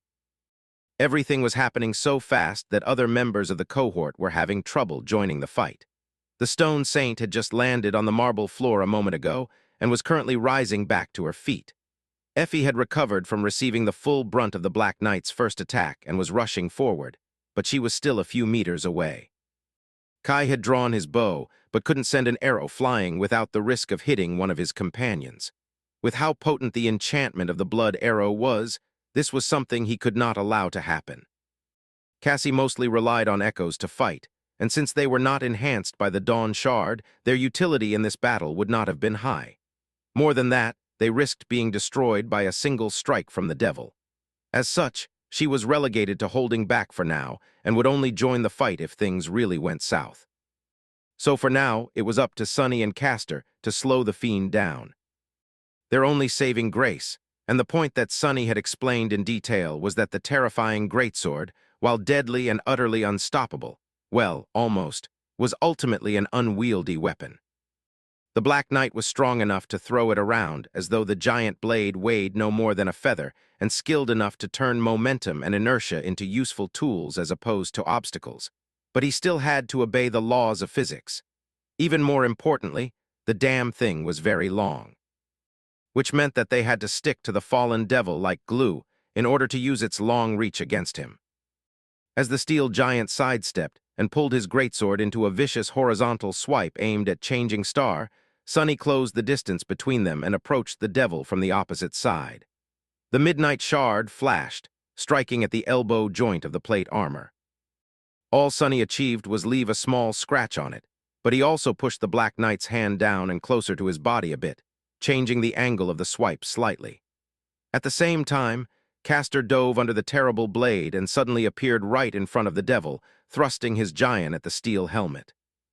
Darren, Vel the Black Knight just turned his head slightly, causing the ghostly green blade to slide off the helmet without doing any damage. At the same time, he let go of the sword with one hand and threw his elbow back, almost smashing Sunny's skull in, all the while continuing his deadly strike at Nephis. Nevertheless, their tandem attack helped Changing Star avoid being cut in half. Taking a swift step forward, she raised her own sword and received the blow on its blade. Since she had time to close the distance and was now mere centimeters away from the devil, the part of the greatsword that hit her was close to the crossguard, and as such, did not carry too much destructive force. Still, it was enough to send her crashing onto the ground, the sword sliding from her hand. Even with the three of them fighting together, they couldn't slow the cursed creature for more than a moment. But then, a moment was all they needed, because it gave Effie enough time to rejoin the fight. It also gave Kai the opportunity to take a shot. A black arrow streaked through the air and plunged right into the crack of the devil's visor. Sunny noticed a startled expression on the charming archer's face. He himself was stunned. No one had expected Kai to actually hit the bastard right in the only chink in his armor, least of all Kai himself. The head of the Black Knight was violently jerked backward. But in the next moment, Kai staggered and groaned. Curse it, why am I always right? Sunny had anticipated that result too. He had guessed a long time ago that there was no flesh beneath the menacing black armor. Rather, the armor itself was the nightmare creature, or at least the vessel for the evil soul of a powerful revenant. As such, there was no blood for the ghastly arrow to drink. That's why Kai had been affected by the backlash of his fallen memory despite hitting his target. Just in case something like that happened, Sunny had tasked the charming archer with fashioning a few mundane arrows out of splinters of bone that was everywhere on the forgotten shore. So Kai wasn't entirely out of the fight, yet. However, the amount of damage he would be able to do to the terrifying devil was not extremely low. Damnation! But Sunny had no time to lament this turn of events. The battle was only growing more chaotic and fierce. Thanks to the incredible precision of Kai's shot, the Black Knight was disoriented for a moment. Effie arrived just at the right time to use it to their advantage. Leaning low, they used the momentum of her lunge and the bone-breaking weight of the dusk shard to deliver a devastating blow to the thigh of the steel giant. As another shockwave of sound rolled through the grand hall, the fiend staggered. But a fraction of a second later, he brought his armored fist down on the mighty huntress, causing her to reel away with a pained scream. The pommel of the black sword lurched forward, catching Castor in the chest despite how fast the proud legacy was moving. He crumbled to the floor like a broken mannequin. Lastly, the Black Knight turned his blade to Sunny, causing him to retreat. The damn bastard was simply unstoppable. None of their attacks had achieved anything except for annoying him a little. Not good, not good. Pushing herself off the ground, Nephis looked at the fallen devil that towered above her like a bastion of darkness. Her face was pale, and there was blood flowing from her mouth. What's worse, the silver sword had slid far away and was now out of her reach. The incandescent radiance disappeared from its blade, allowing for the darkness that hid in the corners of the grand call to slowly begin crawling back. Nothing stood between her and the Black Knight anymore. Suddenly opening his eyes wide, Sunny glanced into the depths of the cathedral. And then a simple scream escaped from his lips. Neth run. Chapter 270, Runaway. As the silver sword was extinguished, Changing Star lingered for a moment. White flames ignited in her eyes, and suddenly the pristine white breastplate of the Starlight Legion armor was enveloped in blinding white light. The darkness that had begun to seep back into the grand hall of the ancient temple reeled away once more. It appeared as though Nephis changed the target of her miraculous aspect ability and used her armor as its conduit instead of the sword. But from the side, it simply looked like there was a furious white star burning in her chest. That momentary delay almost cost her her life. As soon as Sunny's scream echoed through the cathedral, the terrifying black blade came down once again. This time, Nephis seemingly had no chance to escape. But somehow she did. Pushing herself off the marble floor, she twisted her body and barely avoided the falling guillotine of the Black Knight's greatsword, then swiftly rolled away. The next moment, she was already on her feet. As the devil lunged forward to crush her, Changing Star did something that no one would ever expect the proud daughter of the immortal Flame Clan to do. She turned her back to the enemy and ran. From their early days in the labyrinth, Sunny knew that Nephis could be incredibly fast when she wanted to. And indeed, just a second later, she was already far away. Cursing under his breath, he followed. No matter how fast Nephis was, the Black Knight was faster. The devil was already pursuing his runaway prey, moving with a celerity that seemed strange for a creature of his size, especially one clad in an incredibly heavy suit of steel armor. With each moment, he drew closer and closer to Changing Star, his sword ready to reap her life. Straining his muscles to their limit, Sunny ran as fast as he could, too, desperately trying to catch up to them. With Effie and Castor temporarily put out of commission and Cassie and Kai sidelined, he was the only one left. He had to make it in time, no matter what. If he didn't... Come on. Gritting his teeth, Sunny somehow managed to accelerate even more. Nephis was already halfway through the grand hall of the cathedral. The statue of the nameless goddess on the far side of it must have appeared in her sight. It was then when she suddenly stopped and turned around, sliding on the marble floor a few meters because of the momentum. The silver sword had already been dismissed and summoned back from her soul's sea. It seemed as though out of desperation, Nephis decided to mount one last, suicidal attack on the swiftly approaching steel giant. Or maybe she had just gone crazy. But it only seemed that way. The corners of Sunny's mouth curled upward. That's my girl. Plan C was about to come to fruition. Changing Star had performed her role perfectly. Well, what else did Sunny expect from her? All that remained was to stall the Black Knight for a few seconds. The devil descended upon the silver-haired girl in a fury of obliterating black steel. Nephis met him with her usual calm resolve, dodging strike after strike with incredible skill. Just like a lifetime ago, when she had been facing Castor at the dojo of the academy, she used her understanding and control of the flow of combat to breach the gap in speed between her and her opponent. She wasn't as much reacting to the deadly blows delivered by the devil as predicting them, moving to evade the strikes of the black greatsword before they could even happen. Of course, this deadly dance could not last. The tiniest of mistakes would have been her last. And even if she didn't make any, Nephis was not going to be able to keep this level of concentration for long, not to mention the insane toll this fearsome clash took on her stamina and endurance. But she didn't have to. All she needed to do was to keep the bastard busy for a couple of seconds. And when those seconds ran out, a sudden crack of breaking stone resounded in the darkness of the ancient temple. In all the commotion, the stone saint had strangely disappeared. After Sunny had confirmed that the fallen devil was targeting Nephis above everyone else, their strongest combatant, his shadow, was nowhere to be seen. That, of course, was on purpose. She was laying the groundwork for the plan to work, while the rest of them kept the Black Knight distracted. The plan, however, could only happen in a certain spot in the Grand Hall. That was where Changing Star had to lure the Black Knight in case he fixated on her. Following the descriptions provided to her by Sunny, she led the devil deeper into the cathedral and stopped just in the right place. And then she engaged him in a fierce battle to give the saint time to close the trap, which she did by taking a running start and crashing with all her weight into one of the tall, magnificent pillars supporting the roof of the cathedral.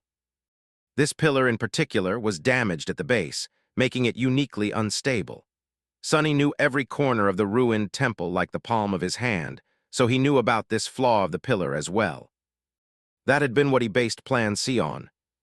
As Sonny ran, he could see everything that followed in all its majestic brutality. The breaking of stone resounded in the vast hall of the ancient temple. A net of cracks appeared on the massive, incredibly tall column and quickly spread to a deep gash in its base. Shards of stone flew in every direction, and the column began to topple. It seemed slow at first, but in fact it wasn't. In the center of the hall, the Black Knight paused his relentless onslaught for a moment and turned his head, following the sound of cracking stone. He was a second too late. As Nephis dashed away, the pillar fell on the devil, crushing him under countless tons of hard stone.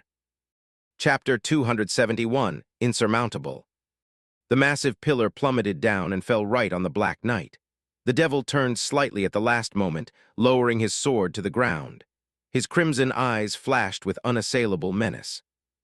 As a thunderous crash resounded in the dark hall of the ruined cathedral, pieces of stone and clouds of dust flew into the air. "Got you!" A feeling of savage joy ignited in Sonny's heart. Without slowing down, he dove into the dust. Of course, he didn't think the fiend would be destroyed by his trap, but it had to do some damage to the fearsome black armor, at least. Nearing the place where he had last seen the tall, dark figure, Sonny witnessed an incredible sight. The pillar was floating high above the ground, its crushing weight resting on the shoulder of the steel giant. In the place of the impact, its surface had cracked and shattered.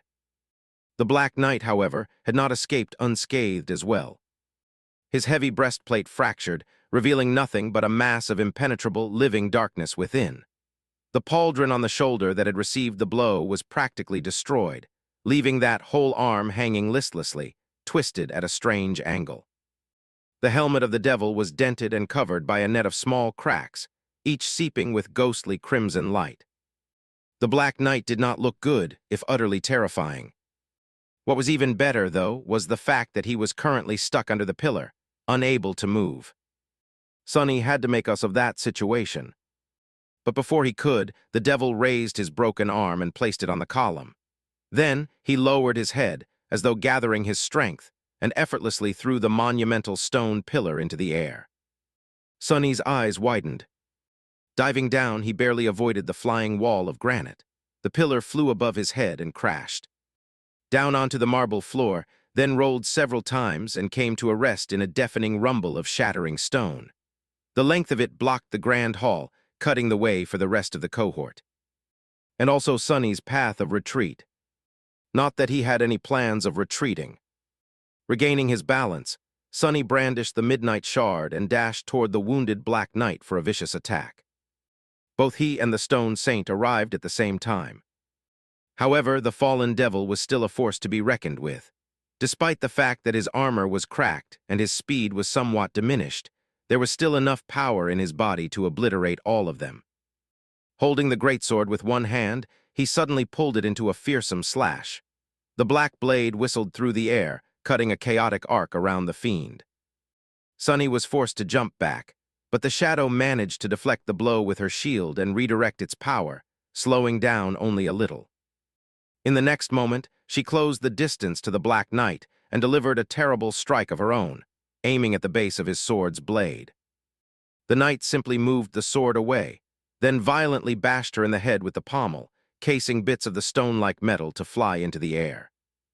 The saint staggered back, the visor of her helmet shattered. Unlike the mass of darkness hiding in the black suit of steel armor, there was an actual face beneath hers. Sonny allowed himself to stare for a fraction of a second. This was his first time seeing the face of his shadow, after all. The stone saint looked just how he had imagined. Her skin was gray like granite, and the features of her face were almost like that of a human, with the exception that they were just too flawless. It was as though she had not been born, but actually cut from stone by a mad sculptor, one obsessed with absolute perfection. As the result, what should have been beautiful looked eerie and hideous instead. In fact, glancing at the inhumanly perfect face of his shadow, Sonny felt nothing but a cold sense of revulsion. Fright even. The fact that her haunting face was utterly devoid of any hint of human emotion only made it even more disturbing. The shadow caught herself from falling and dashed to the side, avoiding another strike from the terrifying giant, which was effortlessly chained after the first one. The greatsword fell down once more, shattering the marble plates of the floor in the spot she had been just a moment ago. It was then that Nephis rejoined the fight. The three of them attacked the Black Knight simultaneously, perfectly coordinating their assault. Changing Star threw her longsword forward, aiming to sever the broken arm of the devil entirely. The Stone Saint went after the greatsword again. And Sonny did something crazy. Dashing to the enormous black blade, he stepped on its surface and ran up, using it as a ladder. He had a solid second of stability before the greatsword was pulled into another attack. Feeling it moving beneath his feet, Sonny used the momentum to jump up and grab onto the helmet of the terrifying fiend. Mounting the devil, he hung from the Black Knight's neck and delivered a savage stab at his shoulder. His aim was just a centimeter away from the edge of the pauldron. Sonny's hand was empty when he started the strike, but by the time it reached its mark, the moon shard was already grasped in it. During their journey back to the Dark City, he had noticed that Ascended memories received a less dramatic enhancement from the Crown of Dawn. Unlike the Awakened ones, they weren't elevated by almost an entire rank in terms of power. The augmentation, however, was still significant. Enough to breach the gap between the ghostly stiletto and the armor of the fallen devil, at least. The needle-sharp point of the moon shard broke through the impenetrable steel and sunk deep into the shoulder joint of the indestructible black armor.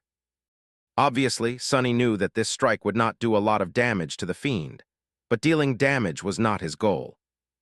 Devil or not, fallen or not, the Black Knight still had to obey the laws of physics. In particular, having several inches of steel, glass, stuck in the joint of his armor was inevitably going to reduce the mobility of his arm. Indeed, with both of his arms damaged, the speed with which the fiend was able to move his greatsword around considerably diminished. It was still utterly terrifying, nevertheless, but not insurmountable anymore. Just a moment faster than the Black Knight, the Stone Saint stepped over the black blade and pinned it to the floor with one of her greaves. Using all of her weight to keep it down, she threw her sword aside and raised her shield high above her head with both hands. P.N.Vel for a moment time slowed down. And then the shadow brought the shield down, delivering a devastating blow to the weakest point of the greatsword. The rim of the stone shield hit against the blah. CK steel. And with a deafening ringing, the greatsword shattered. Chapter 272, Shadow and Darkness. Augmented by the shadow and with the help of 900 fragments that Sonny had collected, the saint had become incredibly strong. The graceful stone body of the taciturn monster hid incredible power to begin with, and now it was vastly enhanced. Holding her shield with both hands, the shadow delivered a devastating blow at the weakest point of the black blade. The blade, which was pinned between the marble floor and her greave, rang deafeningly and shattered. Still mounting the Black Knight, Sonny grinned with vicious joy. Then he let go of the dented helmet of the devil and pushed himself off, performing a backward flip and landing nimbly several meters away. Nephis immediately disengaged, too. Both of them knew that their nothing was more dangerous than an enemy on the brink of death. With nothing to lose, humans often relinquished any sense of self-preservation and turned berserk, taking their killer with them to the grave. Nightmare creatures were much the same, only more terrifying. Despite the fact that Sonny was sure that the devil's weakness hid in his sword, he wasn't certain what would happen if the blade was actually broken. Hopefully, the Black Knight would just crumble into a pile of steel. If not, it would be better to be far away when they found out. As the shards of the black blade rained on the floor and the Stone Saint fell on one knee, a shudder ran through the devil's body. The darkness hiding in the corners of the ruined cathedral suddenly boiled and lunged forward in a wave. But none of it reached the Black Knight, annihilated by the radiance of Changing Star's intricate white armor. The devil froze in a twisted pose, his hands powerlessly hanging down, his back bent. The black steel of his armor was rusting. It was swiftly turning dull brown, its luster gone, its once impregnable surface looking corroded and brittle. Then he slowly and laboriously raised his head and turned it slightly to the side, as if staring at the face of the nameless goddess whose statue oversaw the dark hall of the ruined cathedral for thousands of years. As the devil looked at the goddess, The crimson light of his eyes slowly weakened and dimmed, and then, suddenly, exploded into furious red flames. The rusty armor came apart, exposing the mass of darkness hiding within. The darkness stretched its limbs and rose above the kneeling shadow, the parts of the armor that floated in it giving the creature a vaguely humanoid shape. Revealing its true form, a ghostly colossus made of darkness and rusting steel towered above the taciturn monster like an omen of death, two crimson fires burning furiously in the black depths. Another flame appeared just beneath them, like a twisted mouth made from the flames of hell. And then a terrifying roar shook the ancient temple. Sonny took an involuntary step back, a feeling of dread rising from the depths of his soul. His eyes searched for Nephis and found her standing a few meters behind the stone saint. Changing Star was hesitating, looking at the dark apparition with an uncertain expression. She caught his gaze, lingered for a moment, and then nodded, understanding what Sonny wanted to convey without the need for any words. Then, Nephis cautiously backed away, not letting the devil out of her sight. What was going to happen next was not something a human could survive, not a sleeper at least. With a harrowing fury, the creature of darkness crashed down on the shadow. Its hands tore through the air and wrapped around the taciturn monster's neck, then raised the living statue in the air as if her stone body weighed nothing. The devil brought the saint high above the marble floor of the ruined cathedral and squeezed her neck, as if trying to strangle her. A net of cracks streaked through the shadow's armor, bits of stone falling down. Through all of it, the emotionless expression on the hauntingly inhuman face of the saint did not change one bit. But in her ruby eyes, a hint of a feeling appeared, much stronger than ever before. WebNovel disdain.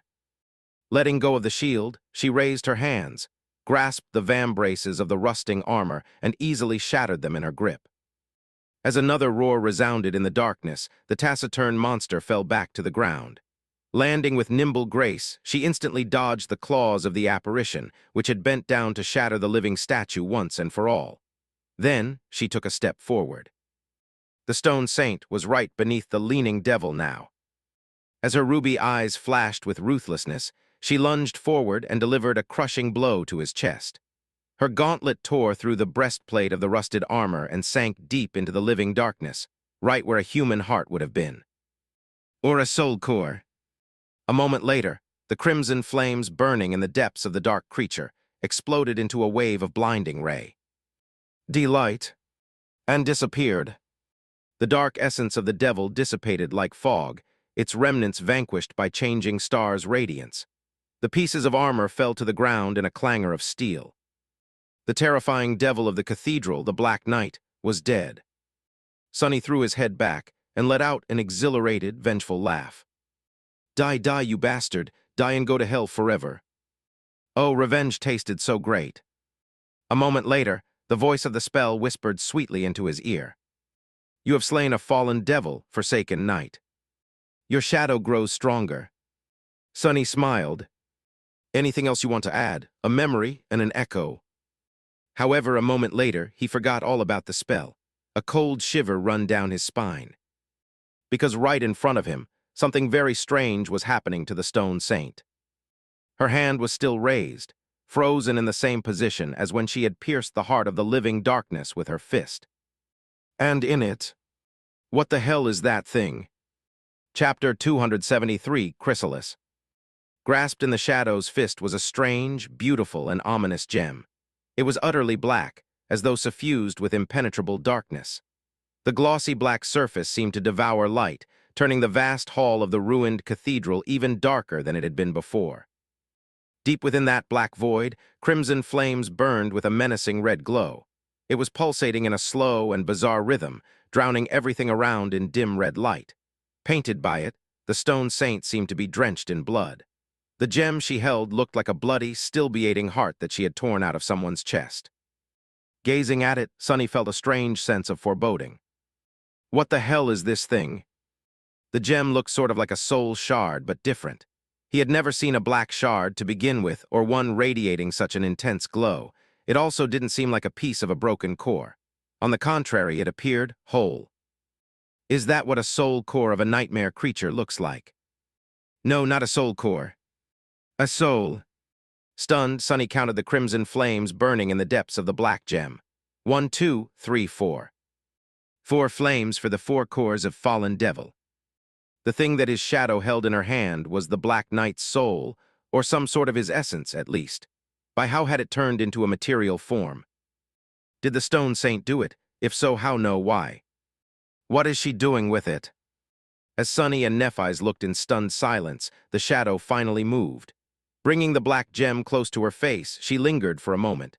A hint of a dark, macabre emotion appeared in her eyes. And then the Stone Saint swallowed it. Sunny blinked. What? The shadow opened her mouth, bit into the eerie crystal, and swallowed it. Just like that, the soul of the Black Knight was devoured. The red glow it emanated disappeared, returning the world to its natural shade. And a moment after that, the Stone Saint fell into the shadows and disappeared too. Wait, I didn't dismiss her. What the hell is happening? Nephis looked at him with a perplexed expression. What just happened? What did she do? For once, Sunny didn't have to twist the truth and deceive anyone. Opening his mouth, he honestly said, I have no idea. Walking over to the pile of rusty steel that remained after the devil had been destroyed, Sunny moved it around with his foot for a bit, and then mumbled. There's no shards left, it's empty. Changing Star remained silent for a few moments, then frowned. Finally, she said, Your echo is very peculiar. While everyone was recovering from the fight and tending to their wounds, Sunny walked to a secluded corner and dove into the Soul Sea. The tranquil expanse of still water met him with familiar silence. Glancing at the rows of motionless shadows standing at the edge of it, Sunny noticed that the Black Knight had joined their ranks. The steel giant stood among all the other creatures Sunny had slain, just as empty as the rest of them. There was no trace of the menacing and deadly fallen devil left. Now, he was just one of the shadows. Sunny grinned. Welcome, you bastard. Make yourself at home. You're not going anywhere else ever anyway. A feeling of deep, dark satisfaction grasped his heart. Staring at the motionless form of his sworn enemy, Sunny had to stop himself from kicking the Black Knight with all his strength. He was just a shadow now, after all. Kicking him would have been like kicking the air. Plus, Sunny wasn't vindictive to that degree. Killing the bastard once was enough for him. Who's the one laughing now, huh? I won't deny it, you got me good. But I'm still breathing while you're dead. At the end of the day, that's all that matter. This world, no. Both this world and the real one were full of creatures that were bigger, stronger, and more powerful than Sunny. Many of them had either threatened his existence or felt compelled to treat him like dirt to show their superiority. But he was still here despite all of them, neither destroyed nor subjugated. He was free, alive, and growing stronger with each day. One day, they would be the ones cowering in front of him or be destroyed by him, just like the Black Knight had been. With a dark expression, Sunny turned away and walked to stand beneath the black sun of his shadow core. Then, he summoned the Stone Saint. But nothing happened. Sunny frowned, then repeated the summon again, to the same effect. Suddenly worried, he willed the runes to appear in the air in front of him. Luckily, his worst fears did not come true.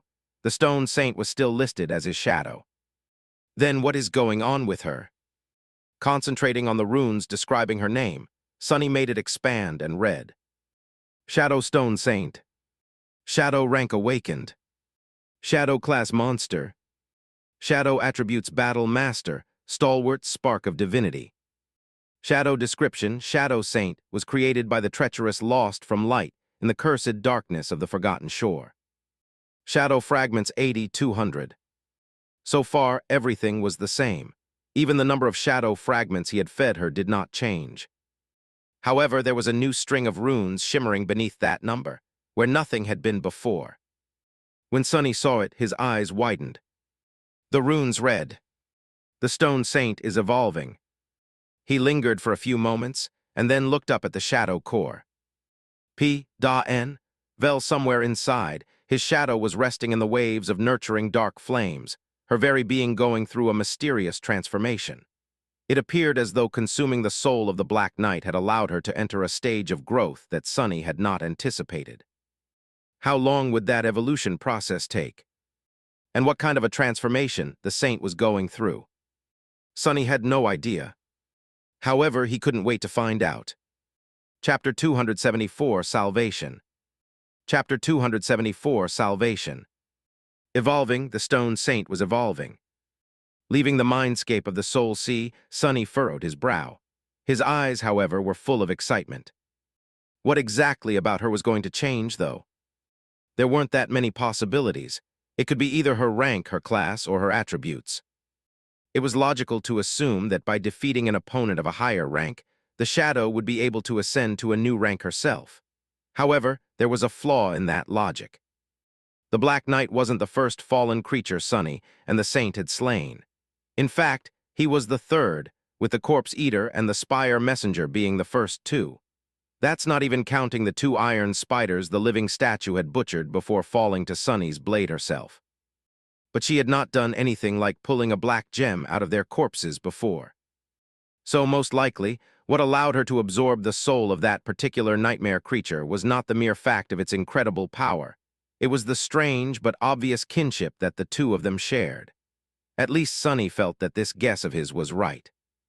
That didn't help him understand what changes would occur to the taciturn monsters, though. Still, it was a very valuable piece of information to learn. In the future, if Sonny wanted to evolve his shadows, he would have to find not only a powerful, but also a suitable opponent for them to defeat. A kindred abomination of higher rank or class. Tilting his head, he tried to remember if there was another creature on the forgotten shore he knew of whose soul could be fed to the saint.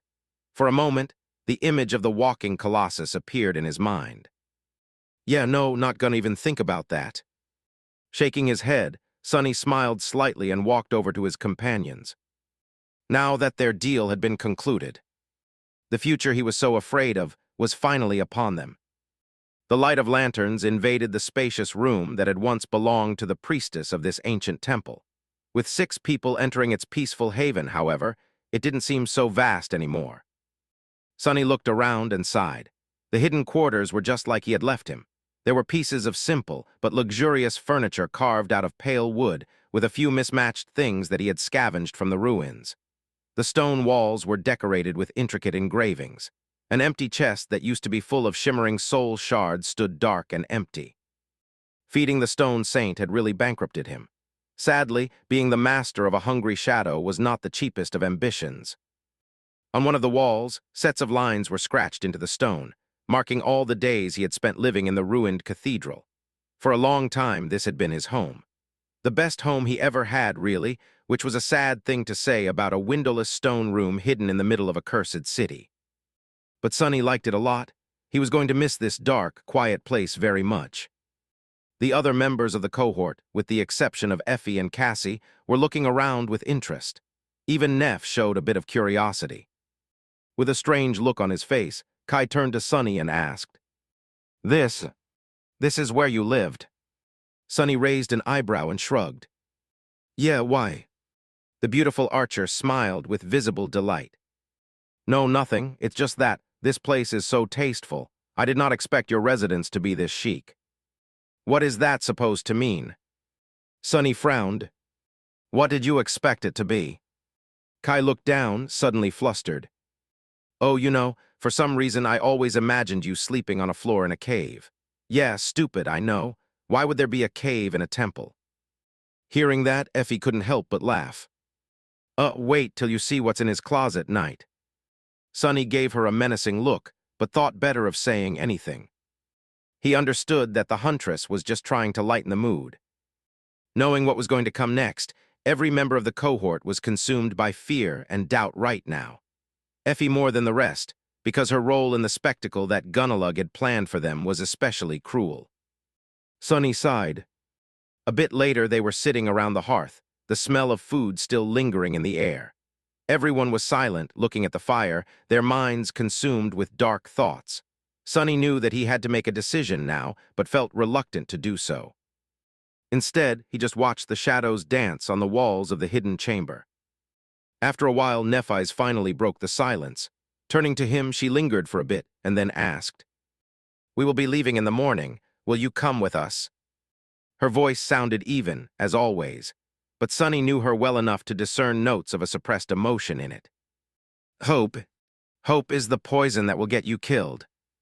But no, this was the old Sonny talking, one who was comfortable hiding behind his insanity, one who had given up, who was too afraid to face the ruthless truth and pay the price to take what belonged to him was his by right.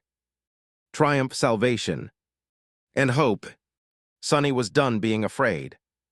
With a calm expression, he looked at Nephis and said, "The day after tomorrow, I still have things to finish in the dark city.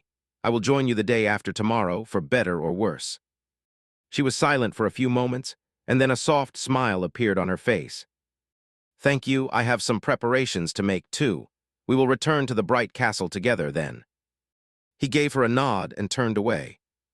Nephis had never shown any sign of being able to feel fear, at least not that he remembered, but he knew that it was just a front. In fact, she knew fear all too well, better than anyone here except maybe for him. She was introduced to it at a very young age, after all. So he suspected that behind her indifferent face and even voice, she must have been scared, too. She was just a young girl, after all. And it was she who was going to fight the immortal bright lord to the death soon, not them. Sonny looked at the shadows. One day, after one day, the prophecy will begin to come true. Chapter 275, Secrets of the Ruined Temple. Chapter 275, Secrets of the Ruined Temple. As soon as the dawn came, bringing with it the mournful sound of retreating waves, Nephis and her cohort left the ruined cathedral. Sonny remained alone, standing on the edge between the darkness of the old temple and the light of the new day. Lingering in the ornate doorway, he remained motionless for a while and watched as the artificial sun rose into the bleak gray skies above the cursed city. After months spent in the company of other humans, being by himself once again felt strange. Just like it had felt strange to be with other people after all the time he had spent on his own here before that. Turning around, Sonny returned into the darkness. The grand hall of the ruined cathedral was peaceful and quiet. Without the menacing steel guardian, there was no one here to disturb the silence anymore. Even the darkness that populated the corners was empty and docile now, not at all the living entity it had been once. It felt sort of lonesome. Freely walking through the echoing expanse of the magnificent hall, Sonny looked around, taking in the sight of the cathedral that had sheltered in the past from a new perspective. Despite spending so much time here, he had never seen it like this, in the same way the inhabitants of the Dark City must have seen it all those years ago. Sonny had only looked down on the hall from the height of one of the ancient temple's support beams. It looked majestic, but it was also not safe anymore. With the Black Knight dead, no one was left to defend the cathedral from the nightmare creatures that would want to claim it as their nest. So Sonny couldn't stay here for long. Not that he had the luxury of that choice anymore. Throwing one last look at the beautiful dark hall, Sonny sighed and began climbing the statue of the nameless goddess. Back in the hidden chamber, it was once again utterly dark. Sonny hesitated for a bit and began collecting his belongings. It didn't take him long. Growing attached to material things was pointless on the forgotten show. There was no way to take them with him to the real world, after all, if he was even going to survive that long. But he still felt sad leaving all of his spoils behind.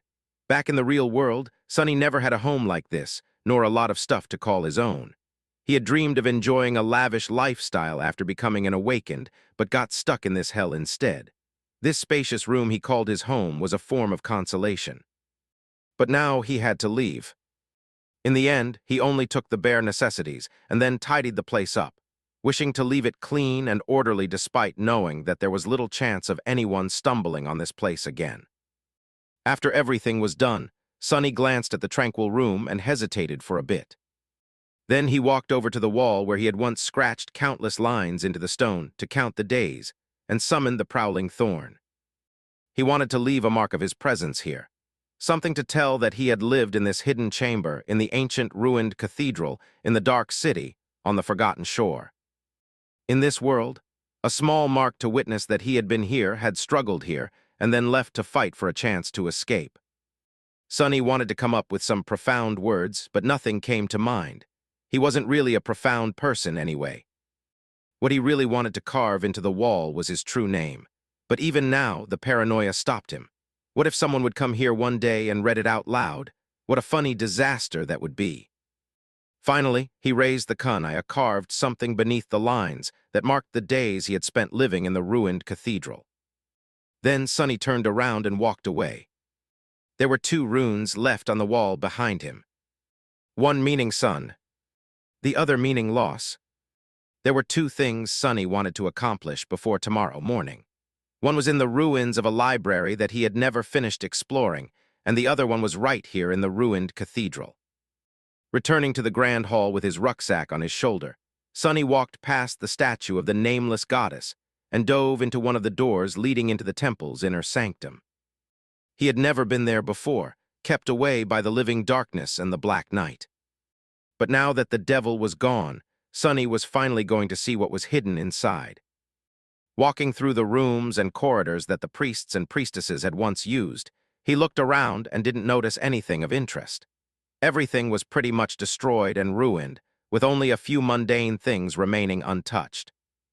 There was nothing here at all, at least that was what others would think.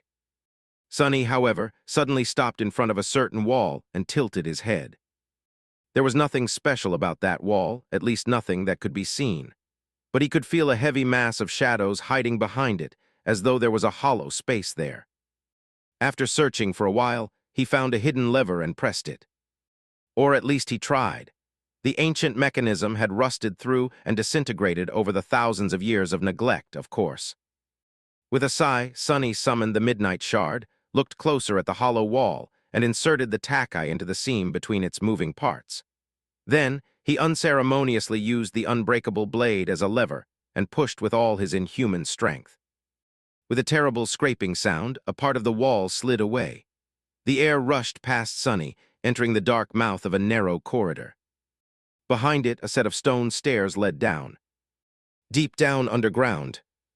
With a resentful grimace, Sonny flourished the midnight shard to shake off the dust that clung to it, put it on his shoulder, and entered the secret passage. Chapter 276, Black Door. Chapter 276, Black Door. The hidden passage led Sonny underground, twisting and turning through the mass of stone. Despite the fact that he had been cautiously walking forward for a few minutes now, Sonny felt that he was still beneath the cathedral. In fact, by his estimation, he was approaching its center. And indeed, right beneath the spot where the statue of the goddess should have been, the narrow passage opened into a larger room. In it, a deep well leading even further down was situated, with a winding staircase spiraling down into the darkness. Sonny frowned. What is it with this place and creepy dark wells? Going further down was going to place him dangerously close to the catacombs. He knew all too well what kind of danger that would pose. The last time Sonny had ventured into the maze of ancient tunnels below the city, he barely escaped alive. After hesitating for a while, he stepped onto the staircase and began descending. Deep, ancient shadows surrounded Sonny, giving him a little comfort. At least he was among his kin. After a minute or so of walking down the stairwell, Sonny entered a large chamber that seemed to be carved into the bedrock, as opposed to being constructed by human hand. On the other side of it, a large door forged from black steel stood, illuminated by 2 burning torches. 2 thoughts entered Sonny's mind simultaneously. The first one was that the metal from which the monolithic door was made looked eerily familiar. It was the same dark, lusterless, impenetrable alloy that the Black Knight had been made of. The second thought was even more disturbing. How come those torches are still burning? Had they been aflame for several thousand years? Come to think of it, the torches looked very strange. They seemed to be producing light, but it was pale and ghostly. There was no heat that came with it, too. The shadows cast by the ghostly flames were the most disturbing, though. Because of the movements of the fire, they were supposed to be dancing on the floor. But instead, the shadows were absolutely motionless. It was as though the light of the torches had trapped and paralyzed them somehow. Sonny thought for a while, and that ordered his own shadow to stay back. The shadow did not protest. In fact, it was visibly relieved. Taking a few exaggerated steps back, it merged with the deep darkness at the exit of the stairwell and waited there, glancing nervously at the strange, motionless shadows from time to time. Sonny cautiously approached the black door and lowered the midnight shard into a protective stance. He was ready to face any sort of danger. But nothing attacked him. The only thing that happened was a sudden chill that run through Sonny's body when he had entered the circle of light cast by the two ghostly torches. These torches they are definitely some sort of a protective charm. I'm almost sure that their power can harm even shadows. The question he had to ask himself, though, was this. Were the torches meant to keep something from entering the space that hid behind the black door? Or were they meant to keep something in WebNovel, C. Ohm? Well, there was only one way to find out. What Sonny was doing seemed absolutely crazy. But in fact, it was not. He had not come into this underground chamber just because of idle curiosity or because of being blinded by greed and the prospect of finding a treasure. What led him here and pushed him to study the black door was his intuition. By now, Sonny had to admit that his intuition was more than a mere manifestation of his subconscious. It had turned out to be correct one too many times, especially ever since he had consumed the drop of ichor. After that day, he was able to sense the presence of divinity, and sometimes he was even drawn to it, like he was drawn to this cathedral and to the mysterious key that lay buried in the body of the Lord of the Dead. The two seemed connected, and Sonny felt that he was about to find out how and why. But it was not all his intuition was capable of. There were other aspects to it, too. In fact, Sonny suspected that it had more to do with his fated attribute than it had to do with the spark of divinity. If he were to guess, he would say that after he had been changed by the ichor, that attribute was slightly enhanced, giving him the ability to sense subtle tremors that ran through the strings of fate from time to time. The strings that were, apparently, tightly wrapped around his body. The combination of the change that happened to his eyes and his close relationship with those strings gave Sonny a slight affinity to revelations and fate, similar to the one Cassie had possessed, but infinitely less potent. It was enough to guide him to this door and make him want to open it, nevertheless. Stepping close to the monolithic black door, Sonny gazed at it and came to the conclusion that not even an entire army would have been able to break through this monstrous barrier. There was, however, a small keyhole hidden on its dark surface. Pulling on the string tied around his neck, Sonny took off the small metal key that hung on it and gripped it tightly in his hand. After hesitating for a few moments, he carefully inserted the key into the lock of the black door. It fit perfectly. As soon as Sonny put the key into the lock, the faint light of divinity it emanated suddenly became a little bit brighter. Sonny sighed, then readied himself and turned the key. Something clicked inside the metal door, and then it silently opened. The pale light of the ghostly torches swayed, as though moved by an otherworldly wind. Behind the door, a small room was carved into the rock, and in it, a corpse in a dark mantle was chained to the floor inside a circle. Sonny couldn't tell if the corpse belonged to a man or a woman, because there was a strange mask covering its face. The mask was made out of black lacquered wood and carved to resemble the face of a ferocious demon. Its teeth were bared, with 4 fangs protruding from its mouth. The mask was crowned with 3 twisted horns. Inside the black chasms of its eyes, there was nothing but utter darkness. Chapter 277, Demon of Fate. Chapter 277, Demon of Fat. Sonny held his breath, affected by the disturbing scene in front of him. The corpse was kneeling on the floor of the small cell, its hand chained to the floor. There was a circle carved into the stone around it, with countless symbols that Sonny could not understand surrounding it. However, the circle was broken. In the thousands of years since the fall of the Dark City, the floor of the dungeon cell had cracked, with several fractures running straight through the intricate engraving. Whatever it was the circle was meant to contain had either perished or escaped a long time ago. Now, the only thing that remained was a withered corpse. Coming closer, Sonny took another look at the person who had been imprisoned and died under the ruined cathedral, in a cell situated exactly beneath the statue of the nameless goddess. Because of the dark mantle and the black lacquered mask, Sonny couldn't glean a lot of information about the corpse. It seemed to belong to a human, but other than that, everything about it was a mystery. What terrible sin had this person committed to be condemned to this awful death? Strangely, Sonny's intuition was silent. It was as though there was nothing in front of him at all. To his sixth sense, the prisoner of the underground cell appeared as an empty space. Weird, this person had clearly been either hated or feared a lot to be locked behind all these barriers. Surely, finding such a creature would affect my fate. Why don't I feel anything, then? With a tense frown, he took a deep breath and carefully stepped inside the circle. It was then that Sonny noticed a chaotic mess of runes drawn on the floor near the prisoner's left hand. The sight of them almost sent him into a seizure.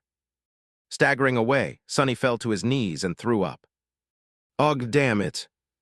Those were the same runes the spell used to describe the mysterious unknown. Only here, the intensity of the terrible effect they had on the mind of anyone who saw them was much, much stronger. What the hell? Wiping his mouth, Sonny grimaced and glanced at the masked corpse with a bit of resentment. Then he picked himself off the floor, took a deep breath, looked at the terrible runes once again. Immediately, Sonny felt a splitting headache and a sickening, terrible sensation spreading through his mind. It was as though all his thoughts and memories were being torn and twisted. But despite all of it, Sonny persevered and kept staring at the final message that the prisoner had left behind. He knew he couldn't read the runes, he didn't know that particular language, and the spell either was forbidden, incapable, or refused to translate them. But for some reason, Sonny felt compelled to try.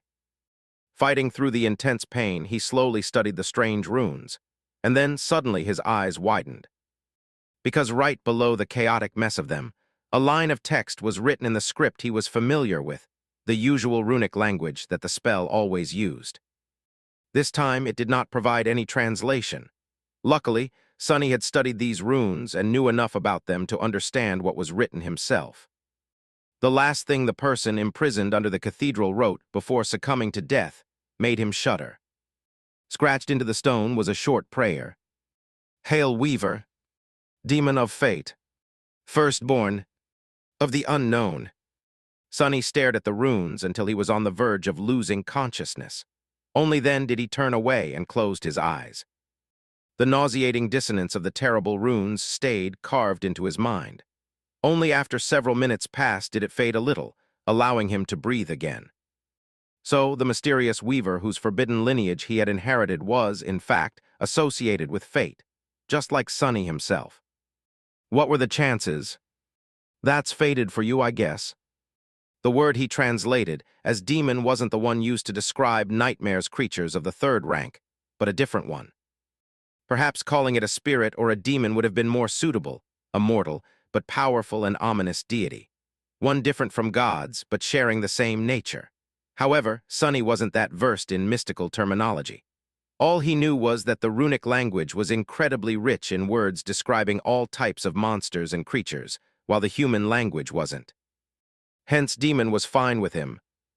Apart from the tantalizing revelation about the mysterious Weaver, he had noticed one other important thing by forcing himself to study the runes. Before, Sonny had thought that there was a single entity that the spell refused to call by its name and simply described as unknown, leading him to call it the unknown. Yes, Sonny was not that imaginative when it came to word choice. Whether the unknown were a kind of beings, a single existence, or a force of nature, he did not know. But now he realized that there were actually two types of forbidden runes, and two things that the spell did not know how or did not want to mention. One was the same as those used in the description of the drop of ichor, which stated that the vile thieving bird was hated both by the gods and by the unknown. It also said that the reflection of the unknown stayed forever frozen in the depths of Weaver's pupils, and that just looking at it drove the thieving bird mad. The other was the same as those used in the description of the stone saint, which was created by the last child of the unknown, and now here by the dead prisoner, who had called Weaver the firstborn of the unknown. What the hell does all of this supposed to mean? His suspicion that Weaver had something to do with the creation of the nightmare spell only grew stronger after learning that they had something to do with the domain of fate. After all, the spell seemed to be weaved out of numerous strings of fate, and there was this being called Weaver, who had the blood of gods in their veins, but was also somehow connected to the unknown. Feeling his headache only growing stronger, Sonny winced and shook his head. Later, I will think about it later. There would be time to ponder about all this later, or not if he dies trying to escape the forgotten shore. Either way, that time was not now. Turning back to the chained corpse, Sonny cautiously avoided looking at the dangerous runes and kneeled in front of it. He wanted to know what was hiding behind the mask. But as soon as he touched it, the corpse suddenly shattered and fell apart, turning into dust right in front of his eyes. Even its dark mantle rotted and disappeared, as though the thousands of years that had passed since the fall of the Dark City and the destruction of the cathedral finally caught up with it. Soon all that was left was a pile of dust, and the lacquered mask lying on top of it, its black surface glinting slightly in the pale light of the ghostly torches. Chapter 278, Weaver's Mask. Chapter 278, Weaver's Mask. Sonny looked at the black mask and the darkness hiding in its eyes. Its features were not as much contorted as fearsome by nature. It was simultaneously fearsome and somber, bestial and regal, as though existing at the border of all things. But most of all, the striking mask radiated a sense of mystery. The vicious fangs, the twisting horns, the black lacquered wood of it all, once again, his intuition was silent. There was nothing he felt toward the black mask, as though it didn't even exist. How strange. Sonny waited for a few moments, then picked up the mask and brought it to his face to take a closer look at it. But just a moment after his fingers touched the sleek surface of the polished wood, the mask suddenly disintegrated into a swarm of countless white sparks. Acting like water, the stream of light flowed toward Sonny's chest and entered into his body, disappearing into the dark depths of his shadow core. The voice of the spell thundered suddenly, louder than it had ever been before. "You have received a memory." Sonny remained motionless for a few seconds, thinking about what just happened. By now, he knew that some memories could exist outside of the soul cores, just like how shard memories did. Was the black mask one of them? Somehow he felt that it wasn't. Why I am even guessing, let's just take a look. The reason he was lingering was because of the magnitude of the situation. Sonny didn't know anything about the mysterious mask, but he believed that this relic of the past was truly unusual. The circumstances that had led to its discovery were too extraordinary, and the place it was hidden in was too uncanny to think otherwise. So he was understandably apprehensive. With a bit of tension, Sonny dove into his soul sea and looked up at the spheres of light floating around the black sun of the shadow core. There was a new one there, which seemed to be much brighter than the rest. Summoning it down, he soon found himself looking into the eyes of the dark mask that hovered in front of him. It was as though he was facing an invisible person wearing it. Shifting uncomfortably, Sonny lowered his gaze a little and looked beneath the black lacquered wood. A moment later, he had to suppress the involuntary desire to cover his eyes with a hand. Inside the black mask, 7 radiant embers were burning with such intensity that it almost blinded him. All around them, incalculable ethereal strings were weaved into a pattern so vast and intricate that it almost seemed boundless. 7 anchors gods. Stunned by the visage of the mask's spellweave, Sonny hesitated for a bit and summoned the runes that described it. What he saw made him take a step back and gasp. Memory Weaver's Mask. Memory Rank Divine. Memory Tier VII. Memory Type Tool. Memory Description: Weaver believed that knowledge was the origin of power and so always hid behind numerous lies, wearing them as a mantle. No one knew Weaver's thoughts, Weaver's face, and Weaver's heart. Even the gods could not see what hid behind the mask. Memory Ankh. Hantman's Mantle of Lies, Simple Trick. Sonny had to look away for a moment to take a breath. Divine Memory of the 7th Tier, Holy Hell. Words weren't enough to describe his astonishment. He was, however, surprised to see that the mask only had 3 enchantments. Sonny expected such a powerful memory to have dozens of them. Judging by how boundless and insanely complicated the weave of it was, there had to be that much, at least. Just what were these 3 enchantments to require a myriad of diamond strings to support them? Turning back to the runes, he concentrated on the enchantments and read for Enchantment Mantle of Lies. Enchantment description hides the identity of its master. That description sounded very simple, but looking at the spellweave of the black mask, Sonny could tell that this enchantment was anything but.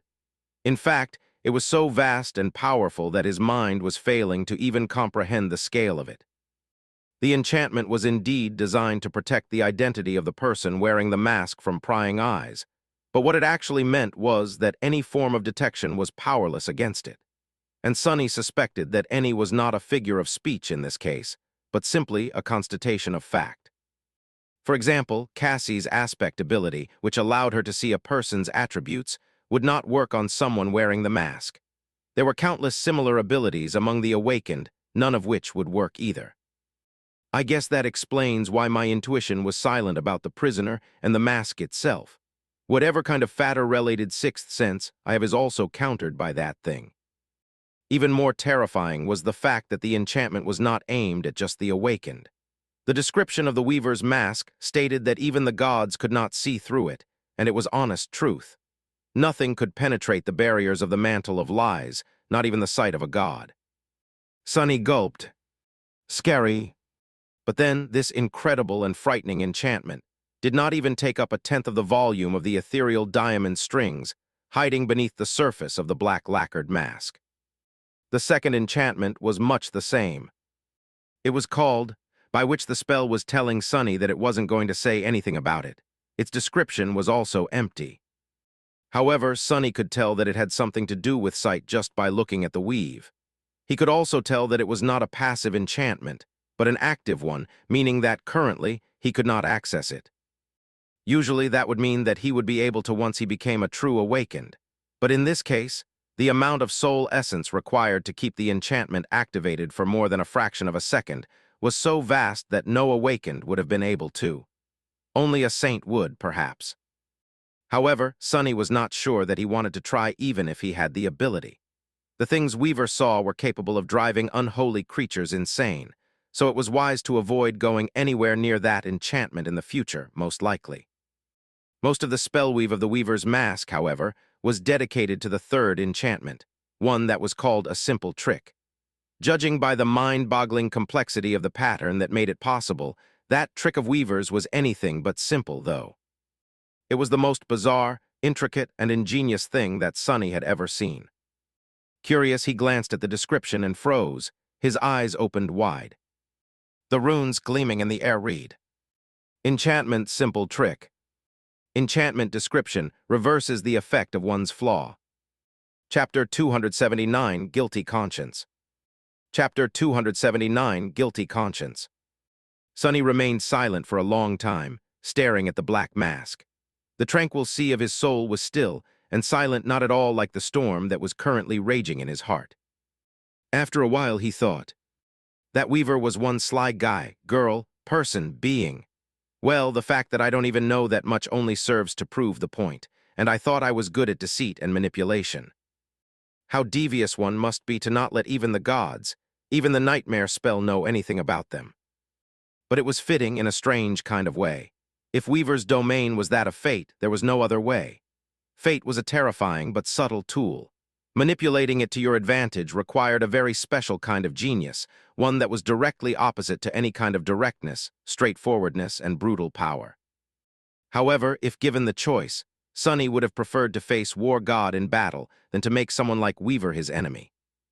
Masterful liars were far more dangerous than deadly warriors. He knew it better than most. Exiting the Soul Sea, Sunny hesitated for a little and then summoned the Weaver's mask. The cool wooden surface of the mask appeared on his face, held in place by some invisible force. Immediately his vision changed slightly. Everything became sharper, clearer, more vivid. Sunny could feel the mask. Reaching into his eyes and connecting to something, the strange legacy he had inherited by consuming the drop of Weaver's blood. He sensed his intuition becoming more potent, too. It was as though he could almost see the mysterious strings of fate that span across the entire world. Almost. Glancing at the pile of dust that remained of the prisoner, Sunny frowned slightly. The identity of the person who had been wearing the Weaver's mask remained a secret. Just who had this corpse belonged to, and how had they ended up chained to the floor in a hidden dungeon cell beneath the majestic cathedral? The easiest thing to assume was that it was Weaver themselves, but Sunny dismissed that theory immediately. From everything he knew about the original master of the mask, the power of that creature was just below that of the gods, and that of the unknown, perhaps. If Weaver appeared on the forgotten shore, the whole dark city would have been wiped out of existence before any harm was done to them. So who could have been wearing Weaver's mask? Some powerful carrier of the nightmare spell that had received it as a memory, just how Sunny did. Well, If Weaver was really a demon, which was a strange kind of a lesser deity, were there a cult dedicated to them? Had there been priests and followers of Weaver? The message the prisoner had left behind sounded awfully close to a prayer. Had that person been deemed a heretic and condemned to this place for that reason? Sonny sighed. There was no way to know. Hesitating for a bit, he turned away and left the somber dungeon cell behind. He only had this one day to finish all the things he had left undone in the dark city. There was no time for fruitless pondering. Once outside, Sonny walked over to the place where he had left his shadow and took a look at himself through its eyes. What he saw made him blink a couple of times. Huh? The black lacquered mask sat snugly on his face, hiding his features. He couldn't even see his eyes, which were drowned in darkness. What's more, even his height was somehow unclear. Sonny didn't actually become taller, but from the side it looked as though he did, sort of. 1 second it did, and the next one it did not. It was sort of similar to how people's faces changed when lighted from different directions. In any case, he couldn't tell for sure how tall the person facing the shadow was. How fun! It was not that Sonny became completely unrecognizable, though. He would still have to be careful to hide the context clues about himself while wearing the mask. Mundane things like the way he walked, his usual mannerisms, and other subtle but unique details of his behavior could still betray his identity despite the fact that it was masked from all unnatural means of detection. To truly make himself appear as something else, Sonny would have to put on a performance. Good thing he was practicing the shadow dance, then. Was it not designed to fully imitate someone else's battle style and physicality? What a wonderful coincidence! Finally, the moment he had been dreading came. It was time to test if the simple trick was really capable of turning his flaw upside down. Needless to say, Sonny was nervous. His lips became dry and he unconsciously tried to lick them, but now there was a mask on his face, so he couldn't. That bad habit of his had to be put to rest, apparently. Great, all right, let's do this. Opening his mouth, Sonny said out loud, I am very tall. In the process, he grimaced, expecting the familiar pain to invade his mind. But there was nothing. Sonny froze, blinked a couple of times, and waited. Still, nothing happened. Beneath the mask, a wide grin appeared on his face. I'm not only tall, but also exquisitely handsome. But that is not all. I am incredibly honest and nice, too. Every girl I meet immediately falls in love with me. Boys, too, that's just how lovable, handsome, nice, and tall I am. Everything I have just said is absolutely true. His mind was peaceful and quiet. There was no pain, no pressure. In fact, Sonny felt great. Well, feeling an almost overwhelming desire to continue spouting lies, he laughed in exhilaration. Amazing this can be. But then a tremendous explosion of pain suddenly threw him to the ground. With a startled yelp, Sonny grasped his head and then groaned through gritted teeth, feeling as though it was about to burst. What the hell? He just wanted to say how useful the ability to lie could be. Wait. The ability to lie would, indeed, be very useful, which meant that by stating that fact, he would be telling the truth. And the Weaver's mask did not remove his flaw, just reversed it. So it seemed like while wearing it, Sonny could not tell even a word of truth. Duh. That seemed like the right conclusion to make, but he needed to test it to be absolutely sure. With a doomed sigh, Sonny waited for a moment and then said, My name is... A moment later, another pain scream resounded in the darkness of T. He underground chamber. Chapter 280, One Last Job. Chapter 280, One Last Job. Some time later, Sonny emerged from the ruins of the cathedral with a rucksack on his shoulder, took one last look back, and left. Whatever his future was going to be, he doubted that he would come back here anytime soon. It was a bittersweet goodbye. Cautiously walking through the familiar streets of the dark city, where he knew every turn and every piece of rubble, in this district of it, at least, Sonny kept his guard up. Many things must have changed in the months he had been away traveling through the labyrinth. The nightmare creatures he knew, and more importantly, knew how to avoid might have wandered away or perished, and new horrors might have taken their place. He had to stay prudent and careful. But still, his next and final goal was not that far away. As he sneaked toward it, Sonny thought about the Weaver's mask and the ways it could change his life. At first, he thought about simply never taking it off and walking around while delivering a deluge of lies. This way he would be safe from revealing his most guarded secret and becoming someone's slave, at least. But after considering this seriously, he came to the conclusion that it was not the best decision in his current circumstances. First of all, one couldn't be a part of any collective while lying all the time. Sonny had an unpleasant experience of being expelled from various groups for various reasons, and not being sincere and honest was one of the surest ways to make people want to avoid you at all cost, eventually, at least. And no one was able to survive alone in the dream realm, not in a way that a person would want to live anyway. Sonny knew a lot about this side of things, too. But most importantly, he was not going to be able to keep this lying for long, anyway, not when dealing with people that already knew him. Kai and Cassie would notice the strange effect of the mask immediately. Kai, because of his ability to sense lies. Cassie, because her ability to see attributes would suddenly stop working. But others would catch on that something strange was going on with him pretty quickly, too, simply because of how drastic the change in his behavior would be. Especially Nephis, who knew him so well. After that, they would inevitably have a lot of questions, and answering those questions, even with lies, would put him in more danger than he already was in. So, sadly, Weaver's mask was not a panacea to Sonny's current situation. At best, it would be able to help him avoid certain predicaments if used sparingly. But really, he didn't want anyone to know that he was in possession of that memory at all. Sonny had to think of the future. If he was lucky enough to survive the fall of the Bright Castle and return to the real world, that was where the Black Mask could create miracles for him. It would allow him to have a hidden persona that was in no way connected to an awakened named Sunless, and as such, allow him to do and achieve things that would have been impossible or too dangerous to try as himself. To that effect, no one could know that the strange black wooden mask was connected to him, not even people whom he, somewhat, trusted. Both for his own good and theirs. It is such a pity, though. It was, just imagining Castor's face if he were to ever learn about what type of treasure Sonny had somehow found this time was tempting enough to change his plans. Castor. Sonny's face darkened.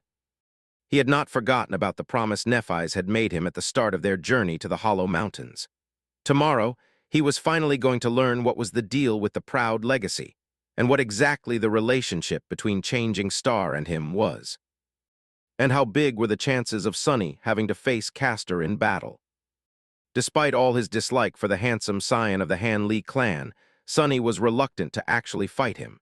No matter how much progress he had made to get ready for the bloody conclusion of this disastrous chapter of his life, Castor was still not someone to be taken lightly. He was a tremendously deadly opponent just based on what Sonny knew about him. And there were secrets that the legacy had been keeping, as well. That charm of his, what does it do? He was certain that he would defeat Castor if push came to shove. But the cost he would have to pay for that victory would be heavy, perhaps much more heavy than he was willing to pay. Suddenly uneasy, Sonny silently shook his head and continued on his way.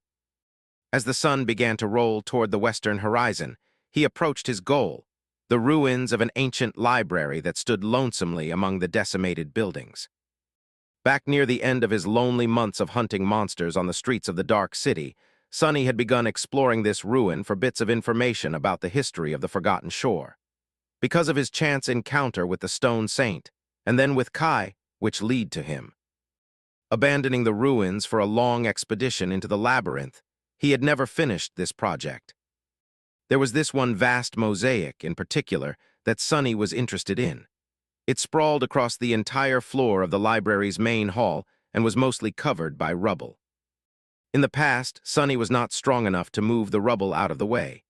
He had been hoping to make the Stone Saint do it for him, but sadly, the shadow was currently slumbering in the depths of his shadow core, evolving into whatever it was she was going to turn into. Just to be sure, he checked one more time to see if the mysterious process was still going, and sighed in disappointment. Luckily, he had grown much stronger himself during these months. Sonny was pretty sure that now he would be able to clear the mosaic with his own 2 hands. It was just going to be a lot of work. Sending his shadow into the library to make sure that no abomination had made its nest there during his absence, Sonny entered its cool shadow of the ruin and sighed. Better get started. Soon, the scraping sound of heavy boulders being moved could be heard under the partially collapsed roof of the ancient building. Chapter 280, 17 Heroes. Chapter 280, 17 Heroes. In the depths of the night, Sunny was finally done with the arduous task of clearing the floor of the ruined library. Tiredly standing in the center of the circular hall, he found himself in the middle of a vast mural. The mosaic had endured the passage of time in an almost pristine condition. Most of it was preserved perfectly, with only a few small sections destroyed by corrosion or the ill will of the creature that inhabited the crimson spire. By now, Sunny was certain that it was the terror of the forgotten shore that had obliterated any depictions of the 7 heroes' faces. He didn't know how it was possible, but felt that the same furious force that had decapitated the ancient statues was responsible for the damage done to the engravings in the ancient mine and to this mural. It was as though the terror wanted to erase any sign of the founders of the Starlight Legion from history. Their names were forgotten, every person that had known of their stories turned into dust, and even the stones that bore their image were desecrated and shattered. How great the resentment that the evil creature harbored toward them must have been, for it to go to such lengths in its mad desire to obliterate their legacy. With a sigh, Sunny turned slightly and walked to the edge of the mural. He was searching for the start of its story. Depicted on the mural was not one image, but a long series of them, spiraling from the edges of the mosaic to its center like a long scroll. On them, the history of the land consumed by darkness was shown, ending with the coming of a new dawn. Sunny already knew what events had brought the curse of all-consuming darkness to the forgotten shore, and how the ancient inhabitants of this land fought against all odds to resist it. Now he was going to learn the final mystery, the reason for their eventual downfall. Finding the first image, he studied it and lingered for a bit. Then he walked on, watching the history unfurl itself beneath his feet. As the curse subdued the world under the veil of everlasting darkness and terrible creatures started to attack the human settlements, one after another, mighty champions began to appear to battle them. But no matter how strong, brave, and valiant those champions were, none of them was able to resist for long. Especially not when their own allies started turning into monsters. It was impossible to face the terrifying foes hiding in the darkness when no one was there to cover your back. Or even worse, if those you trusted the most to do so were the ones delivering a deadly blow instead. But still, humanity persisted. Months passed, then years, and eventually a new generation grew up in this horrible world. Born in the all-consuming darkness, 7 valiant heroes gave an oath to return the light to the cursed land. Sunny whispered, Letter 1D0, 4 Letter 1D0, F Letter 1D0D. The people who would later create the Starlight Legion were indeed born in the darkness. They never even saw the light that they would swear to bring back. All they knew of it were the tales their elders had told them, tales of a time when people never turned into nightmares, and the beautiful stars shone even in the darkest of nights. This new generation grew up surrounded by nothing but darkness and horror, and was forged by it into a far more fearsome force than their parents had ever been. Hard times created hard people, and their time was as unforgiving and harrowing as one could imagine. Beyond so, even. And so, the people it created adapted to match this dark reality. Eventually, 7 of them rose above the rest, each leading their faction in the constant battle against the encroaching doom. Sunny stopped and studied the image that showed all 7 of them, even if their faces were damaged beyond recognition. There was a knight in an intricate plate armor forged of white metal, with a stalwart blade grasped firmly in his hands. Small kappa, letter winda 07, letter winda 07, letter 1D21, letter 1D07, small cap B, small cap N, O letter 1D20, letter 1D07, small cap L, letter 1D04, letter 1D0F, letter 1D0D. A graceful priestess in a light flowing robe, her delicate hands shining with gentle light. A mighty hunter in an archaic cuirass, leaning on a beautiful bronze spear. A masterful builder holding a mason's hammer in his calloused hands. A regal lord with a humble crown resting on his head, a single gem decorating its simple design. A subtle and merciless slayer with a ghostly stiletto hidden cunningly behind her back. And a stranger from a misty land who wore a stone-like armor and never showed his face, with a heavy round shield resting at his feet. Sunny looked at the 7 heroes, thinking. Knight, Hunter, Lord, Stranger, Slayer, Builder, and Priestess. Midnight Shard, Zenith Shard, Dawn Shard, Dusk Shard, Moonlight Shard. And the other 2, Sunlight Shard and Starlight Shard. The fate of the last 2 shard memories remained unknown to him. Nephis must have known something, though. Otherwise, she would not have ventured into the dangerous expedition to the Hollow Mountains to seek out the Crown of Dawn. Although the history of the Forgotten Shore was presented in more detail here, it did not give him any revelations yet. Thoughtful, Sunny turned away from the image of the 7 heroes and continued on. At some point in history, the heroes came together, created the Starlight Legion, and united the surviving remnants of humanity under its banner. It was also then when they gave their defiant oath. They must have been mad. Weren't striving to achieve something impossible, the definition of madness. Sunny frowned, knowing full well that, in this case, the 7 heroes actually managed to fulfill their crazy ambition. It was all a little too close to home. He also knew someone who liked to set impossible goals and had an infuriating track record of proving them possible. But how did it all end? Yes, the heroes achieved their dream, but the Forgotten Shore still turned into a desolate hell. What happened to their light? Looking at the next images of the mosaic, Sunny got a feeling that he was about to find out. Chapter 282, Sacrifice. Chapter 282, Sacrifice. As Sunny walked in circles, drawing near to the center of the mosaic, he saw the depiction of various deeds that the Starlight Legion had achieved. The warriors led by the 7 heroes were truly a fearsome force. Forged and tempered by the relentless malice of their dark world and the unassailable will of their leaders, they drowned the Forgotten Shore in the blood of the cursed creatures.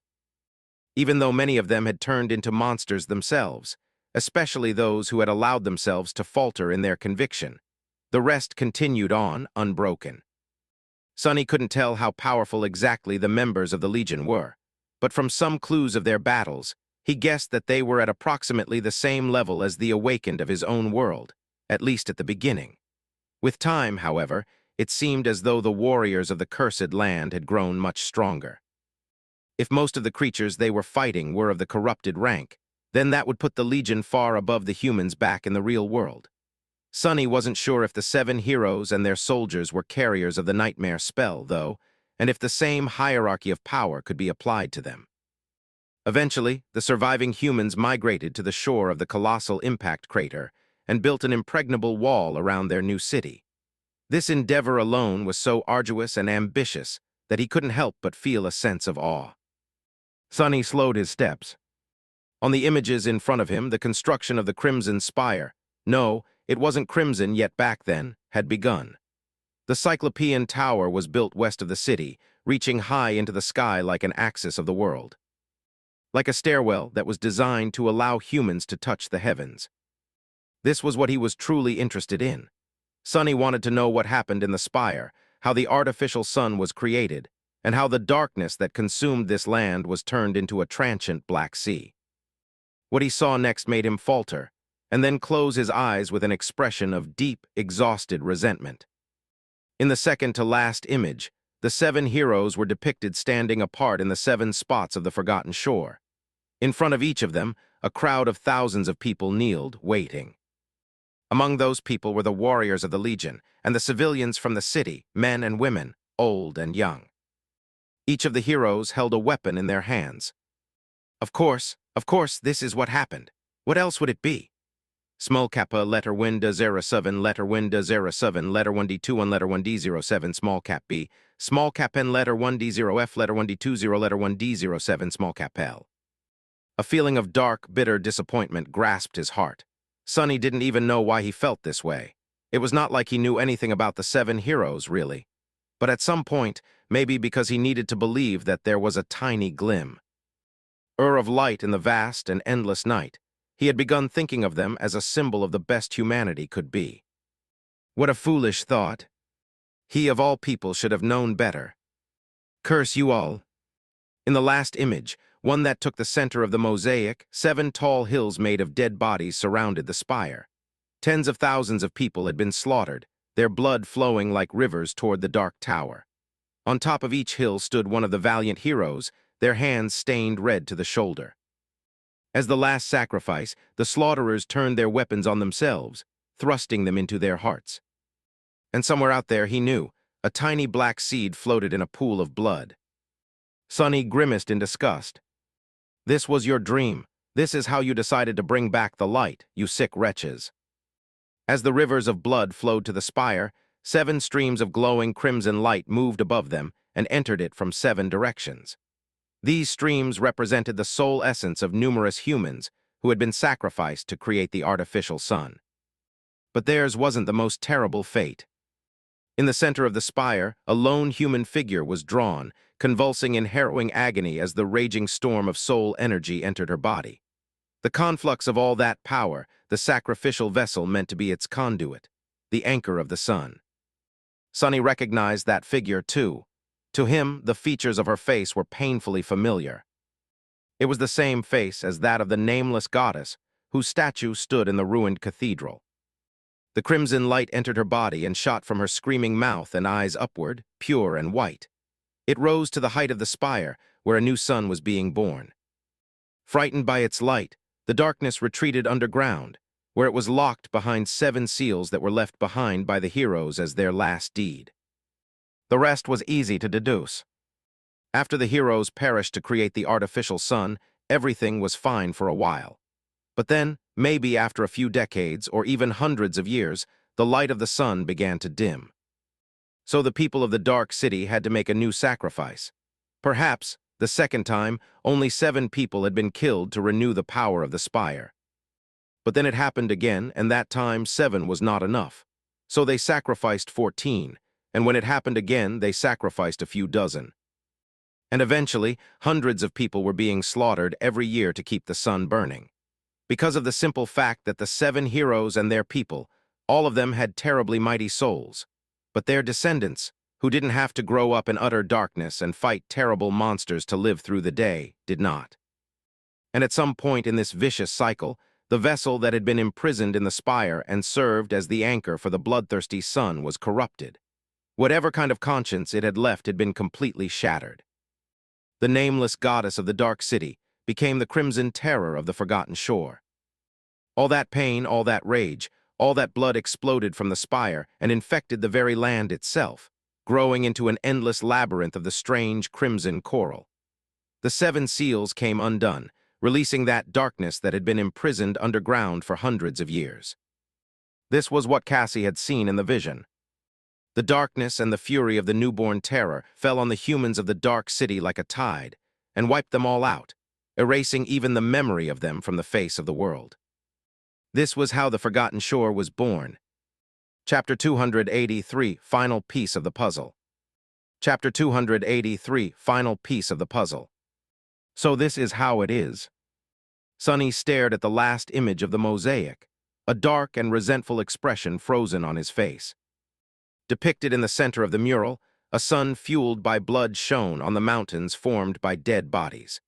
Tens of thousands of people had been slaughtered to create it, and thousands more must have been butchered later on to keep it burning in the indifferent sky. The first sacrifices had died willingly, lured into submission by their fanatical rulers. What about those who came after? Somehow, Sonny doubted it. And for what? How did it all end? The 7 seals had been broken, and the ancient civilization had been obliterated. But the sun created and nurtured by it was not destroyed, just corrupted.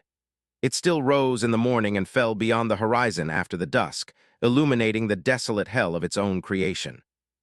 As long as its vessel, the terror of the Crimson Spire, existed at the center of the labyrinth, it would continue to shine in the cold gray skies.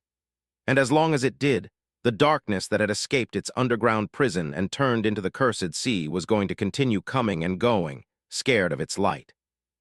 Great, the two deserve each other.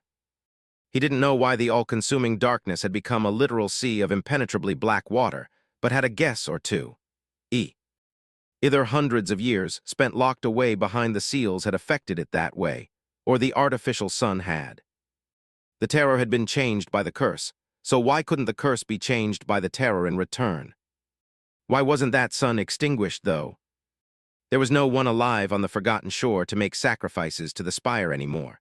But Sonny suspected that there was a reason for why the crimson coral seemed to grow either out of or toward bones. If he was right, the whole labyrinth was a giant maw with which the terror absorbed the soul essence of every creature that bled on the coral before it died. It was all a part of its body. Sonny shivered, realizing that both the labyrinth and the dark sea were, in fact, colossal living creatures. It was just that the scale of them was so boundless that they seemed like forces of nature. Compared to the eternal struggle of the two titanic beings, the struggle of a handful of tiny humans was nothing short of insignificant. Or was it? Suddenly he frowned. What about Nephis and her plan? How did the shard memories come into all of this? At first, a dark thought entered his mind. He imagined that Changing Star was preparing a mass sacrifice of her own, a hecatomb to appease the Crimson Terror. The number of the sleepers being sent to the Forgotten Shore each year was too eerily similar to the number of sacrifices made to the Crimson Spire by the inhabitants of the Dark City to be a simple coincidence. But he quickly dismissed that thought. After all, the sacrifices were meant to renew the power of the Blood Sun, and that was not Neph's goal. If anything, she meant to destroy it once and for all to gain entry to the gateway hidden in the spire. So what did it all mean? Sonny scowled, remembering every piece of information about the 7 heroes and their cursed land he knew, and most importantly, those that came directly from the spell. After a while, he muttered, "Time has erased their names and their faces, but the memory of the defiant oath still remains." This was the second part of the description that the spell had given the Starlight Legion armor. His eyes widened. All this time, he thought that this sentence simply meant that the legacy of the 7 heroes lived on even after their deaths. But now, he suddenly realized that the truth might have been far more straightforward. The key to understanding the secret of the shard memories was right in front of him this whole time. In fact, it came from the first memory he had ever gotten on the Forgotten Shore. The Azure Blade. On this Forgotten Shore, only steel remembers, he whispered, a sudden understanding dawning on him like a revelation. The memory of the defiant oath remained, and only steel remembered. Sonny rubbed his face. I am such a fool. Everything he needed to learn the truth had been at his disposal from the very start of it all. The heroes were long gone, but their terrible oath was still here, preserved in cold steel. It was not the memory of it that remained, but the memory. The shards were that memory. Of course, it all makes so much sense now. But then, what was their purpose, and why was Nephis so motivated to find each one? That was easy to guess, too. Cassie had basically told him all those months ago. In the end, I saw a colossal, terrifying crimson spire. At its base, 7 severed heads were guarding 7 locks. In its fury, the terror of the Crimson Spire had beheaded the statues of its creators and brought their heads as trophies to guard the entrance to its lair, where Cassie had seen them, as well as 7 mysterious locks. What did a lock need?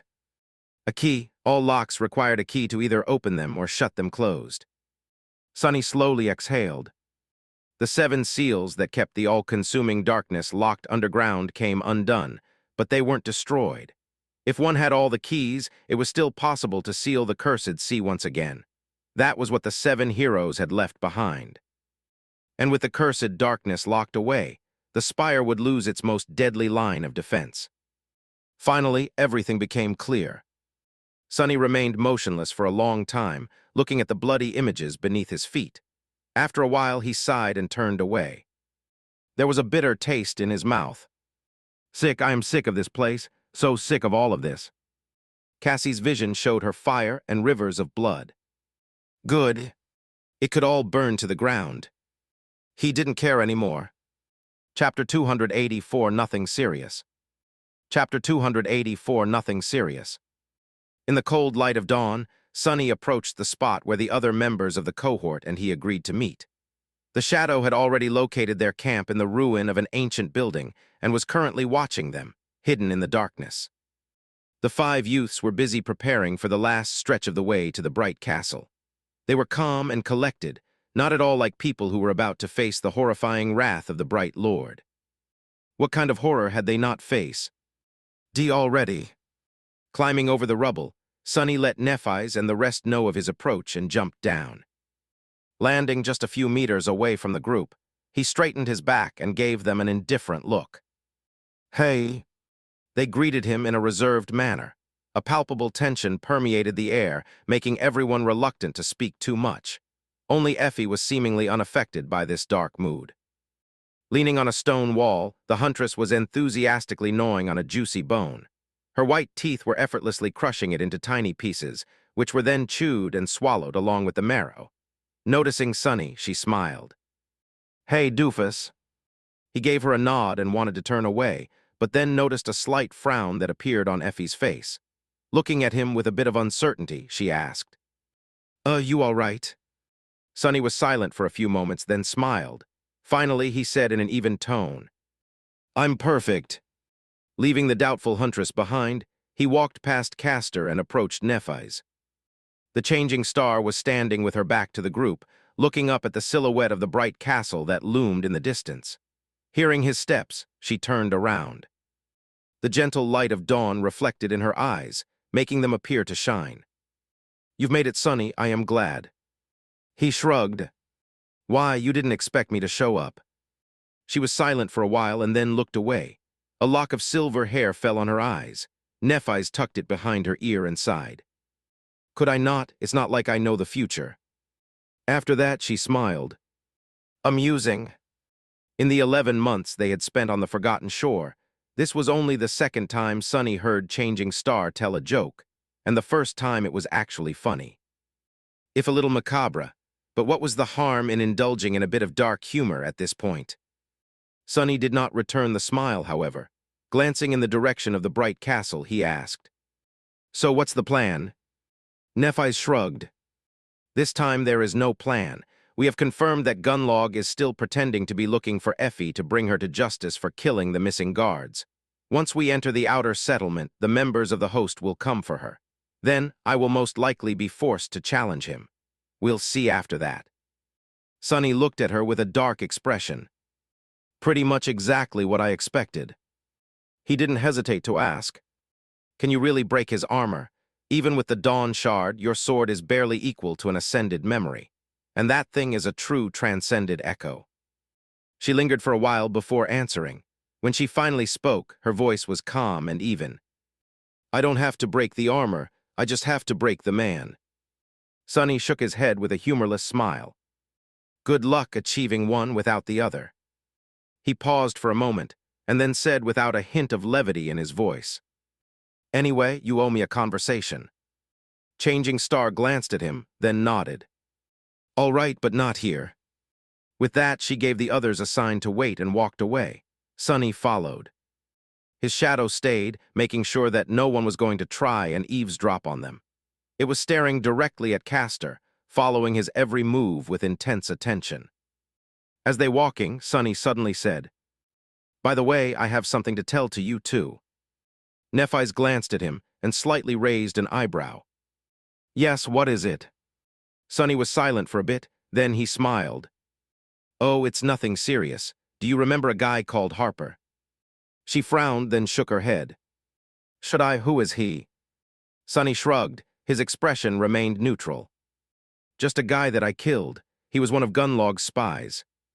Neff looked at him for a few moments, then asked with indifferent confusion, "What about him?" A slight shadow ran over Sonny's face. However, his smile remained exactly the same. "No, nothing. Just wondered if you knew him." When they walked far enough and were concealed from the eyes of the cohort by several tall walls, Changing Star stopped and turned to face him. Looking at Sonny, she said, "It is good that we can speak privately. Actually, I wanted to ask you a favor."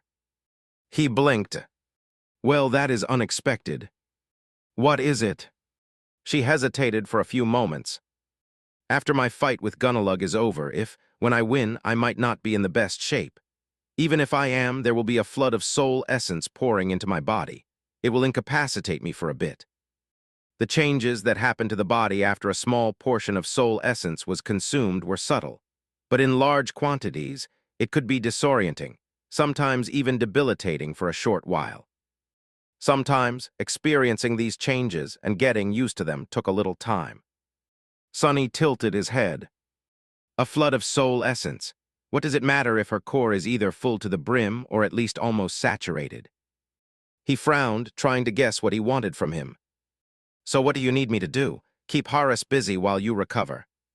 She shook her head, then looked away. A light sigh escaped from Changing Star's lips. And, oh, I want you to make sure that Castor is nowhere near me when that happens.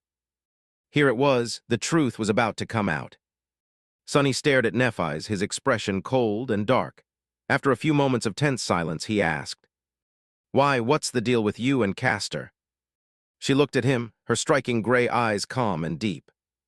Then she said, "It's very simple, really. Castor has been sent here to kill me." Chapter 285 Kill Order. Chapter 285 Kill Order. Sonny remained silent for a few moments. Finally, it became clear that Nephis wasn't going to continue. Feeling a slight sense of exasperation, he asked, "Why would Castor want to kill you?" Despite the calm appearance, there was a tempest raging in his mind. The revelation of Castor's true intention had shaken Sonny. Yes, he disliked the proud legacy, and yes, their dynamic with Changing Star had always been a bit strange, but he never expected to hear something like this. In his mind, Castor was more of an opportunist with distasteful ambitions, most likely having to do with the purity of his clan's bloodline, than a cold-blooded killer. In what world did him wishing to kill Nephis made any sense? He was her #1 fan. The only logical explanation Sonny could find was that the proud scion had been secretly working for Gunlog all along. But then, that theory also didn't hold when subjected to a close inspection. The Bright Lord was determined to kill Changing Star with his own 2 hands and in front of hundreds of people. What would he need Castor for? Nephis lingered for a bit, then shrugged. People have been trying to kill me for as long as I can remember. Have you forgotten? Sonny slowly shook his head. No, I did not. But what does that have to do with Castor? She smiled. They were not going to stop just because I came of age, survived my first nightmare, and was sent into the dream realm. If anything, that would have been the perfect opportunity to finally make me disappear forever. Sleepers enter this cursed world alone, away from the protections of society and whatever allies they might have in the real one. Do you see? He gave her a nod, his expression growing dark. Indeed, no one was as vulnerable as young sleepers entering the dream realm for the first time. Nephis sighed and looked away. In any case, when I enrolled into the academy, I knew that someone among our classmates had to have received orders to make sure that I never returned from the dream realm. I just didn't know who it was. Suddenly, she glanced at him. The corner of her lips curled upward. Actually, for a long time, I thought that it was you. Sonny blinked and stared at her in disbelief. What, me? Are you CR? Actually, never mind. What exactly about me made you think that I'm an agent of some secret legacy cabal? Do I look like a legacy to you? Nephis calmly looked him in the eye. Honestly, not any legacy that I know, but there were too many things about you that didn't make sense. He frowned. Do tell. She slowly raised her hand, then began counting on her fingers. Let's see, you claim to be an orphan from the outskirts, but somehow managed to survive both the first nightmare and the arrival on the Forgotten Shore. You didn't consume any soul shards, but kept growing more powerful. You said that you had never held a sword in your hand, but absorbed my lessons with astonishing speed. And finally, every other word you said was a lie, especially when it came to your origins, your past, your strength, and your aspect. Running out of fingers on one hand, she made a fist and pointed to it. Need I continue? Sonny cleared his throat. No, well, when you put it like this. She smiled and shook her hand, then lowered it. But after some time, I realized that my suspicions about you were wrong. If you were really tasked with killing me, you could have just left me on the Ashen Barrow. Back then, I was as good as dead. But you didn't. In fact, you risked a lot to take both Cassie and me with you. The smile slowly disappeared from her face. So when we reached the bright castle and Castor immediately appeared, insinuating his way into my inner circle, I knew pretty much instantly that it was him. Sonny frowned. Aren't you getting ahead of yourself? Don't get me wrong, I'm the last person in this world who would want to defend that pompous bastard, but there were hundreds of sleepers in our crop, and out of those, only 7 were sent to the Forgotten Shore, and only 4 lived long enough to see the castle. What are the chances that the person with orders to make you vanish was among them? Isn't it a bit too big of a coincidence? Changing Star slowly shook her head. Who said it was a coincidence? People often tend to forget that the spell has a mind of its own. It sees all and hears all, and it really loves to play with fate. If there was someone among those hundreds of people tasked with killing me, the chances of me having a fateful encounter with them in the dream realm would be all but guarantee. That is how the spell always does things. Sonny had to agree. The spell indeed loved to play with fate. His whole damn life was proof of that. Meanwhile, Nephis continued. Of course, despite my suspicions, I wasn't sure at first. But the more I observed Castor, the more convinced I became that I was right. He did everything in his power to get close to me, and then tried his hardest to subtly isolate me from everyone I could have trusted. He spent his time studying my every move while keeping his secrets close to his chest. It's him. I've been sure of it for a long time. Sonny tilted his head, trying to digest this new information. After a while, he asked, "If Castor wanted to kill you, why hasn't he made a move to kill you yet?" She lingered for a bit, then smiled slightly. Because among all of the humans on the Forgotten Shore, he knows what the scions of the immortal Flame Clan are capable of the best. Isn't it ironic? He respects my ability too much to be careless, maybe even fears it, and he can't allow himself to fail. His honor won't allow it. So Castor won't attack until he is absolutely sure that I won't be able to resist. He'll make his move when I have no chance to escape. Sonny scratched the back of his head. Let me rephrase that. If Castor wants to kill you, why is he still alive? Why didn't you kill him already? He was sure that if Nephis wanted to, the proud legacy would have been dead a long time ago. Changing Star hesitated, and then said in an even tone, "Because I need him for what is to come. It doesn't matter that he intends to betray me. Traitor or not, he is of use." Chapter 286, Blessings of the Fire. Chapter 286, Blessings of the Fire. Sometime later, the six of them left the secluded ruin and made their way toward the bright castle. The dark city was silent and bleak, its streets devoid of life and movement. Even the nightmare creatures seemed to remain hidden in the lairs today, as though feeling the tension that hung in the air like a harbinger of a disastrous change. A lonely star was about to ignite in the sky above the cursed city. Nephis was the first one to walk under the marble arch and step on the road that led to the outer settlement. Her face was calm and motionless, any hint of emotion hidden behind her usual mask of indifference. It was as though she was returning home in triumph, not marching to her own execution. There was a slightly distant look in her eyes. Sonny abandoned his usual position at the back of the group and was now walking side by side with her. Maybe it was just a whim, but he felt unwilling to follow in her footsteps as he had always done before, from the first day they met. As they ascended the tall hill, Changing Star suddenly asked, "Sonny, do you remember your first nightmare well?" Her voice sounded relaxed and idle. He cast a sideways glance at her and hesitated for a few moments. Then he answered in an even tone, "Like it was yesterday." She smiled slightly. "Was it hard?" Slowly, a grin appeared on his face. "Hard, no, not hard, impossible. It was a ghastly, despicable, and torturous ordeal, truly the stuff of nightmares. Calling it hard would be an injustice." With a dismissive shrug, Sonny drove the memories of the Black Mountain away and asked, "What about yours?" Nephis looked away, remembering. After a while, she said, "Mine wasn't that bad, actually." He stared at her in disbelief. "What, you only had to kill a measly 1,000 unholy titans with your bare hands, or something like that? Knowing you, not that bad means that it was nothing short of a true horror show." She slowly shook her head. "No, I mean it. I didn't have to fight anyone, really, up until the very end." Sonny blinked. "Wait, seriously?" A strangely sad smile appeared on her lips. "In my first nightmare, I was the daughter of a lighthouse keeper. My family lived in a beautiful tower on the shore of a beautiful sea. Every morning, the warm sun rose from beyond the horizon, bathing the endless expanse of azure waves in beautiful light. The winds were gentle and the world was kind. It was me, my parents, and my younger siblings. We lived together in harmony, humbly but needing for nothing." He frowned. "And then what? A sea serpent destroyed the lighthouse. Some rotten horror rose from the depths." Changing Star's eyes became distant. A few moments passed before she spoke again. No, nothing happened. That was the point of it, I think. My nightmare, it was actually a paradise.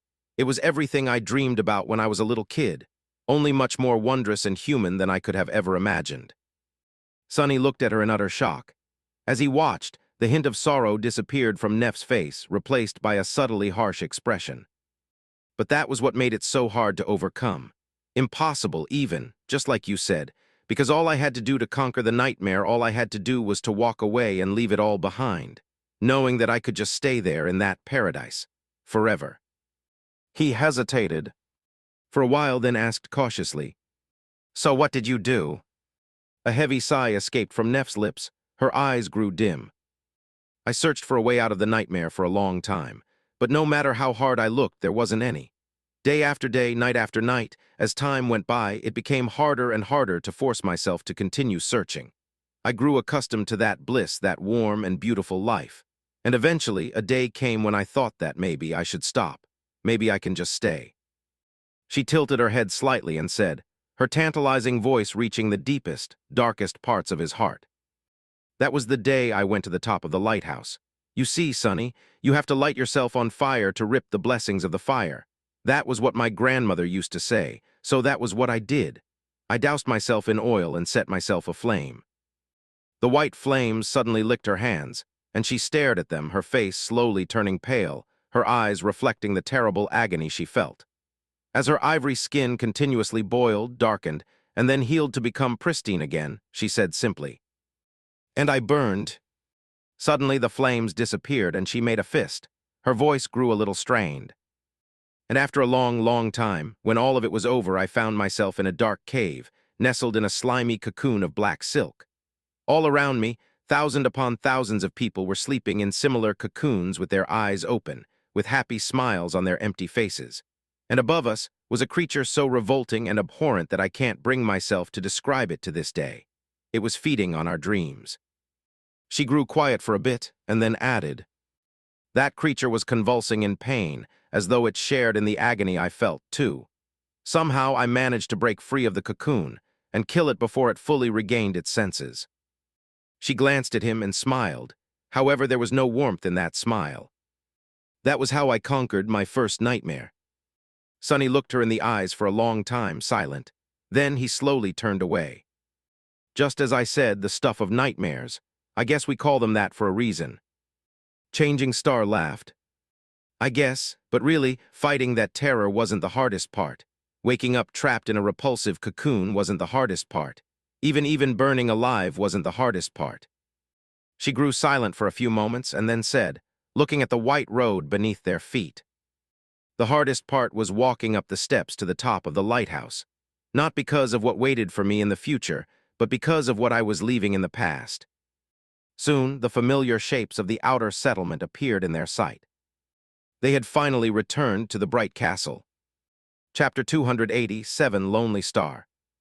Chapter 287, Lonely Star. The outer settlement had changed from the time Sonny saw it last. At the point where the white road widened into the vast platform that the settlement stood upon, a tall stone barricade was built, with watchful sentries observing the approach to the crest of the hill. Each of them was wielding a memory weapon and a sturdy armor, their faces full of dark determination. The makeshift watchtower constructed on the roof of Neff's lodge loomed above them, with several archers ready to rain arrows on any nightmare creature that wandered close. The slum itself was much the same, but the people populating it seemed different. Many of them were bruised and bandaged, but their eyes shone with the subtle light of hope that wasn't there or as strong before. That hope was contrasted against the suffocating feeling of tension that hung in the air.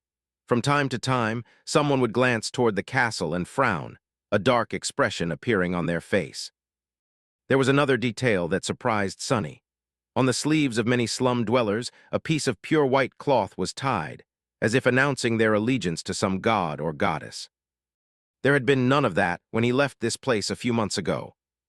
There were also graffiti drawn on the walls of the most derelict hovels, some of them depicting a shining star, some the image of a beautiful bronze spear. What is that all about? The white armbands and the star were obviously meant to represent Nephis, but when had Effie suddenly become an apostle? Glancing at the voracious huntress, he raised an eyebrow. "Anything you want to tell me?" She scratched the back of her head, then shrugged. "I've become a bit of a folk hero, apparently." Sonny shook his head and didn't press the issue. "Whatever." When the sentries saw who was approaching, their faces first became shocked, and then lighted up with intense jubilation. "Lady Nephis, its changing star. Lady Nephis has returned. She is alive." The hum of voices spread through the entire settlement in an instant. If Gunlog had not known that they were back in the Dark City, he would have learned of it now. But he knew, of course. He knew it long before the people of the slum ever laid their eyes on their supposed savior. Sonny looked past the outer settlement, at the mighty walls of the bright castle. How long before its lord throws them a welcome party? Soon the cohort was surrounded by a crowd of exhilarated people. Everyone wanted to see that Saint Nephis was alive and well with their own eyes. The other members were bathing in attention, too, especially Effie. "Effie, Huntress Athena. Welcome home, Effie, show them." The huntress grinned in bewilderment and kept quiet. In the crowd, there were a few faces that did not share in everyone's joy. They were the leaders of the outer settlement's hunting parties. The gazes they threw at Nephis were grim and full of meaning. She gave them a nod, letting the experienced hunters know that she understood the message they were trying to relay. Then Changing Star faced the inhabitants of the slum and took the bag that Effie handed her. Slowly unclasping it, she spoke, her calm voice effortlessly making the crowd grow silent. "I am not good with words, so please accept my gratitude, dreamers of the Dark City. The past few months have been harsh on me and the members of my cohort, but they must have been equally as harsh on you. However, we have persevered. You here in these cursed ruins, and we out there in the ghastly depths of the labyrinth. But all of it was not in vain." With that, she took something from the bag and tossed it to the ground. Suddenly, a deathly silence settled over the crowd. Everyone was staring at the object laying on the stones, expressions of fear clearly written on many faces. It was a terrifying, jagged black talon, which was as sharp and long as a sword. And then another one fell near it, and another and another. Eventually, 38 of these dark blades lay in a pile in front of Nephis, 30 from the 6 front limbs of the spire messenger, and 8 from the 2 hind ones. Closing the bag, Nephis put it on her shoulder and said, her tone dark and piercing, "Out there in the labyrinth, we have fought and slew one of the cursed messengers of the Crimson Spire. I bring you its claws as a gift to become your weapons." Stunned whispers ran through the crowd. The messengers were both a symbol of terror and a symbol of hope to the people of the Dark City, terror because of their horrifying power and appetite, as well as their connection to the dreaded spire, and hope because of the legends that once, a long time ago, a group of powerful sleepers had managed to kill one. And now the legend came alive right in front of their eyes. Nephis lingered for a moment, and then sighed, a somber note appearing in her voice. "Many years ago, we, those who were sent to the Forgotten Shore, weren't yet imprisoned by fear, enthralled by the sin of those cowards who had forgotten that they are, first and forever, humans. Back then, there were people among us willing to risk their lives to conquer this hell, escape it. The First Lord and his companions were the greatest of them. And now..." Brilliant sparks of light suddenly appeared around her head like a sacred halo. Changing Star's eyes shined with pure white radiance, and as the crown of dawn weaved itself from light and fell upon her head, she spoke. She didn't rise or even strain her voice, but the impact of her words only grew because of it. "I have brought his legacy back to the Dark City. This is the crown of the First Lord. We have retrieved it from a place of eternal darkness where he had fallen in battle. He died trying to find a way out of this cursed land for all of us to follow." She paused for a moment and then said, her face illuminated by the brilliant white flames that burned in her furious eyes. On her forehead, the single gem decorating the dawn shard shone with that brilliance, too. Almost like a third eye. "And with it, we will finish what he started." Chapter 288 Progress Report. Chapter 288 Progress Report. Some time later, they entered the stone lodge and found themselves in the middle of another, smaller crowd. Around 30 or 40 people gathered in the main hall of Changing Star's dwelling, making it look even smaller than it had before. However, these were not just any sleepers from the slum. Most of them were experienced fighters from the outer settlement few hunting parties, as well as people who Nephis had recruited into her faction during her time in the Dark City. Back when Sunny had been a part of the group, they were weak and hopeless young men and women who were barely surviving in the cruel reality of the Forgotten Shore. Now, things changed. Neff's little helpers were armed with makeshift weapons and wearing armors fashioned from a wide variety of scavenged materials, while some were even in possession of memories. They also held themselves very differently from before. Honestly, the difference between them and the hunters was not that big now. If Sunny didn't know which were which, he might have mistaken one for the other. Changing Star walked through the crowd and approached the window that opened on the bleak view of the cursed ruins. She looked at it for a short moment and then turned around, a dark expression on her face. "Tell me." The leaders of the hunting parties glanced at each other. One of them, a stocky young man with long, messy hair and 3 ugly scars running all the way from his forehead to his chin, spoke with a bit of uncertainty. "Welcome back, Lady Nephis.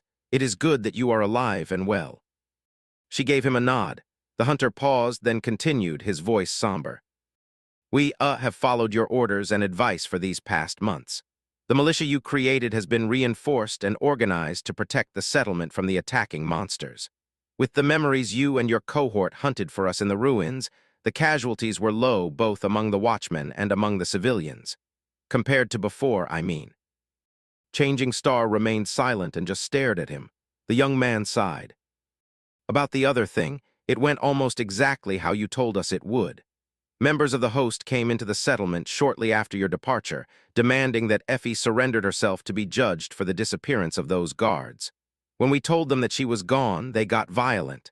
Several people were injured, but no one died." Effie scoffed. The hunted gave her a complicated look and scratched his cheek. "After that, they would come again every week or so, hurt a few people and break things, always with the same demand. But we kept our cool and just, well, took it, like you told us to do. That seemed to only make them angrier, but they had no real reason to escalate things. In the end, they just settled for making our lives difficult and pushing people around." The tall huntress shook her head. "What's with the people foaming at their mouths to greet me? What's that really about?" The young man looked down in embarrassment and cleared his throat. Well, you see, the more the castle proclaimed that you have to answer for the murder of those guards, the more people in the settlement became, how do I say this, appreciative of you." Effie looked at him with a perplexed expression. "Because I am beingly unjustly accused." He smiled sheepishly. No, actually the opposite. They really appreciate the fact that you had, allegedly, killed half a dozen guards. In fact, their only regret is that you didn't kill more. There are tales about how exactly you dealt with them, too, one more colorful than the other. The most popular one is that, the guards wanted to rob you of your honor, so that's why you had to teach the castle folks a lesson." The tall huntress blinked. "My honor? Since when do I have honor?" The young man grinned. "Hey, don't look at me. I did not come up with this one, all right? Blame Park, it was his idea." Effie looked darkly at another hunter, who just shrugged. "Lady Nephis told us to do our best to make people in the settlement root for you. It worked, did it not?" The unruly huntress rubbed her face with an exasperated expression. "But I didn't kill them, though." The hunter looked at her with no humor in his eyes. "Who cares?"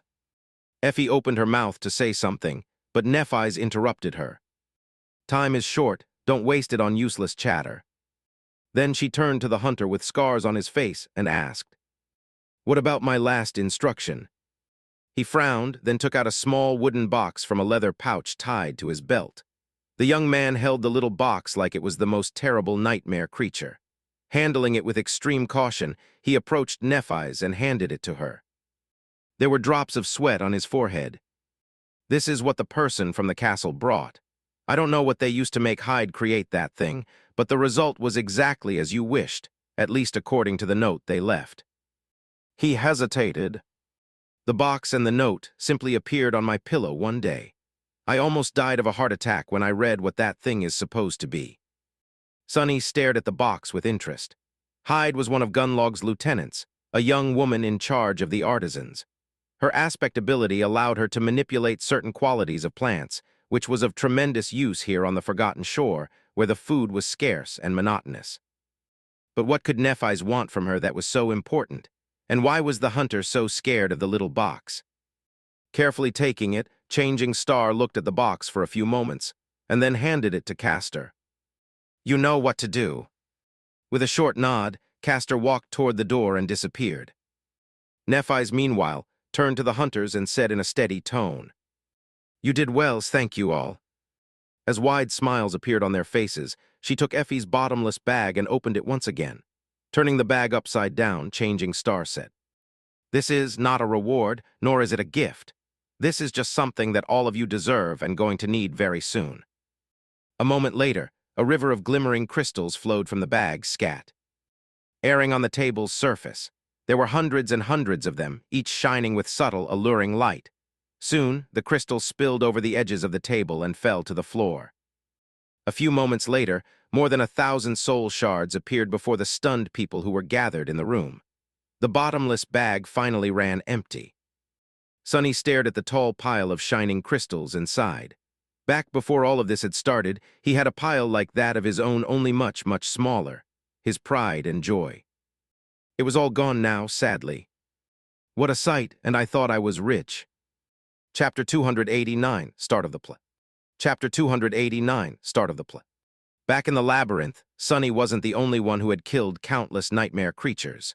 In fact, due to his primary role as a scout, the three main fighters of the cohort had killed many more. He knew for a fact that at least two of them, Effie and Castor, had fully saturated their soul cores long before their return journey was finished. Absorbing any more shards would have been useless for them. At some point, Nephis had begun to abstain from consuming her share of the spoils, too. Added with the shards that Sunny traded for the unwanted memories that the members of the cohort had accumulated, a truly incredible amount of the alluring crystals had been placed into Effie's leather bag. He had often wondered what Nephis would use them for, and now he had his answer. The people gathered in the main hall of the hunting lodge, her most trusted subordinates, stared at the tall pile of soul shards in utter shock. Here in the Dark City, this was an inconceivable wealth. One shard was enough to buy a person a week of food, comfort, and safety behind the tall walls of the bright castle.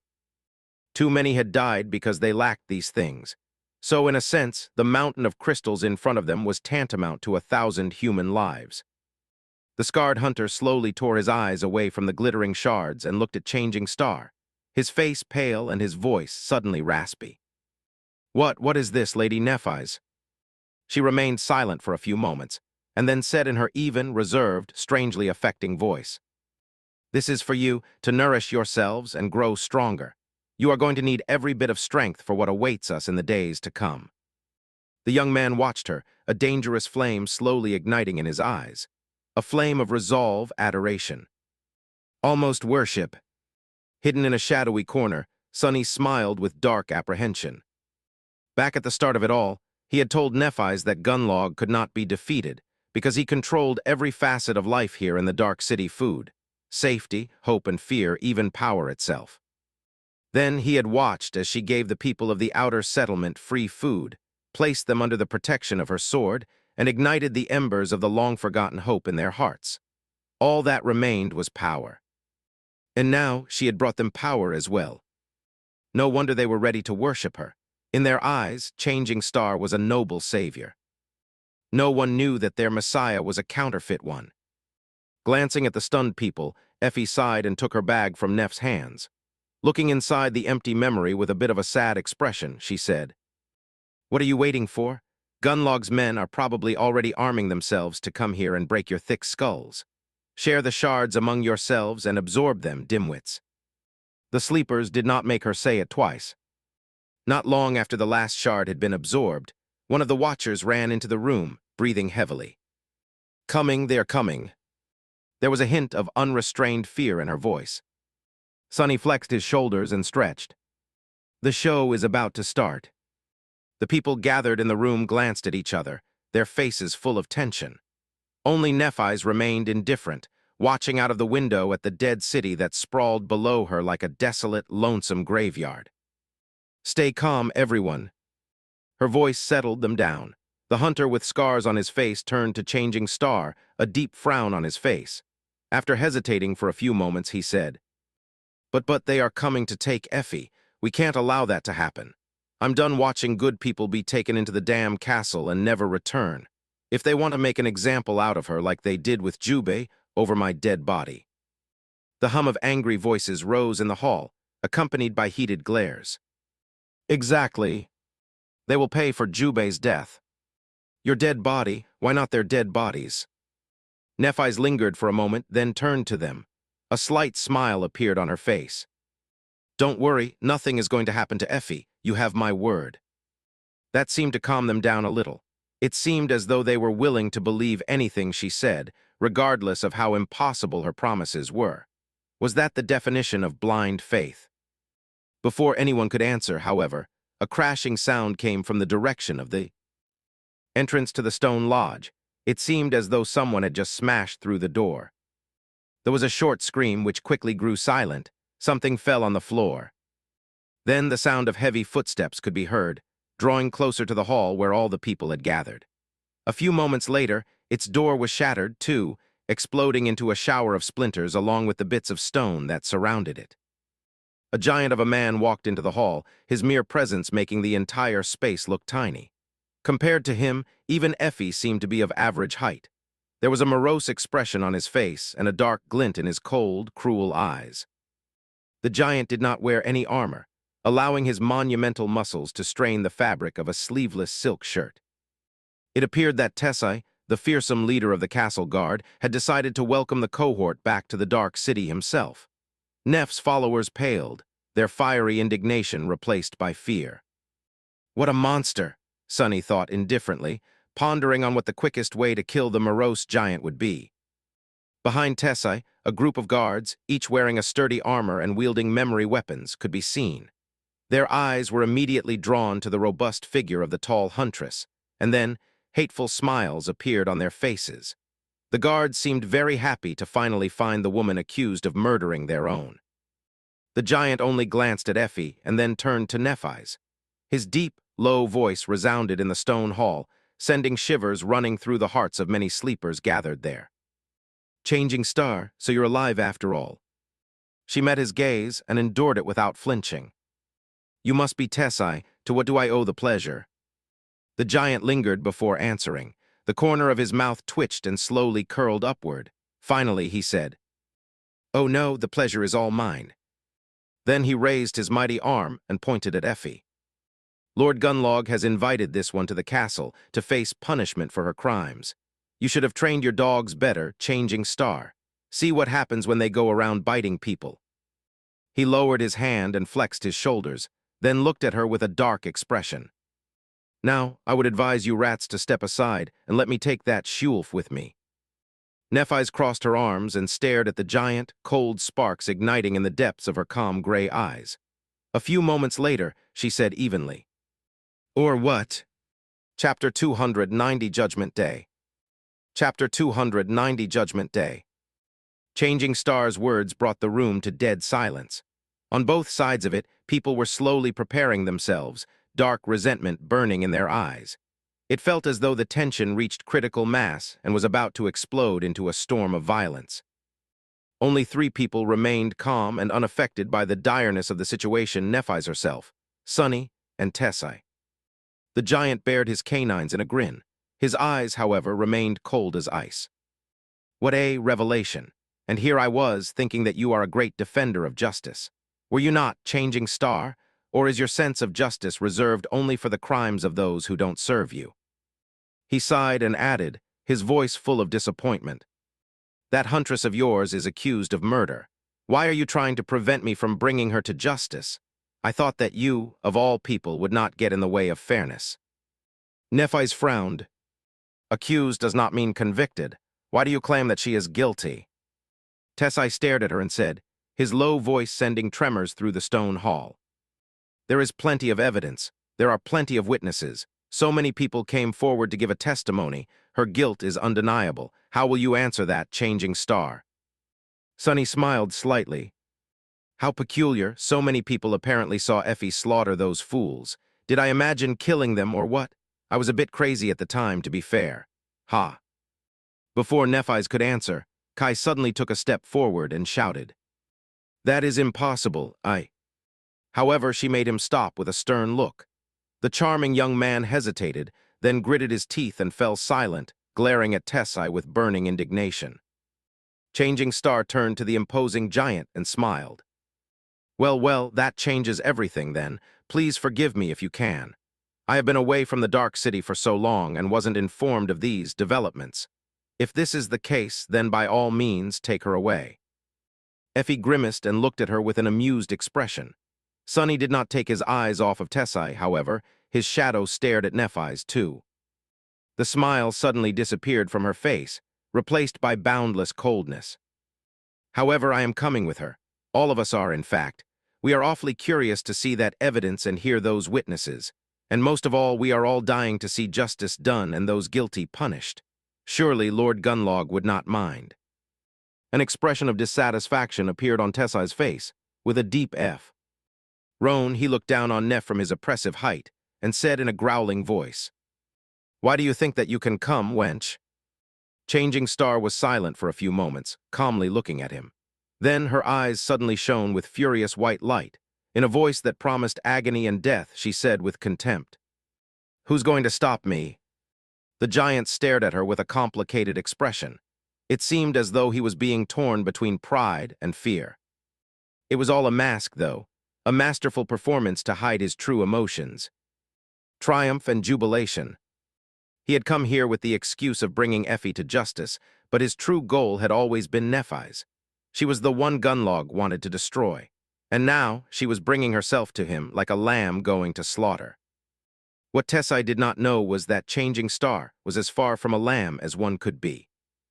More like a demon in sheep's clothing. Sonny glanced at the morose giant with something that resembled pity. Meanwhile, Tessie slowly shook his head and said, his voice full of false reluctance, "Fine, do as you wish. Come with me to the castle if you want. Bring your rats with you. All of you will witness the brilliance of our lord." Altogether, they exited the lodge. Tessie was walking in the front, holding the tall huntress by the shoulder. Her hands were tied behind her back with a flimsy rope, more of a symbolic gesture than a real restraint, considering Effie's strength. Nephis was keeping close, her face calm and indifferent. The guards and the members of Changing Star's faction were right behind them, throwing menacing looks at each other. Their faces were grim and full of resentful indignation. Sonny had hidden himself in the crowd, not wishing to draw any attention. Now he was moving with it, feeling the restless agitation through the chaotic movement of the surrounding shadows. As they moved toward the castle, more and more slum dwellers surrounded them, their faces full of shock and anger. "They got Effie. Bastards, let her go. Lady Nephis, do something." Glancing at the growing number of people who were gathering around them, she smiled reassuringly and said, "Stay calm, come with us if you want. Today we'll see justice done." However, her appeal to remain calm had the opposite effect on the crowd. It ignited it instead, and soon a clamor of shouts rose above the outer settlement. "Justice, justice." However, at some point the tone of it changed, an almost palpable sense of bloodlust finding its way into the people's voices. The word they were shouting was also replaced, and soon the crowd was chanting something else, calling not for justice but for judgment. Judgment, judgment. Sonny observed the raging beast of the human crowd with a troubled frown. A cold, familiar emotion grasped his heart. He knew this sickening feeling all too well. It was the same way he felt when facing frenzied nightmare creatures. Hell! As they drew close to the stairs leading to the entrance of the castle, almost 100 people were following them. The guards standing at the gates stared at the crowd with a bit of fear in their eyes. And at some point, Castor appeared out of nowhere and took position right behind Nephis. The proud legacy looked pale and a bit disheveled, but it seemed that he had managed to complete the mysterious task given to him by Changing Star without receiving any wounds. A few moments later, they entered the bright castle. Chapter 290, One Eye of the Storm. Chapter 290, One Eye of the Storm. The crowd poured into the castle, their faces contorted with anger and resentment. However, as soon as the slum dwellers passed beneath the swaying skulls that hung above the gates, their fury turned cold. In the echoing stone halls of the bright castle, it was hard to forget that Gunlog's power was absolute. For as long as any of them remembered, he had ruled over the Dark City with an iron fist, elevating those who bowed to him and destroying those who did not. Countless men and women had tried to challenge the Bright Lord in the past. Great people, terrible people, and everyone in between. It was their skulls that now stared at the crowd, darkness nesting in their eyes. Finally, doubt and fear appeared in the hearts of the inhabitants of the outer settlement. Many of them stared at Nephis, their faces turning dim and listless. Changing Star did not react to this sudden change in one way or another.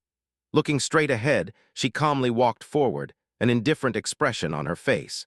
Her usual mask was in its place once again, preventing anyone from knowing her true thoughts. Trying to remain unnoticed, Sonny made his way to the front of the crowd to be closer to Nephis, Effie, and Castor. No one paid him any attention. In the grand scheme of things, people thought of him as an insignificant piece, if at all. Just like he wanted them to. From his point of view, the atmosphere in the bright castle seemed to be a bit strange, and not because of the involved horde of slum dwellers. Its halls and corridors were too empty, too lifeless. He didn't see any people hurrying on their daily business, as they always would. Even the opulent desk in the entrance hall was empty, the clerk usually present behind it absent for some reason. "Where is everyone?" His question was soon answered. Entering the throne room, he saw hundreds of sleepers standing along its walls, waiting to meet them. It seemed as though the whole population of the bright castle had gathered here. There were the guards, the hunters, the artisans, the quiet handmaidens. Even people who paid tribute to remain in the castle were all there. Sonny noticed a few familiar faces. Stev, the large man in charge of the memory market, stood uncomfortably near the members of the host. There was also Aiko, the owner of the gambling den, and many others whom he remembered from his brief stay in the castle. The air was tense and heavy. It seemed that not all of these people had come to the throne room of their own free will. Many of them had troubled, frightened expressions on their faces. Others were relaxed and joyful, waiting for an entertaining show with dark fascination burning in their eyes. What disturbed him the most were the several figures of nightmare creatures standing among the humans. Those were the echoes belonging to the inhabitants of the castle, each one more terrifying than the other. Why are they out of their owner's soul seas? On the raised dais at the far end of the great hall, illuminated by the false stars that were carved into the wall of the dark alcove, the 4 lieutenants of the Bright Lord stood. There was Gemma, the leader of the hunters, Kaido, the chief artisan, and Seishin, who was in charge of the handmaidens. And Haris, of course. Sonny stared at the dreadful hunchback, who just stood there with his usual bored expression, looking at the wall. He was pretty sure that today, at least one of them was going to die. As if feeling his gaze, Haris suddenly turned and glanced at Sonny. This time, however, Sonny did not look away. He stared straight into the hunchback's glassy eyes, a calm and calculating expression on his face. I wonder how he killed all those people without being seen even once. With so many victims, somebody had to catch a glimpse of this butcher hard at work. What aspect ability does he possess? How do I counter it? Haris stared at him for a few moments, then tilted his head and smiled with strange amusement. A second later, he turned away and looked at the wall again, seemingly losing all interest. Meanwhile, Tessai walked to the middle of the hall and threw Effie down, forcing her to kneel on the floor. Then, he gave Nephis a dark look and joined the other lieutenants on the steps leading to the throne. The 200 or so slum dwellers were standing at one end of the throne room, their faces grim and full of dark apprehension. With the exception of those directly serving Changing Star, most of them were dressed in dirty rags, with only a few wearing a proper armor. Some were unarmed, some had memories or makeshift weapons hanging on their belts, and some even had swords hastily fashioned out of the talons of the slain Spire messenger. Opposite them, with their back to the throne, stood the people of the castle. Many of them looked like they didn't want to be here, but more had contempt and indignation in their eyes. Those were mostly the members of the host, who were more than 200 people strong. Each of them was clad in a sturdy memory armor and wielded enchanted weapons. They were strong, well-fed, and experienced in combat. The hunters, especially, were a formidable presence despite their comparatively small number. They were looking at Nephis with intense hatred, the memory of her killing one of their own in this very hall still fresh in their minds. Changing Star stood beside Effie in the middle of the empty space between the two groups, looking at the white throne. Her ivory face was cold and indifferent, and her silver hair glinted in the rays of sunshine that fell through tall windows. Sparks of light were dancing in the depths of her calm gray eyes. She was the focal point of everyone's attention, and the target of the dark storm of emotions that raged between the ancient walls of the castle today. If it bothered her, she did not show it. And then, finally, the bright lord himself appeared. Sonny knew that Gunnalug entered the great hall even before seeing him. He knew it because of the sudden change in the people that surrounded him. It was as though a wave of invisible pressure had crashed into the crowd, forcing them to groan and bend, almost buckling to the ground. Their legs trembled, their faces paled, and drops of sweat appeared on their skin, as well as fear and panic in their eyes. The mastermind behind this ghoulish spectacle had finally arrived. Chapter 292, Just Cause. Chapter 292, Just Cause. Gunnalug looked just like the last time Sue. NNY had seen him. Like a golden demon born of some harrowing hell. The bright lord was tall and had broad, powerful shoulders. His body was clad in a strange armor that seemed to be made out of molten gold. It was both solid and liquid, flowing over his mighty muscles and covering him from head to toe. Not even Gunnalug's eyes were exposed. In the place where his face should have been, there was nothing but a smooth and empty expanse of polished gold. The great hall of the bright castle reflected in it, and all the people gathered there did, too. As soon as Sonny saw the golden mask, he felt the oppressive aura that radiated from the bright lord. Even knowing what was going to happen, he couldn't help but shake a little and bite his lip. The mind assault of the golden armor was truly hard to endure. Even with the protection of the puppeteer's shroud, he felt it pressing on him, making it hard to breathe. Deep inside, a primal, bestial fear was clawing at his heart. But this fear did not belong to him. It was fake. With a dark grimace, Sonny strangled it and made it disappear. Walking out of the darkness of the alcove like a golden apparition, Gunnalug glanced at the mass of people below him and sat on the throne. His pose was relaxed and casual, as though he was here to leisurely resolve a trivial matter, not decide someone's fate. Hundreds of fates, perhaps. However, despite his laid-back attitude, everyone gathered in the great hall swayed a little, pressed down to the ground by the incredible force of his presence. The bright lord lingered for a few moments, and then said, his serpentine voice full of mirth, "Ah, what a sight! All my precious wards gathered here, united in the desire to see justice prevail. This dedication, this fervor for the rule of law, oh, it just makes my blood boil with appreciation. Don't you think it's wonderful?" He laughed and turned his head slightly, peering directly at Nephis. She lowered her head a bit, an almost imperceptible tremor running through her body. To Sonny, though, it seemed as though the plates of marble beneath her feet were about to crack from the terrifying pressure of Gunnalug's gaze. Nevertheless, she endured it without showing much of the tremendous strain she was under. The bright lord paused and then echoed his words, a note of some dark emotion finding its way into his voice. "Don't you think it's wonderful, changing star of the immortal flame clan?" Nephis greeted her teeth, struggling to remain steady under the psychic onslaught of the golden armor. When she finally answered, her voice sounded suppressed.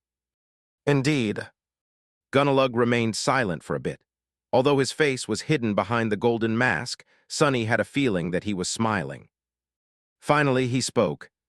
"How nice. Somehow, I was under the impression that you would disagree. I've been told by my most loyal aides that you are a disagreeable person. I guess you just can't trust anyone these days." With that, he glanced at his lieutenants, making them pale and shiver. Sonny shivered, too. The message hidden in those words was clear. Gunnalug was letting Nephis know that he had known that she had a spy among the highest ranks of his people all along. And didn't care, maybe even silently allowed it to happen. Damnation! How much did he know? Finally, the bright lord looked at Effie. After a few seconds had passed in tense silence, he spoke to her with a hint of sadness. "We meet again, Effie. What a shame that it is in these tragic circumstances. If only you had listened to me and joined the host, perhaps then you might not have fallen so low. Such pity." He shook his head and sighed. "I had high hopes for you, but alas, murdering innocent humans is not something that can be forgiven. Look at yourself. Instead of a noble hunter, you have turned into a wild beast. But that is what happens when people refuse my grace. They become no better than nightmare creatures." His somber words echoed in the silence of the great hall, making people lower their gazes. Effie trembled, pressed down by the force of his undivided attention. But then she grinned and answered, her raspy voice sounding relaxed and carefree. She only said 2 words. "Fuck off." Gunlog laughed and raised his hands in a helpless gesture. "I rest my case. You all see how unrepentant this vile murderer is. There's not a drop of remorse left in her corrupted, rotten soul. That is why, with a heavy heart, I have to sentence this unsupermissing young woman to death. She has to answer for her crimes, and leaving her alive would put you, my wards, in danger. I am left with no choice." A hum of voices rose from the crowd. Slum dweller or an inhabitant of the castle, everyone was affected by his last words. "Don't you dare, bastard. Kill that murderer. Effie, we're here. Make her pay. Lady Nephis, you can't let them. Kill her. Kill all of them." Unaffected by this outburst of boiling emotions, Nephis put a hand on Effie's shoulder and looked at the bright lord with a cold X. Pression, staring directly at the golden mask, she frowned and said, her voice clear and loud, "I object."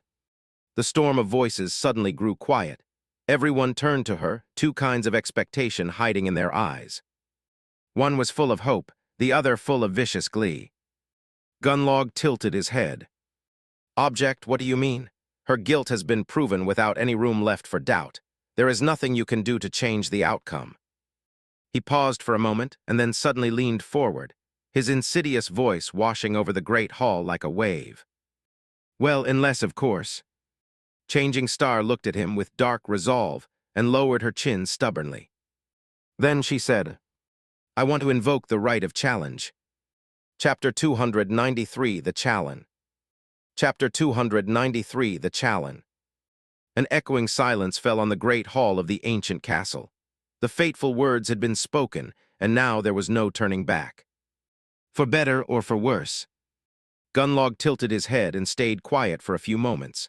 Then, the sound of his laughter rolled over the crowd. "The right of challenge? Oh, that old thing. You are awfully fond of that tradition, it seems. Not even a full year since you have arrived under my roof, and I had the pleasure of hearing you say those words twice. Insolent girl." He paused for a few moments and then leaned forward. His voice suddenly turned cold, full of dark undertones. "To be honest, I am very tired of your insolence, Changing Star." Before Nephis could answer, the bright lord suddenly rose from his throne, towering above the crowd like a statue cast from pure gold. Then he took a leisurely step forward and began descending the stairs of the dais. With each step, the sound of his serpentine voice resounded, growing lower and lower until it turned into a fiendish, wrathful growl. "Your little games were fun at first, but the more I observed your clumsy attempts at playing the hero, the more disgusted I became. I couldn't believe how naive, self-righteous, and stupid you turned out to be. It made me sick. It made me want to do things that I promised myself to never do again. Ah, I expected better from the daughter of the immortal flame, to disappoint me so thoroughly." His growl reverberated through the great hall and then abruptly disappeared. A moment later, Gunlog suddenly threw his head back and laughed brightly. "Oh, but then it hit me. I was such a fool. You fooled me so beautifully. Brilliantly done, Changing Star. Please do accept my compliment. After I saw the real you, it was such a joy to watch your performances." He left the stairs and stepped on the marble floor of the throne room. The crowd of the castle inhabitants parted in front of him, people hurrying to get as far away from the oppressive aura of the golden armor as they could. The bright lord sighed. "It's such a shame that all of this will has to stop now. You see, while I can't help but applaud your effort, in the end, you still turned out to be just another fool." He glanced at Effie and asked, his voice full of mockery, "A challenge? I don't think it's your place to demand such a thing. You are not the one accused of the crime, after all. If someone has to invoke the right of challenge, it should be Effie herself. Don't you think?" Nephis gritted her teeth, struggling to remain poised under the assault of the psychic pressure. Refusing to turn away from the polished mirror of the bright lord's face, she said, "It's just like one of your minions said. I am responsible for the actions of my people. Any crime they commit is my crime." Gunlog watched her, his expression hidden. Neph's pale face was reflected in his mask, staring back at her with merciless gray eyes. After a while, he spoke. "Sound logic. Who are you going to challenge then?" She hesitated for a few moments, then said steadily, "Whoever it was that passed the guilty verdict." The bright lord chuckled. "Oh, but by the same logic, that would be me." She smiled darkly and glared at him, white flames dancing in her eyes. "Then you are the one I challenge." Her words resounded in the great hall, sending hundreds of people gathered there into a state of stunned shock. "So this is it." Sunny looked at the crowd of stunned people, mentally separating them into two groups, those who were going to be a threat and those who were not. Regardless of how the fight between Nephis and Gunlog ended, the small enclave of humans living in the Dark City was going to descend into utter chaos. If Changing Star was killed, her followers would make her into a martyr and go insane. The host would not just let them off either, if the Bright Lord fell. No matter how much of a bastard Gunlog was, he was also the glue that held this whole place together. Without a tyrant enforcing some semblance of order, no matter how ghoulish, things would get really ugly really fast. Who was going to stop the nightmare creatures from wiping the humans out then? In any case, there was going to be a bloodbath. But he was done worrying about these matters. In the upcoming mayhem, Sunny's goals were very simple.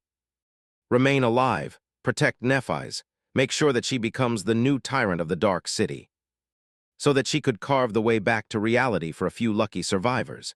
If she doesn't die right here and now, of course. In the silence that enveloped the great hall, the Bright Lord laughed and tilted his head, staring at Changing Star from behind his golden mask. Then he said, "How audacious. I wonder what gives you the confidence to dare challenge me. Various people have tried to kill me, you know. I have a little hobby, actually, collecting their skulls. Come to think of it, your pretty head would look really well in my collection." Suddenly, he raised a hand and gestured to his forehead. Don't tell me that it's all because of that little toy that you took off the First Lord's corpse. Oh no, that would be terrible. You didn't really think that one powerful memory would be enough to defeat me." Nephis lingered for a while, glaring at Gunlog. Then she said evenly, "My bare hands would be enough to defeat a worm like you. The memory is just to make it quicker." Gunlog stared at her for a moment and then chuckled. "Great, this is great, such spirit. I will really enjoy breaking you, Changing Star, when this done." He flexed his shoulders and said, his voice sending shivers into the hearts of hundreds of people gathered in the hall. "All right, I accept your challenge." Chapter 294, Song of Steel. Chapter 294, Song of Steel. The great hall of the bright castle grew silent and still. However, that stillness was not tranquil, but like a predator that fell low to the ground, ready to explode into a violent lunge to tear its prey apart. The sleepers pressed themselves against the walls, giving Changing Star and the Bright Lord space for their battle. Effie was dragged away from the middle of the hall by two guards, and now there was nothing but emptiness separating the two fighters. From one side of the hall, the 5 lieutenants, Gemma, Tessai, Kaido, Seishin, and Horace, were looking at their master with complicated emotions. On the other side of it, Kai, Castor, and the leaders of the outer settlement hunting parties were doing the same. Cassie was also there, her hand resting on the hilt of the quiet dancer. There was a grim, somber expression on her beautiful face. Sunny glanced at the blind girl, and then turned to the center of the throne room. Two people were standing opposite each other there. One was a tall man encased in a strange golden carapace that followed the lines of his mighty body. The other was a young woman in an elegant plate armor forged of white metal. There was a subtle similarity between them. Both were emanating a striking, compelling sense of power and confidence that very few people ever possessed. Both were fearsome and deadly. Both were at the apex of their kind. However, this was where the similarity ended. This doesn't not look good, Sunny thought, evaluating the two fighters.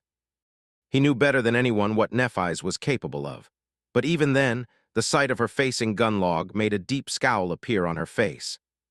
The Bright Lord was much taller than her and weighed probably twice as much as Changing Star. He was stronger, had longer reach, and much more experience in slaughtering people. That was not even considering that damned golden armor of his. Even with the miraculous augmentation of the Dawn Shard, Neff's silver sword could barely be considered at the same power level as an ascended weapon would have been. That was still a whole rank below Gunlog's strange echo. Trying to break through that armor was going to be as hard as cracking the shell of a carapace centurion with a sword forged from mundane steel. Incredibly hard, if not impossible. And unlike the carapace of a scavenger, the golden echo did not seem to have a weak spot. At that moment, sparks of light appeared in the air in front of Changing Star. The silver longsword appeared in her hand, and she pointed it to the ground for now. What weapon is that bastard going to use? That would decide a lot. Sunny was sure that Gunlog possessed an arsenal of powerful memory weapons, but how powerful were they exactly? He glanced at the bright lord, expecting to see the same sparks swirling around his hands. However, there was none. Instead, the liquid gold flowed forward and assumed the shape of a heavy battle axe, which Gunlog then grasped and leisurely put on his shoulder. The polished mirror of his mask reflected the slight frown that appeared on Neff's face. Damn it! The weapon the bright lord was going to use was also a part of his echo, and as such, possessed the quality of a transcended weapon. It was going to cut through the Starlight Legion armor without much effort. This is even worse than I imagined.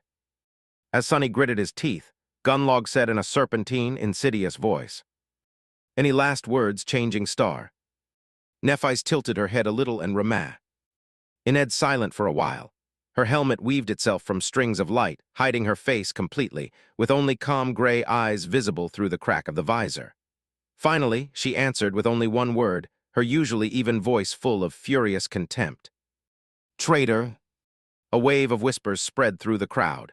People were guessing what exactly she meant by that, but Sunny suspected that he was the only one who knew. Neff wasn't accusing Gunlog of betraying his fellow humans or causing the deaths of numerous young men and women. She was accusing him of betraying the true duty of the awakened and submitting to the nightmare spell instead of fighting it to the bitter end. In her mind, that was a far greater crime. The only crime, even. The bright lord laughed. That's too bad, I heard that one before. And then, without wasting even a fraction of a second, he suddenly exploded forward in a terrifying, lightning-fast lunge. FREEWEBN letter 1D0 FVEL, see letter 1D0 FM. The shift between peace and violence was so instant and swift that most people gathered in the Great Hall did not even realize what was happening until a few moments later. With each of Gunlog's strides, the floor of the throne room shook a little. He flew at Nephis like a furious giant made of gold, swinging his battle axe with both incredible agility and horrible force. She barely reacted in time, shifting her body and raising the sword to deflect the killing blow to the side. However, then something unexpected happened. The shaft of the battle axe suddenly elongated, the liquid gold comprising it flowing forward to assume a new shape. As a result, her deflection ended up being almost useless. With an awkward stagger, Changing Star reeled back. The very edge of the battle axe's blade bit into the helmet of the Starlight Legion armor and effortlessly cleaved through it, leaving a shallow cut on her cheek. In the next moment, Gunlog's foot crashed into her ribs, sending the young woman flying through the air. Nephis landed in a roll and used one hand to stop herself from sliding on the marble floor. As drops of blood fell from beneath her helmet, merciless white flames ignited in her eyes. A moment later, she jumped forward and met the onslaught of the bright lord with an equal amount of fury. The deadly song of clashing steel resounded in the ancient hall, like a promise of much greater bloodshed yet to come. Chapter 295, The Duel. Chapter 295, The Duel. The breastplate of Neff's armor cracked from the force of Gunlog's blow, and there was blood streaming from beneath her helmet, but that didn't slow Changing Star one bit. Jumping forward to meet the bright lord's assault, she dodged the blade of the battle axe, twisted, and tried to deliver a strike of her own. A furious clangor of metal exploded in the silence of the great hall, both fighters moving with incredible speed, precision, and skill. In a span of several seconds, they exchanged numerous blows, but each was either deflected, dodged, or blocked. This terrifying clash was not at all like Sunny had imagined. There was nothing elegant, graceful, or elevated about it. All there was barbarous violence and cruel brutality, each of the fighters doing everything in their power to break, cripple, and kill their opponent. Their voices sounded like that of wild beasts, partially from the incredible strain of the duel, but also to let out the suffocating bloodlust and murderous intent that were drowning their minds. That was not to say that any one of them had lost control of their thoughts and actions. Both were cold-blooded killers and knew how to remain calm in the throes of the most terrible rage. A few seconds later, Gunnlaug and Nephis disengaged and staggered away from each other, letting the spectators draw in shaky breaths. The Bright Lord's golden armor was pristine and unscathed. Nephis, however, had several bloody cuts on her body, the black material encompassing it torn and ripped. Another crack appeared on one of her pauldrons. She glanced at it briefly and then indifferently turned back to watch her enemy. Everyone in the throne room, in one way or another, was thinking about the same thing, a cold and sickening feeling slowly spreading through their chests. How would they fare in such a fight themselves? The answer was simple. They would have been long dead, eviscerated in mere seconds by one of these awesome fighters. Everyone felt death breathing down their necks. Among all the people watching their fight, however, there were two who observed Changing Star's every move with a special kind of attention. They were Sunny and Castor. Their reasons for studying how Nephis fought were entirely different, but also almost the same. Just a second of rest, and the two fighters lunged at each other once again. This time, however, their behavior was different. The first clash was just a test to gauge what the enemy was capable of. Now, they were not holding anything back, throwing everything they had at the enemy. At least, that was how it seemed. Changing Star's sword suddenly flashed with brilliant radiance. Removing one hand from the hilt, she grasped the incandescent blade with her armored gauntlet at the middle to better control its tip, and raised it to shoulder level. With Gunnlaug's ability to change the length of his weapon at will and almost impregnable armor, this grip was more advantageous. The Bright Lord absorbed the battle axe back into his armor. Then, two straight blades grew out of his forearms, creating weapons that resembled long, heavy punching daggers. They clashed once again, this time with even more fury. The people pressing themselves into the walls of the throne room trembled. Nephis seemed to abandon a lot of her defense, willing to take much bigger risks to obliterate the enemy. The reach of her sword was much shorter now, but the silver blade also grew much more agile and unpredictable. Gunnlaug's daggers were a true menace to resist, however. They flew at her from all sides, either in tandem or in a staggered rhythm, making it hard for the young woman to predict and deflect each blow. But she wasn't trying to. Changing Star seemed willing to receive many shallow wounds to get a chance to land a strike on her opponent. More bloody lacerations appeared on her body, the Starlight Legion armor barely holding together. But she achieved her goal in the end. Catching one of Gunnlaug's daggers between the blade of her sword and her body, she forcefully twisted the sword sideways and caused him to turn his torso. Then, Nephis sidestepped and suddenly appeared behind the Bright Lord, with a fraction of a second left before he could turn around and defend himself.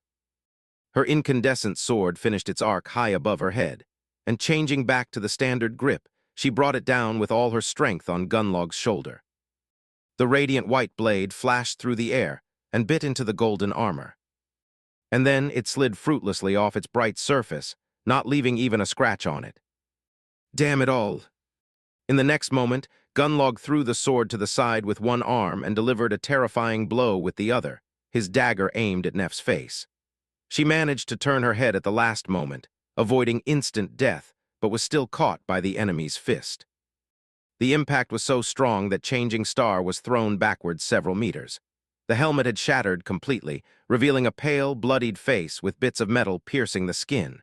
She rolled several times and came to a stop, then rose to her feet with some effort. The white flames dimmed a little, and there was a dark, disoriented emotion in her eyes. The gem of the dawn shard shone gently right above them, illuminating Neph's wounded face. A moment later, she dismissed what little remained of the helmet and stared at Gunnlaug with resentment, blood running from the cuts on her cheeks. The Bright Lord laughed and made a step toward Changing Star, his voice echoing under the roof of the great hall like a death sentence. What, that was all? Nephis did not answer. Instead, she placed both hands on the blade of her sword, holding it with its hilt and crossguard up, like a makeshift mace. The radiance of the silver sword spread to encompass all of it. But it didn't stop there. Sonny opened his eyes wide. What? The furious white flame spread from the sword to Changing Star's hands, her arms, and then devoured her figure completely. But they weren't burning in the white, cracked metal of the Starlight Legion armor. Instead, the brilliant radiance was emanating from her skin. Chapter 296, Creature of Light. Chapter 296, Creature of Light. Sonny stared at the shining figure in front of him, a myriad of thoughts appearing in his mind. With her skin emanating blinding white radiance, Nephis looked beautiful and pure, as though untouched by the imperfections of the mundane world. Wreathed in light, she was like a heavenly angel that descended into the mortal realm. The sight of it was both breathtaking and terrifying. It was also eerily similar to the image of the radiant creature he had seen on the walls of the ancient mine, especially with the gem of the dawn shard burning on Neph's forehead like a third eye. But that wasn't what gave Sonny pause. How is possible? But then, why wouldn't it be possible? At the start of their journey, he had guessed that Changing Star's aspect was of the divine rank, just like his. Her powers seemed to be able to either augment memories or heal, while his own could be used to scout, enhance memories, or augment Sonny himself. Because Nephis had never used the white flames to achieve that last effect, he had assumed that she was incapable of doing so, and thus her aspect, while powerful, was less versatile. But augmenting herself was exactly what Neph was doing right now. Sonny knew it instantly. She wrapped her body in light just like he had wrapped his own body in the shadow countless times. With this enhancement, her physical prowess had to grow exponentially. Had she always been capable of doing so and hid that facet of her aspect intentionally? Or was this something she learned how to do only after growing more powerful and absorbing hundreds upon hundreds of soul shards in the labyrinth? That question was going to remain unanswered, at least for now, because the battle between Changing Star and the Bright Lord was far from over. Just like Sonny suspected, with her body wreathed in light, Nephis suddenly became much stronger and faster. If before she was visibly weaker and slower than Gunlog, even if not by much now, it seemed the other way around. She dashed toward the enemy, batted away one of the daggers, and delivered a crushing blow right to the polished mirror mask. This time, there was a slight mark left on the surface of the golden armor by her sword. The two of them became locked in a ferocious battle, dozens of attacks flying at each fighter. The clangor of metal grew in volume, turning into an almost deafening cacophony. Changing Star was fighting with abandon, more and more wounds accumulating on her radiant body. However, she also managed to land several more blows, each striking at the golden mirror of the Bright Lord's face. Slowly, a hint of a crack started to appear on its surface. Sonny also noticed that her wounds weren't healing. It seemed as if Nephis was only capable to support two effects at the same time, one augmenting her sword, the other her body. To summon the healing power of the white flame, she had to sacrifice one or the other. But she was unwilling to. A few moments later, it seemed as though Gunlog was slowly starting to lose ground. His enemy was just too fast, powerful, and ferocious. More and more strikes landed on the golden armor, and although it seemed to hold, for now, it was clear that the continuous blows were taking a toll on both the Bright Lord and his echo. However, the Golden Serpent had a few tricks up his sleeve, too. When the momentum of the fight began to favor Nephis, he suddenly chuckled and turned his face to catch her reflection in the mirror mask. A second later, the sound of muffled groans could be heard escaping from the mouths of hundreds of people. The psychic pressure emanated by the Bright Lord suddenly increased manyfold, throwing some people to the ground and making others stagger. Sonny saw blood flowing from people's noses, eyes, and mouths. He himself also felt it and gritted his teeth, struggling to remain standing. He almost failed. Changing Star, who was at the center and the true target of the mental assault, let out a pained yelp and staggered.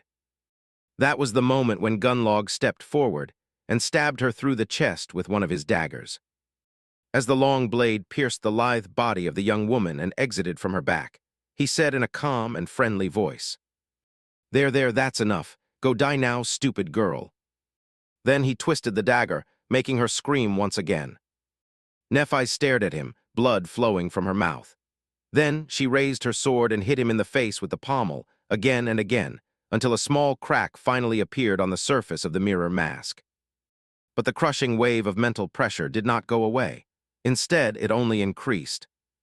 Gunnalug laughed. "Are you done? No. Well, let me help you then." His second daughter flashed through the air, slashing Nephis across the wrist. With the tendons cut, the silver sword fell from her hand, its radiance dimming. Nephis used her other hand to push the bright lord away and slid off the blade of the dagger, then staggered away, eventually falling to her knees.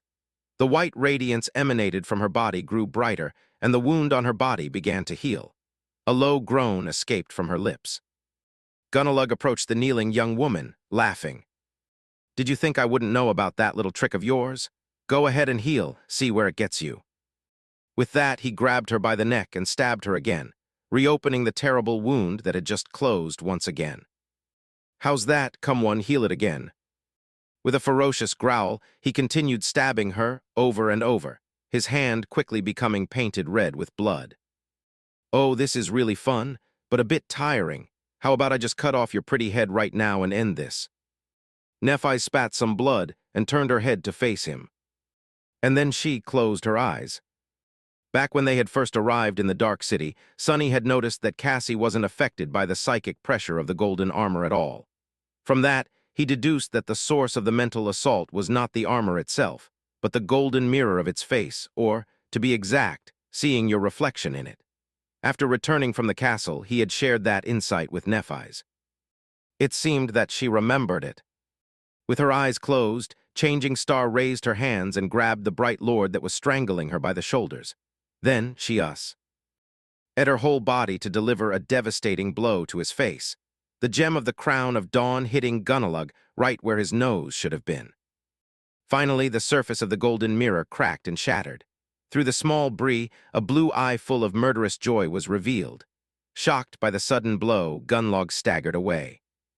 "You bitch!" The daggers were instantly absorbed into the golden armor, replaced by the heavy battle axe again.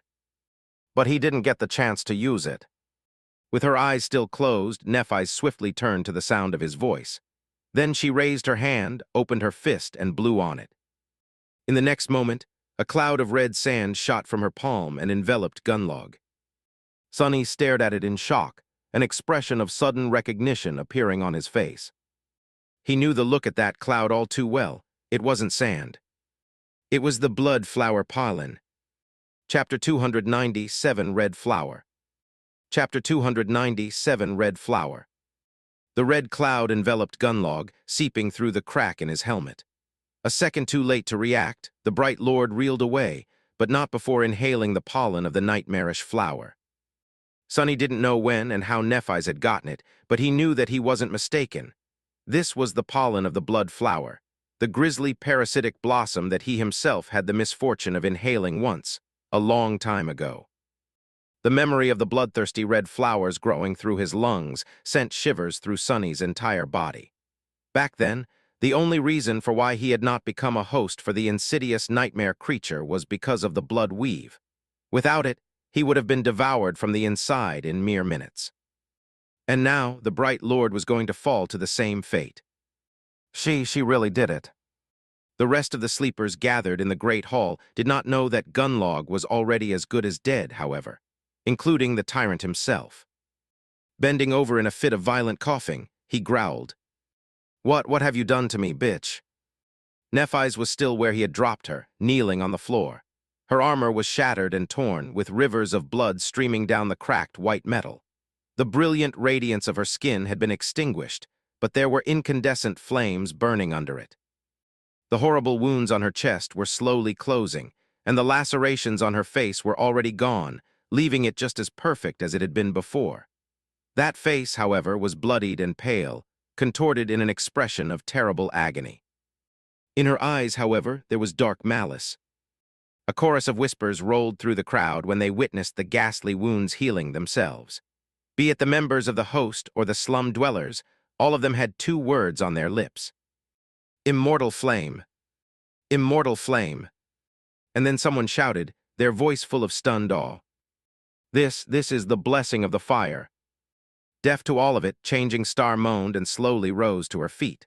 Then she struggled to look at the bright lord and said, her voice shaking from pain, I killed you. Through the crack in the golden mask, Sonny saw Gunlog's blue eye first narrow and then suddenly open wide. In the next moment, the bright lord began coughing again. This time, a suppressed scream escaped from his lips. "It's about to start." Sonny shifted a little, subtly positioning himself closer to Castor. Gunlog, meanwhile, staggered and groaned. There was blood dripping from beneath his broken mask. Then a shaky laugh resounded in the throne room of the ancient castle. "Ah, did you really? What a surprise." He dropped his battle axe, which then turned into a puddle of liquid gold and merged with the strange armor. He took a step toward Nephis, but then swayed and fell to one knee. For a few moments, the bright lord remained motionless. Then his body convulsed, more blood spilling through the cracks in the visor of his golden helmet. A muffled scream could be heard once again, full of torturous pain. Hundreds of people were watching him, stunned, their eyes full of disbelief, anger, and terror. The bright lord raised his head and glanced at Nephis, then hissed, "What a joke, I can't die like this." Changing Star looked down on him, her face cold and motionless. There was no triumph or gloating in her eyes. FREEWEBN letter 1D0 FVEL. See letter 1D0 FM. But there was also no mercy. Turning away, she hesitated for a moment and then said, her voice strangely gentle, "Rest easy now, your nightmare is over." Gunlog stared at her in disbelief, and then suddenly laughed. There was a disturbing, gurgling sound coming from somewhere deep in his throat, as though he was drowning in blood. "Good, this is too good. Yours is only starting, though." With that, he slowly rose and then turned away. Swaying, the bright lord took one step forward, then another. The crowd watched silently as he arduously made his way to the steps that led to the throne of white marble and climbed them, blood spilling from the cracks in his helmet, his golden armor ing and swirling around his body in a state that resembled panic. Finally, Gunlog reached the dais and fell on his throne, looking down on the great hall of the ancient castle with a strange, wistful expression. Then he strained to say something, but became twisted in a violent coughing fit instead. In the end, he just whispered a few almost inaudible words and leaned on the back of the throne, his body relaxing. Sonny was perhaps the only one who had heard him, due to the fact that his shadow was hiding in the darkness of the alcove all along. "I tried. In the beginning, I really did." This was what Gunlog had whispered. And then he grew still. The bright lord of the dark city was dead. Sonny knew it instantly because of the fact that the terrible psychic aura pressing him to the ground suddenly disappeared, letting all the people around him move and breathe free. Knowing what was about to come, he glanced at the far end of the great hall one last time. A corpse in golden armor was sitting on the throne, a beautiful red blossom appearing from the crack in his polished mask. A few moments later, the armor suddenly shined with white light and then disintegrated into countless sparks, revealing the man who had ruled this cursed place for many years with an iron fist.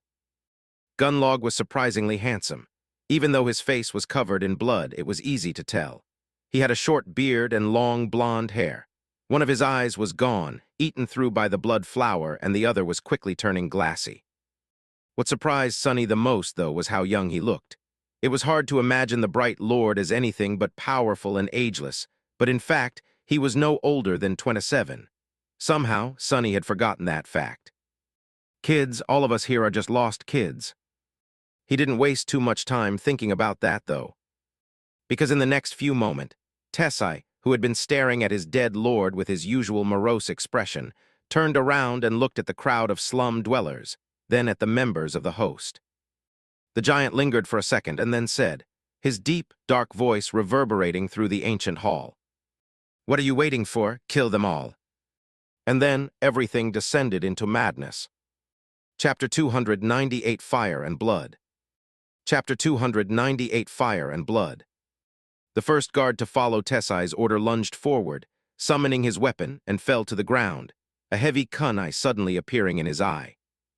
Due to everyone's attention being drawn to the bloodied figure on the throne, no one noticed as Sonny moved his hand slightly, letting the prowling thorn fly. He wasn't looking at Gunlog, though.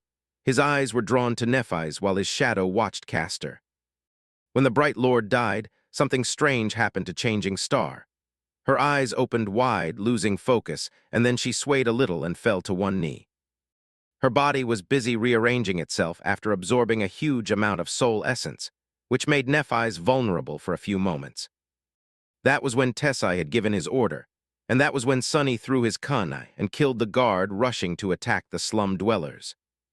Someone screamed, and in the next moment the great hall of the castle descended into chaos. Unnoticed by anyone, Castor suddenly turned into a blur. Not so fast. Sunny was thrown off his feet and awkwardly fell, his wrists screaming in pain. He had achieved his goal, though even while falling, he saw the proud legacy rolling on the marble floor, tripped by the invisible string of the prowling thorn. A second later, hundreds of sleepers clashed against each other, their suppressed rage, bloodlust, and murderous resentment finally exploding into a storm of violence. The white marble was instantly painted red with blood. The guards slaughtered indiscriminately, their powerful memory armaments and training giving them a vast advantage over the disorganized crowd of slum dwellers. But they weren't killing just those who came from the outer settlement in the panic and havoc that engulfed the throne room. Differentiating friend from foe was not an easy task. Sunny saw several artisan assistants fall to their blades, as well as a few unlucky people who had paid a heavy tribute in exchange for the promise of safety. With Gunlog gone, that safety was now gone too. It almost seemed as though the guards didn't care who they killed, or were even glad to be let off the chain. Even if there were those among them who had preserved some vestiges of conscience, now it was utterly gone, devoured by the crowd instinct and the exhilaration of being free from all restraints. Their faces were contorted with ferocious grimaces, and their eyes burned with rage, hatred, and tenebrous joy. This was perhaps the most disturbing and frightening thing that Sunny had ever seen, and he had seen some of the most chilling horrors the dream realm had to offer. How can humans do this to other humans? But that question was moot and also hypocrite. Eichel, humans were indeed the most adaptable of creatures. When they needed to, they were easily able to devoid their victims of the status of a human being, thus absolving themselves of any guilt or sin. Why feel guilty for slaughtering cattle? Creatures worse than cattle even, hateful pests. Sunny had practiced that simple mind trick himself in the past. These thoughts only took him a fraction of a second. Jumping to his feet, Sunny summoned the midnight shard and dashed toward Nephis. The slum dwellers, meanwhile, came to their senses and met the assault of the host with as much fury and bloodlust. Even though they were less experienced, well-fed, and armed, their resolve and exalted fury made up for that. Protect Lady Nephis. Kill the bastards. Judgment. The two forces clashed, eviscerating anyone who had the misfortune of being stuck between them. Screams of terror and pain filled the great hall. The floor turned slippery with blood, and dead bodies piled on it, staring into emptiness with wide eyes. Sunny saw the scarred hunter from before dive under the strike of a young guard and drive the tip of his sword into the enemy's throat. He saw several hunters of the host lunge at Effie, who had easily tore the rope that bound her arms and met them with a ferocious grin, the beautiful bronze spear weaving itself from sparks of light in her hands. He saw Tesai crushing a random sleeper's skull with a heavy mace. The poor youth was only guilty of getting in his way. He saw people screaming in fear as they tried to flee the hall.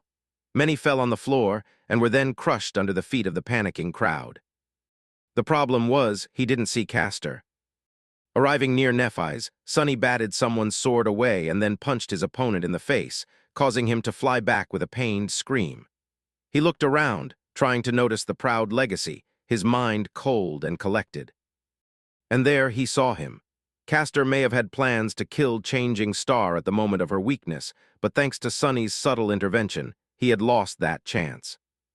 Now the legacy had bigger problems on his plate. With the enchanted giant in his hand, he was fighting none other than Gemma, the leader of the hunters. No matter how strong and skilled Castor was, this was not an opponent that would go down easily, if at all. He couldn't extricate himself from that fight without risking being killed. Well, that problem seems to be solved. But now there was another, much bigger one. Back at the steps leading up to the white throne, Horus was standing with his back turned to the slaughter below, a strangely disoriented expression frozen on his face. Sunny could see his face because the shadow never left the darkness of the alcove, watching the dreadful hunchback's every move. Horace was staring at Gunlog's dead body, his glassy eyes confused and empty. But then, slowly, a hint of a dark and deadly emotion appeared in them. Turning around, he studied the great hall, not disturbed even a little by the bloody chaos, the clangor of steel, and the scores of people dying in front of him. And then his gaze fell on Nephis. Crap! At that moment, both Kai and Cassie appeared by Sonny's side.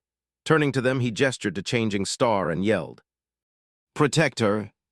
At the dais, Horace tilted his head, piercing Changing Star with a murderous gaze. Slowly, his face contorted, turning bestial and terrifying. Pure hatred and insanity burned in his eyes, making anyone who accidentally glanced in his direction shudder.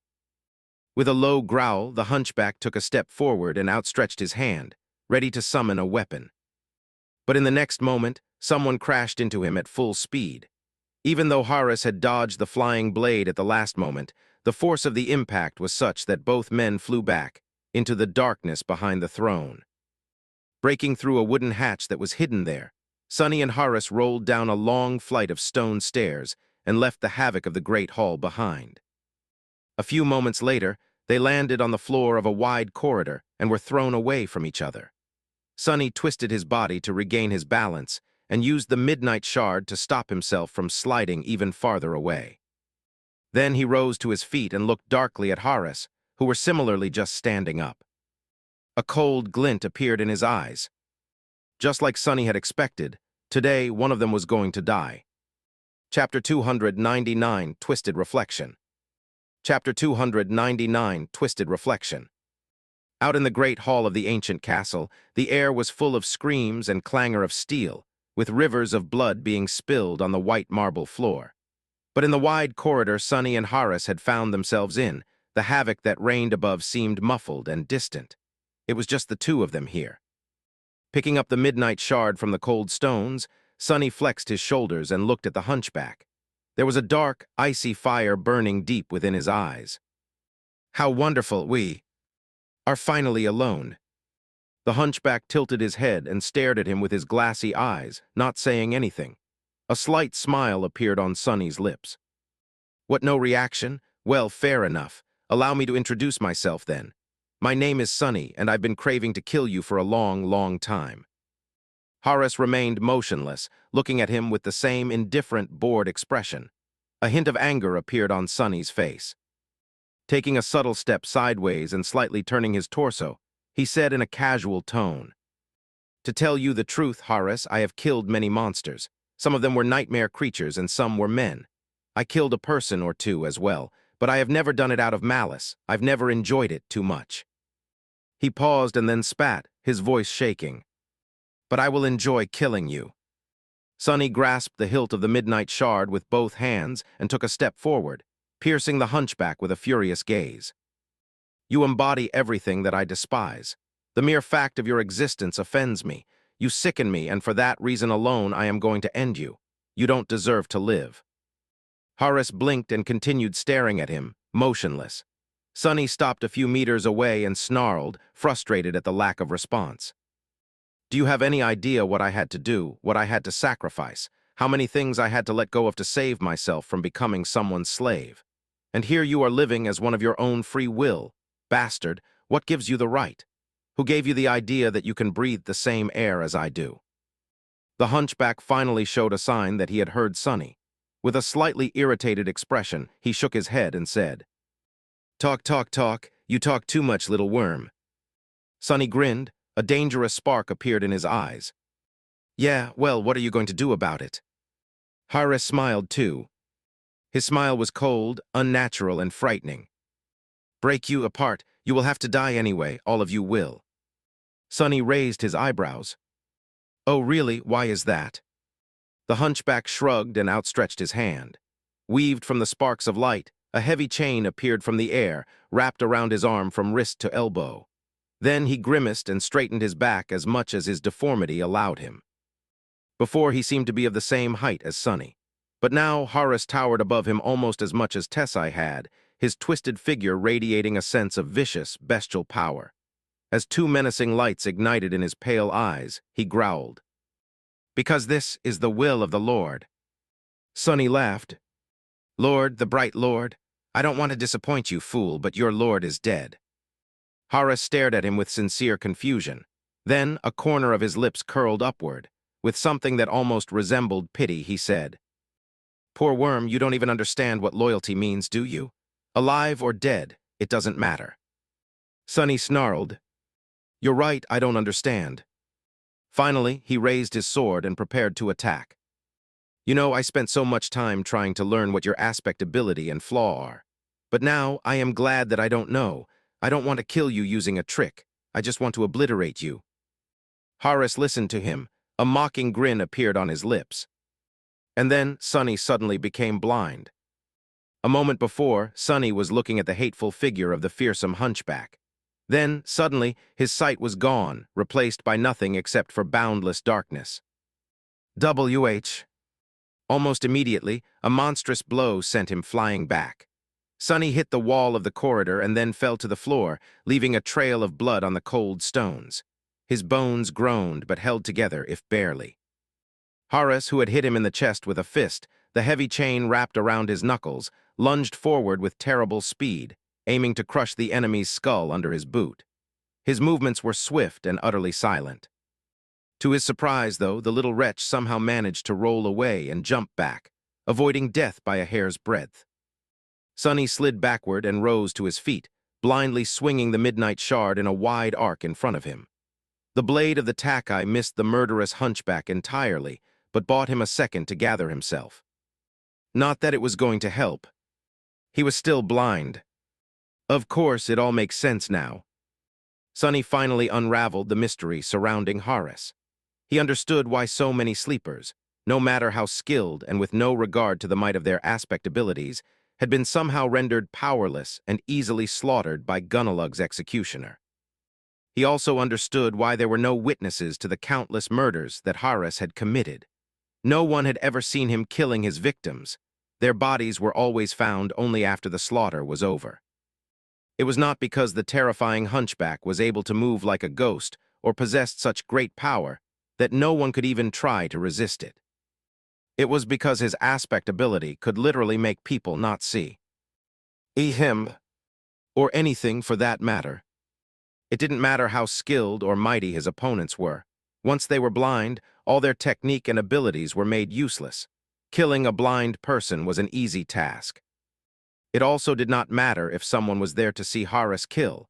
As long as he wanted, he would remain unseen for as long as he wished. That's how the legend of the horrifying butcher was born. People were always more afraid of things that they couldn't see, after all. Sonny spat a mouthful of blood and grimaced. It was nice to reveal another secret. The question was, would he be able to survive knowing the truth? Chapter 300, Bright Lord's Slave. Chapter 300, Bright Lord's Slave. By a twist of fate, today, Horus was facing possibly the worst opponent he could have faced on the Forgotten Shore, among the sleepers at least. However, Sonny wasn't surprised. He had always felt that he and the murderous hunchback were destined to end up fighting each other to the bitter end. Before, he had thought that this was just intuition, but now he knew that his occasional and subtle premonitions were anything but random. All that time ago, he had already sensed that the two of them were connected by a string of fate. Was it such a surprise, then, that his aspect happened to counter that of Horus to large extent? And it did counter it, although not completely. If anyone else was in Sonny's place, they would have been already dead. Robbed of their sight, very few people, if anyone at all, could have resisted the furious assault of the terrifyingly strong hunchback. But Sonny wasn't just anyone. Even while blind, he had shadow sense on his side. While it wasn't the same as being able to see Horus, by sensing the movements of his shadow, Sonny was able to predict his attacks with at least some level of precision. It wasn't perfect, though. At least he had not reached the level where this form of perception could fully replace vision. So now Sonny had a choice to make. While his shadow was wrapped around his body, it gave him an incredible boost in strength, speed, and endurance. It wasn't able to provide him with a second pair of eyes, however. So he could either continue to rely solely on shadow sense and keep this boost, or let the shadow go and fight Horus with just his own strength while being able to see. Decisions. Sensing the hunched shadow of the murderous butcher lunge forward, Sonny dodged left and heard something whistle past his temple with terrible speed. A fraction of a second later, and his skull would have been crushed by the links of the iron chain wrapped around his enemy's fist. He missed the hunchback's other hand, though. His wrist was suddenly caught in an iron grip and twisted, forcing Sonny to yelp and let go of the midnight shard. Another second and his bones were going to shatter. Following the direction of the twist, Sonny performed an aerial cartwheel to save his arm and reluctantly ordered the shadow to slip off his body. As he landed on the stones, Sonny was finally able to see again. Horace was holding him by the wrist with one hand, his other raising to deliver a crushing blow. Sonny doubted that there would be anything left of his face if he were to allow that blow to land. He still held the midnight shard in his free hand. Turning the tack-eye upward, Sonny thrust it in the direction of the hunchback's throat. As a hint of surprise appeared in his enemy's eyes, Horace changed the direction of his strike, turning it into a block instead. The razor-sharp blade bit into the links of the heavy chain, wrapped tightly around his forearm and bounced off.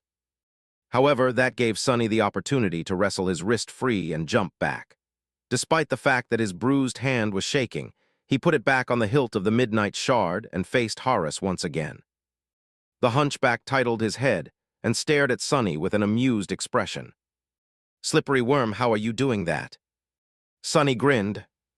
"Wouldn't you like to know?" Then he grimaced and added after a few moments of pained silence, "I can still see you thanks to my aspect." Horace grinned. "Oh, good, it is nice of you to tell me." With that, he suddenly threw his hand forward. "What is he doing?" The distance between them was too large to land a punch. But in the next moment, Sonny realized his mistake. It was too late, however. The chain suddenly flew off the hunchback arm and instantly covered the distance between them. Before Sonny could react, it was tightly wrapped around the blade of the midnight shard. Then Horace pulled it back with tremendous force. Sonny could either allow himself to be thrown to the floor right in front of the cruel executioner or let go of his sword. He chose the second option. The midnight shard flew far away and fell on the marble floor with a melodious ringing. There was little hope of retrieving it, and Sonny doubted that Horace was going to give him enough time to dismiss and summon the tack-eye again. Indeed. Almost instantly, the fearsome hunchback was already lunging at him, the iron hammers of his fists ready to break every bone in Sonny's body. "Go die, bastard!" Sonny growled and dashed forward. Dodging a deadly strike, he twisted his body and delivered a ferocious blow of his own. His fist connected to the hunchback's chin, making Horace reel back. Sonny might have been lean and not as tall as most men, but he wasn't a weak outskirt kid anymore. The power of 900 shadow fragments, each earned in a deadly fight against unimaginable horrors, coursed through his veins. He was much stronger than he looked. Strong enough to shatter stones with his bare hands. And yet he wasn't nearly as strong as Horace. While shaken by the blow to the face, the hunchback didn't look seriously hurt, but his next strike almost made Sonny buckle. For a few short moments, the two of them became entwined in violent, barbarous combat. Using their fists, legs, and even teeth, they did anything in their power to destroy the enemy. Horace fought with the measured skill of an experienced killer, while Sonny fought with the desperate, feral cunning that his cruel upbringing had taught him. The hunchback was at a dire advantage in that fight. With his tremendous might and much larger weight and reach, all he had to do to win it was to wrestle Sonny to the ground. Knowing that, Sonny had done everything in his power to avoid being grappled. He twisted and moved, dodging the hunchback's large hands and delivering strike after strike. Soon, Horace was bleeding from a half-dozen cuts on his angular face. Sonny, however, was in much worse shape. The hunchback's fists, and especially that damned chain of his, had left terrible marks on his body. The skin on his forehead was split open, and a stream of blood was flowing down his face. Usually, that would have blinded a person, but both of his eyes were already blind. He was using his shadow to see. How ironic.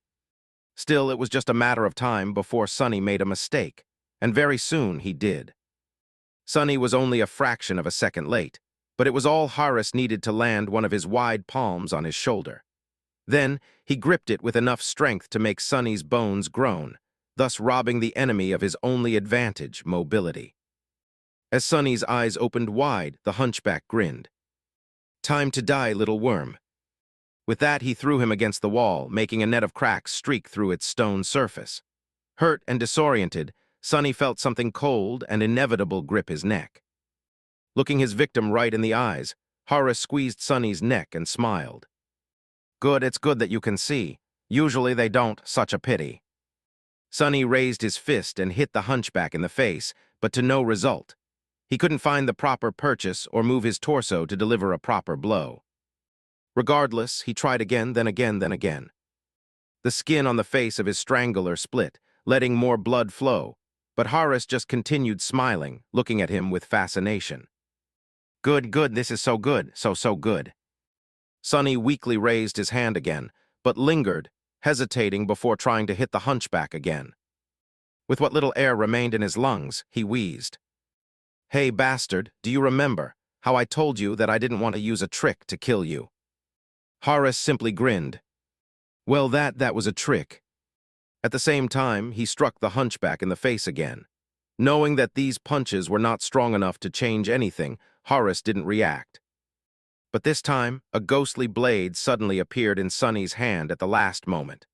Unlike normal memories, this one weaved itself from nothing and almost instantaneously. Then it pierced Horace's temple and sunk deep into his brain, killing him on the spot. The grin froze on the hunchback's lips. His eyes widened, then slowly turned glassy. His terrible grip on Sonny's throat weakened. Then he crumpled to the ground like a broken mannequin, his empty eyes still open and staring into nothingness. Sonny fell to his knees and drew a hoarse breath. "Die, you bastard, die, die, die."